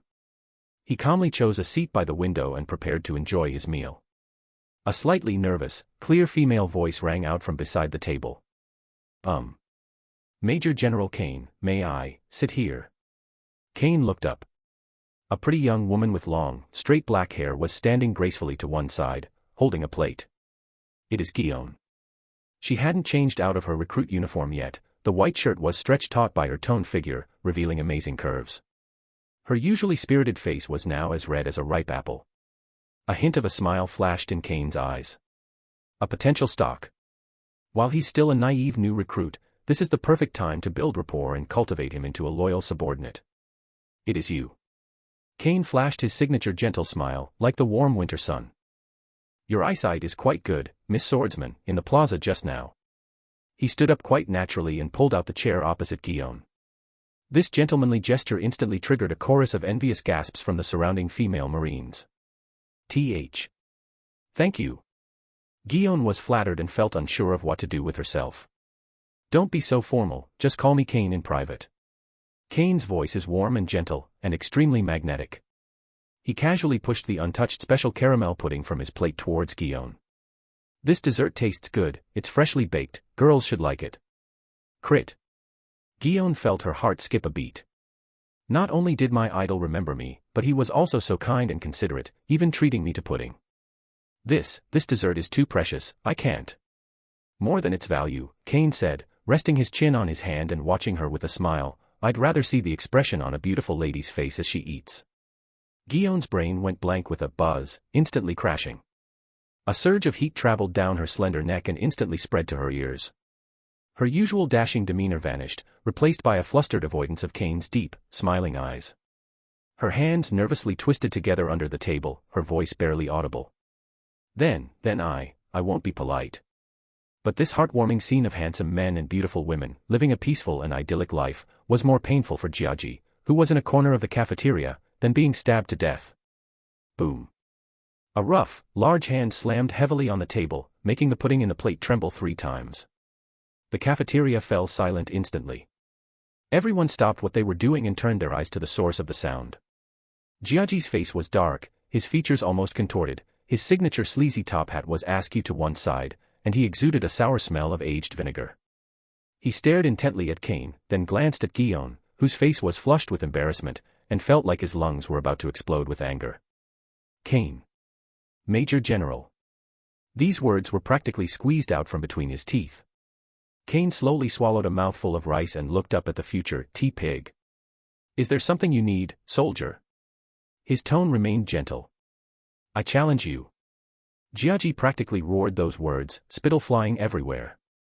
If you lose, stay away from Guion. Whoosh. There was an uproar. Are you crazy? A new recruit dares to talk to a major general like that. A challenge. Does he even know what he's saying? Guion suddenly stood up. Jiaji. What's wrong with you? Apologize to Major General Kane immediately. I'm not crazy. Jiaji retorted, his face contorted with jealousy. Even though you're the superior, I, Jiaji, refuse to accept this. I don't believe a 19-year-old can be that strong. He must have been hyped up by Vice Admiral Garp and the others. Kane smiled. He put down his cutlery, wiped his mouth with a napkin, and slowly stood up. At 2.6 meters tall, Gagsun wasn't short, but compared to Kane, who was around 3.3 meters tall and had perfectly defined muscles, his imposing presence was instantly crushed. Challenge me. Kane looked down at Gaki, a playful smile creeping across his face. Are you sure? Despite the gentle smile, Jiaji felt a chill and involuntarily took a half step back. But the words had already been spoken, and hundreds of eyes were focused on him, so he had no choice but to bite the bullet and confront the situation. Of course. Do you dare accept it? Or are you just a figurehead? Sure. Kane interrupted him decisively. The entire hall fell silent once again. No one expected that Kane would actually agree to such an unreasonable provocation from a recruit. Guion's pretty face turned pale with anger, but she bit her lip apologetically at Kane and said, I'm sorry, Major General Kane, I've made you laugh. He's a fool. He's not worth you lowering yourself to do anything for him. No, I think he's very courageous. Kane waved his hand, his gaze falling on Gaki. Since it's a challenge, there should be some kind of prize, right? Jiaji was taken aback, the prize. Yes. Kane's smile grew even more friendly. How about this, let's make a big bet. If I lose, I'll give you my position as a major general, how about that? Hiss. A collective gasp filled the room. Using the rank of Major General as a gamble. Jiaji's face instantly turned a deep shade of liver. He was stunned by the enormous stakes. How could he dare to accept the position of Major General? No. I don't want your rank. Oh. That's a pity. Kane looked regretful, then changed the subject and offered a more friendly suggestion. All right, the loser has to change into women's clothing and run 10 laps around Marineford. Are you in? Puff. A Marine at the next table, who was drinking soup, suddenly spat it out. Women's clothing. Run 10 laps around headquarters. Everyone's expressions became incredibly interesting, their gazes towards Keiki filled with sympathy and anticipation. This is way more fun than any challenge. Guion blushed as well. She stole a glance at Kane, but what she was thinking was, Major General Kane in women's clothing. No. What am I thinking? How could he possibly lose? The situation has become completely untenable. He felt like hundreds of eyes in the entire cafeteria were shining on him like searchlights, putting him on the hot seat. Agree. Losing means social death. Refusing would mean social death, and you'd be scorned by everyone, utterly unable to hold your head high in front of Guion. You. What? You're scared now? Kane's voice drifted over. You don't even have this much awareness, yet you want to pursue Miss Guion. Who says I wouldn't dare? Jiaji was driven to a dead end and almost shouted his agreement. Let's bet. Who's afraid of who? It is good. Kane smiled and stepped forward, patting Gagi's stiff shoulder heavily. Very energetic. See you at the training ground at 2 p.m. Oh, by the way, Kane whispered in his ear, in a voice only the two of them could hear, remember to pick out a dress that fits you beforehand. I'm really looking forward to your performance. After saying that, he didn't look at Jiaji again, picked up his plate, and leisurely left amidst the awe-inspiring yet excited gazes of the crowd. I was just worried about not having a place to try out the Heavenly Lock Moon Slayer. I originally wanted to practice with Bogart, but since this punching bag was delivered to my doorstep, I figured I might as well use it. Ding. Host has been detected abusing his power, openly bullying new recruits, and creating a negative impact. Congratulations, Host. You have gained 500 disciplinary points. Kane paused slightly, a smirk playing on his lips. Although it's not much, even a small mosquito is still meat. The most important is. This is hilarious. Chapter 57 1/splits the sky. Crossdress, Shaitan. In less than half an hour, the news of the bet spread like wildfire throughout Marineford. Hey! Did you hear? That new recruit is going to challenge Major General Kane. Is that the perverted guy who keeps bothering the Guion girls? Has he gone mad? The bet seems to be that whoever loses has to wear women's clothing and run naked around the headquarters plaza 10 times. Holy crap. Seriously? This is serious? Quick, let's grab seats. Rumors always get more and more outrageous as they spread, turning running laps into streaking, but this did not dampen the Marines' enthusiasm for watching the spectacle.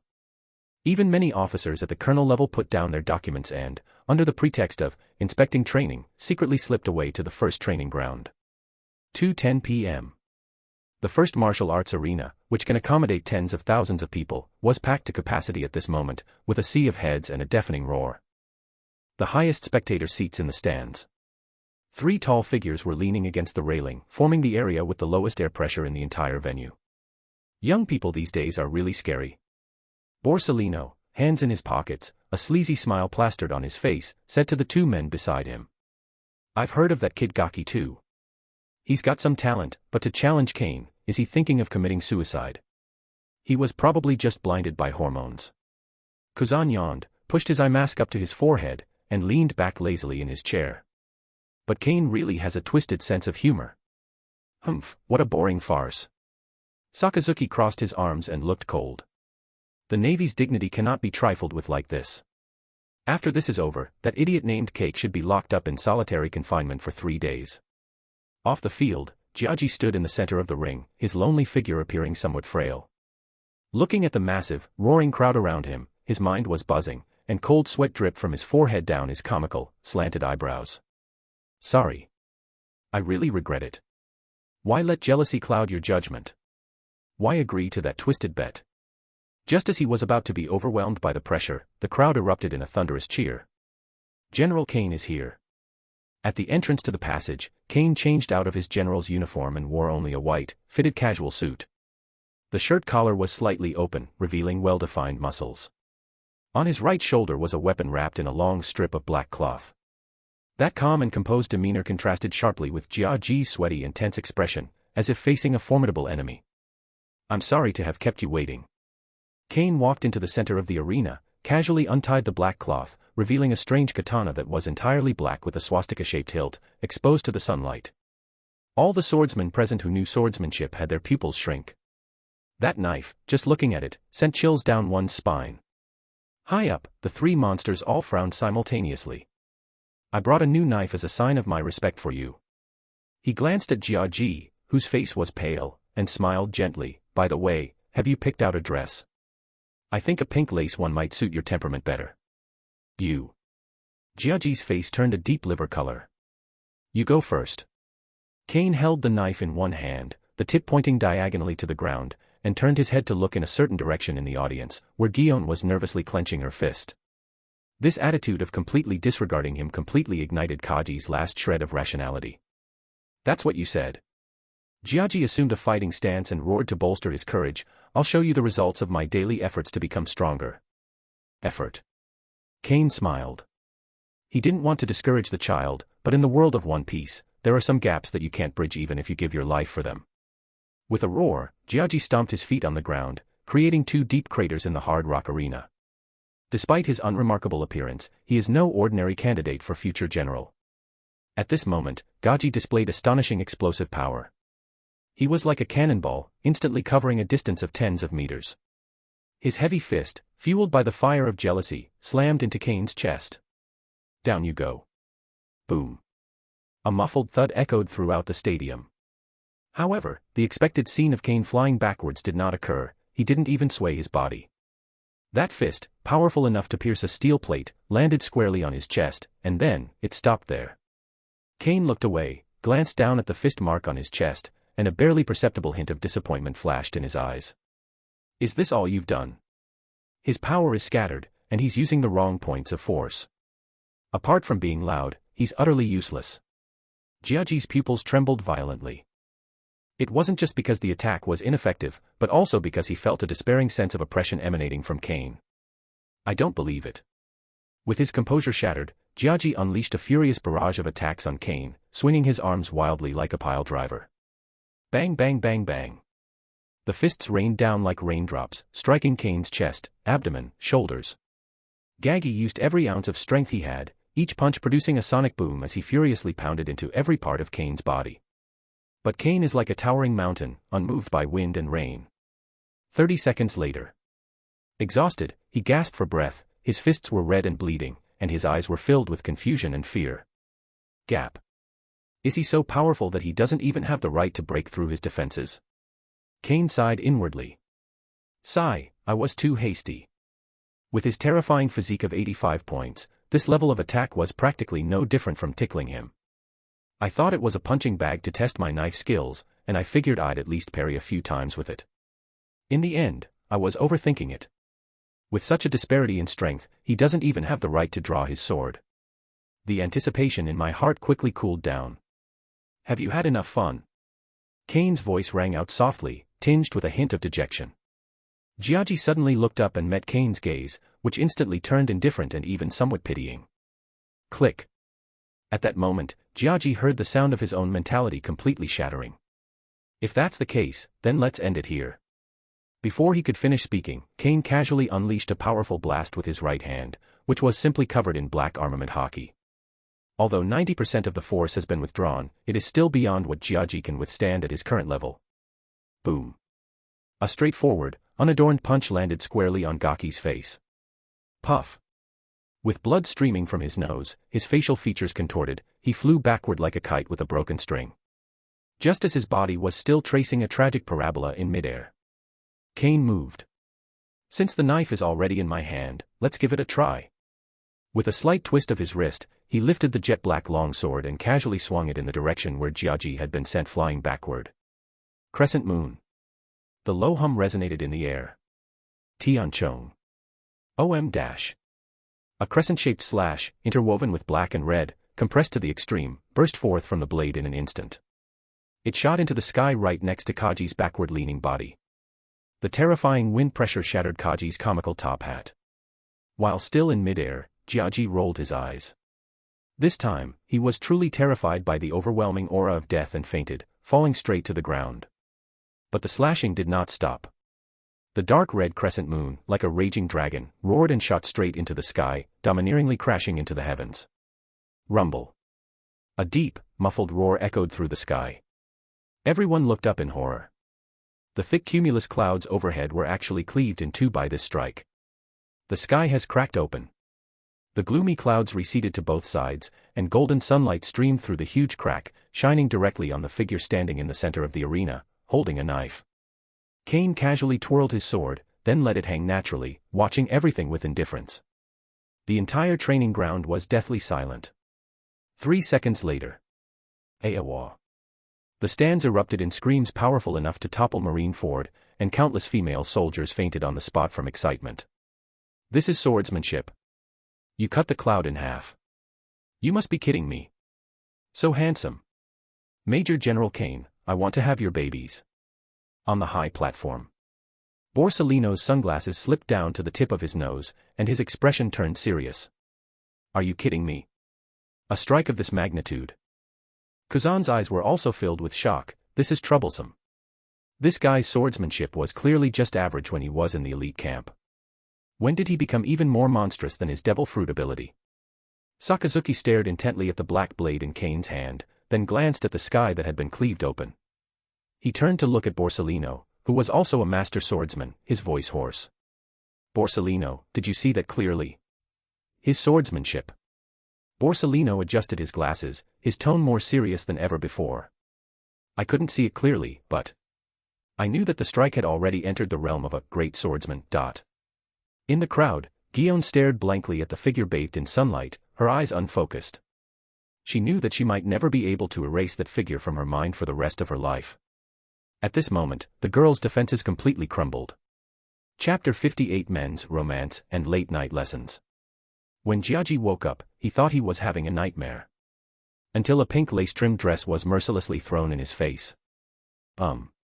Major General Kane, could you make an exception? Jiaji held the dress, her face contorted in a bitter expression, her eyes filled with resistance and mourning for her impending loss of integrity. A bet's a bet, that's a man's romance, plus a new recruit. Kane sat on a chair to the side, a bright smile on his face. But Guillaume is watching too. Kei was still making a last-ditch effort. Kane sighed, walked up to Gaki, and patted his stiff shoulder hard. He leaned closer and, in a voice only the two of them could hear, earnestly and persuasively said, "Idiot. Do you think girls like those chauvinistic men who are obsessed with saving face? Wrong. What they admire are tough guys who are willing to bend for justice and dare to break the rules. If you can confidently wear this dress in public, what difficulty on this vast ocean could possibly defeat you?" Kane paused for a moment, then unleashed his trump card. "Moreover, Guillaume is watching from over there. Do you want her to see a coward who can't accept defeat, or a warrior who dares to challenge himself in order to become stronger?" Jiaji's gaze changed. What began as despair gradually ignited into a tragic flame. I'll wear it." Jiaji gritted her teeth, grabbed the skirt, and quickly slipped on the tight lace dress, then tragically pulled on the fishnet stockings. Although the scene was still visually disturbing, the solemn expression on his face was deeply moving. A few minutes later, when a burly man, 2.6 meters tall, with a face full of scars and thick leg hair, but dressed in a pink Lolita dress, appeared on the track, the entire training ground fell into a deathly silence for 3 seconds. Then came a burst of laughter, like an avalanche. Ha ha ha. My eyes. I'm blind. Oh my god, that Jiaji, he actually wore it. Faced with the ridicule of the crowd, Jiaji felt so ashamed and indignant that he wished he could find a crack in the ground to crawl into. Just then, a calm voice drowned out all the noise. Quiet. Kane stood up with his hands behind his back, surveying the entire arena with a solemn expression. What are you laughing at? Are you laughing at a warrior who dared to face his inner shame in order to temper his will? This is a test of the heart of the strong. He can conquer your ridicule today, and he can conquer this ocean tomorrow. Applaud his courage. The Marines, who were originally prepared to watch the show, were completely taken aback by these words. They looked at each other, a sense of shame welling up inside them. So that's how it is. No wonder he's Major General Kane, his level is too high. That guy, Jiaji, may look sleazy, but his awareness, he's a real man. Sparse applause broke out, which then turned into thunderous cheers. Run. Add fuel to the fire. You can do it. That's the romance of men. Under the reverent gaze of thousands, Jiaji straightened his chest and began his 10-lap, special training, with solemn steps. The moment he took his first step, tears welled up in his eyes. Is this the magnanimity of Major General Kane? Jiaji screamed wildly in his heart, and his original jealousy and resentment vanished in an instant. He possessed terrifying strength, yet had a heart as vast as the ocean. He could have easily humiliated me in my defeat, but he chose to uphold my dignity in this way, even helping me rebuild the heart of a true warrior. In comparison, I, who provoked my superior out of mere jealousy, was utterly repulsive, like a clown. Major General Kane, he's a truly kind and gentle man. Ding. Detected that the host has engaged in deep psychological manipulation, PUA, of a colleague, forcing them to engage in socially destructive behavior. Achievement completed, turning black into white. Discipline points earned, 1,500. Kane looked at the numbers flashing on the panel and nodded in satisfaction. Half an hour later, night fell and a sudden downpour began. Marineford was shrouded in a curtain of rain. In Kane's private office, the warm yellow light dispelled the chill of the rainy night. Please come in. As Kane finished speaking, the office door was pushed open. Guillaume walked in, having changed out of her training uniform and into a brand new Marine uniform. She had clearly taken great care of herself, her previously somewhat messy hair was now neatly combed, and she carried a faint scent of shower gel. Major General Kane. Guillaume stood at attention and saluted, her voice trembling slightly with nervousness, her cheeks flushed under the lamplight. Oh, it's Guillaume. Kane was sitting in a leather swivel chair, slowly and meticulously wiping the black katana with a soft cloth. He didn't get up, but merely raised his eyes slightly. His languid yet powerful aura made Guillaume's heart race once more. It's so late, is there something you need? Guillaume's chest heaved as she mustered all her courage and took a step forward. I would like to ask you to instruct me in swordsmanship. I also want to unleash a sword strike that can cleave the sky. After saying that, she nervously closed her eyes, afraid of being rejected. Kane paused slightly as he wiped his knife. Instruction in swordsmanship. Ugh, this is so troublesome. I'm busy figuring out how to score high myself, so I don't have time to help newbies. He was just looking for an excuse to get rid of the girl. For example, pretentious quotes like, my kendo is not suitable for women, or, you are not qualified yet. But when he saw Guillaume's hand gripping the hilt of her sword tightly with nervousness, he subconsciously reached out to her, wanting her to relax, and his fingers accidentally touched the back of her hand. Ding! A cold system notification suddenly sounded in my mind. Host detected abusing their power to engage in workplace harassment. Congratulations, host. You have gained 200 disciplinary points. Kane. His expression froze instantly. Then, he looked at Guillaume's pretty face, which had turned bright red instantly because of his touch, and then at the 200 points that had indeed been credited to his account in the system panel. A brand new door to financial freedom suddenly opened before him. Kane's expression instantly changed from troublesome to righteous indignation. Instruction in swordsmanship, is that it? He put down the soft cloth and walked behind Guillaume. Stand up, draw your sword, and let me see your grip. Guillaume quickly stood up, nervously drew her sword, and assumed a standard kendo stance. It's too stiff. How can the sword unleash its full power like this? Kane shook his head, stepped forward, and wrapped her up in his arms in a standard back hug. Relax. Feel my power flowing through you. Kane's large hand covered Guillaume's soft, boneless hand, helping her correct her grip on the knife. Guillaume's body trembled violently, and she felt completely dumbfounded. Too close. She was enveloped in a masculine embrace, the warm breath of Kane in her ear, the warmth from his large hands making her weak all over, almost unable to stand. Relax, a sword isn't something you hold onto too tightly. Kane's voice rang in her ear, feel its breath, let it become an extension of your arm. Here, loosen your fingers a little. As he spoke, he gently stroked Guillaume's hand with his fingers. Ding. detected that the host has abused their position to sexually harass and psychologically manipulate a naive female subordinate. Discipline points earned, 800. Kane was overjoyed inside, but on his face he maintained the serious and dignified demeanor of a mentor. This muscle is too tense, you're not using it correctly. His hand moved up Guyon's arm, gently pinching her forearm muscles, and then slid down to her shoulder. Keep your shoulders down, don't shrug. Guyon was completely unaware of what she was doing at this point. She felt like a steam girl, with smoke rising from her head. She couldn't hear any kendo theory anymore, her mind was filled with the feel of Kane's hand and his dizzying masculine scent. Major General. Her voice trembled, carrying a hint of coquettish charm. Concentrate. Kane patted her side lightly, his tone stern. A swordsman must never be distracted. Yes. Guyon was startled and quickly straightened her back, but a strange sweetness welled up in her heart. He's being way too responsible towards me. Is this what a hero teaches? And your stance? Your lower body is unstable, and your center of gravity is too high. This is fatal in a real fight. As Kane spoke, his knee inadvertently nudged Guyon's knee, helping her adjust her center of gravity. Ding. Disciplinary points plus 80. Breathe. Your breathing is all messed up. Follow my rhythm. Ding. Disciplinary points plus 60. Kane was overjoyed. To become stronger, to protect the peace of the sea, what does it matter if I sacrifice my reputation and lay hands on my female subordinates? This is all for the sake of justice. But outside the window.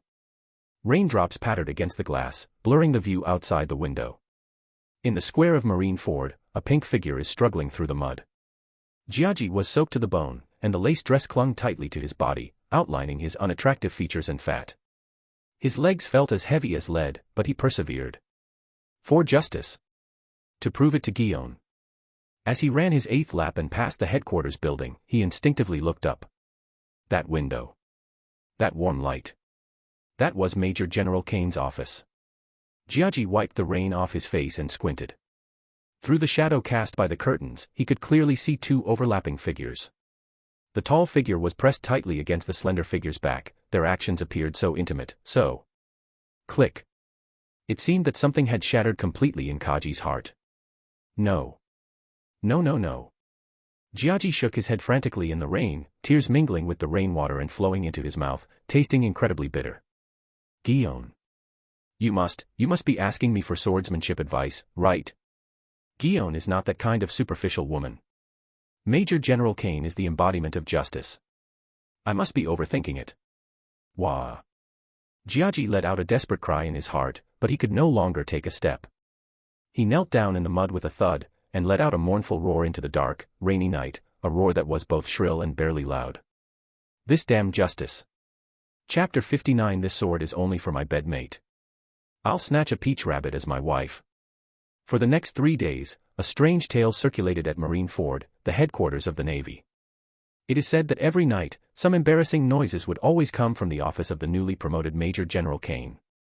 First came the heavy thud, followed by the girls' exhausted gasps, and finally, a stern growl from the men. Lower your waist a little more. Push harder. How can such a weak force satisfy me? Is this your limit, Guyon? When the Marines on night patrol passed by that lit window, they would give each other a knowing smile, then quicken their pace and walk away unnoticed. That's sword training. That's hellish special training, do you understand? In the first canteen, Jia Ji, sporting 2 heavy dark circles under his eyes, slammed his fist on the table and roared at a group of whispering colleagues. For the past few nights, he's been squatting downstairs like a pervert, eavesdropping. He firmly believes that Guyon is sweating it out to become stronger. That's the necessary training on the path to becoming a strong person. As for the person involved, Guyon was indeed experiencing both pain and joy.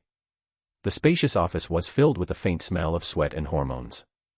Guyon collapsed onto the leather sofa, her training clothes soaked with sweat, tightly outlining her breathtakingly beautiful curves.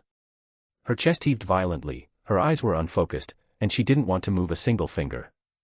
Beside her feet was a naval standard-issue sword, its blade already chipped and even broken in half. I can't. Major General Kane. I really can't take it anymore. These past few days of personalized instruction have greatly improved her understanding of kendo, but the physical exertion has also been extremely strenuous. You're already saying it's not okay. Kane sat comfortably behind his mahogany desk, leisurely sipping a cup of black tea, his gaze sweeping over the undulating curves of Guion. Wow, that's top-notch. The hands-on instruction over the past few days has truly given me an exceptional feel for the craft. He put down his teacup, his gaze falling on Guion's tattered sword, his brow furrowing slightly. It wasn't just because the knife was broken, it was because he realized that if this guy couldn't continue his intense, special training because he didn't have a good knife, wouldn't he miss out on a lot of fun every night? More importantly, Kane glanced at his waist. That jet-black, Tensha Zangetsu, still hangs bare to this day, without a scabbard. Although the system space is very convenient, as a great swordsman, he can't always draw his sword like he's pulling it out of his crotch, which would be utterly undignified. Looks like I'll have to go to the logistics department. Kane put down his teacup, a calculating glint in his eyes. Naval Headquarters, Logistics and Equipment Department. This is the most lucrative place in the entire Marineford region. The huge steel warehouse complex is like a maze, and the air is filled with a mixture of gun oil, rust-preventive paint, and old wooden crates. The manager of Elite Warehouse No. 3 is a captain named Charlie, a lean and shrewd old man. He had his uniform unbuttoned, a cheap cigar dangling from his lips, and was reading the newspaper with his legs crossed. Only when he saw the glaring gold star on Kane's shoulder did he stand up and give a somewhat awkward salute. "Major General Kane, what brings you to this wretched place of mine?" "Get a sheath for my knife." Kane spoke succinctly, but his gaze, like radar, swept over the mountain of wooden crates deep inside the warehouse. "Sheaths? Simple." Old Charlie grinned, pointing to a row of standard issue sheaths on the counter. Standard issue for generals, white lacquered with gold trim, and the word "Justice" printed on them. They'll make you look really prestigious. Kane glanced at it, and his lips twitched uncontrollably. It's incredibly vulgar. If Tensha Zangetsu had a sword spirit, it would probably commit suicide on the spot if it were stuck into something like this. It's too ugly. Kane bluntly commented, "My knife has a bad temper and doesn't like this kind of fancy stuff. I'll choose for myself." "Choose it yourself." Old Charlie raised an eyebrow. "Major General Kane, everything in the warehouse is registered. Even if it's just a scabbard, you still have to go through the proper procedures to take it." "Oh." Kane chuckled, stepping forward with an imposing presence. "You mean, as a Major General, I need a junior officer like you to approve every step of the way just to choose a suitable scabbard for my sword?" No, that's not what I meant." Old Charlie was sweating, but he still smiled ingratiatingly. "Rules are rules." Kane didn't say anything more, but walked straight into the area with the most severe dust accumulation and rummaged through the piles of junk. The items here are incredibly diverse, ranging from gold scimitars inlaid with fake gems to daggers with cursed patterns, and even rusty iron bars. TSK, this generation of pirates has really bad taste. Just as Kane was about to lose his patience, his gaze was suddenly drawn to something under a rotten wooden frame in the corner. It was a black object sticking out. Kane reached out and pulled it out, gently blowing away the thick layer of dust on it. His initial impatience vanished instantly, replaced by a satisfied smile. It was a scabbard made entirely of an unknown type of black driftwood, and it felt cold and heavy to the touch. Most remarkably, several irregular dark red stripes meander across the jet-black sheath, resembling dried blood, exuding a repressive and dangerous eerie beauty. It's practically tailor-made for Zangetsu. Kane drew Tensha Zangetsu with a backhand motion and gently pushed it towards the scabbard. Click. A crisp, pleasant click rang out. Perfectly fitted. The black hilt, connected by a chain, paired with the black and red striped scabbard, instantly makes the entire knife appear as a unified whole. Its soaring sharpness is perfectly restrained, transforming into a profound and chilling aura. "Good eye, Major General." Old Charlie came over with a big smile. This color scheme is understated yet luxurious, it's clearly a top-tier weapon. Kane hung the knife at his waist, but his gaze passed over Old Charlie and landed on a long wooden box at the deepest part of the warehouse, which was weighed down by several boxes of artillery shells. His observation hockey had already detected a sharp, though not intense, aura there. Major General, those are captured items awaiting approval, we can't." Kane ignored him, walked over, and lifted the heavy ammunition box with one hand, taking out the dusty wooden box. The moment the lid was opened, a glimmer of pinkish gold light flashed in the dimly lit warehouse. A long, slender katana lay quietly inside the box. The scabbard is painted in a gorgeous gold lacquer and decorated with exquisite pink cherry blossom patterns. The tsuba, handguard, is shaped like a rare four-leaf clover. At the scabbard opening, several ancient Chinese characters are engraved. One of the 21 great swords. The personal sword of Admiral Candidate Momosaji in the original work. This knife, old Charlie's expression changed. Oh, I remember now, this is a trophy that Lieutenant General Garp brought back from the New World a few years ago. Because the color is too girly, no one wanted to use it, so it has been sitting here. Nobody wants to use it. Kane smiled, a smile that held a certain meaning. He snapped the lid shut and then casually tucked the box under his armpit. Then I'll take it with me. Old Charlie rubbed his hands together, looking somewhat embarrassed. Well, according to regulations, even though I'm a general, I still have to go through a procedure to get weapons with official designations. I have to fill out a form and submit it to General Sengoku for approval. Too much trouble. Kane shook his head, then pulled a thick envelope from his pocket. He discreetly slipped the envelope into old Charlie's open pocket and even buttoned it up for him. The weather has been dry lately, and I've seen that our logistics department brothers are working very hard. Consider this money as my treat for everyone to have some tea. Kane's voice was gentle and sincere, and his eyes were full of concern for his subordinates. Old Charlie felt a weight sink into his chest, the thickness of which made his heart pound. He calmly weighed it in his hand, and the wrinkles on his face instantly blossomed into a radiant smile. Oh, Major General, you're too kind. Your consideration for your subordinates is truly exemplary.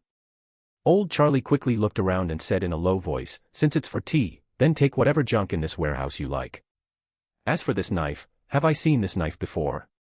No, I don't think so. It was probably taken by a rat. That's right, the rats in this warehouse are indeed quite large.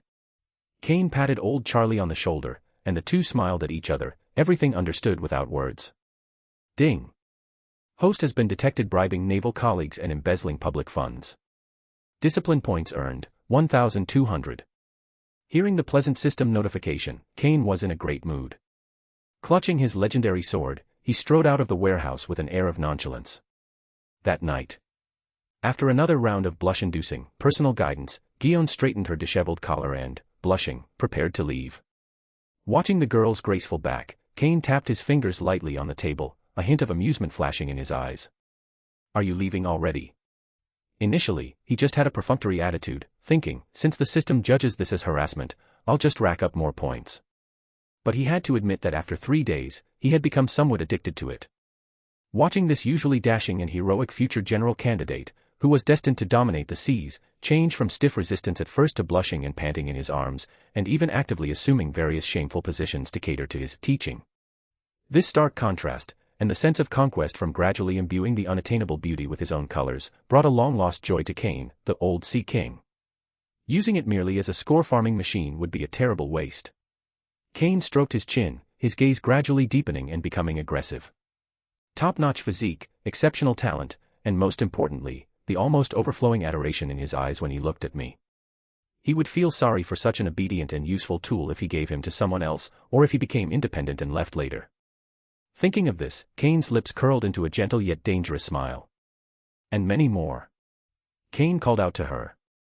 Guillaume turned around in confusion, only to see Kane take out the long wooden box from under the table and slowly walk towards her. Major General Kane. Open it and take a look. Guillaume paused for a moment, then opened the wooden box as instructed. The next second, she couldn't take her eyes off it.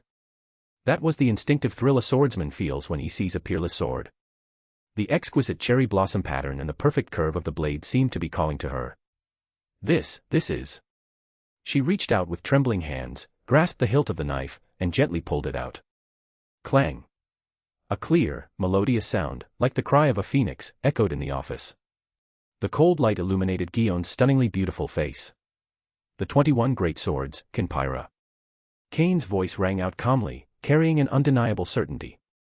I've been observing you these past few days. Ordinary knives have limited your potential. Only this knife is worthy of your talent. A great sword.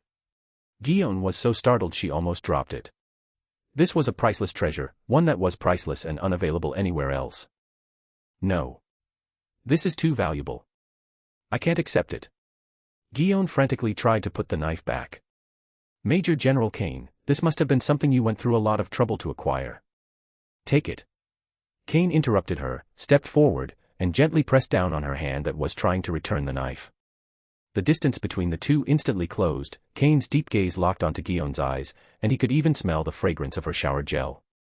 His expression changed instantly. His eyes, which had originally held a hint of mockery, now became deep and solemn, as if he were gazing at the most precious treasure in his life. Actually, this is not just a knife, it is also a family heirloom. Huh. Guyon was stunned. Kane's voice became deep and magnetic, as if he were telling an ancient secret. According to ancestral teachings, Kimbira will choose its own master. It is waiting for someone who can resonate with my soul and truly understand the word justice. He reached out his other hand and gently tidied Guyon's messy hair behind her ear, his fingertips gliding across her flushed cheeks. Guyon, these past few days, watching you wield your sword, watching you grit your teeth and persevere in my arms to become stronger time and time again. I can feel it cheering. The person it's been waiting for is you. So, for you, I would not hesitate to break the family's ancestral rule that this sword can only be given to the partner with whom I will spend my life. Boom. Guyon's mind went completely blank with a buzz. A family heirloom, a soulmate, a lifelong partner. These words exploded in her mind like nuclear bombs, shattering her reason and turning it into a sky full of pink bubbles. So, in Major General Kane's heart, I am such a special existence. He not only taught me without reservation, but even the most important heirloom of the family. Could this be a disguised marriage proposal? Looking at the man before her who was willing to break ancestral rules, Guyon's eyes instantly turned red, and hot tears uncontrollably streamed down her face. Brother Kane. Unable to contain her overwhelming emotions any longer, she threw herself into Kane's arms, hugged his waist tightly, and wept uncontrollably. I swear. As long as the knife is here, I will live. I will never let you down. Neither this knife, nor you. Kane took the opportunity to put his arm around the girl's trembling shoulders, pulling her tightly into his embrace, resting his chin on the top of her head, and gently stroking her long hair. From an angle unseen by Guyon, Kane's deep affection faded, leaving only a triumphant smile. Ding! By fabricating a false family history, a deep emotional bond has been successfully formed with the elite naval member, Guyon. Achievement completed, a lie that will never change in this life. Ding! Established a long-term, unspoken rule relationship, unlocking a continuous income from disciplinary points. Disciplinary points plus 100/day. Hearing the pleasant notification from the system and feeling the unwavering devotion of the girl in his arms, Kane was in high spirits. A stolen knife can be exchanged for a future general candidate as a wife, plus a stable daily welfare income. More importantly, the long road ahead in the Navy means that he will never be lonely, whether in the office or on the battlefield. This deal is incredibly lucrative. Chapter 60 By Order of the Five Elders. Kane, perfect timing, let's go to the Holy Land and do something big. Over the next few days, Kane had a wonderful time at Marine headquarters. By day, he was a highly respected and promising naval general, an idol to countless sailors. At night, he is a diligent and tireless life mentor, earning respect and admiration while also racking up a massive amount of disciplinary points. With the Conpira, as a token of their love, Guyon's devotion reached a whole new level. She listened to his every guidance without question, almost to the point of blind obedience. This significantly improved Kane's scoring efficiency. In his spare time, he would gather his three close friends, Sakazuki, Kuzan, and Borsalino, and hide in a secret base to savor fine vintage wines and discuss the true meaning of justice. Kane was absolutely thrilled with his days of running rampant at headquarters, flirting with future admiral candidates at night, leading the three future admirals astray, and reaping huge amounts of disciplinary points. He was so happy that he almost forgot about home. However, peaceful days are always short-lived. That afternoon, under the pretext of correcting his sword-holding posture, he held Guyon in his arms and engaged in a seemingly simple exchange. Boom, boom, boom. A series of intense knocks on the door shattered the romantic atmosphere in the office. Kane frowned in displeasure. He had given instructions long ago that no one was allowed to approach him when he was giving private coaching. Major General Kane. A voice, devoid of any emotion, came from outside the door. By order of the highest level of the world government, please come with us immediately. The highest level of the world government. Kane's eyes narrowed. Who else but those five old men could claim to be the highest level of the world government? Understood. He gave Guyon, who was already blushing, a reassuring look, gesturing for her to go into the restroom first. He then slowly put on his clothes before going over and opening the door. Two men stood quietly outside the door. They were dressed in spotless white suits, top hats, and strange masks that revealed no expression on their faces. His posture was upright, and his aura was as restrained as an abyss. But the chilling and oppressive feeling that permeated his very bones was far beyond what any naval officer could match. CP-0. The world government's top intelligence organization, and the Celestial Dragon's direct bodyguards. Kane sneered inwardly. What was bound to happen, finally happened. He's made such a big commotion, if the five elders still don't react, then they've lived all these years in vain. Gentlemen, is there anything I can help you with? Kane asked, his face displaying just the right amount of confusion. Major Admiral Kane, the five elders want to see you. The CP-0 masked man at the head of the group spoke in a cold voice, showing absolutely no respect. Now, immediately, come with us to the Holy Land, Mary Geos. Oh. The five elders want to see me. Kane put on an overwhelmed with gratitude expression. It's my honor. Please wait a moment, I need to change into a formal military uniform. Speed. CP-0 coldly interrupted him. The five elders don't have time to wait for you. Kane's smile remained unchanged, but his eyes turned cold. You shameless bastard. He didn't react, he simply turned around, closed the office door again, locked it, and went straight into the break room inside. In the rest room, Guion sat nervously on the edge of the bed, wrapped in a blanket, her pretty and spirited face filled with worry. Upon seeing Kane enter, she immediately stood up. Brother Kane, are you from the world government? Is it because of me? She thought their secret, illegal relationship had been discovered, and she was filled with guilt and unease. Don't be silly, it has nothing to do with you. Kane casually picked up the brand new justice coat hanging to the side, walked up to Guion, and put on his signature gentle smile that could melt away all unease. It's just that those old men have taken a bit of interest in me, this rising star, and want to talk to me about the future of justice. You know, people who are too outstanding always get special attention from above. He reached out his large, kind hand and gently stroked Guion's soft, black hair, his eyes revealing just the right amount of doting and reluctance. But you're not allowed to slack off while I'm away. Kane's fingers slid down her hair and gently touched the ornate scabbard of the golden pira, his tone becoming low and serious. You need to feel the breath of this knife. When I get back from Mary Geos, I'll be checking your homework. If your grip is still so stiff by then. He leaned down, his lips close to Guion's already flushed ear, his warm breath brushing against her skin, carrying a hint of ambiguous threat. Then.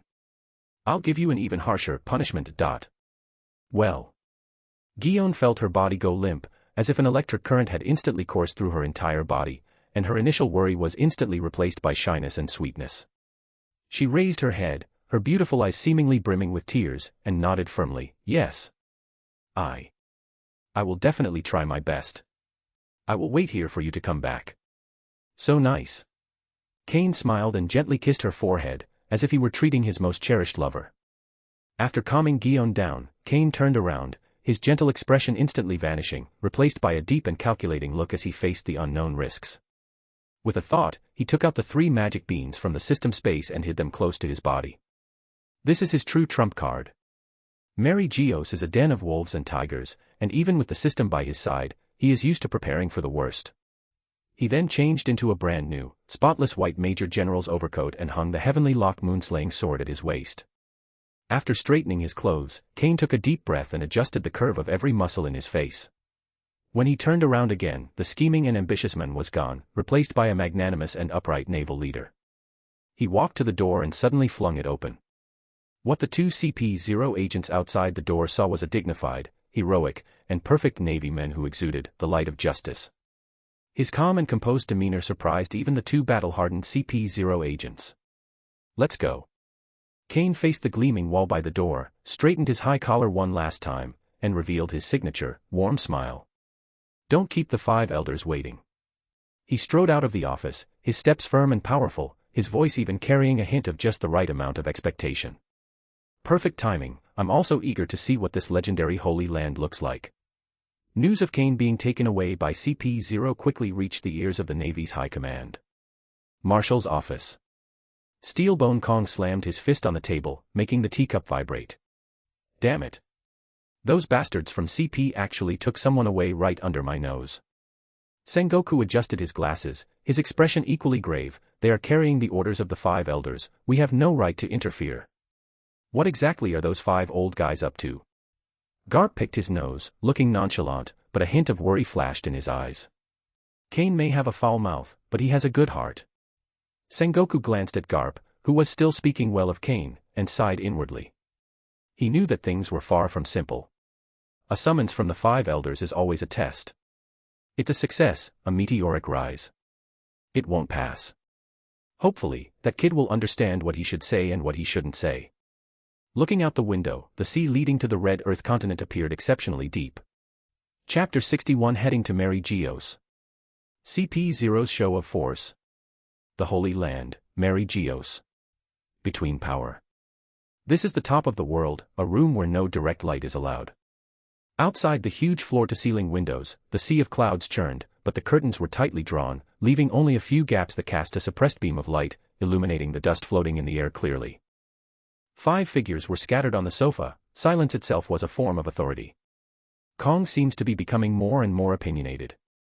With a long white beard and dotted scars on his forehead, the financial martial god Topman virtually tapped the carpet lightly with his cane, his voice devoid of warmth. The proposal to cut military spending at the grassroots level to supplement Sky Gold was rejected by him again. His prestige is too high.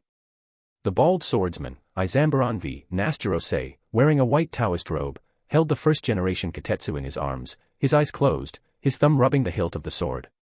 Having dealt with Roger, Whitebeard, and his gang for so long, he probably forgot who his master is.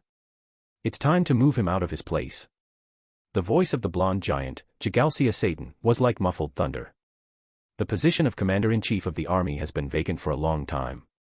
Give him the highest honors and invite him to the Holy Land to live out his days in peace. This will also help the Navy to become more clear-headed.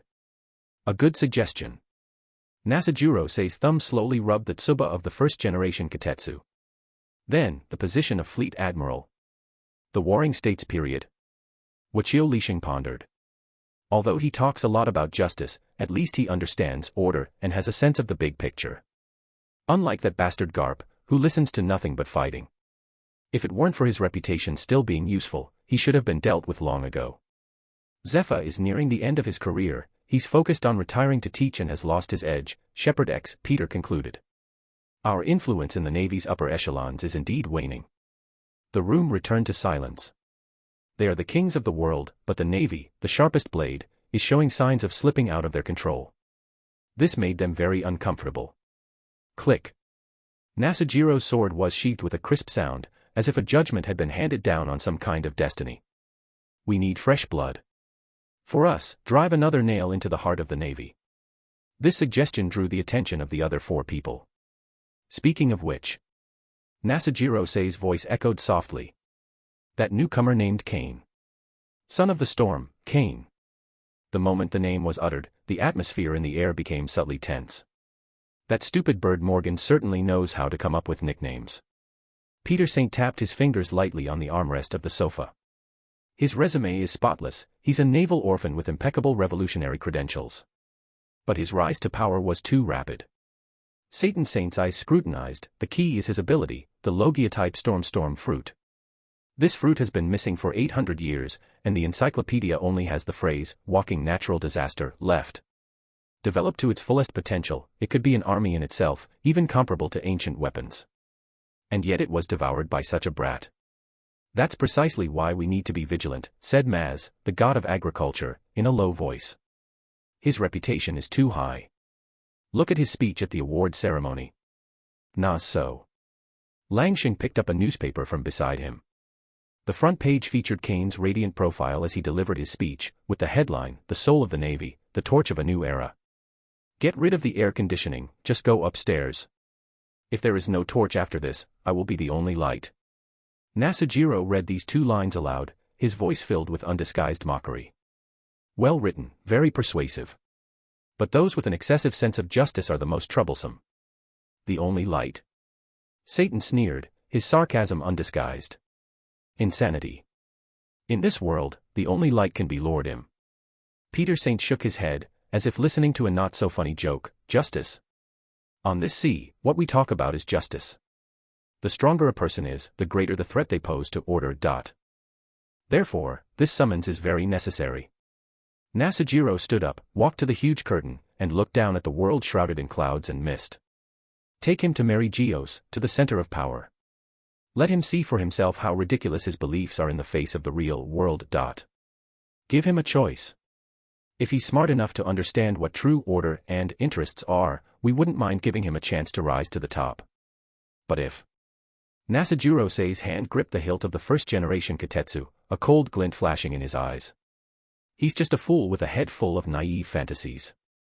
Then let's make him disappear in some accident on the Grand Line before he grows into the second Garp. The fall of a genius can also serve as a warning to Kong and Garp. Agree. Agree. I second that. A white warship flying the world government flag is cutting through the waves at an incredible speed, heading towards the Red Earth. On the deck, Kane wore his brand new Major General's coat, the sea breeze making the hem flutter. He gazed at the distant outline of the Red Earth continent that seemed to connect heaven and earth, pondering the upcoming meeting. The five elders. The kings of the world. In Kane's eyes, they were nothing more than five old men who owned the world's largest gold mine with the highest level of illegality. This summons is a crisis. It is an enormous opportunity. The higher the risk, the greater the reward. Kane sneered inwardly. The one thing he had no shortage of right now was courage. Major General Kane. Behind me, a cold voice rang out, carrying the unsettling arrogance characteristic of CP0. We're almost at the red line. This is just one last reminder. The holy land of Mary Geos is the abode of God. When you get there, put away the manner you acted at Marine headquarters. Don't look at what you shouldn't see, and don't ask what you shouldn't ask. Most importantly, watch your mouth. Another CP0 member chimed in, his tone dripping with a veiled warning. Even Marshal Kong must kneel before the five elders to answer their questions. No matter what the adults ask, you just need to answer yes. Any unnecessary explanation could bring annihilation upon you, or even your superior Sengoku. We're doing this for your own good, understand, Major General. These words sounded like a reminder, but the condescending tone was no different from scolding a dog.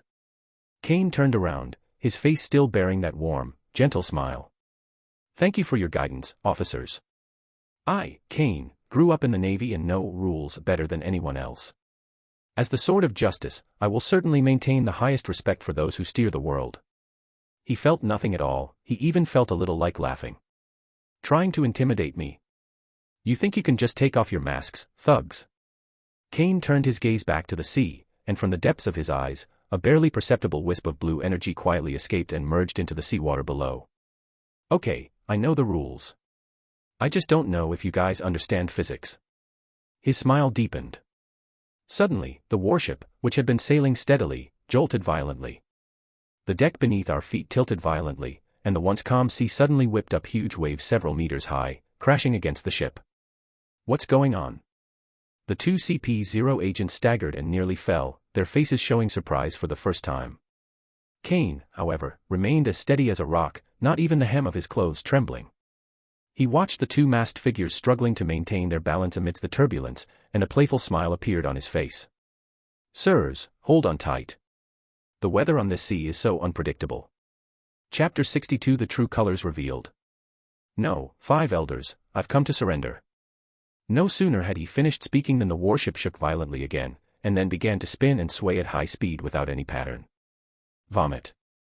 One of the CP0 agents could no longer hold on, ripped off his mask, and leaned against the railing, vomiting violently.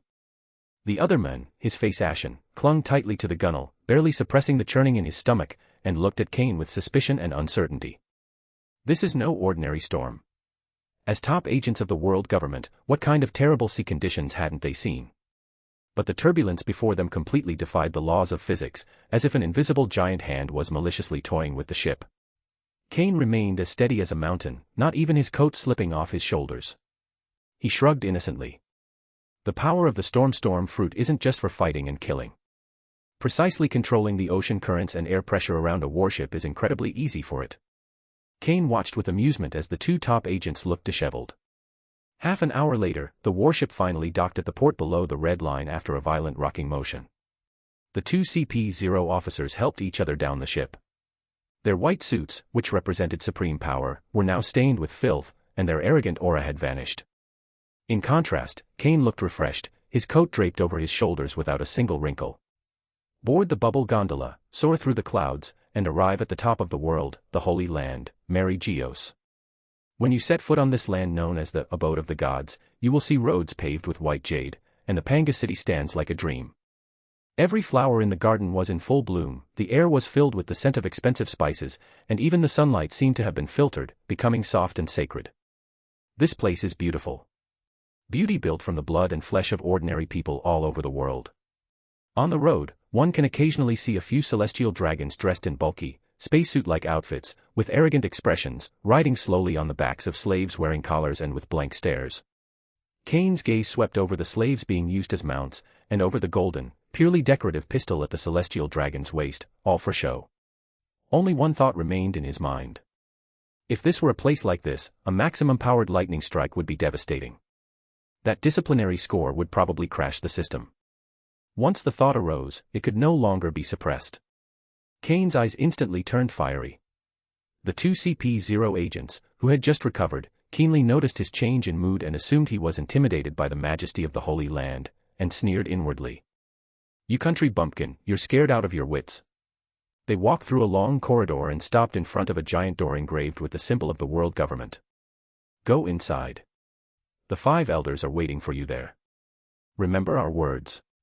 Kane ignored their warnings, simply straightening his high collar one last time, perfectly concealing his fiery passion.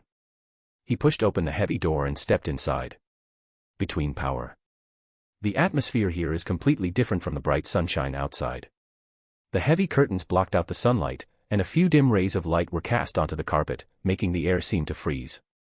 The two CP-0 agents leading the way immediately knelt down at the entrance, their foreheads pressed against the ground, not daring to even breathe.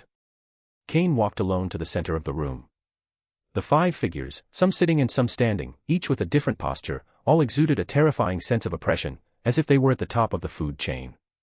Especially the bald old man, Nasajuro-sei, holding the first-generation Katetsu. Even through his glasses, Kane could feel a sharp gaze sweeping over him. Kane. Legal martial god, Wachio Lisheng, sat in the center of the sofa, leaning on his cane, his voice aged yet dignified. "Why don't you kneel when you see us?" Boom. The moment the words fell, an invisible conqueror's haki mixed with the oppressive aura of someone who had long held a superior position crashed down on Kane like a tsunami. The CP-0 officer at the door trembled and lowered his head even further. This is the 5 elders' way of showing their power. They wanted to first break the pride of this young genius, then bestow some favors upon him to make him an obedient dog. However, Kane, standing at the center of that terrifying pressure, suddenly blinked. Next second. Thump. Kane knelt heavily on one knee on the smooth, mirror-like floor, his movements swift and decisive, carrying an air of impatient devotion. He clasped his hands together, and the resolute and stern expression on his face, befitting a naval hero, instantly melted away. Instead, he displayed the excitement of seeing his long-lost father, along with undisguised shrewdness and obsequiousness. The 5 elders. Kane's voice was loud and high-pitched, the last syllable trembling with excessive excitement. This humble official was simply overwhelmed by the radiance emanating from the 5 lords, which was like the sun, moon, and stars. For a moment, I even forgot the proper etiquette when meeting a deity. This humble official is truly guilty of a capital offense. The 5 elders. CP-0, kneeling at the door. A brief silence fell between the immense powers at stake. Peter Saint, the god of agriculture, frowned, coughed lightly, and tried to bring the pace back. Ahem. Kane, we watched your speech at the award ceremony. You said you wanted to be a torch. To be the only light. It's good that young people have ambition, but justice is something else. Peter Saint was interrupted by Kane's impassioned voice before he could finish speaking. That's a speech. Adults. It's written for those stupid soldiers down there. Kane raised his head, his face radiating sincerity, his eyes gleaming with undisguised greed. If I don't present myself as noble and righteous, if I don't shout some passionate slogans, how can I fool those peasants into going to the front lines to die? How can I establish my authority? As for justice. Kane grinned, letting out a sneer of utter disdain. 5 elders, you are all wise men. How much does justice cost per pound? The five elders. I don't know how much justice is worth, and I don't want to know. Kane became increasingly agitated as he spoke, as if he had finally found a kindred spirit, and unleashed a torrent of rants. I work myself to the bone at naval headquarters, acting like a saint every day. What am I doing it for? Isn't it all for promotions and wealth? Protecting civilians, the dignity of the Navy, that's all bullshit. Can those things be exchanged for Pele? Can they let me live in the Holy Land? In the end, Kane's eyes gleamed, his gaze fixed intently on the five elders, as if he were looking at 5 mountains of gold. So, adults, stop trying to test me with those empty tricks. Just tell me directly, what dirty work do you need me to do? And, how much will you pay me? As long as the price is right, let alone justice, I would even go and pluck Marshal Kong's hair right now to entertain you gentlemen, without hesitation. The air between those in power was completely frozen. The 5 world kings, who had lived for countless years and seen countless heroes and villains, fell into silence at this moment. They imagined Kane to be like Carp, a stubborn and inflexible man. I also imagined him to be as stubborn and idealistic as Zephyr. They had prepared countless follow-up measures. Coercion, bribery, warnings, sowing discord. They even had a plan in place for how to use his death to intimidate the Navy after they killed him. Only. I never thought of that. This guy is actually such a pure, untainted, speculator. Where is the spirit of the Navy? This guy is practically a born world government lackey. This is fucking. They didn't even bother to act. Ding. Host detected openly desecrating, belittling, and insulting the concept of justice at the world's highest power center, subverting the Navy's core values. Congratulations, host. You have gained 100,000 disciplinary points. Current disciplinary points balance, 397,700. Kane maintained that greedy and servile smile on his face, but inside he was roaring with rage. I give myself a perfect score for that acting. Come on, you old folks, use your dirty money and power to corrupt me. I can't wait. Chapter 63. Whoever gives me power is my father. The air in the space between the powers of power seemed to freeze for a full 10 seconds. The expressions on the faces of the 5 elders were truly fascinating. The blonde giant Peter Saint's lips twitched, and he swallowed back the whole barrage of intimidating words he had prepared. The bald swordsman Nasajuro-sei silently released his grip on the hilt of the first-generation Katetsu sword. His eyes were closed, but his furrowed brows revealed his extreme inner turmoil. Hee. A low, hoarse laugh suddenly came from the mouth of the legal warrior, Wakili, who had long white curly hair and wore a flat cap. The laughter grew louder and louder, eventually even taking on a hint of pleasure. Interesting. What an interesting young man. Wokilishing tapped the ground lightly with his cane, the murderous intent in his eyes quietly fading, replaced by a mocking look as if he were observing some rare pet. That stubborn old man Kong and that bookworm Zhangguo actually raised such a oddball like you. Nasajuro-sei, the bald old man holding the first-generation Katetsu, curled his lips into a sarcastic smile. For promotion and wealth. To make us happy, you dare to pluck out all your hair. Kane, do you know what you're saying? This is a huge disrespect to the current fleet admiral. Respect. Kane looked up abruptly, his eyes flashing with the flame of ambition, his tone impassioned. My lords. Even a marshal is nothing more than a steward who guards your home. I respect not any individual, but power. The supreme order. Whoever gives me power, whoever lets me get rich, is my father. Marshal Kong can't give me these things. He only sends me to capture pirates, to my death, and even deducts my bonuses. But the 5 elders are different. Kane swallowed hard, his gaze fixed on the massive safe behind the legal martial god, worthy. That greedy, naive look was absolutely perfect. Even a tiny bit of food that slips through your fingers is enough for me to live on for 10 lifetimes. Ha ha ha ha. This time, all 5 elders in the power chamber laughed. It was a mocking laugh, but also a satisfied laugh. They are not afraid of their subordinates being greedy, but they are afraid of their subordinates being without desires. Why is Zephyr difficult to deal with? Because he has principles. Why is Garp so difficult to deal with? Because he's completely unyielding. The young man before us, though exceptionally talented and powerful, is a complete vulgar, petty, and opportunistic person. Such people, once fed, become the sharpest fangs and the most obedient lackeys. Very good. Wokilishing suppressed his smile and spoke in a condescending tone. It seems you are much smarter than we thought. We definitely prefer dealing with smart people to those idiots who are full of hot-blooded righteousness. Kane, we're giving you a chance. Peter Saint, the god of agriculture, casually picked up a document from the table and threw it on the floor in front of Kane. This is the approval document for the special supervisory power. From today onwards, in addition to being a rear admiral of the Navy headquarters, you are also our direct intelligence agent. We need you within the Navy to keep an eye on those who don't obey. Sengoku, Garp, Zephyr, anyone who makes any unusual moves, report directly to us, bypassing our direct supervisor. In return. As he spoke, he took a check from his pocket and tossed it to Kane. Here is 1 billion berries.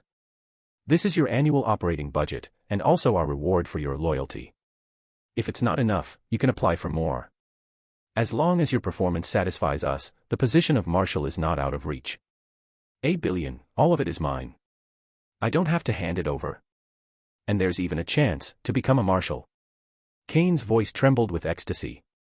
As long as you do your job well, this is just pocket money. Saint Satan looked at him with disdain, the last trace of doubt in his heart vanishing. This way of eating can't be acted out. That kid is really greedy.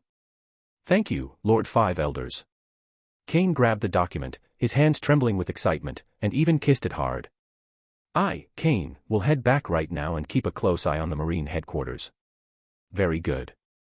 Nasujiro stood up. Remember what you said today.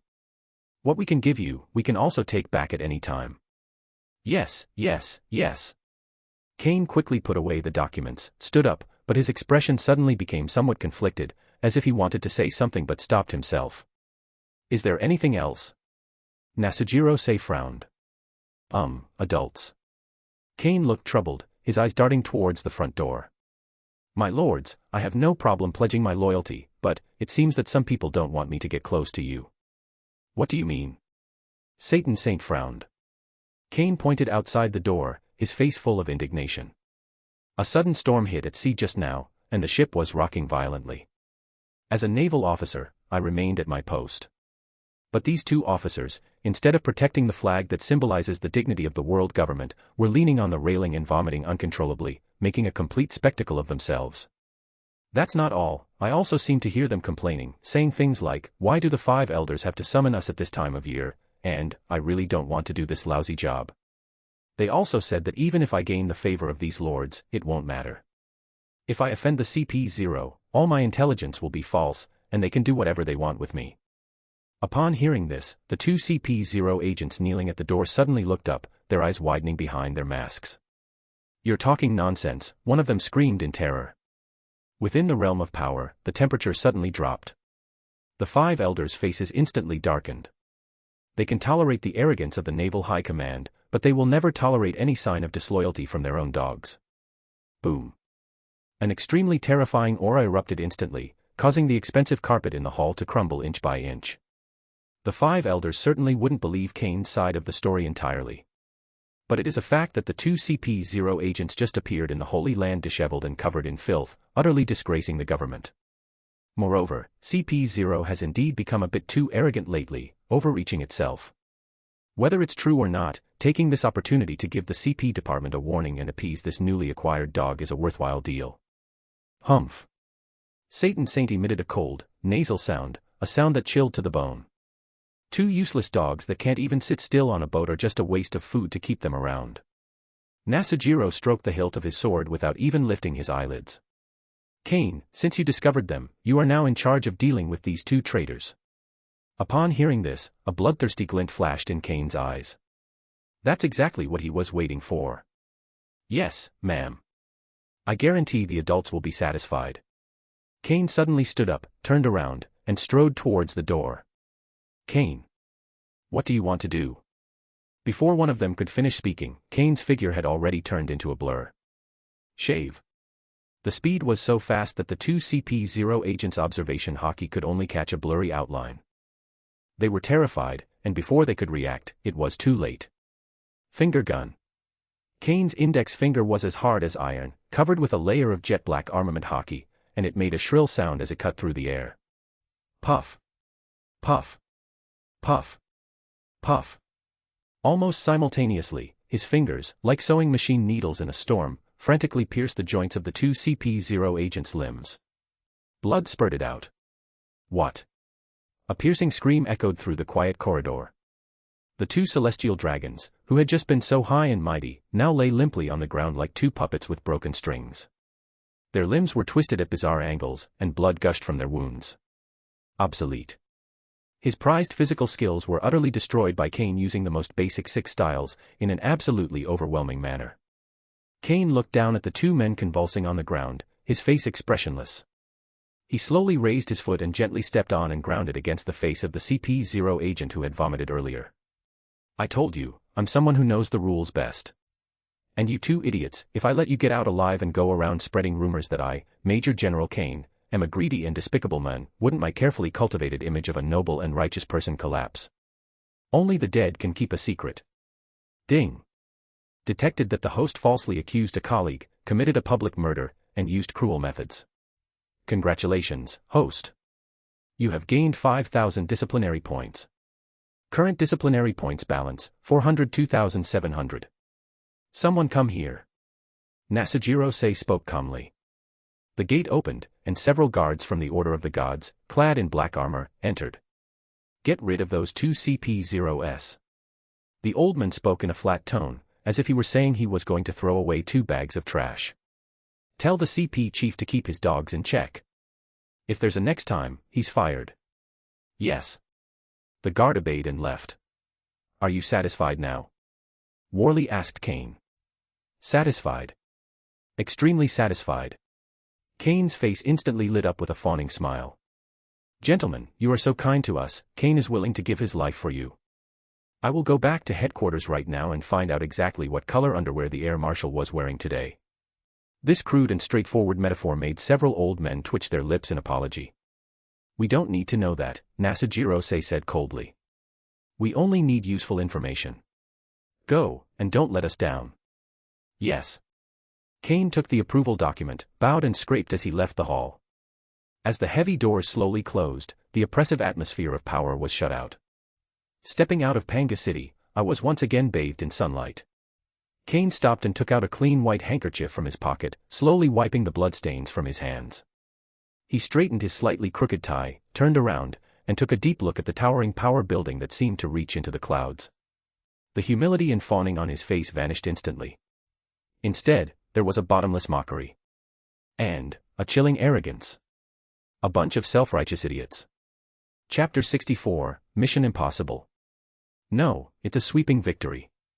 Marshal Kong was deeply moved. By the time they returned to Marineford, the Marine headquarters, it was already dusk of the next day. The setting sun, like blood, stained the massive Justice Fortress with a chilling crimson hue. Inside the naval port, the atmosphere was unusually oppressive. The usual noisy drills had disappeared, replaced by the hurried figures of soldiers and their solemn expressions. As soon as Kane stepped off the ship's gangway, countless eyes immediately focused on him. There were concerns, inquiries, and also schadenfreude from some other factions. Major General Kane is back. To be taken away by CP-0 and come back unscathed. It's a miracle. Shoo. Don't talk nonsense. Kane ignored the whispers around him, straightened his collar, and walked calmly and steadily toward the headquarters building. Only he himself knew that the real show was about to begin. Monitoring the air in the Warring States period. What a joke. Those old bastards, the 5 elders, really treat me like a dog. Kane's lips curled into a barely perceptible smile as he walked straight to the door of the marshal's office on the top floor. He didn't knock on the door directly, but stood still for a moment. Control your facial muscles and adjust your breathing rate to force the tear glands to begin secreting a little fluid. 3 seconds later. The arrogant and spirited son of the storm has disappeared. Instead, there was a traveler returning home, his steps heavy and his expression struggling, as if he were carrying a heavy burden. Boom, boom, boom. The knocking was muffled and hesitant. Enter. Steelbone Kong's signature booming voice came through, but it carried a hint of fatigue and anger. Kane pushed open the door and entered. The spacious office was filled with smoke. Not only was the Air Admiral there, but also Admiral Sengoku and Naval Hero Garp. The 3 men were frowning as they stared at a sea chart, clearly discussing the deteriorating pirate situation in the New World. Upon seeing Kane enter, all 3 of them paused simultaneously. Sengoku pushed up his reflective glasses, his eyes sharp as knives, as if trying to see through Kane's soul. You're back. Those 5 old masters, they didn't give you any trouble, did they? Garp stood up casually, glanced over Kane to make sure he wasn't missing any limbs, and then snorted coldly. TCH, I told you this kid's tough, he won't die. The marshal sat empty in the main seat, his hands crossed and resting on his chin, his deep eyes fixed on Kane, his voice as steady as a mountain. Kane, why have the 5 elders summoned you, going above and beyond their ranks? What is the purpose of this meeting? Kane did not answer immediately. He turned around and slowly closed the door, even locking it from the inside. This action made the expressions of the 3 bigwigs in the room even more solemn. He turned around and walked heavily, step by step, to the empty desk. His head was bowed low, and his shoulders trembled slightly from some kind of immense pressure. Snapped. He slammed a check heavily onto the table. Marshal. I'm so sorry. Kane's shout, with 3 parts sobbing and 7 parts tragic, startled Garp, who was chewing on a rice cracker, so much that he almost choked. Sengoku and Sora were also stunned by this sudden turn of events. Marshal Kong frowned as he looked at the thin piece of paper on the table. The next second, his pupils suddenly contracted. 10 billion berries. Sengoku also gasped, abruptly looking up at Kane. Where did this money come from? It was the 5 elders who gave me the money for selling myself. Kane suddenly raised his head, his eyes red-rimmed, with glistening tears threatening to fall from the corners of his eyes. What? Sengoku's expression changed drastically. Explain yourself. Kane gritted his teeth, his voice hoarse. I knew it was a trap before I even went. The 5 elders used their conqueror's haki to intimidate me the moment we met, and asked me what justice was. I understood then that if I acted like a real Navy officer, like a tough guy, I would never have left Mary Geos today. I might even have implicated you, Marshal, and Admiral Sengoku. Kane clenched his fist as he spoke. So I. He closed his eyes, his face showing extreme pain and self-loathing. I had a sudden inspiration and disguised myself as a greedy, lustful, unscrupulous, and despicable person who only cares about money and not people. I told those 5 old guys, what's justice worth? As long as they pay me, I'll be their most loyal dog. I'm willing to sell my soul and do any dirty work for Pele. The office was deathly silent. Only Kane's grief-stricken voice echoed. They believed it. Those high and mighty gods actually believed it. They gave me this billion as a deposit, and even promised that I would take your place in the future. Kane pointed to the checks on the table, his body trembling violently. The price is, to monitor you. To monitor Admiral Sengoku. To report Vice Admiral Garp's whereabouts at all times. To be a thorn in the side of the Navy. You bastard. Boom. Steelbone Kong flew into a rage and slammed his hand hard on the desk. The sturdy mahogany desk was instantly covered in cracks, and the teacup shattered. This is outrageous. Absolutely outrageous. His chest heaved violently. Although he had long known that the 5 elders did not trust the Navy, he did not expect them to go to such extremes, directly bribing his subordinates to act as spies. This is not only a slap in his face, but also a trampling on the dignity of the Navy. His dissatisfaction with the world government reached its peak at this moment. Kane lowered his head in shame, his voice trembling. Marshal, the money is all here. Although I, Kane, may be a bit of a scoundrel at times and like to take advantage of others, I was born a member of the Navy and will die a member of the Navy.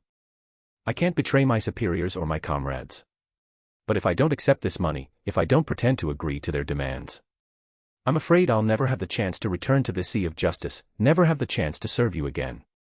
When he got emotional, Kane's voice choked up several times, and he almost lost his voice. This acting is so good, even an Oscar winner would have to give him a thumbs up. Kong looked at the young Major General in front of him. At 19, full of vigor and ambition, it should be a time to enjoy glory. However, for the sake of the Navy's overall interests and to prevent the higher-ups from breaking off relations, he had no choice but to stand alone at the center of world power, wearing the mask of a greedy villain, and enduring inner torment and self-reproach. They even went so far as to tarnish their own reputation. What an injustice! What unwavering loyalty! This is the true soul of the Navy. The anger in Kong's eyes quietly dissipated, replaced by deep emotion and remorse. He walked around the desk, stood in front of Kane, and patted him heavily on the shoulder. Good child. I'm sorry you had to go through this. Kong's voice was hoarse and full of pity. Sengoku, standing to the side, took off his glasses, rubbed his sore eyes, and sighed, "Kane, your wit and forbearance. I am ashamed of myself. You have borne this stigma for the sake of the Navy. Ha ha ha. Good lad." Carp rushed over, grabbed Kane by the neck, and vigorously ruffled his hair, laughing loudly. "What are you afraid of? As long as we know you're a good guy, that's enough. We shouldn't refuse that stinking money from that old geezer." "But..." Kane stared blankly into the air. "Marshal, this money must be handed over to the state. I don't want a single penny. I want it for the brothers who sacrificed their lives." "Nonsense." Marshal Kong's face was stern, but his tone was more kind than ever before. He picked up the 1 billion berry check from the table, forcefully stuffed it back into Kane's jacket pocket, and even carefully patted it to make sure it was in place. "Kane, listen to me," Kong Jing said in a serious and earnest tone. "If it's an act, it has to be a full performance. If this money suddenly appears in the Navy's public account, the 5 elders will immediately know you're lying to them. At that time, not only will you be in danger of being killed, but the Navy will also be put on the defensive." Zhang Guo nodded in agreement, his voice heavy. "The Marshal is right. This is a hot potato, and it can only rot in your hands."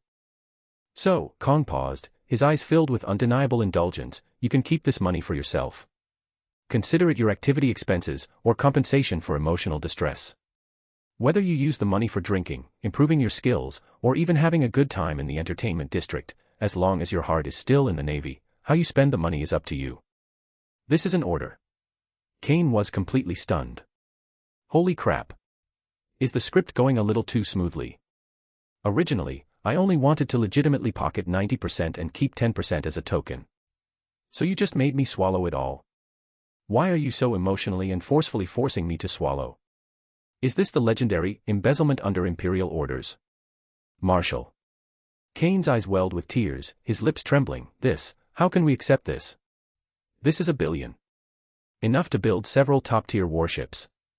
Take it. Kong roared without room for argument. What? You want to disobey orders? This is for the mission. Yes. Kane straightened up abruptly, gave a flawless military salute, and roared, his voice making the glass vibrate. For justice. For the Navy. I, Kane, am willing to bear the stigma of being a great corrupt official. Even if it means eternal damnation, I will not hesitate. I accept this money with tears in my eyes. Good. This is the backbone of the Navy.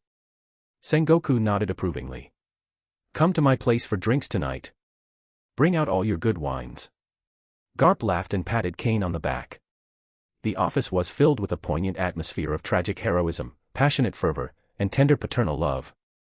2 hours later. Kane stepped out of the headquarters building and stood in the cool night air. The tragic and heartbroken expression on his face vanished. He reached out and touched the hot check on his chest, the corners of his mouth gradually turning upwards until a wicked smile appeared. To the 5 elders, I am a greedy and obedient lackey. On Marshal Kong's side, I am a loyal subject who has endured humiliation and hardship. They want to eat from both sides, take from both sides, and appease both of them while praising me for doing a great job. Kane hummed an unknown tune, his mood extremely pleasant. That's what you call a house wins all the time. A billion berries, TSK. Borsalino wants that tea, Kuzan wants that limited edition bicycle, and Sakazuki, that repressed pervert, likes those cigars. It's time to assemble my own team. Just then, that cold, mechanical voice in my mind rang out like heavenly music. Ding. Detected that the host has deceived the world's highest authority, deceived the Navy's supreme commander, and sowed discord between the Navy and the world government's top leadership, exacerbating internal conflicts. This behavior is extremely subversive and will have a far-reaching impact. Based on comprehensive assessment, reward settlement in progress. Congratulations, host. You have gained 150,000 disciplinary points. Current disciplinary points balance, 552,700. Chapter 65, a whopping 300,000. Max level Sakura obtained. The night was deep, but it couldn't dispel the burning excitement in Kane's heart. Back in the Major General's luxurious private apartment, Kane locked the door behind him. He poured himself a glass of red wine, then slumped onto the sofa, staring at the long string of numbers on his retina, his mouth practically stretched to his ears in a wide grin. Without the slightest hesitation, his consciousness sank directly into the system. System, how many violation points are needed to advance Conqueror's Haki to entangle? Ding. The host's current Conqueror's Haki is at the intermediate deterrence stage. Advancing to the advanced stage, Conqueror's Haki entanglement requires 600,000 disciplinary points. 60. System, the initial level of Conqueror's Haki cost 1 million. How come the top level, entangle, is cheaper now? You weren't trying to rip me off before, were you? Kane couldn't help but ask. The system's mechanical voice immediately sounded, explaining without any emotion. Ding. Conqueror's Haki awakening is an attribute bestowed by destiny. That's a qualitative leap from nothing to something, defying fate and bestowing upon the host qualifications they didn't originally possess, therefore its value is extremely high. However, Conqueror's Haki entanglement falls under the category of technique development. That's a quantitative change from 1 to 2, an extension and application of techniques based on existing foundations. Buying life and buying skills are fundamentally different, and their prices will naturally differ. I see. Kane stroked his chin, seemingly accepting the explanation. Okay, I'll admit your logic is sound. However, before he could be happy for long, the system's next notification sound was like a bucket of cold water being poured on him. Ding. It has been detected that the host has not yet mastered the advanced application of armament Haki, flowing Sakura, internal destruction. Conqueror's Haki entanglement requires this as a foundation and must be upgraded first. Upgrading, flowing Sakura, requires 300,000 disciplinary points.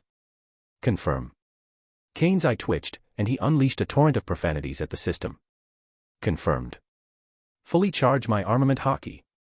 Instructing you on techniques and muscle memory related to armament Haki, Ryuo. Boom. As the system notification sound faded, a large and warm current instantly poured in from the top of the head. There was no pain, but rather a feeling of fullness, as if filled with ultimate power.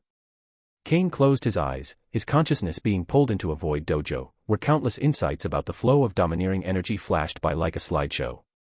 From the initial explorations of the samurai of Wano country to how top powerhouses like Sengoku and Garp applied their knowledge, the experiences, insights, failures, and successes of countless people were forcibly imprinted into his soul at this moment, transforming into his own instincts.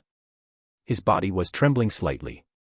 Every muscle, every bone, is undergoing a reshaping of its understanding of dominance under the impact of this information deluge. Kane suddenly opened his eyes and slowly raised his right hand. A thought crossed my mind. OM.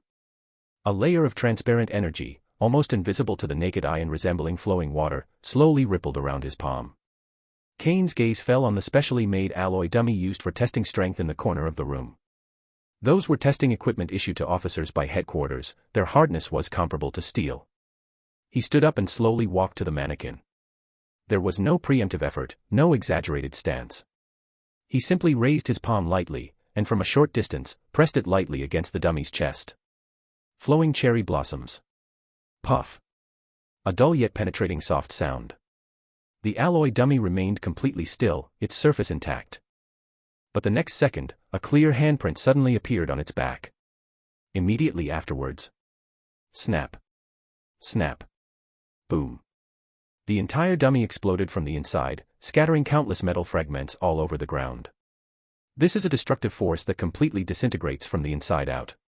Call. Kane looked at the mess and clenched his fist in satisfaction. The feeling of having complete control over everything in his hands made him somewhat intoxicated. Now, looking out over this vast ocean, he fears no one except for a handful of monsters standing at the pinnacle of the world. Even if they faced Roger or Whitebeard directly, they would still have the strength to fight. Even if you can't win, if you're determined to leave, no one can stop you. We have the power. Next, it's about making more money and racking up more points. Kane sat back on the sofa, took a sip of red wine, and his eyes gradually became deep and unfathomable. The double-agent charade, though seemingly flawless, has a fatal flaw. That's the 5 elders' side. Those 5 old guys were shrewd people who had lived for countless years. I can lie to them once or twice, but I can't keep lying forever.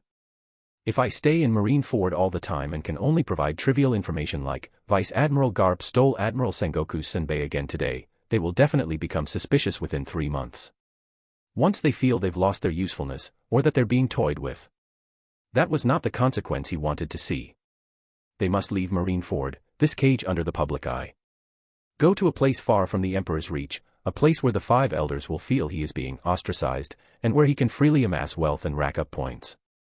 Kane tapped his fingers lightly on the table, his gaze falling on the world map on the wall. Finally, his finger swept across the red earth and landed heavily on a small red dot at the entrance to the New World. G5 branch. The Navy's first branch in the New World. That place is the only route that most elite pirates take after entering the New World, and it is also the most lawless and villainous branch recognized by the Navy. For the righteous Navy, that was hell. But for Kane, who possesses the most despicable justice system, that place is simply a holy land of demerit points, where gold is everywhere. The next morning, the door to the marshal's office was knocked on again. Enter. Steelbone Sky's voice was still deep and resonant, but it was clearly tinged with fatigue. Clearly, Kane's loyal and courageous performance last night had moved him so much that he had some trouble sleeping. Sengoku and Garp are also there. The three bigwigs' gazes softened instantly when they saw Kane enter. Kane, how was your rest? Kong put down the documents and forced a kind smile on his face. Reporting to the marshal. I rested very well. Kane stood at attention and saluted, then a resolute expression appeared on his face. Marshal. Great General of the Warring States period. I have a request. Oh. Go ahead. Kong nodded. As long as it's not too outrageous, I'll approve it. Kane took a deep breath, his voice heavy with sorrow yet resolute. I request to be transferred to the New World, G5 branch.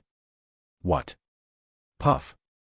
Sengoku, who was drinking tea, spat out a mouthful of tea and stared at Kane with wide eyes. Nonsense. That's where officers who have made mistakes are exiled. You have a bright future ahead of you, what would you do there? Ha ha ha. Kid, are you still half asleep? Garp laughed, picking his nose. Those bastards there are more like pirates than pirates themselves. I can't even be bothered to look at them when I pass by. Kong frowned even more. Is it because of the five elders? If you're worried they'll cause you trouble, I can still protect you at headquarters, but going to G5. It's precisely because of the five elders. Kane abruptly interrupted the marshal. Marshal. The five elders have their eyes on me. Their view of my transfer to G5 is that I'm being ostracized and exiled. This will make them feel more at ease with me and better protect you from being implicated. That's one thing.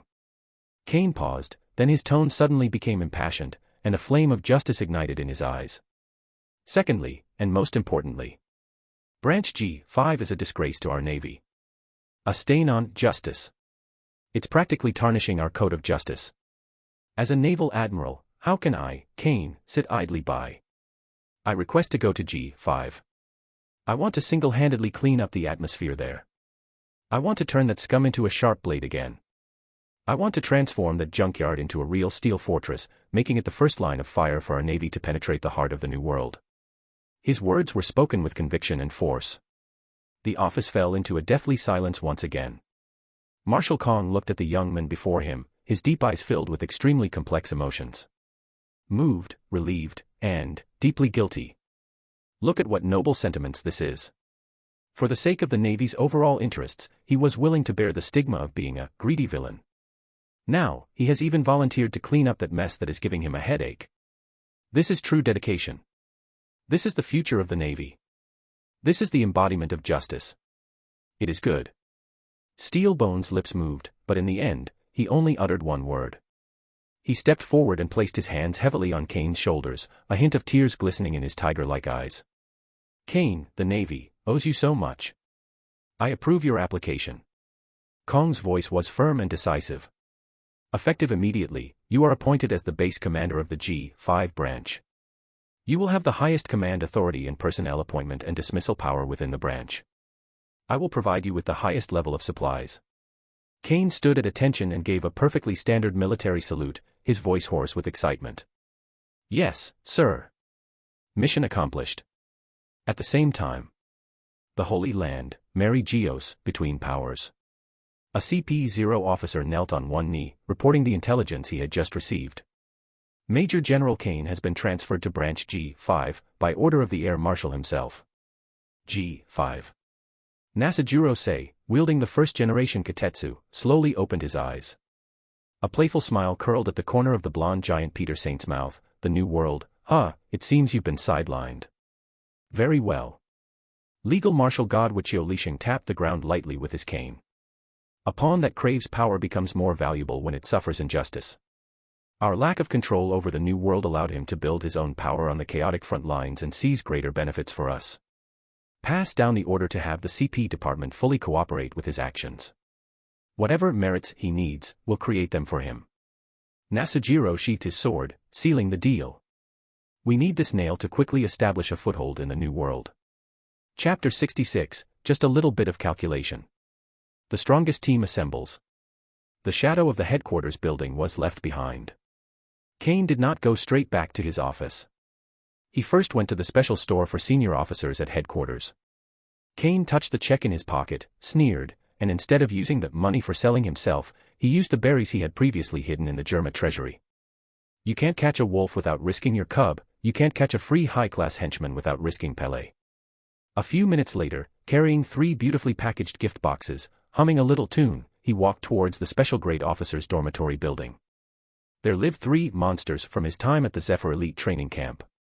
It was also his preordained naval F4 group, destined to dominate the new world in the future. Click. Push open the heavy oak door. A complex mixture of cigar and tea aromas, along with a subtle chill, wafted towards me. Inside the spacious 4-person luxury suite, the atmosphere was, as always, disjointed. A seat by the window. Borsalino was wearing that flamboyant yellow and white striped shirt and sunglasses. He was sitting with his legs crossed, trimming his nails. She was humming an unknown tune as she looked at her wrinkled face in the mirror. A corner of the room. Kuzan was wearing the eye patch with a silly seagull pattern printed on it. He lay sprawled out on the bed, snoring loudly. The snot bubbles hanging from his nostrils swelled and swayed precariously with each breath. On the floor in the center of the room, Sakazuki was shirtless, revealing his rock-hard muscles. He performed a difficult handstand push-up with one hand, sweat dripping down his strong chin. A small puddle of water had already accumulated on the floor. "Oh, esteemed majors, you're all here." Kane closed the door behind him and locked it. Hearing the noise, Borsalino lazily lifted his eyelids, while Sakazuki didn't stop. Kuzan. Kuzan was still blowing bubbles. "I brought you some local specialties." Kane wore an innocent smile, flicked his wrist, and sent the 3 gift boxes flying precisely towards the 3 people. Snapped. Borsalino reached out and took the dark red wooden box, raising an eyebrow. He slowly and methodically opened it. An extremely rich and mellow tea aroma instantly wafted out. Oh. Borsalino's eyes lit up behind his sunglasses, and his usual sleazy demeanor subsided somewhat. "This is top-grade black tea from the East China Sea. Kane, this is a luxury item reserved for nobles. You've struck it rich. Anything is worth the price, no matter how expensive, as long as it's for my brother," Kane said with deep emotion. The other side. Sakazuki braced himself with one hand on the ground and caught the flying metal box steadily with the other. Upon opening it, I found 2 neat rows of top-quality cigars. It comes from the private estate of the godfather of the West Sea and cannot be bought on the market at all. Sakazuki stopped moving and rolled to the ground. He picked up a cigarette, held it to his nose, and sniffed it. The pungent, strong tobacco smell eased his furrowed brows. "Have a heart." He spoke in a deep voice, his tone still stiff, but he was clearly pleased. As for Kuzan. Smack. A hard card accurately popped his snot bubble and fell onto his face. Kuzan jolted awake, groggily grabbing at what was on his face. "Huh? Who attacked me?" Upon realizing that what he held in his hand was a voucher for a Polar Walker limited edition mountain bike, the guy's sleepiness vanished instantly. "Wow. Is this the limited edition I couldn't buy?" Kuzan jumped up, clutching the voucher as if it were his dream lover. "Kane. You're my own brother." Seeing the satisfied expressions on the 3 men's faces, Kane's smile widened even more. Kane pulled up a chair, sat down in the center of the room with an air of authority, lit a cigarette, took a deep drag, and his originally smiling expression gradually turned serious, even tinged with a hint of melancholy. "The stuff is good, but brothers, don't you think, this kind of life is a bit too boring?" The atmosphere in the room paused slightly. Boring. Borsalino blew on his nails. "Yay, drinking tea and reading the newspaper every day, clocking out on time, and occasionally catching a few small-time pirates with bounties over 100 million, this is the kind of life I've always dreamed of." Stop pretending, Borsalino. Kane flicked his cigarette ash, his gaze sharp and piercing through Kazara's disguise. In a place like headquarters, with Sengokusho watching you from above, and Zephyr-sensei overseeing you, plus all those red tape and formalities, can you really unleash your full potential? Borsalino paused slightly as he clipped his nails. Although he didn't say anything, the reflection in his sunglasses flashed noticeably. Kane gave him no chance to catch his breath, abruptly turning his head to look at Sakazuki, who was wiping away sweat. And you, Sakazuki, how much has your skill improved by punching a dead target every day? Sakazuki abruptly raised his head, his eyes burning with suppressed rage. What do you want to say? Kane stood up, walked to the center of the room, and spoke in a low voice. Come with me. To branch G5. G5? That kind of junkyard. Sakazuki frowned, clearly showing his disdain for the place. Yes, it's a landfill. Kane's voice suddenly turned icy. Here you are, shooting at a dead target every day. Meanwhile, those vicious pirates are constantly passing through G5, pouring into the new world to harm more civilians. Your so-called absolute justice has absolutely no place here. You're just indulging in a pointless act of self-gratification. Kane's words struck Sakazuki hard. And there, you can carry out your justice to the end. Arrest all pirates who pass through G5, no matter who they are. Anyone who dares to resist will be killed on the spot. You can turn that sea red and nobody will care. Sakazuki's breathing became heavy, and thick black smoke billowed from his fists. Kane then turned to Borsalino. Borsalino, think about it. In the new world, pirates are as numerous as hairs on a cow. All you have to do is fly into the sky and fire a few laser beams, and that'll be a great achievement. Once you've done your sales targets, you can go home for tea, and no one will check your attendance. Isn't this much more efficient than just putting on a show at headquarters? Borsalino stroked his chin, his sunglasses reflecting the light. Sounds really promising. As for Kuzan. Kane patted Akiji on the shoulder, who was still in a daze, and spoke earnestly. You can sleep wherever you want. It's far from the reach of the Emperor there, and you can ride your bicycle on the sea for days without anyone bothering you. And Kane's voice turned serious. Only there, facing real great pirates, can your abilities be truly honed. If you stay here, you'll only become hothouse flowers, never reaching the pinnacle of general. All three of them fell silent. They are the strongest trio of their generation, known as monsters. They all possess their own deep-seated pride. Nobody wants to start retiring at this age, and nobody wants to see their peers leave them behind. Seeing that these three guys were already interested, Kane suddenly sighed. Her acting skills are on point again. He turned around, his back to the three of them, his shoulders shrugged slightly, making him look particularly desolate. And I've already decided to go. I didn't originally intend to take you guys with me, but the thought of the four of us having been together since training camp, and now I'm going to the new world alone, what if I die at the hands of some great pirate someday, and there's no one to collect my body? This. Kuzan was the first to break down. He has the softest heart.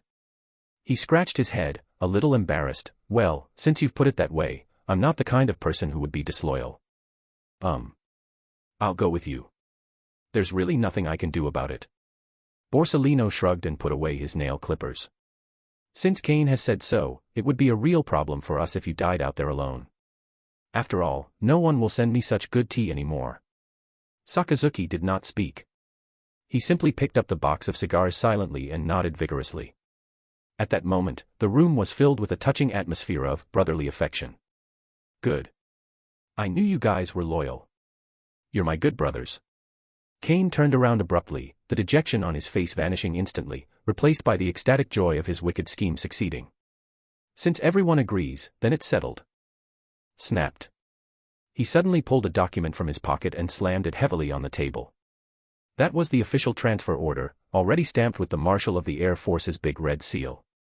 No need to thank me. To prevent you from having any regrets, I already applied for the transfer orders for you this morning. Sakazuki, Borsalino, and Kuzan were still moved. Looking at the document with the name already filled in, his expression froze instantly. And many more. Isn't there something wrong with this plot? You've already done it before we even agreed. In other words, we have to go, regardless of whether we agreed or not. Look carefully, I am the commander of G5 base. Kane picked up the transfer order, pointed to the job appointment, and laughed unrestrainedly. And the three of you are my direct subordinate majors. Kane straightened his tie, raised his head, and swept his gaze over the three future top combatants of the Navy, his voice filled with extreme pleasure. So, from now on, in public, remember to call me sir, my majors. Looking at the three faces that seemed to have swallowed flies and were in a state of discomfort, yet unable to refute them, Kane was in an extremely good mood. Chapter 67 tells the new world what the hell justice is. As night falls, the hustle and bustle of Marineford gradually subsides. In Kane's private office, only a warm yellow desk lamp was on. He unbuttoned the top two buttons of his naval uniform, leaned back lazily on the leather sofa, and swirled a glass of top-quality red wine from the North Sea in his hand, the scarlet liquid forming an ambiguous arc on the glass. He is waiting. Boom, boom, boom. A soft, almost timid knock sounded on the door. Come in. The door was pushed open, and a tall, graceful figure slipped inside, then locked the door behind her. Guillaume's usually striking and spirited face was filled with anxiety and unease, and her eyes were slightly red. Brother Kane.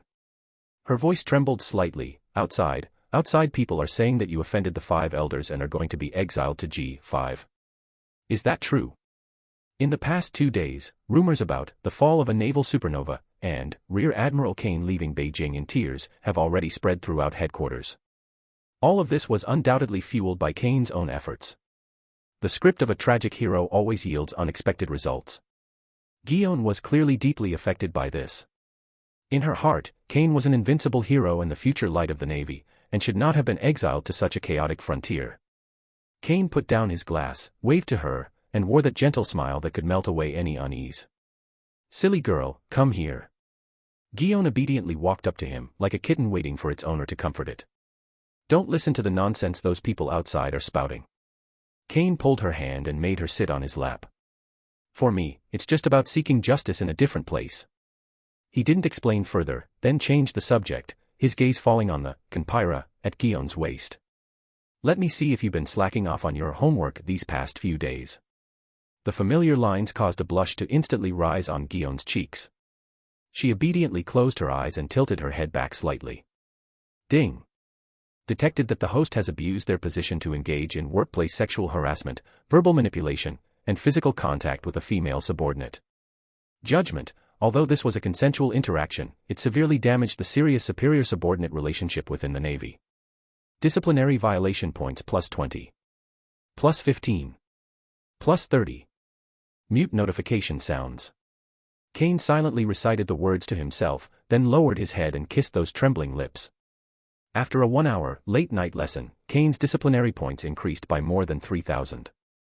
The gentleness on his face vanished, replaced by a serious expression tinged with heaviness and reluctance. I'm leaving first thing tomorrow morning. These words were like a bucket of cold water, instantly waking Guillaume from her sweet reverie. Her eyes reddened, and tears welled up in them. Then I'll go with you. Guillaume gripped Kane's sleeve tightly, her eyes filled with unwavering determination. I am your adjutant. This knife was a gift from you. As long as the knife is with me, I will be wherever you are. But it's dangerous there, full of vicious pirates, and even my colleagues are scum. With Brother Kane here, I'm not afraid of anything. Seeing the girl's expression of being ready to die, as if she wanted to elope with him, Kane was overjoyed. If I leave you here, won't my score farming machine have to stop production? Besides, how can I give up halfway through the joy of nurturing a future general? Silly girl. Kane, moved, pulled her into his arms. Since you insist, then pack your bags. Get a good rest tonight, you'll be at sea for a long time tomorrow. Holding the soft, fragrant future Momosaji in his arms, Kane sighed with emotion. This is life. The next day, early morning. Marineford Pier 1. The sea breeze is blowing, and seagulls are circling overhead. A brand new, special warship, 3 times larger than a typical vice admiral's flagship, is quietly moored in the harbor. Its prow resembles a giant seagull spreading its wings and bathing in a storm, while its hull lines are cold and hard, exuding a sense of oppression. This is the flagship, Storm, specially granted to Kane by the Air Marshal. At this moment, although the dock was crowded with people, it was eerily quiet. The sailors who came to see them off automatically formed a semicircle around the dock, and no one dared to approach that small core area. The 3 people standing at the bottom of the gangway had such a terrifying aura. How terrifying is this Kane's warship? Borsalino, dressed in his signature yellow and white striped suit and wearing a justice coat, stood with his hands in his pockets, looking up at the warship. Although he said it was scary, his expression behind his sunglasses was relaxed, and he even kicked the pebbles on the ground with his toes. Beside him, Kuzan leaned against the massive mooring post, looking rather bored. He casually tossed a few ice balls formed from moisture in the air into his hand. Each time he caught one, it produced a sickeningly loud freezing sound. Ugh. This is so slow. Kuzan yawned widely, his eyes full of resentment. If we don't set off soon, my newly acquired limited edition bicycle will be rusting by the time we get it. The one who was most intimidating to approach was the man in the dark red suit. Sakazuki. He pulled his hat brim low, crossed his arms, and looked like a volcano about to erupt. Too slow. Sakazuki glanced at his watch, his voice laced with suppressed anger. That bastard, making us all wait for him. Is this how he acts? Don't rush, Sakazuki, Borsalino said slowly. Kane is the main character, and the main character always makes his appearance last. The voice just fell.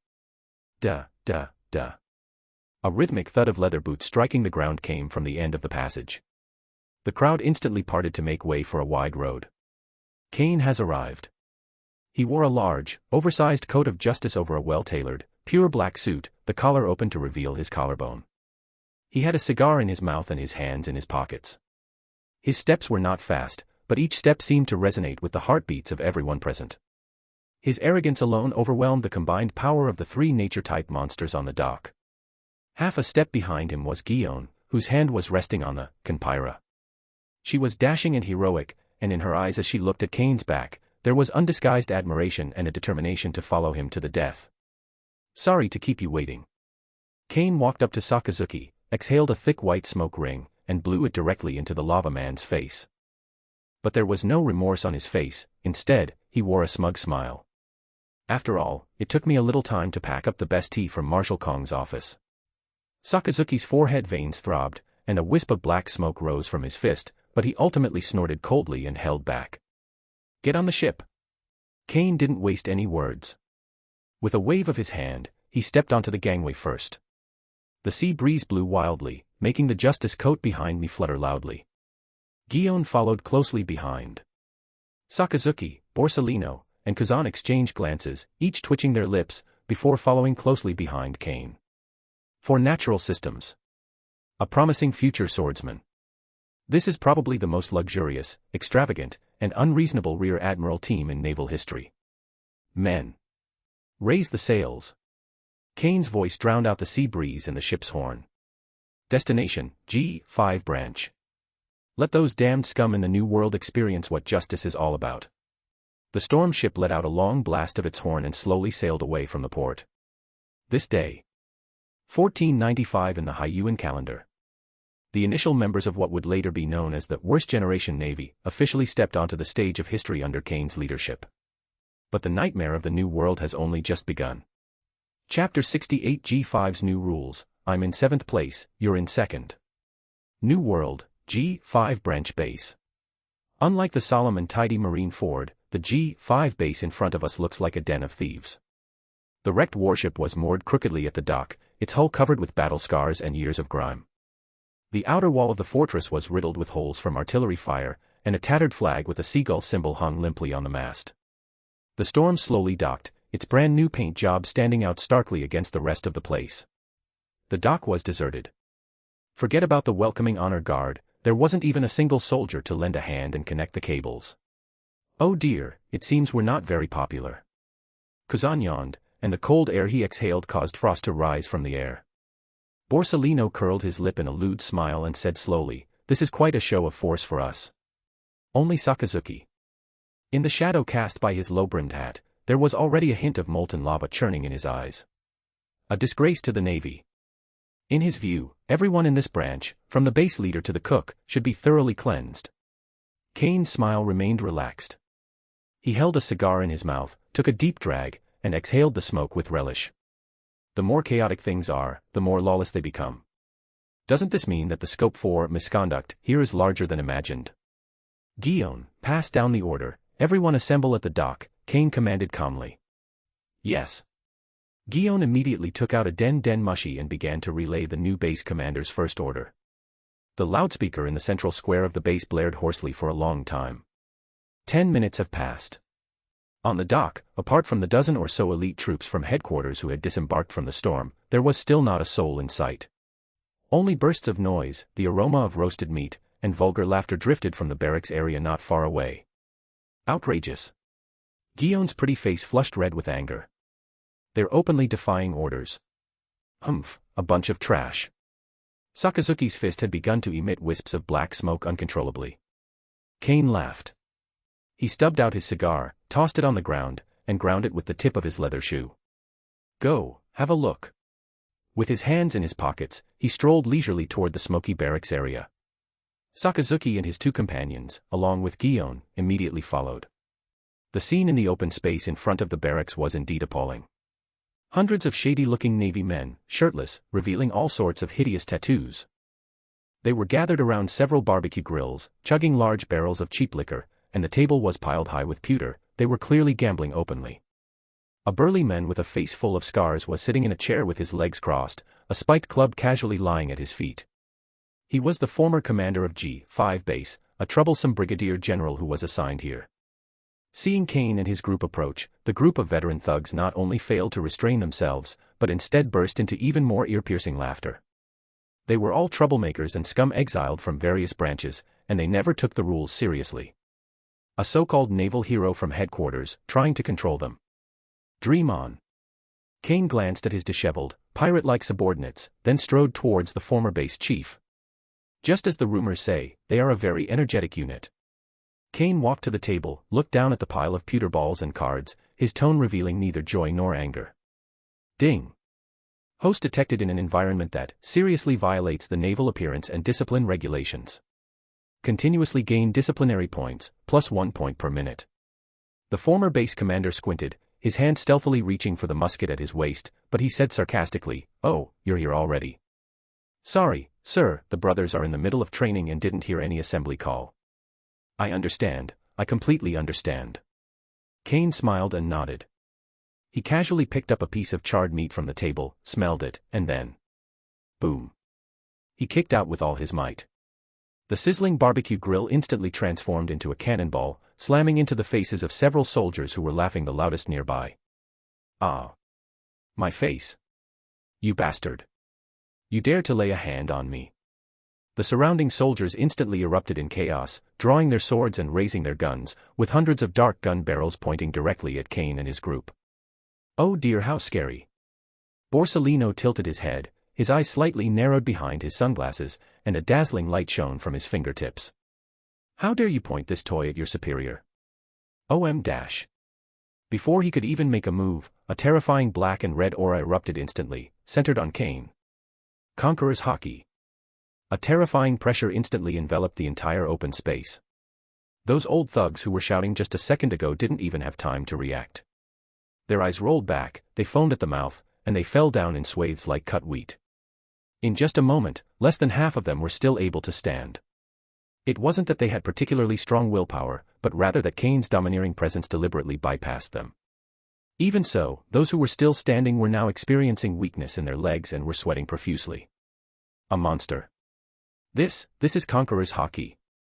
The former base commander was the first to be affected, his mind went blank, his legs went weak, and he almost knelt down. Before he could even come to his senses. Shoo!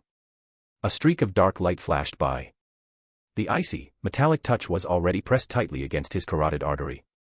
Kane tilted his head, his face still bearing that smug smile, and gently patted the other's cheek with the blade of Zanpakuto. "You didn't invite me to play cards? Do you even know the rules?" Ding. Host has been detected openly assaulting a colleague, severely undermining unity within the Navy. Disciplinary value plus 2,000. Upon hearing the system notification, Kane's smile deepened. He withdrew his sword, Zhan Yu, and then delivered a powerful punch that landed squarely on the Brigadier General's stomach. Puff. The Brigadier General's eyes nearly bulged out, and he hunched over like a boiled shrimp, vomiting up his dinner from the night before. "Wake up all the unconscious people by splashing water on them." Kane pulled up a chair, sat down with an air of authority, and elegantly crossed his legs. "You have 10 minutes to assemble." 10 minutes later. The G5 rioters obediently lined up in a square formation. Although the formation was still crooked and messy, at least no one dared to make a sound anymore. Sakazuki stood behind Kane and snorted coldly, clearly still looking down on the quality of this group of trash. Kane scanned the entire room and suddenly smiled broadly. I know you look down on the people at headquarters. You think we're here to boss you around, right? No one dared to reply, but the shifty looks in many people's eyes said it all. I know you guys are working your butts off in this godforsaken place, earning a meager military salary each month that's not even enough to find a decent girl in the entertainment district, right? Upon hearing this, many Marines looked up sharply, their eyes showing a hint of agreement. Sometimes you even have to embezzle some of the pirates' loot, and you have to live in constant fear of being caught by your superiors, right? The entire room fell silent.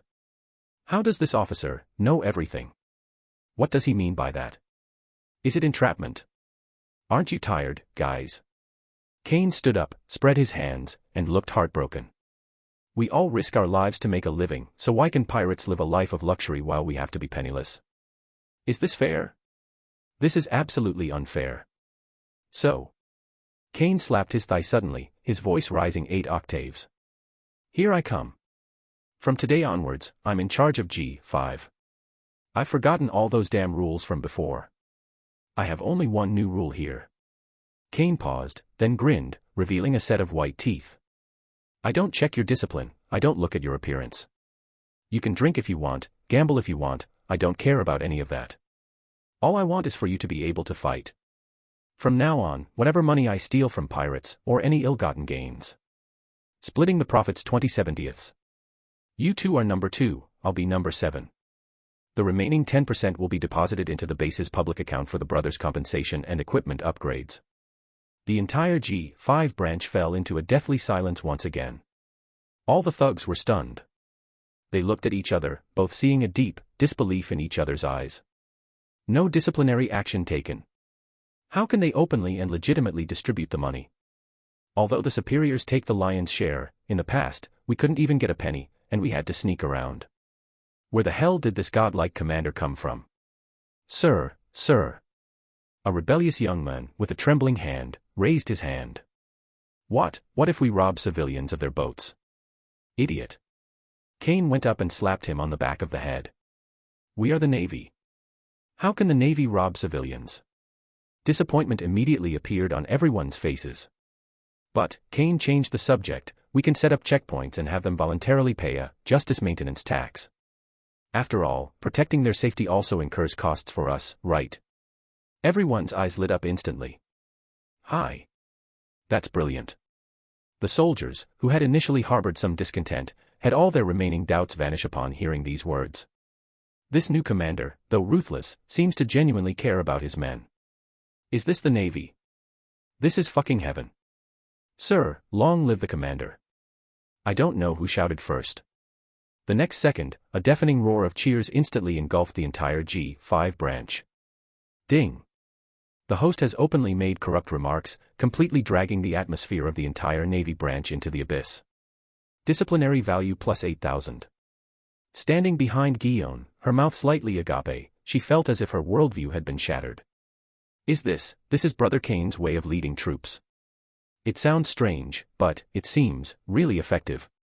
This is utterly ridiculous. As Sakazuki watched this scene, he cursed, but the black smoke from his fist slowly dissipated. Although he was stubborn, Kane took complete control of this most difficult unit in just over 10 minutes. Moreover, seeing the group of soldiers who were originally lifeless suddenly become murderous, he couldn't find any fault with them. As long as it kills pirates, as long as it upholds justice, such methods are not unacceptable. Chapter 69 The New World's first toll station opens with great success. Early the next morning.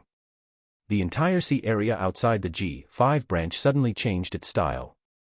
The 12 warships, like wolves and tigers, patrolled back and forth along the key choke point. On the massive sails of each warship, several extremely arrogant characters were painted crookedly in glaring red paint. Naval Branch G5, Justice Protection Tax Collection Office. Below is a line of smaller print, fair prices, no deception of the young or old. Those who refuse to pay will be physically exorcised. On the deck of the Storm. Kane moved a comfortable beach chair over and set up a huge parasol. He slumped lazily in the chair, as if he were on a resort beach. Guillaume knelt to one side, her slender fingers picking up a purple grape, carefully peeling it, and bringing it to Kane's lips.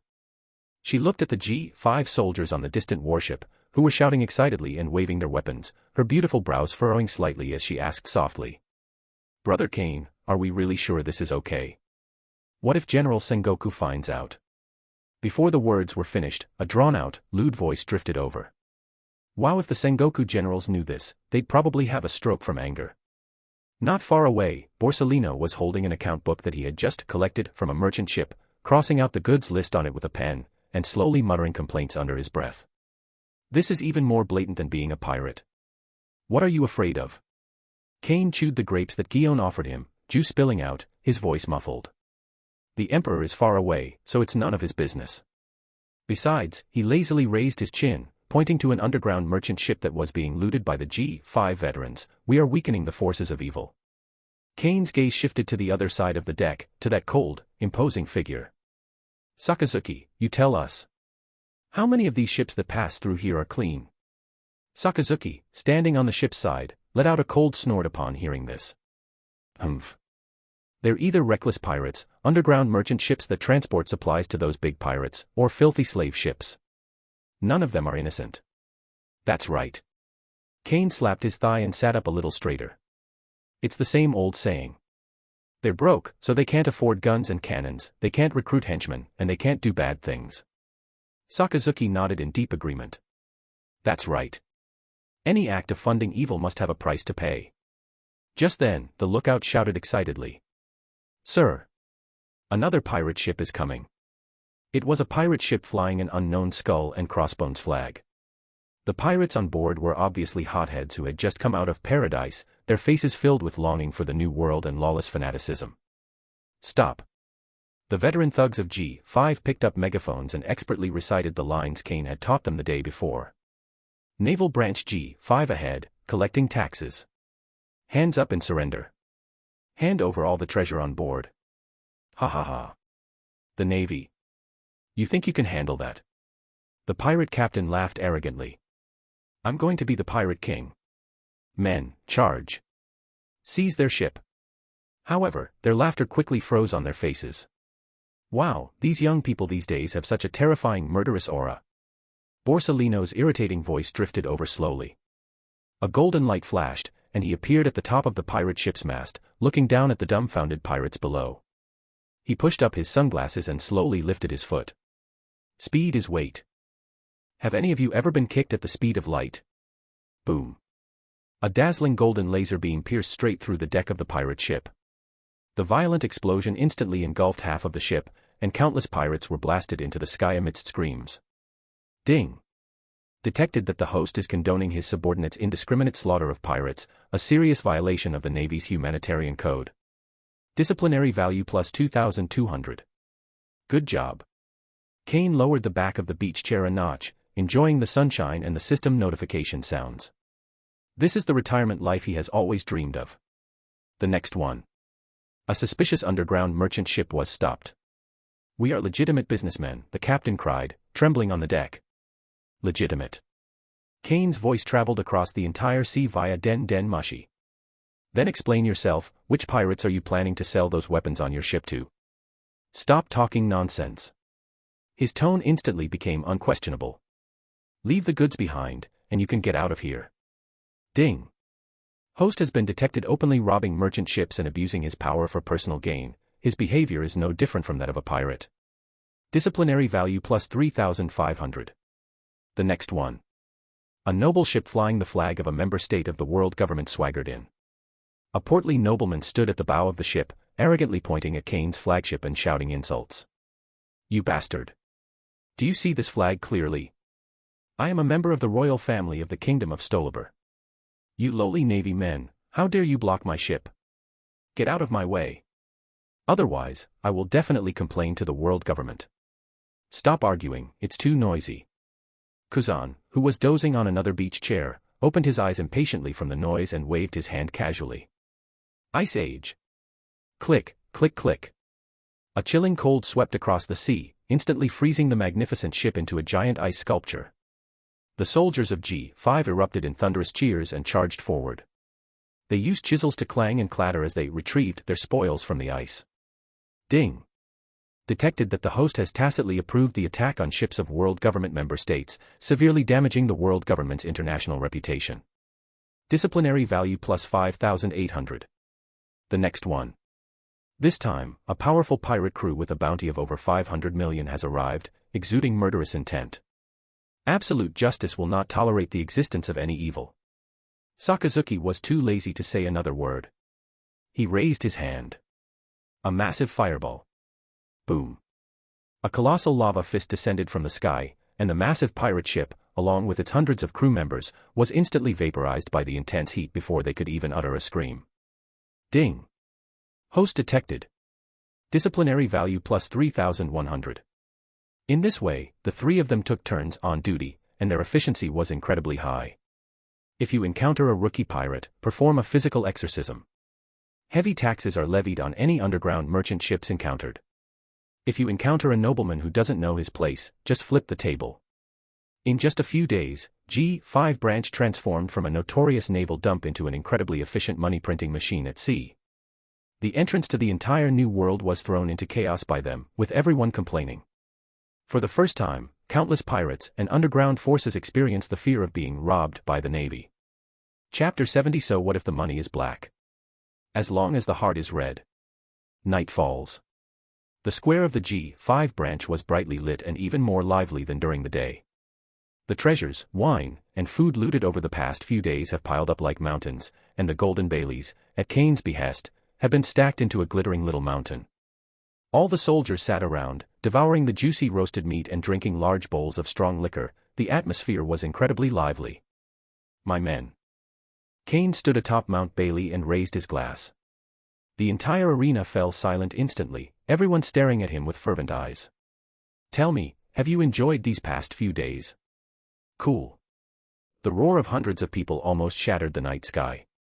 In the past few days, we have collected a total of 1.3 billion yuan in justice protection tax. Wow. The soldiers erupted in even louder cheers, many of them flushed with excitement. 13 billion. This is a number they never dared to even imagine before. Before, people called you trash, called you scoundrels, and sent you to your deaths in this godforsaken place. Kane kicked a gold brick, which rolled away with a dull thud. But I think you guys are all fucking geniuses. According to our agreed-upon rules. Kane waved his hand. I'll take 7, you 2, and the common accounts 1. Your share, which is 260 million berries. Now, distribute it on the spot. Oh. The cheers nearly lifted the roof off the entire base. Soon, each soldier received over 700,000 berries. Holding the thick wad of banknotes, their hands trembled, and some even cried with excitement. Sir. Wah. Long live Commander Kane. An old soldier with a face full of scars, carrying a wine bowl, staggered up to Kane and knelt down with a thud. Boss Kane. I've served under 3 base commanders before. They all just called us trash and treated us like animals. Only you. Only you treat us like human beings. Like brothers. From this day forward, my wretched life belongs to you. Even if you make me bite Whitebeard's balls, I won't even flinch. Yes. We'll all listen to the boss. Anyone who dares to disrespect the boss, I'll be the first to twist their head off. I'm willing to die for Major General Kane. The soldiers' emotions were completely ignited, they were all filled with fervor, and their eyes were filled with unwavering loyalty as they looked at Kane. On a high platform not far away. Borsalino, watching the chaotic scene of demons dancing below, grinned lewdly. Oh dear, now, G5 is going to be quite a place. Compared to this, Kuzan looked at the check he had just received, unusually energetic. How should I spend this money? Should I add a solid gold bell to my polar walker? And a top-of-the-line sound system? Only Sakazuki. The future admiral was staring at the enormous check in his hand, his brow furrowed. What, you think it's not enough? Kane walked over unnoticed, reeking of alcohol, and placed his hand on Sakazuki's stiff shoulder. Sakazuki gritted his teeth, his voice low and menacing. We are the Navy, not pirates. So? Kane chuckled and asked in return. Are we supposed to take our meager salaries and fight those billionaire, ruthless pirates? And then let our fallen brothers not even be able to afford a decent tombstone. Kane's tone suddenly turned sharp. Sakazuki, don't be naive. True justice requires money to uphold. Stronger warships, better weapons, and more generous treatment are needed to enable soldiers to carry out justice without any worries. You can't even feed your own people, how can you talk about purifying the world? As long as our hearts are red, what does it matter if the money in our hands is black? Those last words struck Sakazuki hard in the heart. His pupils contracted sharply. Kane shoved the check into Sakazuki's suit pocket. Take it, don't turn down money. Sakazuki's body stiffened, but eventually, his clenched fist slowly loosened, and he did not take out the check again. Ding. Detected that the host has used money as a bond to completely corrupt all officers and soldiers of the G5 branch, turning them into a profit-driven private army. Ding. Detected that the host has successfully corrupted the absolute justice values of future fleet Admiral Sakazuki, causing him to accept the depraved ideology of using darkness to nurture light. Disciplinary value plus 50,000. Current disciplinary violation balance, 431,300. Cool. Kane roared inwardly. He turned around, raised his glass again, and shouted to all the fanatical soldiers below, to our justice. Honor justice, everyone roared in unison, as if they were doing the most glorious thing in the world. After the revelry, Kane returned to his office. Looking at the long string of numbers on the system panel, the corners of his mouth curled up even higher. His recent rampant violations have brought his total violation value to over 400,000. System, raise my physique to 90. Previously, his physique was 85 points, comparable to Kaido in his youth. But 90 points is the true monster level. Ding. The host's current physique is 85 points. To increase it to 90 points, 80,000 disciplinary points will be required. Confirm. Confirm. Boom. Even though Kane was prepared, this enhancement still made him groan and fall to his knees. He could clearly feel that every bone in his body was becoming denser, every muscle fiber was being infused with explosive energy, and even the beat of his heart was becoming as heavy and powerful as a war drum. Life is undergoing a leap to a higher level. 10 minutes later. Ha. Kane was panting heavily, his whole body soaked in sweat. But he could feel that his body had undergone tremendous changes. The muscle lines are smoother, and beneath the skin, there is a subtle, indestructible texture. He could clearly sense the vast physical strength and vitality within his body, like a boundless ocean. 90 points in physique. Kane grinned. He now had absolute confidence that even if he stood still and took a direct hit from Kaido's Thunderbagua, the worst that would happen was that he'd spit out some blood. He could definitely stand up on the spot and retort, "That's it. Didn't you eat?" He planned to save the remaining 300,000 plus disciplinary points. Once I've collected 600,000, I'll immediately exchange it for the coveted, Advanced Conqueror's Haki. Just as Kane was savoring the thrill of his sudden surge in power. Reporting, boss. The lookout post's emergency communications rang urgently via a Den Mushi, a type of electric scooter.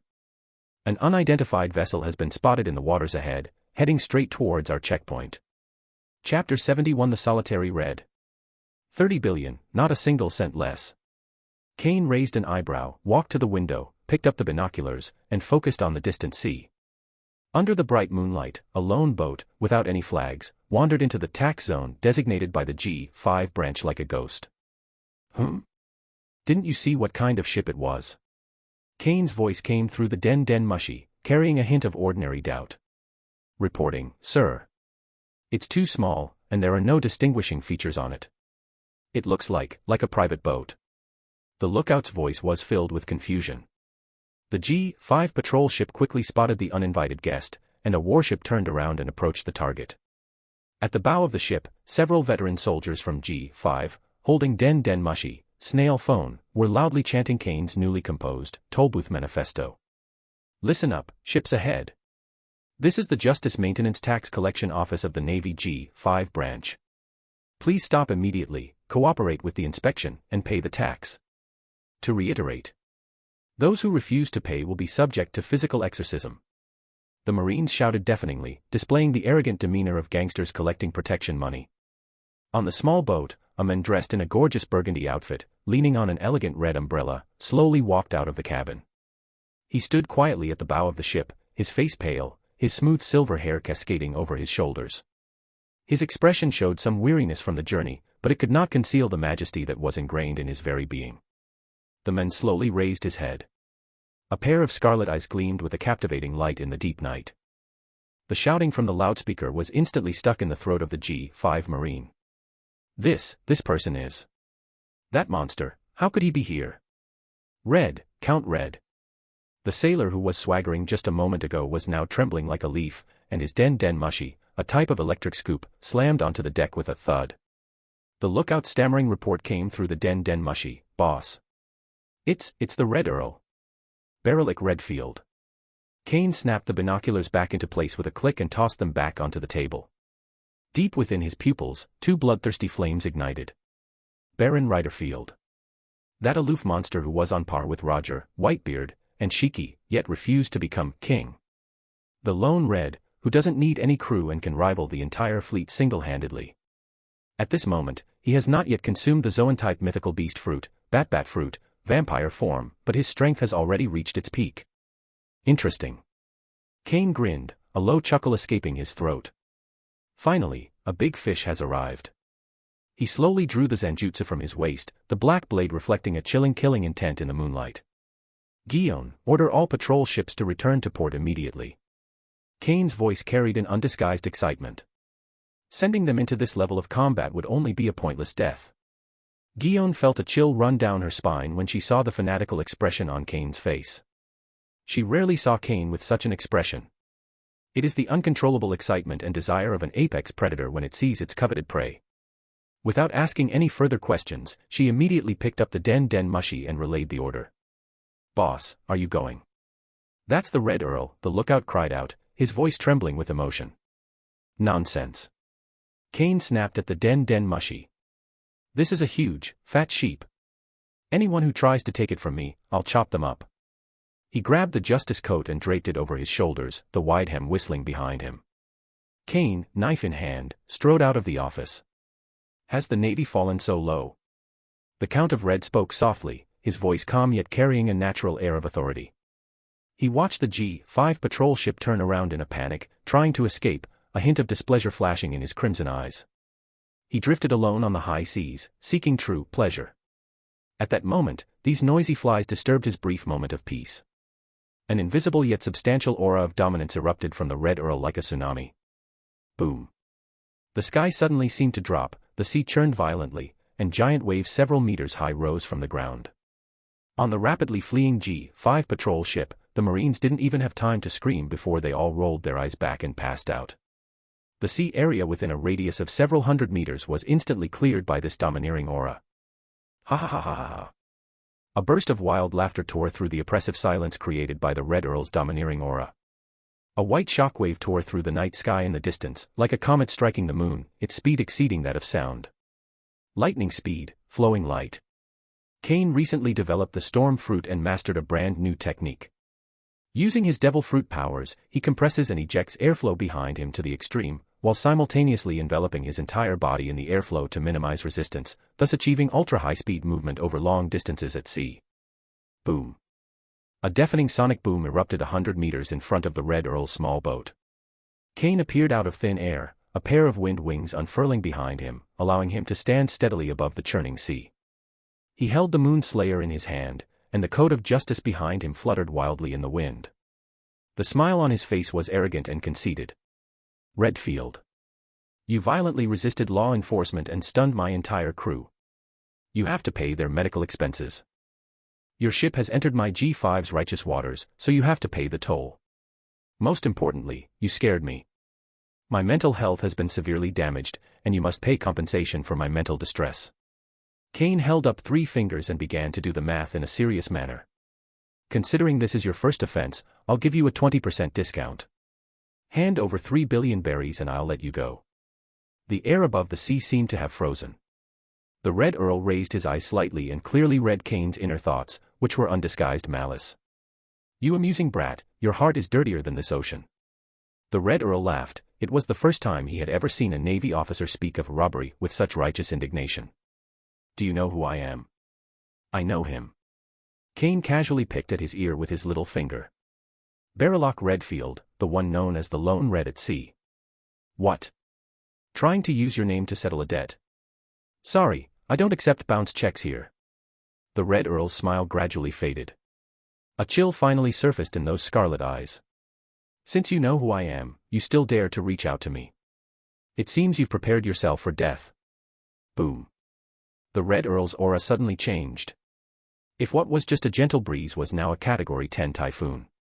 A dark red aura of Conqueror's Haki, like a sea of blood, instantly engulfed Kane. Redfield, since you don't want to pay, then you'll have to pay with your life. Kane's smile grew increasingly sinister. Although your face is worth some bounty, cash is no good when it comes to me. Without further ado, he pointed the tip of his crescent blade directly at Count Red, and at the same instant, his domineering aura exploded without reservation. Boom. Two powerful bursts of Haki collided violently on the sea. The black and red lightning, like a wildly dancing python, leaped and crackled around them. The sky was torn open by this force. The sea was stirred into a complete boil by these two terrifying auras. Humph. The Red Earl let out a cold snort, and the elegant red umbrella in his hand trembled slightly. Swish. A blood-red slash, fast enough to split the ocean in two, swept towards Kane. This strike was silent and stealthy, yet it contained a terrifying will to sever everything. Kane's pupils suddenly contracted. Heavenly Lock Moon Slayer. He chanted softly, and an extraordinary speed instantly spread throughout his body. The flow of time around us seemed to slow down. Disappeared. A hint of surprise flashed in Count Red's all-knowing eyes. With the extreme speed brought by Tensa Zangetsu, Kane's figure disappeared from the path of the slash like a ghost. Even the Red Earl's keen observation Haki faltered for a moment. When Kane reappeared, he was already standing in front of the Red Earl. He raised his Zanpakuto high above his head, the highly compressed, jet-black armament Haki almost tangible, wrapping around the blade. This is not a case of being enveloped in Conqueror's Haki. Instead, it was a pseudo-band that he formed by condensing his own Haki to the extreme using the characteristics of Zanjutsu, and its destructive power was already comparable. The black blade, carrying unparalleled ferocity, aimed straight at Count Red's head. Faced with this earth-shattering strike, the Red Earl's eternally aloof expression finally cracked. He did not retreat, but instead held the elegant red umbrella in his hand forward. There was no earth-shattering roar, only a piercing shriek like tearing fabric.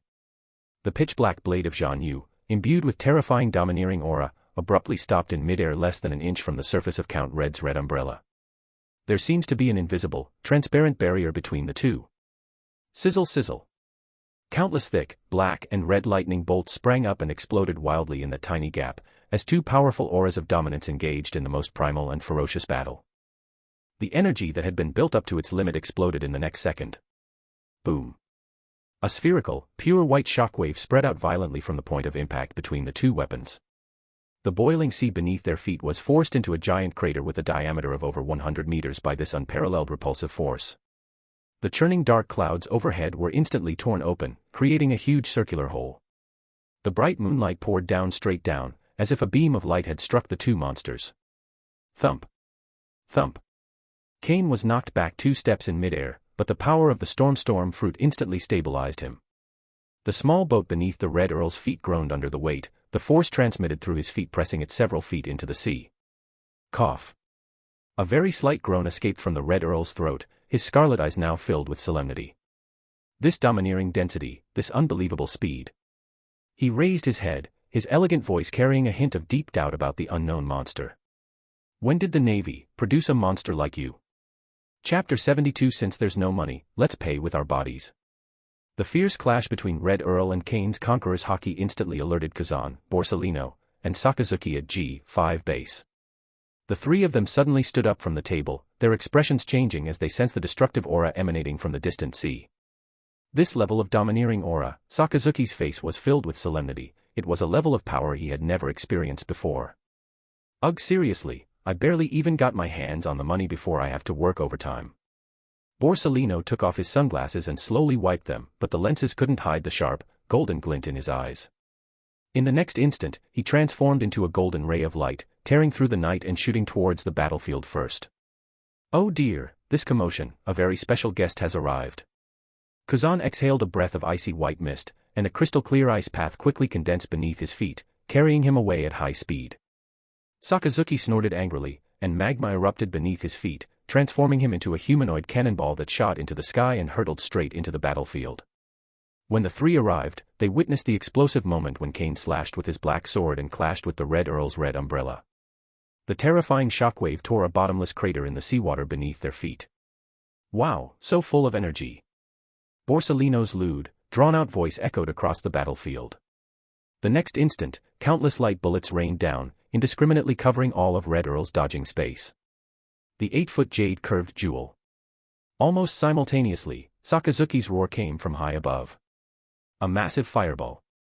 A giant lava fist, larger than a warship, slammed down towards Hongbochi, leaving a long trail of black smoke. The intense heat even distorted the air itself. Kuzan followed closely behind, pressing his hands directly onto the sea surface. Ice Age. The frigid air swept wildly in a fan shape, instantly freezing the entire sea area and enveloping the aftershocks of the light and fire attack, forming a deadly cage of ice and fire. Faced with the thunderous combined attack of these three future generals, even the Red Earl showed a hint of surprise on his face. The red umbrella in his hand danced in a dazzling display of afterimages, each seemingly effortless wave precisely deflecting deadly attacks. Boom. Boom. Boom. The ice beneath his feet was pierced by beams of light and melted by lava, yet he always managed to move unscathed, his figure elusive and unpredictable. Humph, what a noisy fly. The Red Count twisted his body strangely in midair to evade Sakazuki's pursuit, and with a flick of his umbrella tip, he accurately deflected a beam of golden light back. "Don't underestimate us." Sakazuki roared, and more lava fists rained down like a storm. Seeing this, Kane grinned and disappeared in a sonic boom. The heavenly lock moon slash brought forth a dark, deathly arc, slashing fiercely towards the Red Earl's neck from another direction. A cold glint flashed in the Red Earl's scarlet eyes. He definitely felt the pressure. The navyman before me was domineering and sharp, with fierce swordsmanship and incredible speed. The three beside them, light, magma, and ice, possess formidable abilities, yet their coordination demonstrates a natural and seamless synergy. The four of them working together gave me a huge surprise. Hongbo's tone was no longer relaxed. He suddenly rose higher and thrust out his red umbrella. The tip of the umbrella drew a thin line of blood in the air, pointing straight at Kane's throat. Bite. The collision between the cleaving moon and the tip of the umbrella unleashed a piercing shriek that seemed to shatter eardrums. How scary 4 against 1, that's so unfair. Amid Borsalino's mocking laughter, a laser beam silently shot towards the Red Earl's ankle. Count Red was forced to pause. In that instant of pause, Sakazuki's lava and Kuzan's ice blades blocked his retreat from both sides. Boom. Crack. Red Earl blocked Kane's slash with his umbrella, while his body twisted at an incredible angle to dodge Sakazuki's magma fist. However, his left arm was grazed by Kuzan's ice blade, leaving a shallow blood stain. Redfield looked at the three young naval officers who had suddenly appeared, and then at Kane, who had a fanatical smile on his face not far away. Even with his composure, he felt a chill run down his spine. What the hell is this place? How could a mere branch of the organization harbor 4 monsters?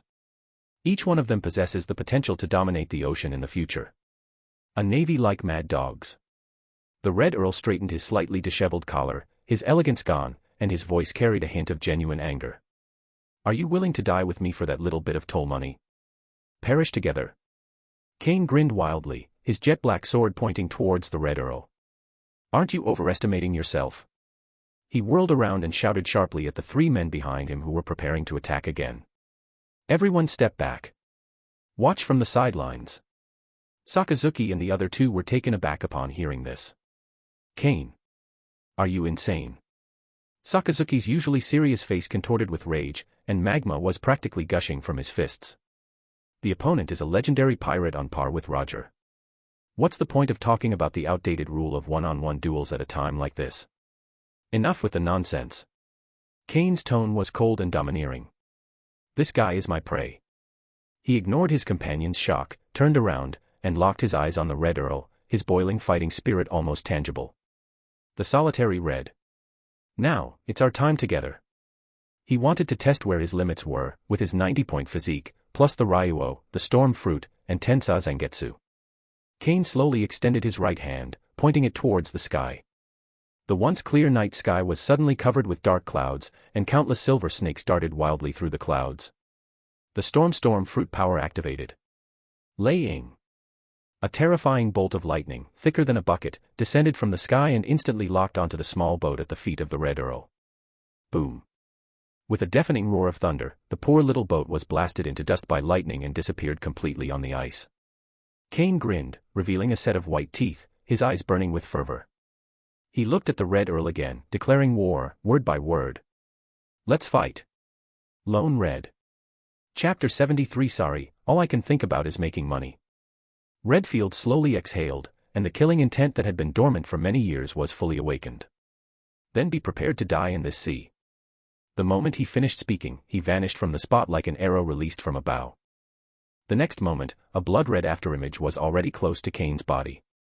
The elegant red umbrella transformed into the most lethal weapon in the world, bringing with it countless sharp whistling sounds, pointing directly at Kane's throat, heart, and brow.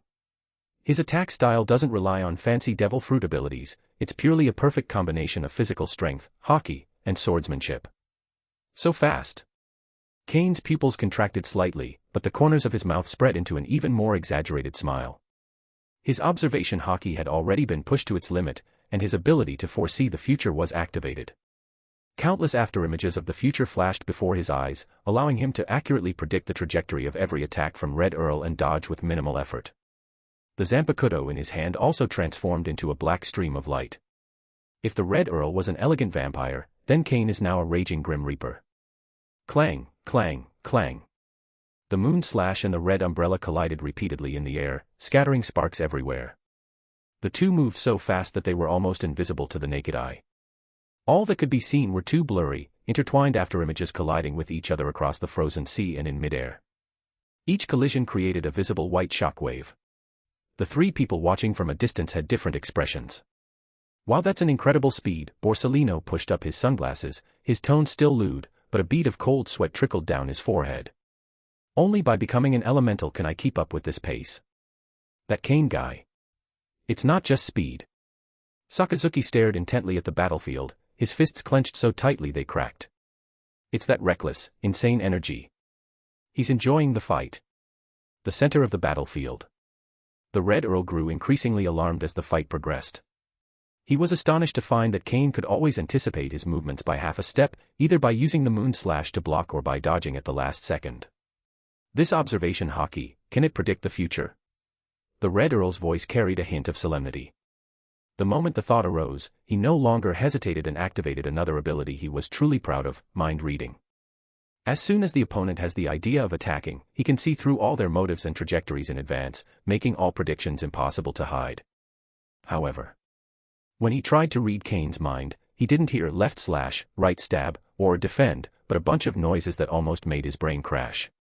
If this is a serious violation, wouldn't it be considered excessive enforcement? It could easily rack up 200 disciplinary points. What's that guy's umbrella made of? If we stole it and sold it to Vegapunk, how much funding could we get? No, I need to vandalize some more public property. Make the commotion even bigger. Ideally, I'd like to completely alter the seabed topography. What the hell is all this nonsense? Just as the Red Earl was momentarily stunned by these absurd thoughts, Kane's blade was already upon him. You dare to lose focus while fighting me? Kane laughed wildly, and Tensa Zangetsu showed no mercy. The jet-black hockey on the blade surged wildly as he slashed down furiously at the Red Earl's head. Red Earl hastily raised his umbrella to block. Boom. The immense force slammed him directly into the sea, shattering the ice and creating towering waves hundreds of meters high, along with a shower of ice shards. Ding. Host has been detected maliciously damaging the marine ecosystem during combat. The act of blasting fish is egregious. Disciplinary value plus 500. That's right. Kane felt his blood boiling and his fighting spirit soaring to its peak as he listened to the sweet notification in his mind. Again. The ice surface suddenly exploded, transforming into countless sharp arrows that shot in all directions. The Red Earl soared into the sky, stepping on shattered ice. His pale face was now covered in frost. Elegance. Composure. They were utterly destroyed in the face of this madman's navy. You bastard. This time, the Red Earl's aura completely changed. A conqueror's hockey far more terrifying and profound than before surged into the sky, and black and red lightning tore the sky apart. That's enough, kid. His speed was even 3 points faster than before. The tip of the umbrella drew a strange arc in the air that was impossible to detect with the naked eye or observation hockey, instantly breaking through the limits of Kane's foresight perception. Puffed. Blood splattered. Kane's pupils dilated violently. He hadn't even fully seen the attack before the tip of the red umbrella pierced his chest. Humph! Kane groaned, and a trickle of blood escaped from the corner of his mouth. However, instead of retreating, a triumphant glint flashed in his eyes. Caught you. His chest muscles, which were like steel, suddenly contracted and hardened, and then infused with a high density of armament hockey, tightly clamping the tip of the umbrella that had penetrated deep into his body. What? A flicker of surprise flashed in Count Red's eyes once again. You were careless. Kane clenched his empty left hand into a fist instantly, and armament hockey covered it up in an instant. The pitch-black hockey was as thick as ink, wrapped with the powerful Ryuo power, and slammed solidly into the Red Earl's astonished face. Boom. Time seemed to slow down at that moment. The Red Earl's high, straight nose collapsed in an instant with a visible arc, his handsome facial muscles twisted in a wave-like manner under the terrifying force, and teeth mixed with blood and foam spurted from his mouth. Immediately following was a deafening explosion. The Red Earl transformed into a streak of crimson light, flying backward at speed several times faster than sound. Boom. Boom. Boom. His body crashed through more than a dozen exposed reefs on the sea surface before finally slamming into the mountainside of a medium-sized island 5 kilometers away. Boom. The entire mountain let out a painful cry before collapsing with a deafening roar, billowing dust obscuring the moonlight. Life returned. With a thought, Kane's muscles at the wound began to twitch, stopping the bleeding and forming a scab. In a short while, the wound had mostly healed, leaving only a hideous scar. With the dual boost of 90 points in monstrous physique and life restoration, his recovery ability has long surpassed the norm. In the distance, the Red Earl slowly emerged from the pile of rubble. His face grew even paler, and a trickle of blood escaped from the corner of his mouth. He moved his jaw, the bones cracking, clearly indicating that he was also in pain from Kane's reckless punch. Cough. Count Red spat out a mouthful of bloody saliva, looking at the proud figure standing in the distance with a knife in his hand. A decent physique, a decent calculation. It's been a long time since anyone could hurt me. The Red Earl's eyes no longer held any contempt, but were replaced by an intense fighting spirit of meeting a worthy opponent. Kid, state your name. Kane flicked the blood off his sword, the blade pointing at the Red Earl, his voice booming and echoing throughout the entire sea. Remember this, I'm Kane, the commander of G5. In addition, the bill has been updated. Kane held up 4 fingers, looking serious. Medical expenses, toll fees, compensation for emotional distress, plus the workers' compensation for the umbrella you just poked me with. A total of 4 billion berries. Even if we sink the G5 today, you won't leave here without paying a single penny less. Again. Before he finished speaking, Kane flashed and transformed into a black lightning bolt, rushing towards the Red Earl once again. With a swing of his sword, Zangetsu unleashed a dense, impenetrable barrage of black blade light, each strike carrying the power to cleave mountains. The Red Earl's umbrella danced like the wind, sometimes blocking, sometimes counterattacking, as he engaged in a frenzied battle with Kane. The battlefield between the two was completely out of control. They fought from the sea to midair, and from midair to distant desert islands. Boom. An uninhabited island was torn apart by the aftershocks of the two people's clash of conquerors hockey. After a violent shaking, half of the island sank into the sea, creating a huge wave. Click. Kane cleaved the mountaintop of another island flat with a single stroke. The Red Earl retaliated with the tip of his umbrella, slicing a deep, bone-revealing gash across his shoulder. Crescent Moon Sky Slash. Kane fought with increasing ferocity, his fighting spirit and domineering aura reaching their peak. He wielded his sword with both hands, unleashing a massive black crescent-shaped slash over 100 meters long, carrying an extremely compressed domineering aura, roaring straight towards the Red Earl. Humph. Count Red snorted coldly, neither retreating nor dodging. He suddenly spun the umbrella in his hand, and a more concentrated crimson crescent moon slash fiercely met the attack. Rumble. 2 terrifying slashes collided in midair, unleashing a deafening roar. The devastating shockwave completely leveled the third deserted island, turning it into ruins. Kane's domineering aura was constantly sublimated in these collisions that pushed him to the limit, and the power of the storm fruit was unconsciously incorporated into his every move. The black light of Zhang Yu's blade almost obscured half the sky. This madman, this monster, is his physical strength limitless? The umbrella in the Red Earl's hand trembled slightly from Kane's slash. His breathing also began to become somewhat rapid. Chapter 74. The so-called one-on-one fight is just the four of us against you. Dawn breaks, then dusk falls. A full day and night of fighting. The sea area where the G5 branch is located has been completely reshaped.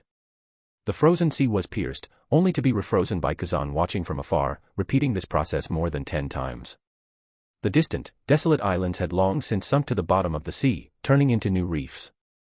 The entire sea area was permanently altered by the clash between the two monsters.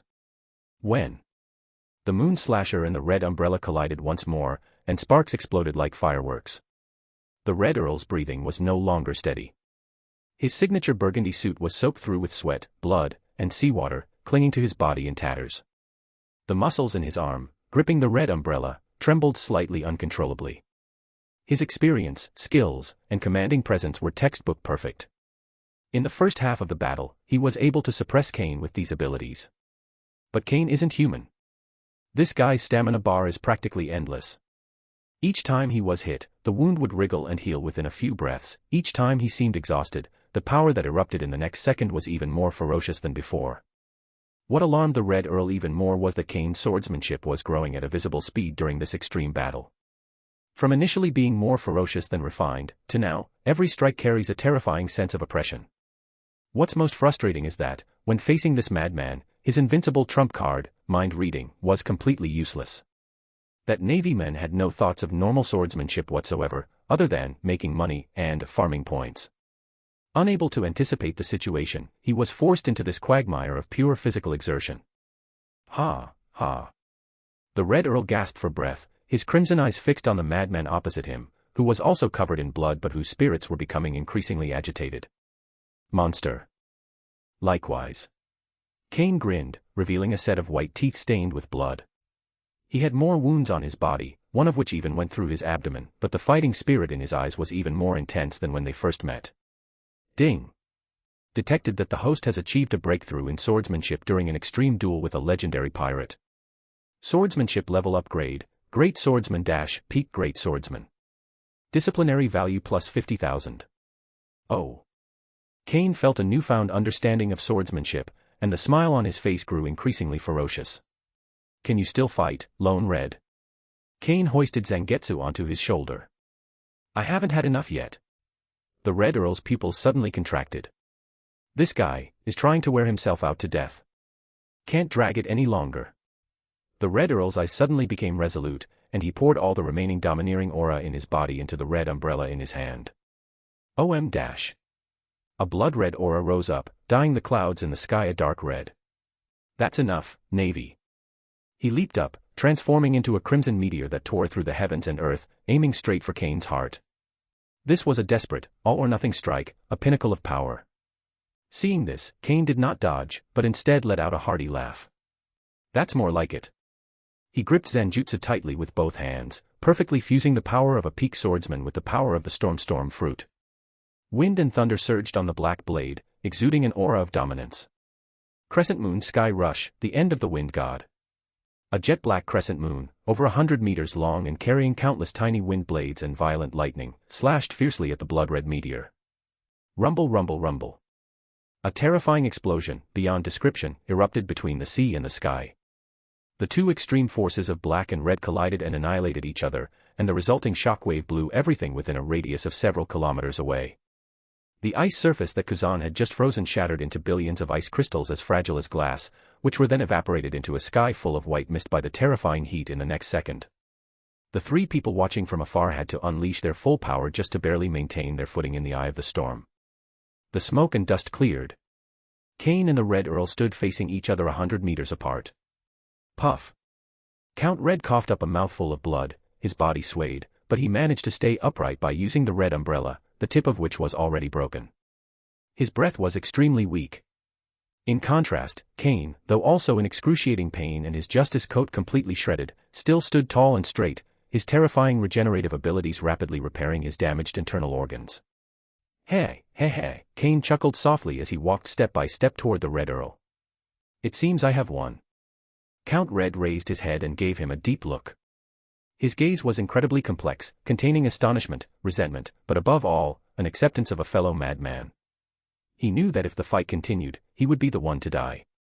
This navy is a complete monster. It's not worth fighting to the death with such a reckless monster here.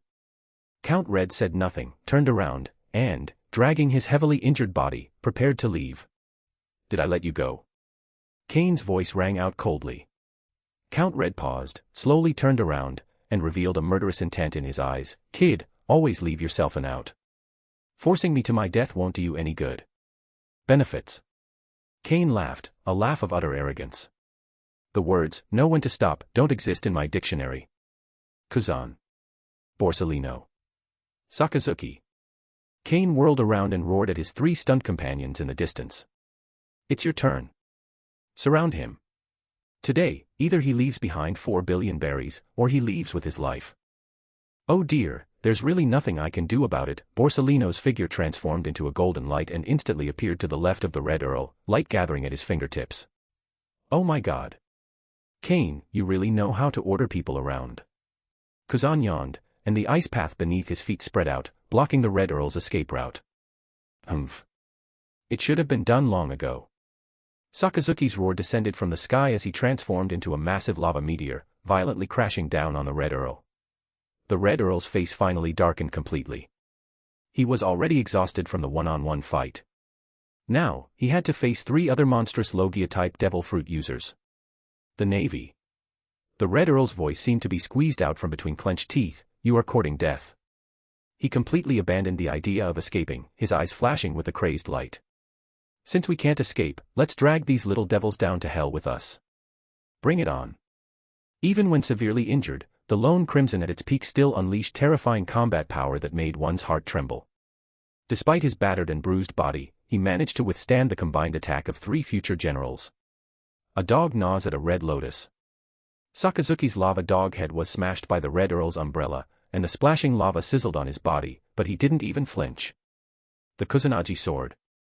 Borsalino's lightsaber was deflected by the Red Count with the handle of his umbrella, narrowly grazing his neck. Protruding beak. Kuzan's ice bird was crushed by the Red Earl's foot. But 2 fists can never beat 4 hands. Especially since the main attacker is Kane, a madman with an unfathomable health bar. Lie down. Kane's figure was like a ghost, appearing time and again in the blind spots of the Red Earl's defenses, his moon slash bringing a tricky and deadly arc. Sakazuki went even further with his, trading injury for injury, fighting style, preferring to take a heavy blow from Red Earl with his shoulder rather than leave a hole in him with his lava fist. Borsalino and Kuzan continued to harass and control the situation, making the Red Earl's predicament even worse. The battle lasted from the early morning of the 2nd day until dusk. As the last rays of the setting sun sank below the horizon. With a clanging sound, the red umbrella that had accompanied the Count for half his life finally broke in 2. Puff. Baron Redfield, a legend on par with Roger and Whitebeard, finally exhausted his last bit of strength and knelt on one knee on the ice field stained with blood and lava. He did not fall, his spine remained straight. But his heavy breathing and the numerous, deep wounds covering his body proclaimed his defeat. Opposite him, Kane was shirtless, revealing his muscular back, and although he was also panting heavily, his face wore a greedy smile like a wolf seeing fresh meat. Hey, Red Earl. Kane, knife in hand, approached step by step, the ice beneath his feet creaking. Can you still dance? Chapter 75. If we can't beat them, let's join them. The cold wind howled, carrying the stench of blood from the ice. Kuzan, Borsalino, and Sakazuki formed a triangle, trapping the lone red figure in the center and blocking all his escape routes. Sakazuki's face was filled with coldness, and the lava on his fist was still hissing, as if it would pierce through the chest of the legendary pirate at any moment. It's finally over. Borsalino, on the other hand, looked languid, as if he were about to leave work, muttering to himself. We'll have to ask Kane for triple pay for the overtime we get back. Kane did not rush to issue the execution order. He walked slowly across the broken ice to the Red Earl. Under the watchful and weak gaze of the other party's scarlet eyes, with a clang, he plunged the heavenly Lock Moon Slayer into the ice in front of him. He slowly pulled a pack of cigarettes, most of which were soaked in seawater, from his pocket, picked out a barely smokable one, put it in his mouth, and lit it with a click. Take a deep breath, exhale through your lungs, and exhale the mist. White smoke drifted between the two. Barorik Redfield. Kane looked down at the men who gave the world government a headache. You're strong, strong like a monster. If you had teammates, even just one, we might be the ones lying here today. Upon hearing this, Count Red's pale lips curled into a mocking sneer, his voice hoarse yet still arrogant. A loss is a loss, kid. There's no need to humiliate me with such flattery. Only the weak need to flock together, the true strong always walk alone. Traveling alone. Kane flicked his cigarette ash, a hint of pity in his eyes. That's because you're still young, you can still wield your broken umbrella, and you can still act domineeringly with your swagger. But what about 10 years from now? 20 years from now? Kane took a step forward, his voice low, each word piercing precisely into the Red Earl's deepest, most fearful vulnerabilities.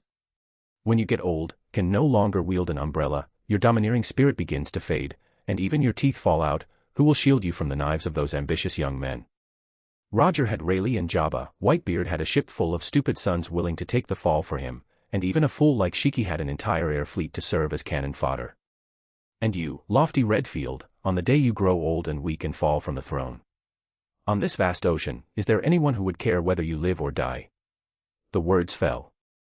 The Red Earl's scarlet pupils suddenly contracted. Those hands, which had remained steadfast even when facing the combined attack of 3 generals, trembled slightly at this moment. Senescence. This was the biggest nightmare of his life.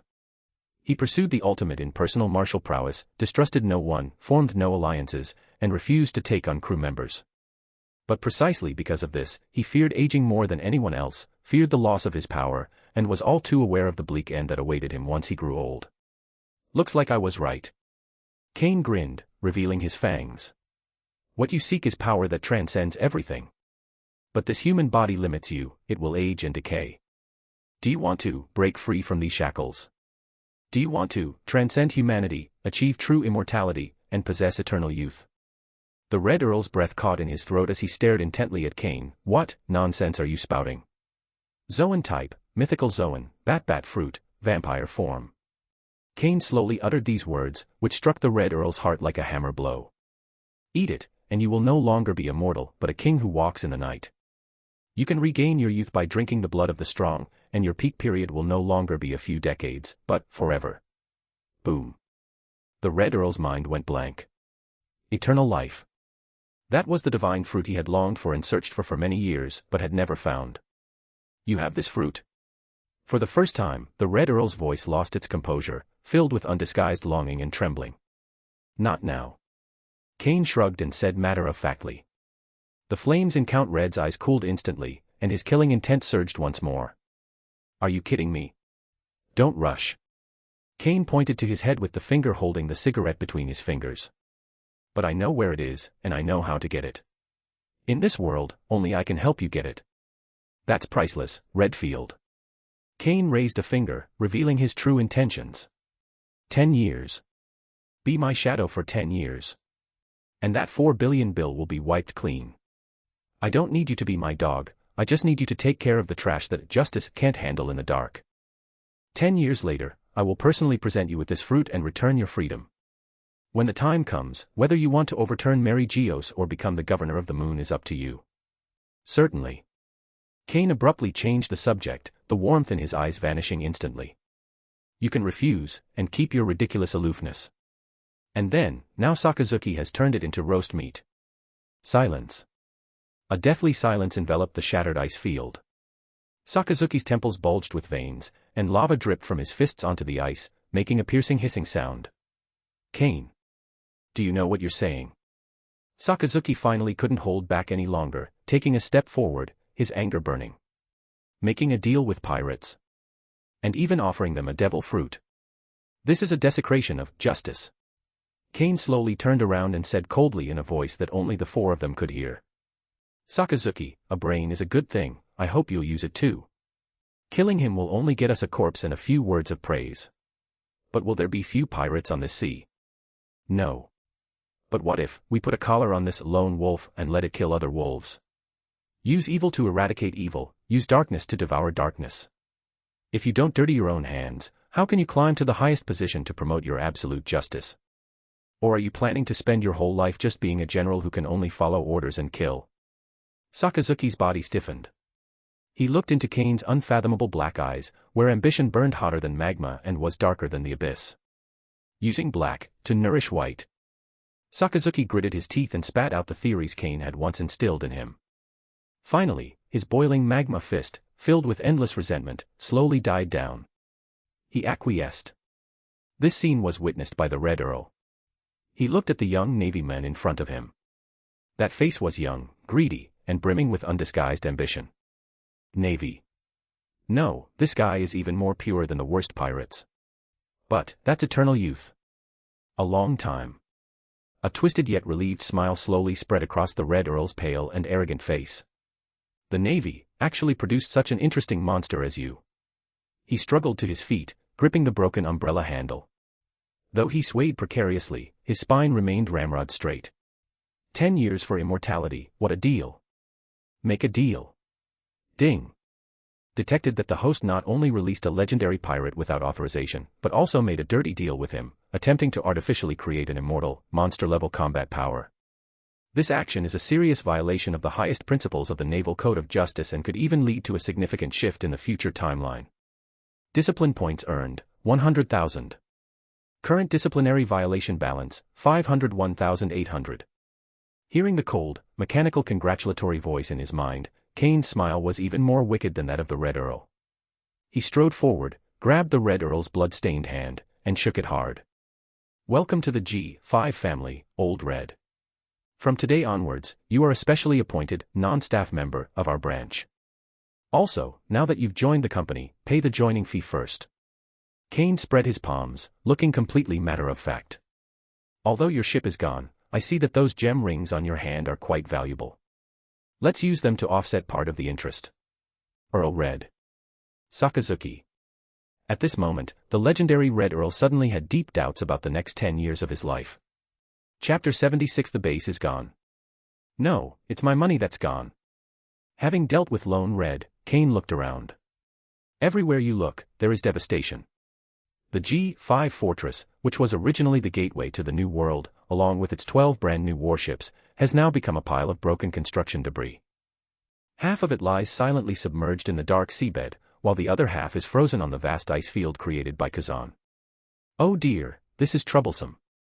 Kuzan scratched his fluffy curly hair, looking at the massive ice field he had created with his own hands, his face full of distress. Yay, now there's not even a place to drink tea anymore. Our wages will probably be deducted until the next century, right? Borsalino pushed up his sunglasses and sighed in his uniquely lewd tone. Only Sakazuki's face was as black as the bottom of a pot. The base is gone, the warships are gone. How can he then uphold his absolute justice on this sea of evil? The G5 soldiers, like a group of abandoned orphans, stood blankly on the boundless ice, looking at each other in bewilderment. Their home is gone. More important than losing your home. The toll booth that used to pay them and let them live like human beings in the New World is gone. You bastard. A deafening roar shook the entire icy plain. Kane's eyes were bloodshot, and his entire body exuded a terrifying aura of savagery. That's not fighting spirit. It wasn't murderous intent. It was a deep, heartfelt ache that came from the very depths of my soul. That's the New World's #1 toll booth he painstakingly built. It's his maritime money printing machine. It's his future treasury. It's gone just like that. What's the difference between this and burning money in front of him? Kane, calm down, it's just a base. Kuzan was about to step forward and say a few words of advice. Shut up. This is not a base. This is money. It's my money. It's all of our money. Kane pointed to the ruins and roared in anguish. Do you know how much justice upholding tax we've missed out on during these 2 days and 1 night of fighting? 100 million. Or 1 billion. Sakazuki. Kuzan. Borsalino. Seeing Kane descend into a state of frenzy, the three wisely chose to remain silent. After venting for a while, Kane's breathing gradually calmed down, but the fierce light in his eyes became even more intense. Looks like it's time for a new home. Kane had a huge New World sea chart brought to him and laid it directly on the ice. Where to? Sakazuki walked over with a stern face. The New World has long been divided up by those great pirates. Stepping into it will only trigger a full-scale war. War. Kane chuckled, his long, slender fingers slowly tracing the cold sea chart. Sakazuki, you need to understand one thing. We are war. His finger finally stopped at a point. That was a desolate island, not even named on any nautical chart, located 100 nautical miles from the original site of the G5 branch in the depths of the New World. Right here. Kane pressed his fingertip down firmly. The three of them leaned closer. Punk hazard. Kuzan raised an eyebrow. Isn't that a deserted island with no magnetism? There's nothing there except a bunch of primeval jungle. Just because it's not there now doesn't mean it won't be in the future. A glint of ambition gleamed in Kane's eyes. Only he knew how vital a strategic heart this desolate, godforsaken island would be in the future. It guards several key shipping routes to the entrance to the New World, serves as the future research base for the world government, and most importantly, it has no magnetic properties, is naturally hidden, and is far enough away from the holy land of Mary Geos and the Marine headquarters. Build a base here. Borsalino stroked his chin, his eyes narrowing slightly behind his glasses. Sounds like it'll cost a fortune. When it comes to money. The atmosphere, which had been so spirited just moments before, instantly collapsed. Kane's expression froze. He remembered the 50 billion berries he had taken from the Germa treasury. He originally intended to use this money as secret funds to purchase devil fruits from the black market to arm his elite troops. But if you were to build a skyscraper out of thin air in a godforsaken place like Punk Hazard, and make it such a fortress that even Roger would have to knock out a couple of his teeth. 500 billion. That's just a drop in the ocean. The annual maintenance cost of the Navy headquarters alone is over 1 million berries, not to mention building a super fortress from scratch that can accommodate tens of thousands of elite troops. We also need to buy equipment, conduct research, recruit Vegapunk, but that's another story, and maintain a private army. Money. Money. It's still all that damn money. Kane stared at the nautical chart, his mind racing with calculations. If he's going to do it, he'll do it to the extreme. He's not building a branch, but a second headquarters for himself, Kane.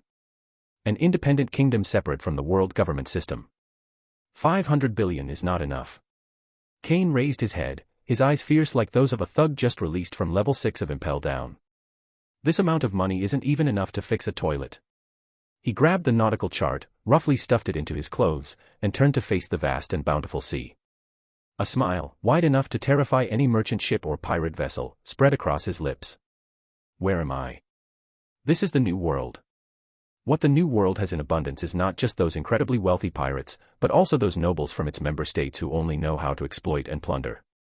His gaze landed precisely on Redfield, who was resting with his eyes closed to the side.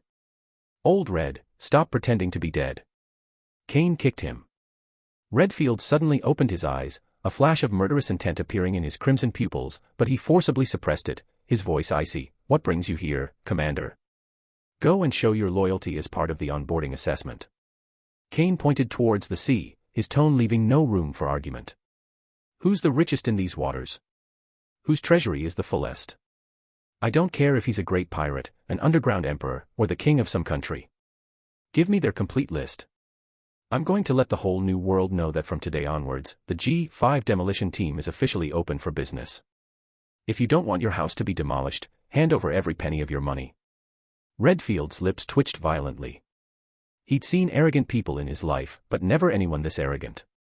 Having just fought a life-or-death battle, and still not fully recovered from his injuries, all he could think about was robbing the whole world. I will give you the list. Count Red closed his eyes again and snorted coldly. As long as you don't stuff yourself to death. You don't need to worry about that. I always have a good appetite. Kane grinned, then suddenly turned around. The facial expression changed in a fraction of a second. 1 second he was a notorious villain preparing to rob the whole world. The next second, his handsome face was instantly filled with grief, grievance, helplessness, and despair. His eyes reddened rapidly, and his lips trembled slightly, as if he might burst into tears at any moment. The speed at which this Sichuan opera-style face-changing occurred left Guillaume, who was standing nearby, dumbfounded. Guillaume. Kane's voice, with a perfectly timed sob, was hoarse and sorrowful, enough to break the heart and bring tears to the eyes of anyone who heard it. Yes. Yes. Brother Kane. Guillaume jumped up and instinctively stood at attention and saluted. Immediately. Right now.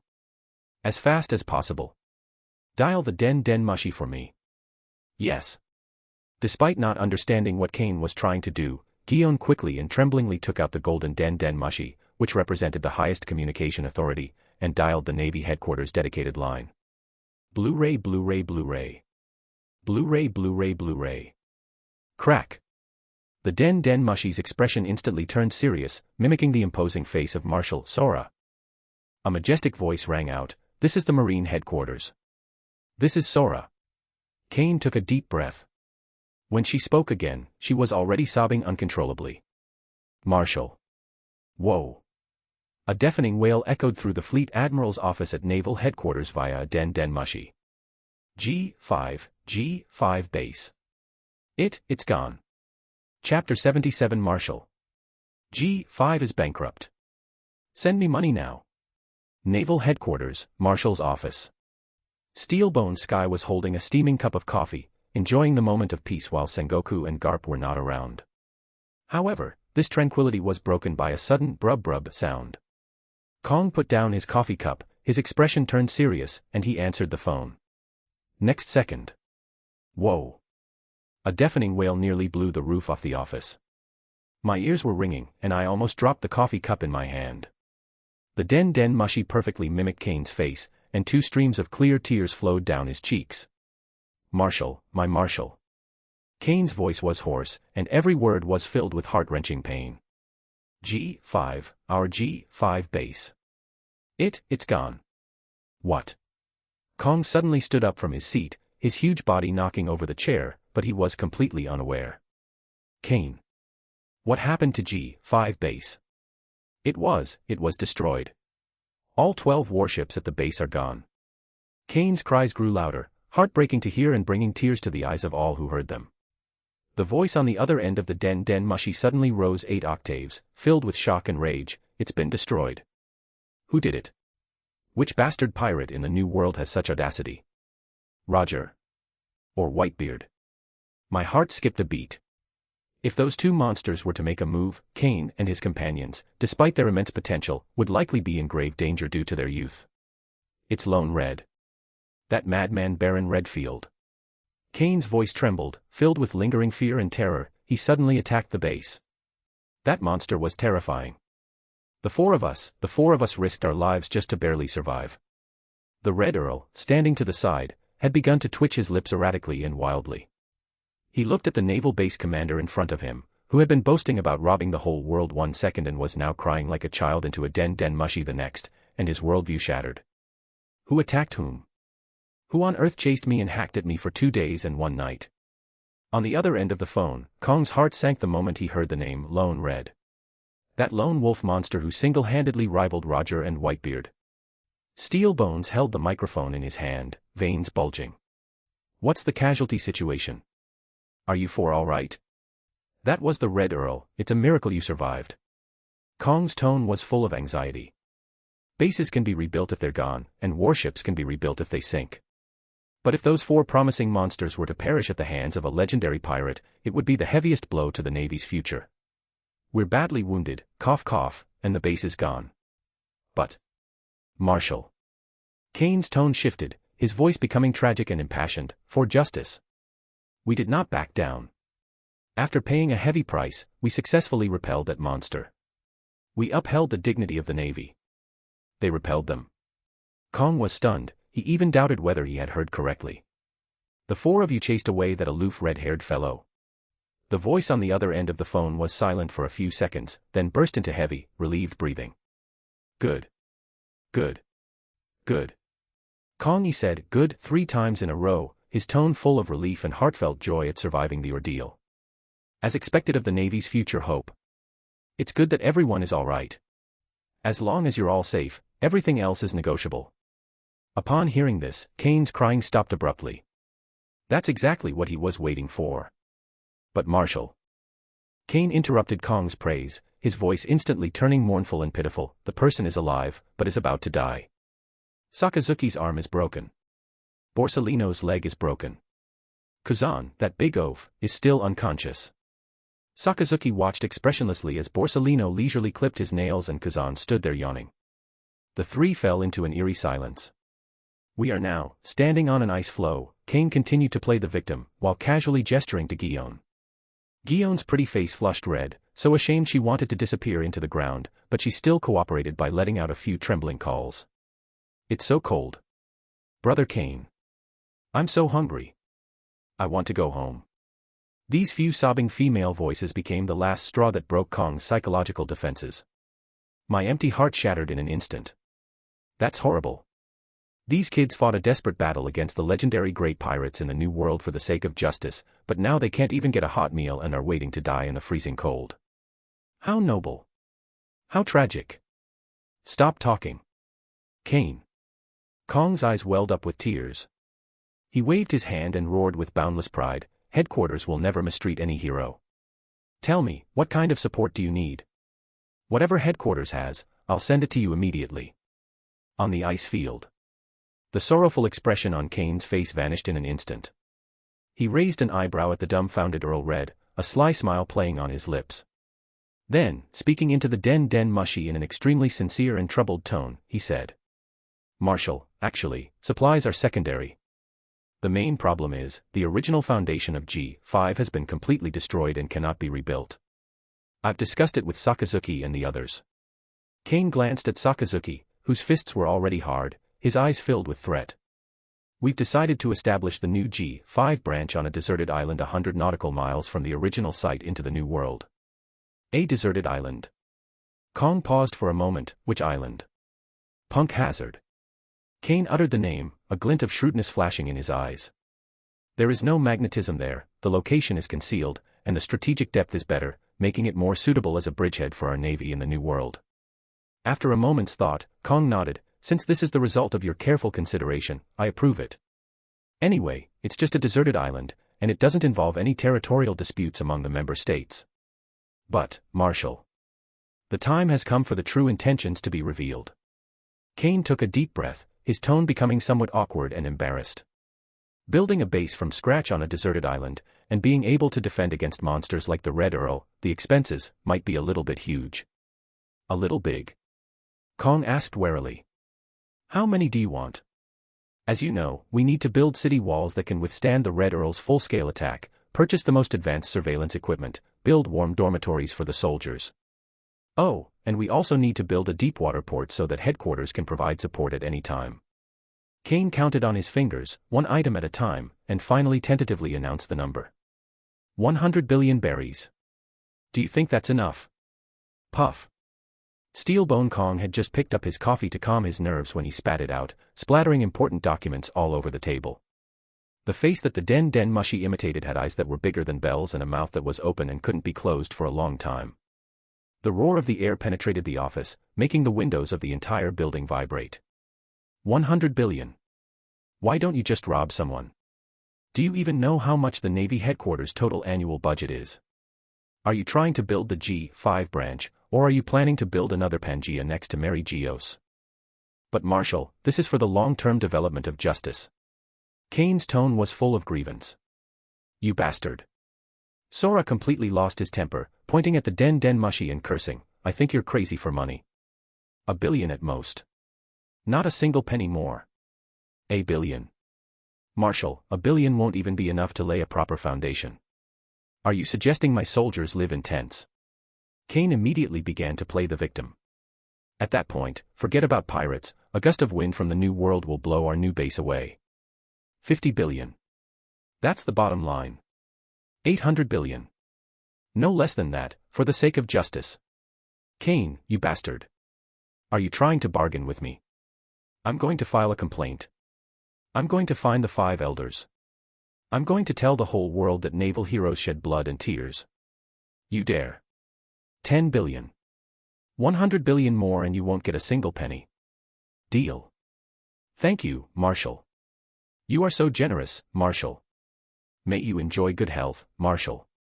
Kane spoke at an astonishing speed, as if afraid that Kong would change his mind, and shouted directly into the den mushy. "Furthermore, besides money, we demand independent control over the procurement of supplies, the appointment of personnel, and absolute jurisdiction over the Punk Hazard waters. Since you haven't given us enough money, surely you can offer some policy benefits." Kong on the other end of the phone was so angry he was practically suffocating, and all he wanted to do was hang up on that bastard as soon as possible. Fine, fine. Take it all. As long as you don't cause any major upheaval, you can do whatever you want on that wretched island. Just make sure you guard the gates to this new world for me. Click. The call was abruptly ended. Kane let out a long sigh of relief, casually tossed the den mushy to the already petrified Guion, and a smug smile spread across his face. It's done. He turned around and looked at the group of audience behind him with different expressions. A formal allocation of 10 billion yuan, plus a series of policy supports. Kane snapped his fingers, pointing to the empty sea ahead, as if a majestic fortress had already risen there. In addition to the 50 billion yuan of private funds we have, and the donations from caring people from all walks of life that will continue to flow into our accounts in the future. His gaze swept over the Red Earl almost imperceptibly. Enough. We will build a true bastion of justice on Punk Hazard that even the world government would not dare to easily interfere with. Ding. Host detected attempting to blackmail the Supreme Commander of the Navy using false information.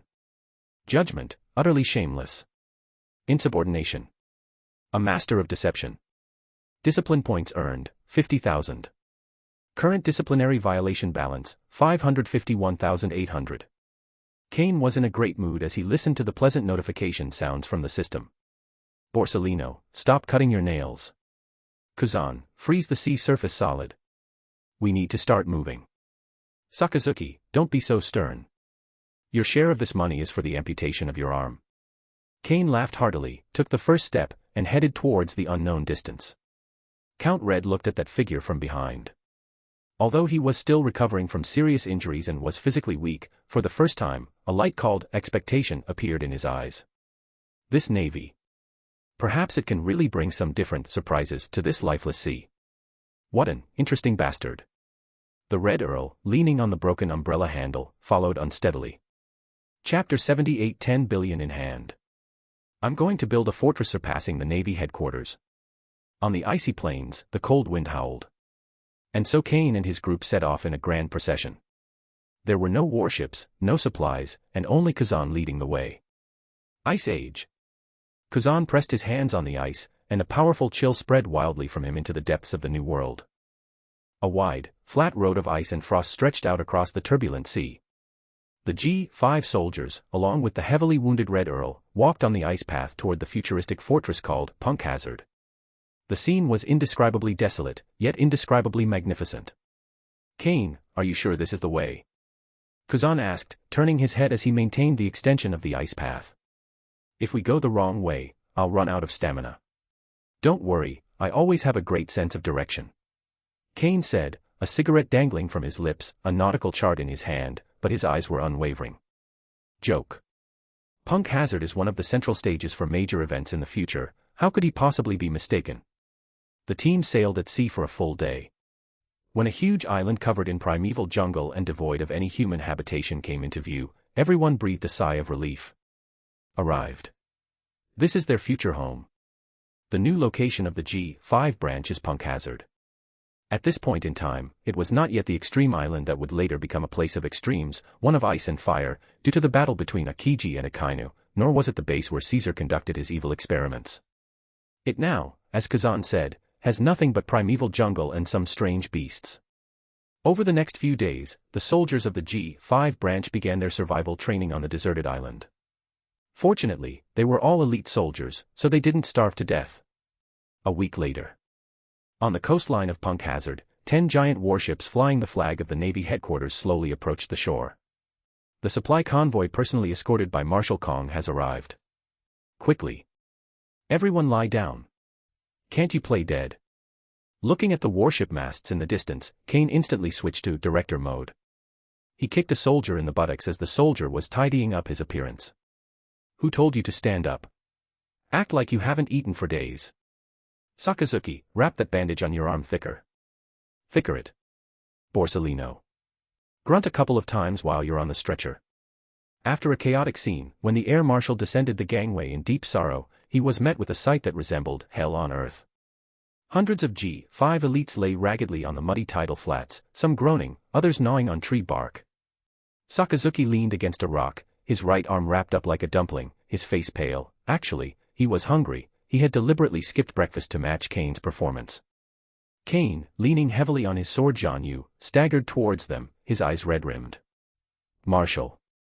Kane's voice was hoarse, and before he could speak, tears streamed down his face. "You finally arrived. Brothers. Brothers, we've suffered so much." The Air Marshal, a tough and resolute man, recalled the battlefield, whose landscape had been completely reshaped when he passed by the G5 ruins. Seeing this scene before him, his heart was broken. That's horrible. His soldiers, the future hope of the Navy, are suffering in this godforsaken place. Kane. Marshal Kong strode off the warship, grabbed Kane in a hug, and patted his back forcefully with his large, fan-like hands. "You've all suffered." Kane's acting skills exploded instantly. He hugged Kong tightly, his voice choked with emotion and trembling.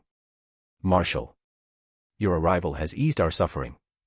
For the sake of justice, this sacrifice is nothing." The two put on a touching display of superior subordinate camaraderie, which made Sakazuki, watching from behind, furrow his brow in dismay. Kong waved his hand, and soldiers immediately carried down 100 heavy boxes. The lid was opened, and the golden pele reflected a dazzling light in the sunlight. 10 billion berries. Cash. Plus 2 years' worth of supplies. The Air Marshal grasped Kane's hand and said emotionally, "I know it's difficult to rebuild G5 with this little money, but headquarters is also short of funds right now.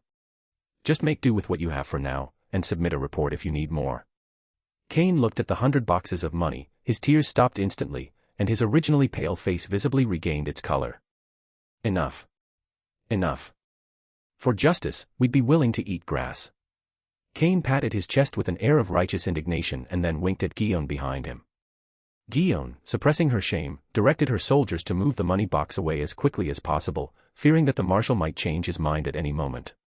After seeing off the deeply moved Air Marshal, Kane's expression changed instantly, and he turned to look at Kuzan, Borsalino, and Sakazuki. "The three of you, set off now." Kane gave the order. "Take this money and go to all the nearby islands, whether they are member states or on the black market, and recruit the best craftsmen for me at the highest prices. The more the better. Tell them, come to G5, the salary is 3 times what you get elsewhere. Plus, food and lodging are provided, and it's absolutely safe." The three exchanged a glance and nodded, they were familiar with this matter. "What about me?" Guillaume, who had been following behind Kane, looked up with her little face full of anticipation and asked. "You." Kane smiled and ruffled her hair. "You'll be in charge of looking after the house and keeping an eye on the construction progress." Oh, Guillaume was a little disappointed, but she still obediently agreed. "And what about you, brother Kane?" "I." Kane cast his gaze toward the distant north, toward the North Sea, one of the 4 seas. "I'm going to get my secret stash of money. 10 billion might be enough to build an ordinary branch base." But what he wanted to build was not a branch. It is a war fortress that would make even the world government tremble. 2 weeks later, the task of recruiting craftsmen went exceptionally smoothly. Under the triple pay and the kind persuasion of 3 future generals, almost all of the top craftsmen in the first half of the New World were captured. They were taken to Punk Hazard by a warship, and when they saw the deserted island that consisted of nothing but trees and rocks, everyone was stunned. "Sir, are you sure you want to build a base here?" an elderly craftsman with white hair asked tremblingly. "There's no wind or magnetism here, not even a pointer can be set, it's practically a natural prison." "Yes, transporting materials is a huge problem." The craftsmen discussed it amongst themselves, all feeling that the idea was unreliable. Just then, Kane returned. He returned from the North Sea aboard a medium-sized warship with a dozen or so soldiers. He ordered his soldiers to unload huge chests filled with pewter and gold from the ship. Then, in front of all the craftsmen, it was opened. The small mountain built of money instantly silenced all doubts. Gudong. Countless sounds of swallowing saliva rang out. All the craftsmen stared in disbelief. They had never seen so much money in their lives. Everyone. Kane leaped onto the top of the money box, surveying the thousands of artisans below, his voice booming like a bell. "I know what you're wondering. You're wondering why we chose such a desolate, godforsaken island. Now, I'll tell you the answer." He unfolded a huge blueprint, a blueprint for the future base that he had drawn himself. A ferocious, majestic steel fortress, brimming with violent aesthetics, leaps off the page. What you see is not an island. Kane tapped his fingers heavily on the core area of the blueprint. It's a future. We will build the world's most fortified, advanced, and greatest sea fortress here. It will possess a defense system that surpasses that of the Navy headquarters. Its artillery fire will cover every corner of this sea. Its walls will be forged from a special alloy mixed with sea stone powder, making them indestructible. This place will become the ultimate fortress guarding the throat of the New World. Any pirate, any enemy, who wants to step into the New World must first ask if our G5 cannonballs will allow it. You will no longer be ordinary craftsmen. You will be the builders of this great wonder. Your names, along with this fortress, will be immortal. Kane's voice was highly provocative. The blueprint he drew was too grand and too awe-inspiring. All the craftsmen were so excited by his words that they were breathing heavily. To build a fortress that surpasses the Navy headquarters. What an insane, and what a glorious feat. And I, Kane, the commander of G5, assure you. As long as you do your best, the triple salary I just mentioned is just the beginning. I'll cover all the bonuses, benefits, and even future family arrangements. I have only one request. Kane's gaze swept over everyone. Turn the blueprints into reality as quickly as possible. Money is not a problem. Tell me, do you have confidence? Have. Thousands of craftsmen roared in unison, their voices shaking the heavens. Ding. Detected that the host delivered a highly inflammatory speech, openly making empty promises, and attempting to establish a private armed fortress independent of the naval system. This behavior severely undermines the Navy's organizational discipline and is extremely subversive. Disciplinary value plus 80,000. Hearing the system notification, Kane's smile grew even brighter. Well. Infrastructure building maniac mode. Officially launched. Chapter 79. The Red Earl takes office in tears, and the emperors of the New World tremble in fear. Punk Hazard, this deserted island that had been silent for countless years, has come back to life. Rumble. The sounds of massive explosions and mechanical roars echoed across the island day and night. Driven by money power, this once desolate land has been transformed into a massive construction site. Kane personally oversaw the operation, and in his plan, the new G5 base was far more than just a military fortress. That was the beginning of an ambition. He divided the entire project into 3 parts that were carried out simultaneously. Firstly, ground military fortifications. Utilizing the island's natural mountains, a steel fortress integrating defense, attack, training, and living is to be built. The outer city wall is hundreds of meters high, and the inside is filled with sea stone powder, so thick that it inspires despair. On the city walls, countless heavy artillery positions gleamed with a cold metallic luster. Every firing angle had been calculated with the utmost precision, enough to tear any fleet that dared to approach to shreds. Secondly, there is the underground research area. The interior of the entire island's mountains is being hollowed out, and an underground world, larger and more secretive than the surface fortresses, is taking shape. This will be the place where he conducts all sorts of secret research that he cannot let the world government know about. For example, researching devil fruits, developing new weapons, poaching. Vegapunk. Thirdly, the underwater ghost shipyard. Beneath the seabed surrounding the island, several massive, secret docks were built to conceal submarines, becoming fangs lurking beneath the Grand Line. The scale of this project exceeded everyone's imagination. It was like a gold-devouring behemoth that could never be satisfied, frantically devouring Kane's coffers. Just 1 month. The mountain of 60 billion pegs shrank by half at a visible rate. Material costs, labor costs, equipment procurement costs, each one is an astronomical figure. Especially those alloys mixed with sea stone powder, which are more expensive than gold, are simply burning money. Day 40. The air inside the makeshift command post was heavy. Kane, it seems like we're almost out of money. Kuzan handed Kane a newly released financial statement. The bright red deficit on the report was shocking to behold. If the fires continue to burn at this rate, we'll be completely bankrupt in another half-month at most. Borsalino added gleefully from the side, his tone as irritating as ever. At that point, we might have to default on paying the wages of those thousands of craftsmen. It's terrifying to even think about. Sakazuki remained silent, but his furrowed brows said it all. Unpaid wages. Upon hearing this, Kane burst into laughter.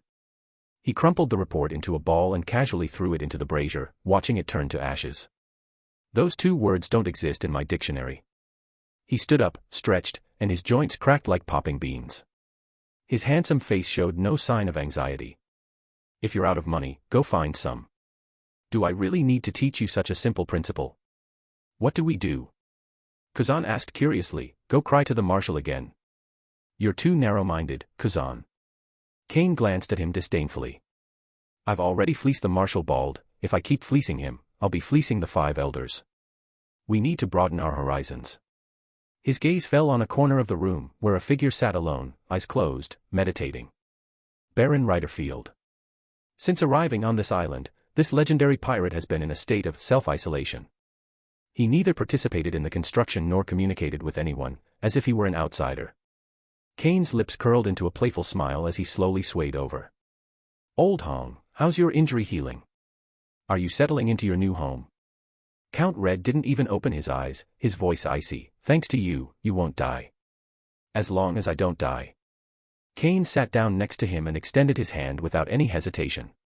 Where is what I asked for? The Red Earl finally opened his crimson eyes, a hint of helplessness flashing in them. He then pulled a neatly folded piece of paper from his pocket and casually tossed it to Kane. Here is the list you requested. He snorted coldly. The richest guys in the New World, black and white, are all on there. Kane took the list and quickly began to work on it. The paper was covered with densely written names that were household names in the New World. There are captains of notorious pirate crews, underworld emperors with wealth beyond measure, and even several kings of member states known for their extravagance and cruelty. Wow, your business skills are pretty good, Lao Hong. Kane nodded in satisfaction, then took out a pen and scribbled down a series of numbers after the names. After writing, he patted the paper back onto the Red Earl's chest. Go ahead, take on your first task after joining the company. Count Red picked up the paper and frowned as he looked at the numbers on it, which were often in the hundreds of millions. What are these numbers? Amount owed. Kane grinned, revealing a set of gleaming white teeth. Since they're on the list, these people all owe G5 justice maintenance tax. Depending on their net worth, it ranges from 100 million to 1 billion. I don't care what method you use, whether you rob or steal, you have to take back every single penny of this money. The Red Earl tightened his grip on the paper slightly, and his lips twitched violently. Having lived for so many years and spent half his life as a pirate, this was the first time he had ever heard someone describe a robbery in such a fresh and elegant way. What the hell is this, justice-maintaining tax? You want me to go alone? The Red Earl's voice deepened, his crimson eyes fixed intently on Kane. If not. Kane naturally countered with a question. We're proper naval personnel now. How can we do this kind of dirty work of robbing and pillaging? If word gets out, it will seriously damage the glorious image of the Navy. You're different. You're a pirate by nature. If you go and take it, that's called double-crossing, it's only natural. Don't worry, Kane patted him on the shoulder, your old ship is gone, but I've already had Guillaume prepare a new one for you. It's a bit smaller, but it'll be fast enough.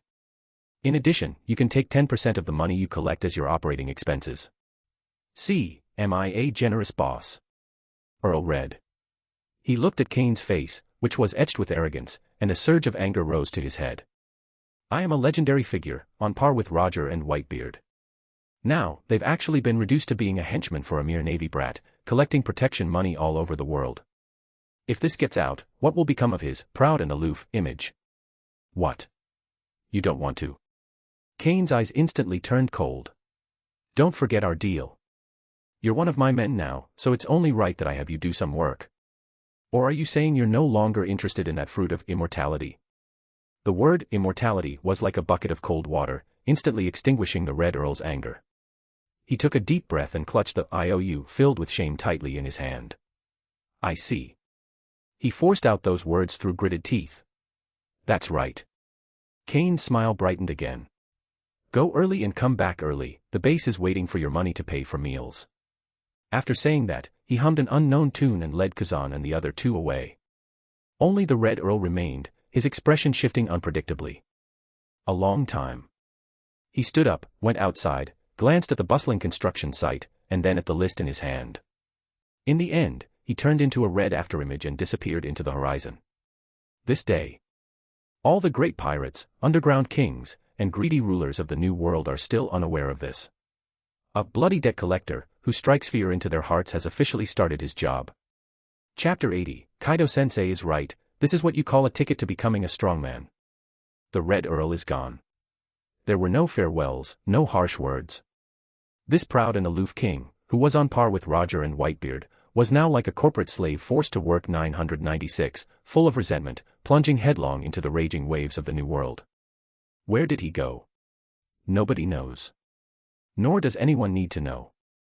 As long as he doesn't want to die, as long as he still has a sliver of longing for the fruit that can make people young again, the Pele on those IOUs will flow into G5's coffers like rivers flowing into the sea. Kane withdrew his gaze, found a flat rock to sit on, and let his consciousness sink into the blue light screen that only he could see. Current disciplinary violation balance, 631,800. Looking at that number, Kane's heart skipped a beat. This huge sum of money is enough to allow him to undergo a complete transformation. The image of his battle with the Red Earl flashed through his mind. He deeply felt the gap between them when he saw the Conqueror's hockey that had been refined to its extreme. Although he had won by using an underhanded fighting style with unlimited stamina, he was still outmatched in the quality of his hockey. Zangetsu can simulate the effect of hockey enveloping the body, but it is ultimately an external object. The ability to control Conqueror's hockey is a power that only a handful of strong individuals can master. Cute teacher's wise words echoed in Kane's mind at that moment. It's time to get that real ticket to the top of the world. System, exchange for advanced Conqueror's hockey. Kane made up his mind. To exchange for advanced Conqueror's hockey, 600,000 disciplinary points are required. Confirm. 600,000 was almost all of his wealth. But Kane did not hesitate at all. Confirm. Confirmed redemption. Loading advanced Conqueror's hockey module. Warning. A significant difference between the host's will strength and the module's strength has been detected. Forced synchronization will be performed, which may cause a severe impact. Please be prepared. 3, 2, 1, start simultaneously. Boom. A terrifying will tore through dimensions, descended from nothingness, and poured fiercely into the depths of Kane's soul. In that instant, Kane's consciousness was ripped from his body. He saw a man laughing heartily, holding a curved sword. With just a casual swing, black and red lightning tore through the sky and the earth. The scene changes. He then saw the bow of an enormous whale-shaped ship, where a white-bearded man wrapped his domineering aura around his naginata. With a single strike, the space itself trembled and emitted a mournful cry of unbearable pressure. Immediately afterwards, the image shattered and then reformed. A man with wildly flowing hair, resembling a demon, is facing the combined attack of several of the strongest men in the world. Faced with a devastating attack that could sink the island, he did not dodge, but instead grinned with a savage smile that seemed to look down on the world. An invisible and intangible yet unbreakable barrier of will appeared out of thin air. Whether it was a slash imbued with supreme domineering aura or a world-destroying iron fist, the moment it touched that barrier, it was as if it had crashed into a forbidden zone of the gods, shattering and annihilating without even lifting a single corner of his clothes. That's Roger. That's Whitebeard. That's Rox. It's the pinnacle of scenery in this era. The system actually allowed him to personally experience that legendary power in this way. Synchronization successful. Congratulations, host. You have mastered an advanced application of Conqueror's hockey, hockey entanglement. Congratulations, host. You have mastered an advanced application of Conqueror's hockey, hockey defense. Outside world. The three future generals, who were pointing at blueprints and discussing where to build the bathhouse and the canteen, suddenly froze. The once clear sky suddenly darkened. Dark clouds gathered out of nowhere, the wind howled, and the sea roared. A terrifying, suffocating sense of oppression spread wildly outwards in a ring shape from Kane's center. Okay. Sakazuki turned around abruptly, his pupils contracting sharply. He saw Kane still sitting there, in the same posture, but around Kane, streaks of jet-black lightning with crimson edges were spontaneously generated and leaping wildly. Crackle. Black and red lightning tore through the air, producing a chilling crackling sound. Hey, hey. Kuzan subconsciously took a half step back, a fine layer of cold sweat seeping from his forehead. This feeling is even more dangerous than the Red Earl's. Conqueror's hockey. No, it's different. Borsalino's fingers trembled slightly as he adjusted his sunglasses. How terrifying. Sakazuki, enduring the oppressive force, his arms churning with magma and steaming heat, gritted his teeth, refusing to show the slightest fear. Kane slowly opened his eyes. He raised his right hand, his 5 fingers loosely clenched. The raging black and red lightning bolts, like obedient pets, instantly gathered in his palm, solidified and flowing like water. This is a power that transcends everything. Kane muttered to himself, a satisfied smile curving his lips. Is this what it feels like to have 600,000 points? So smooth. As soon as he finished speaking, he threw a punch at the empty sea, sending it flying through the air. There was no sound, no light or shadow. 1 second later. Boom dash. 1,000 meters away on the sea, a giant column of water tens of meters high shot into the sky without warning, as if it had been hit hard by something unseen. The seawater burst open, revealing the dark seabed below. At that moment, the pupils of the 3 Sakazuki shrank to the size of pinpoints. A strike from a distance. No, that's not Ryuo. That's a power on a level higher than Ryuo, a power they simply cannot comprehend. Kane withdrew his fist, feeling the new power within him, and nodded in satisfaction. This is the ticket to becoming a royal-level combatant.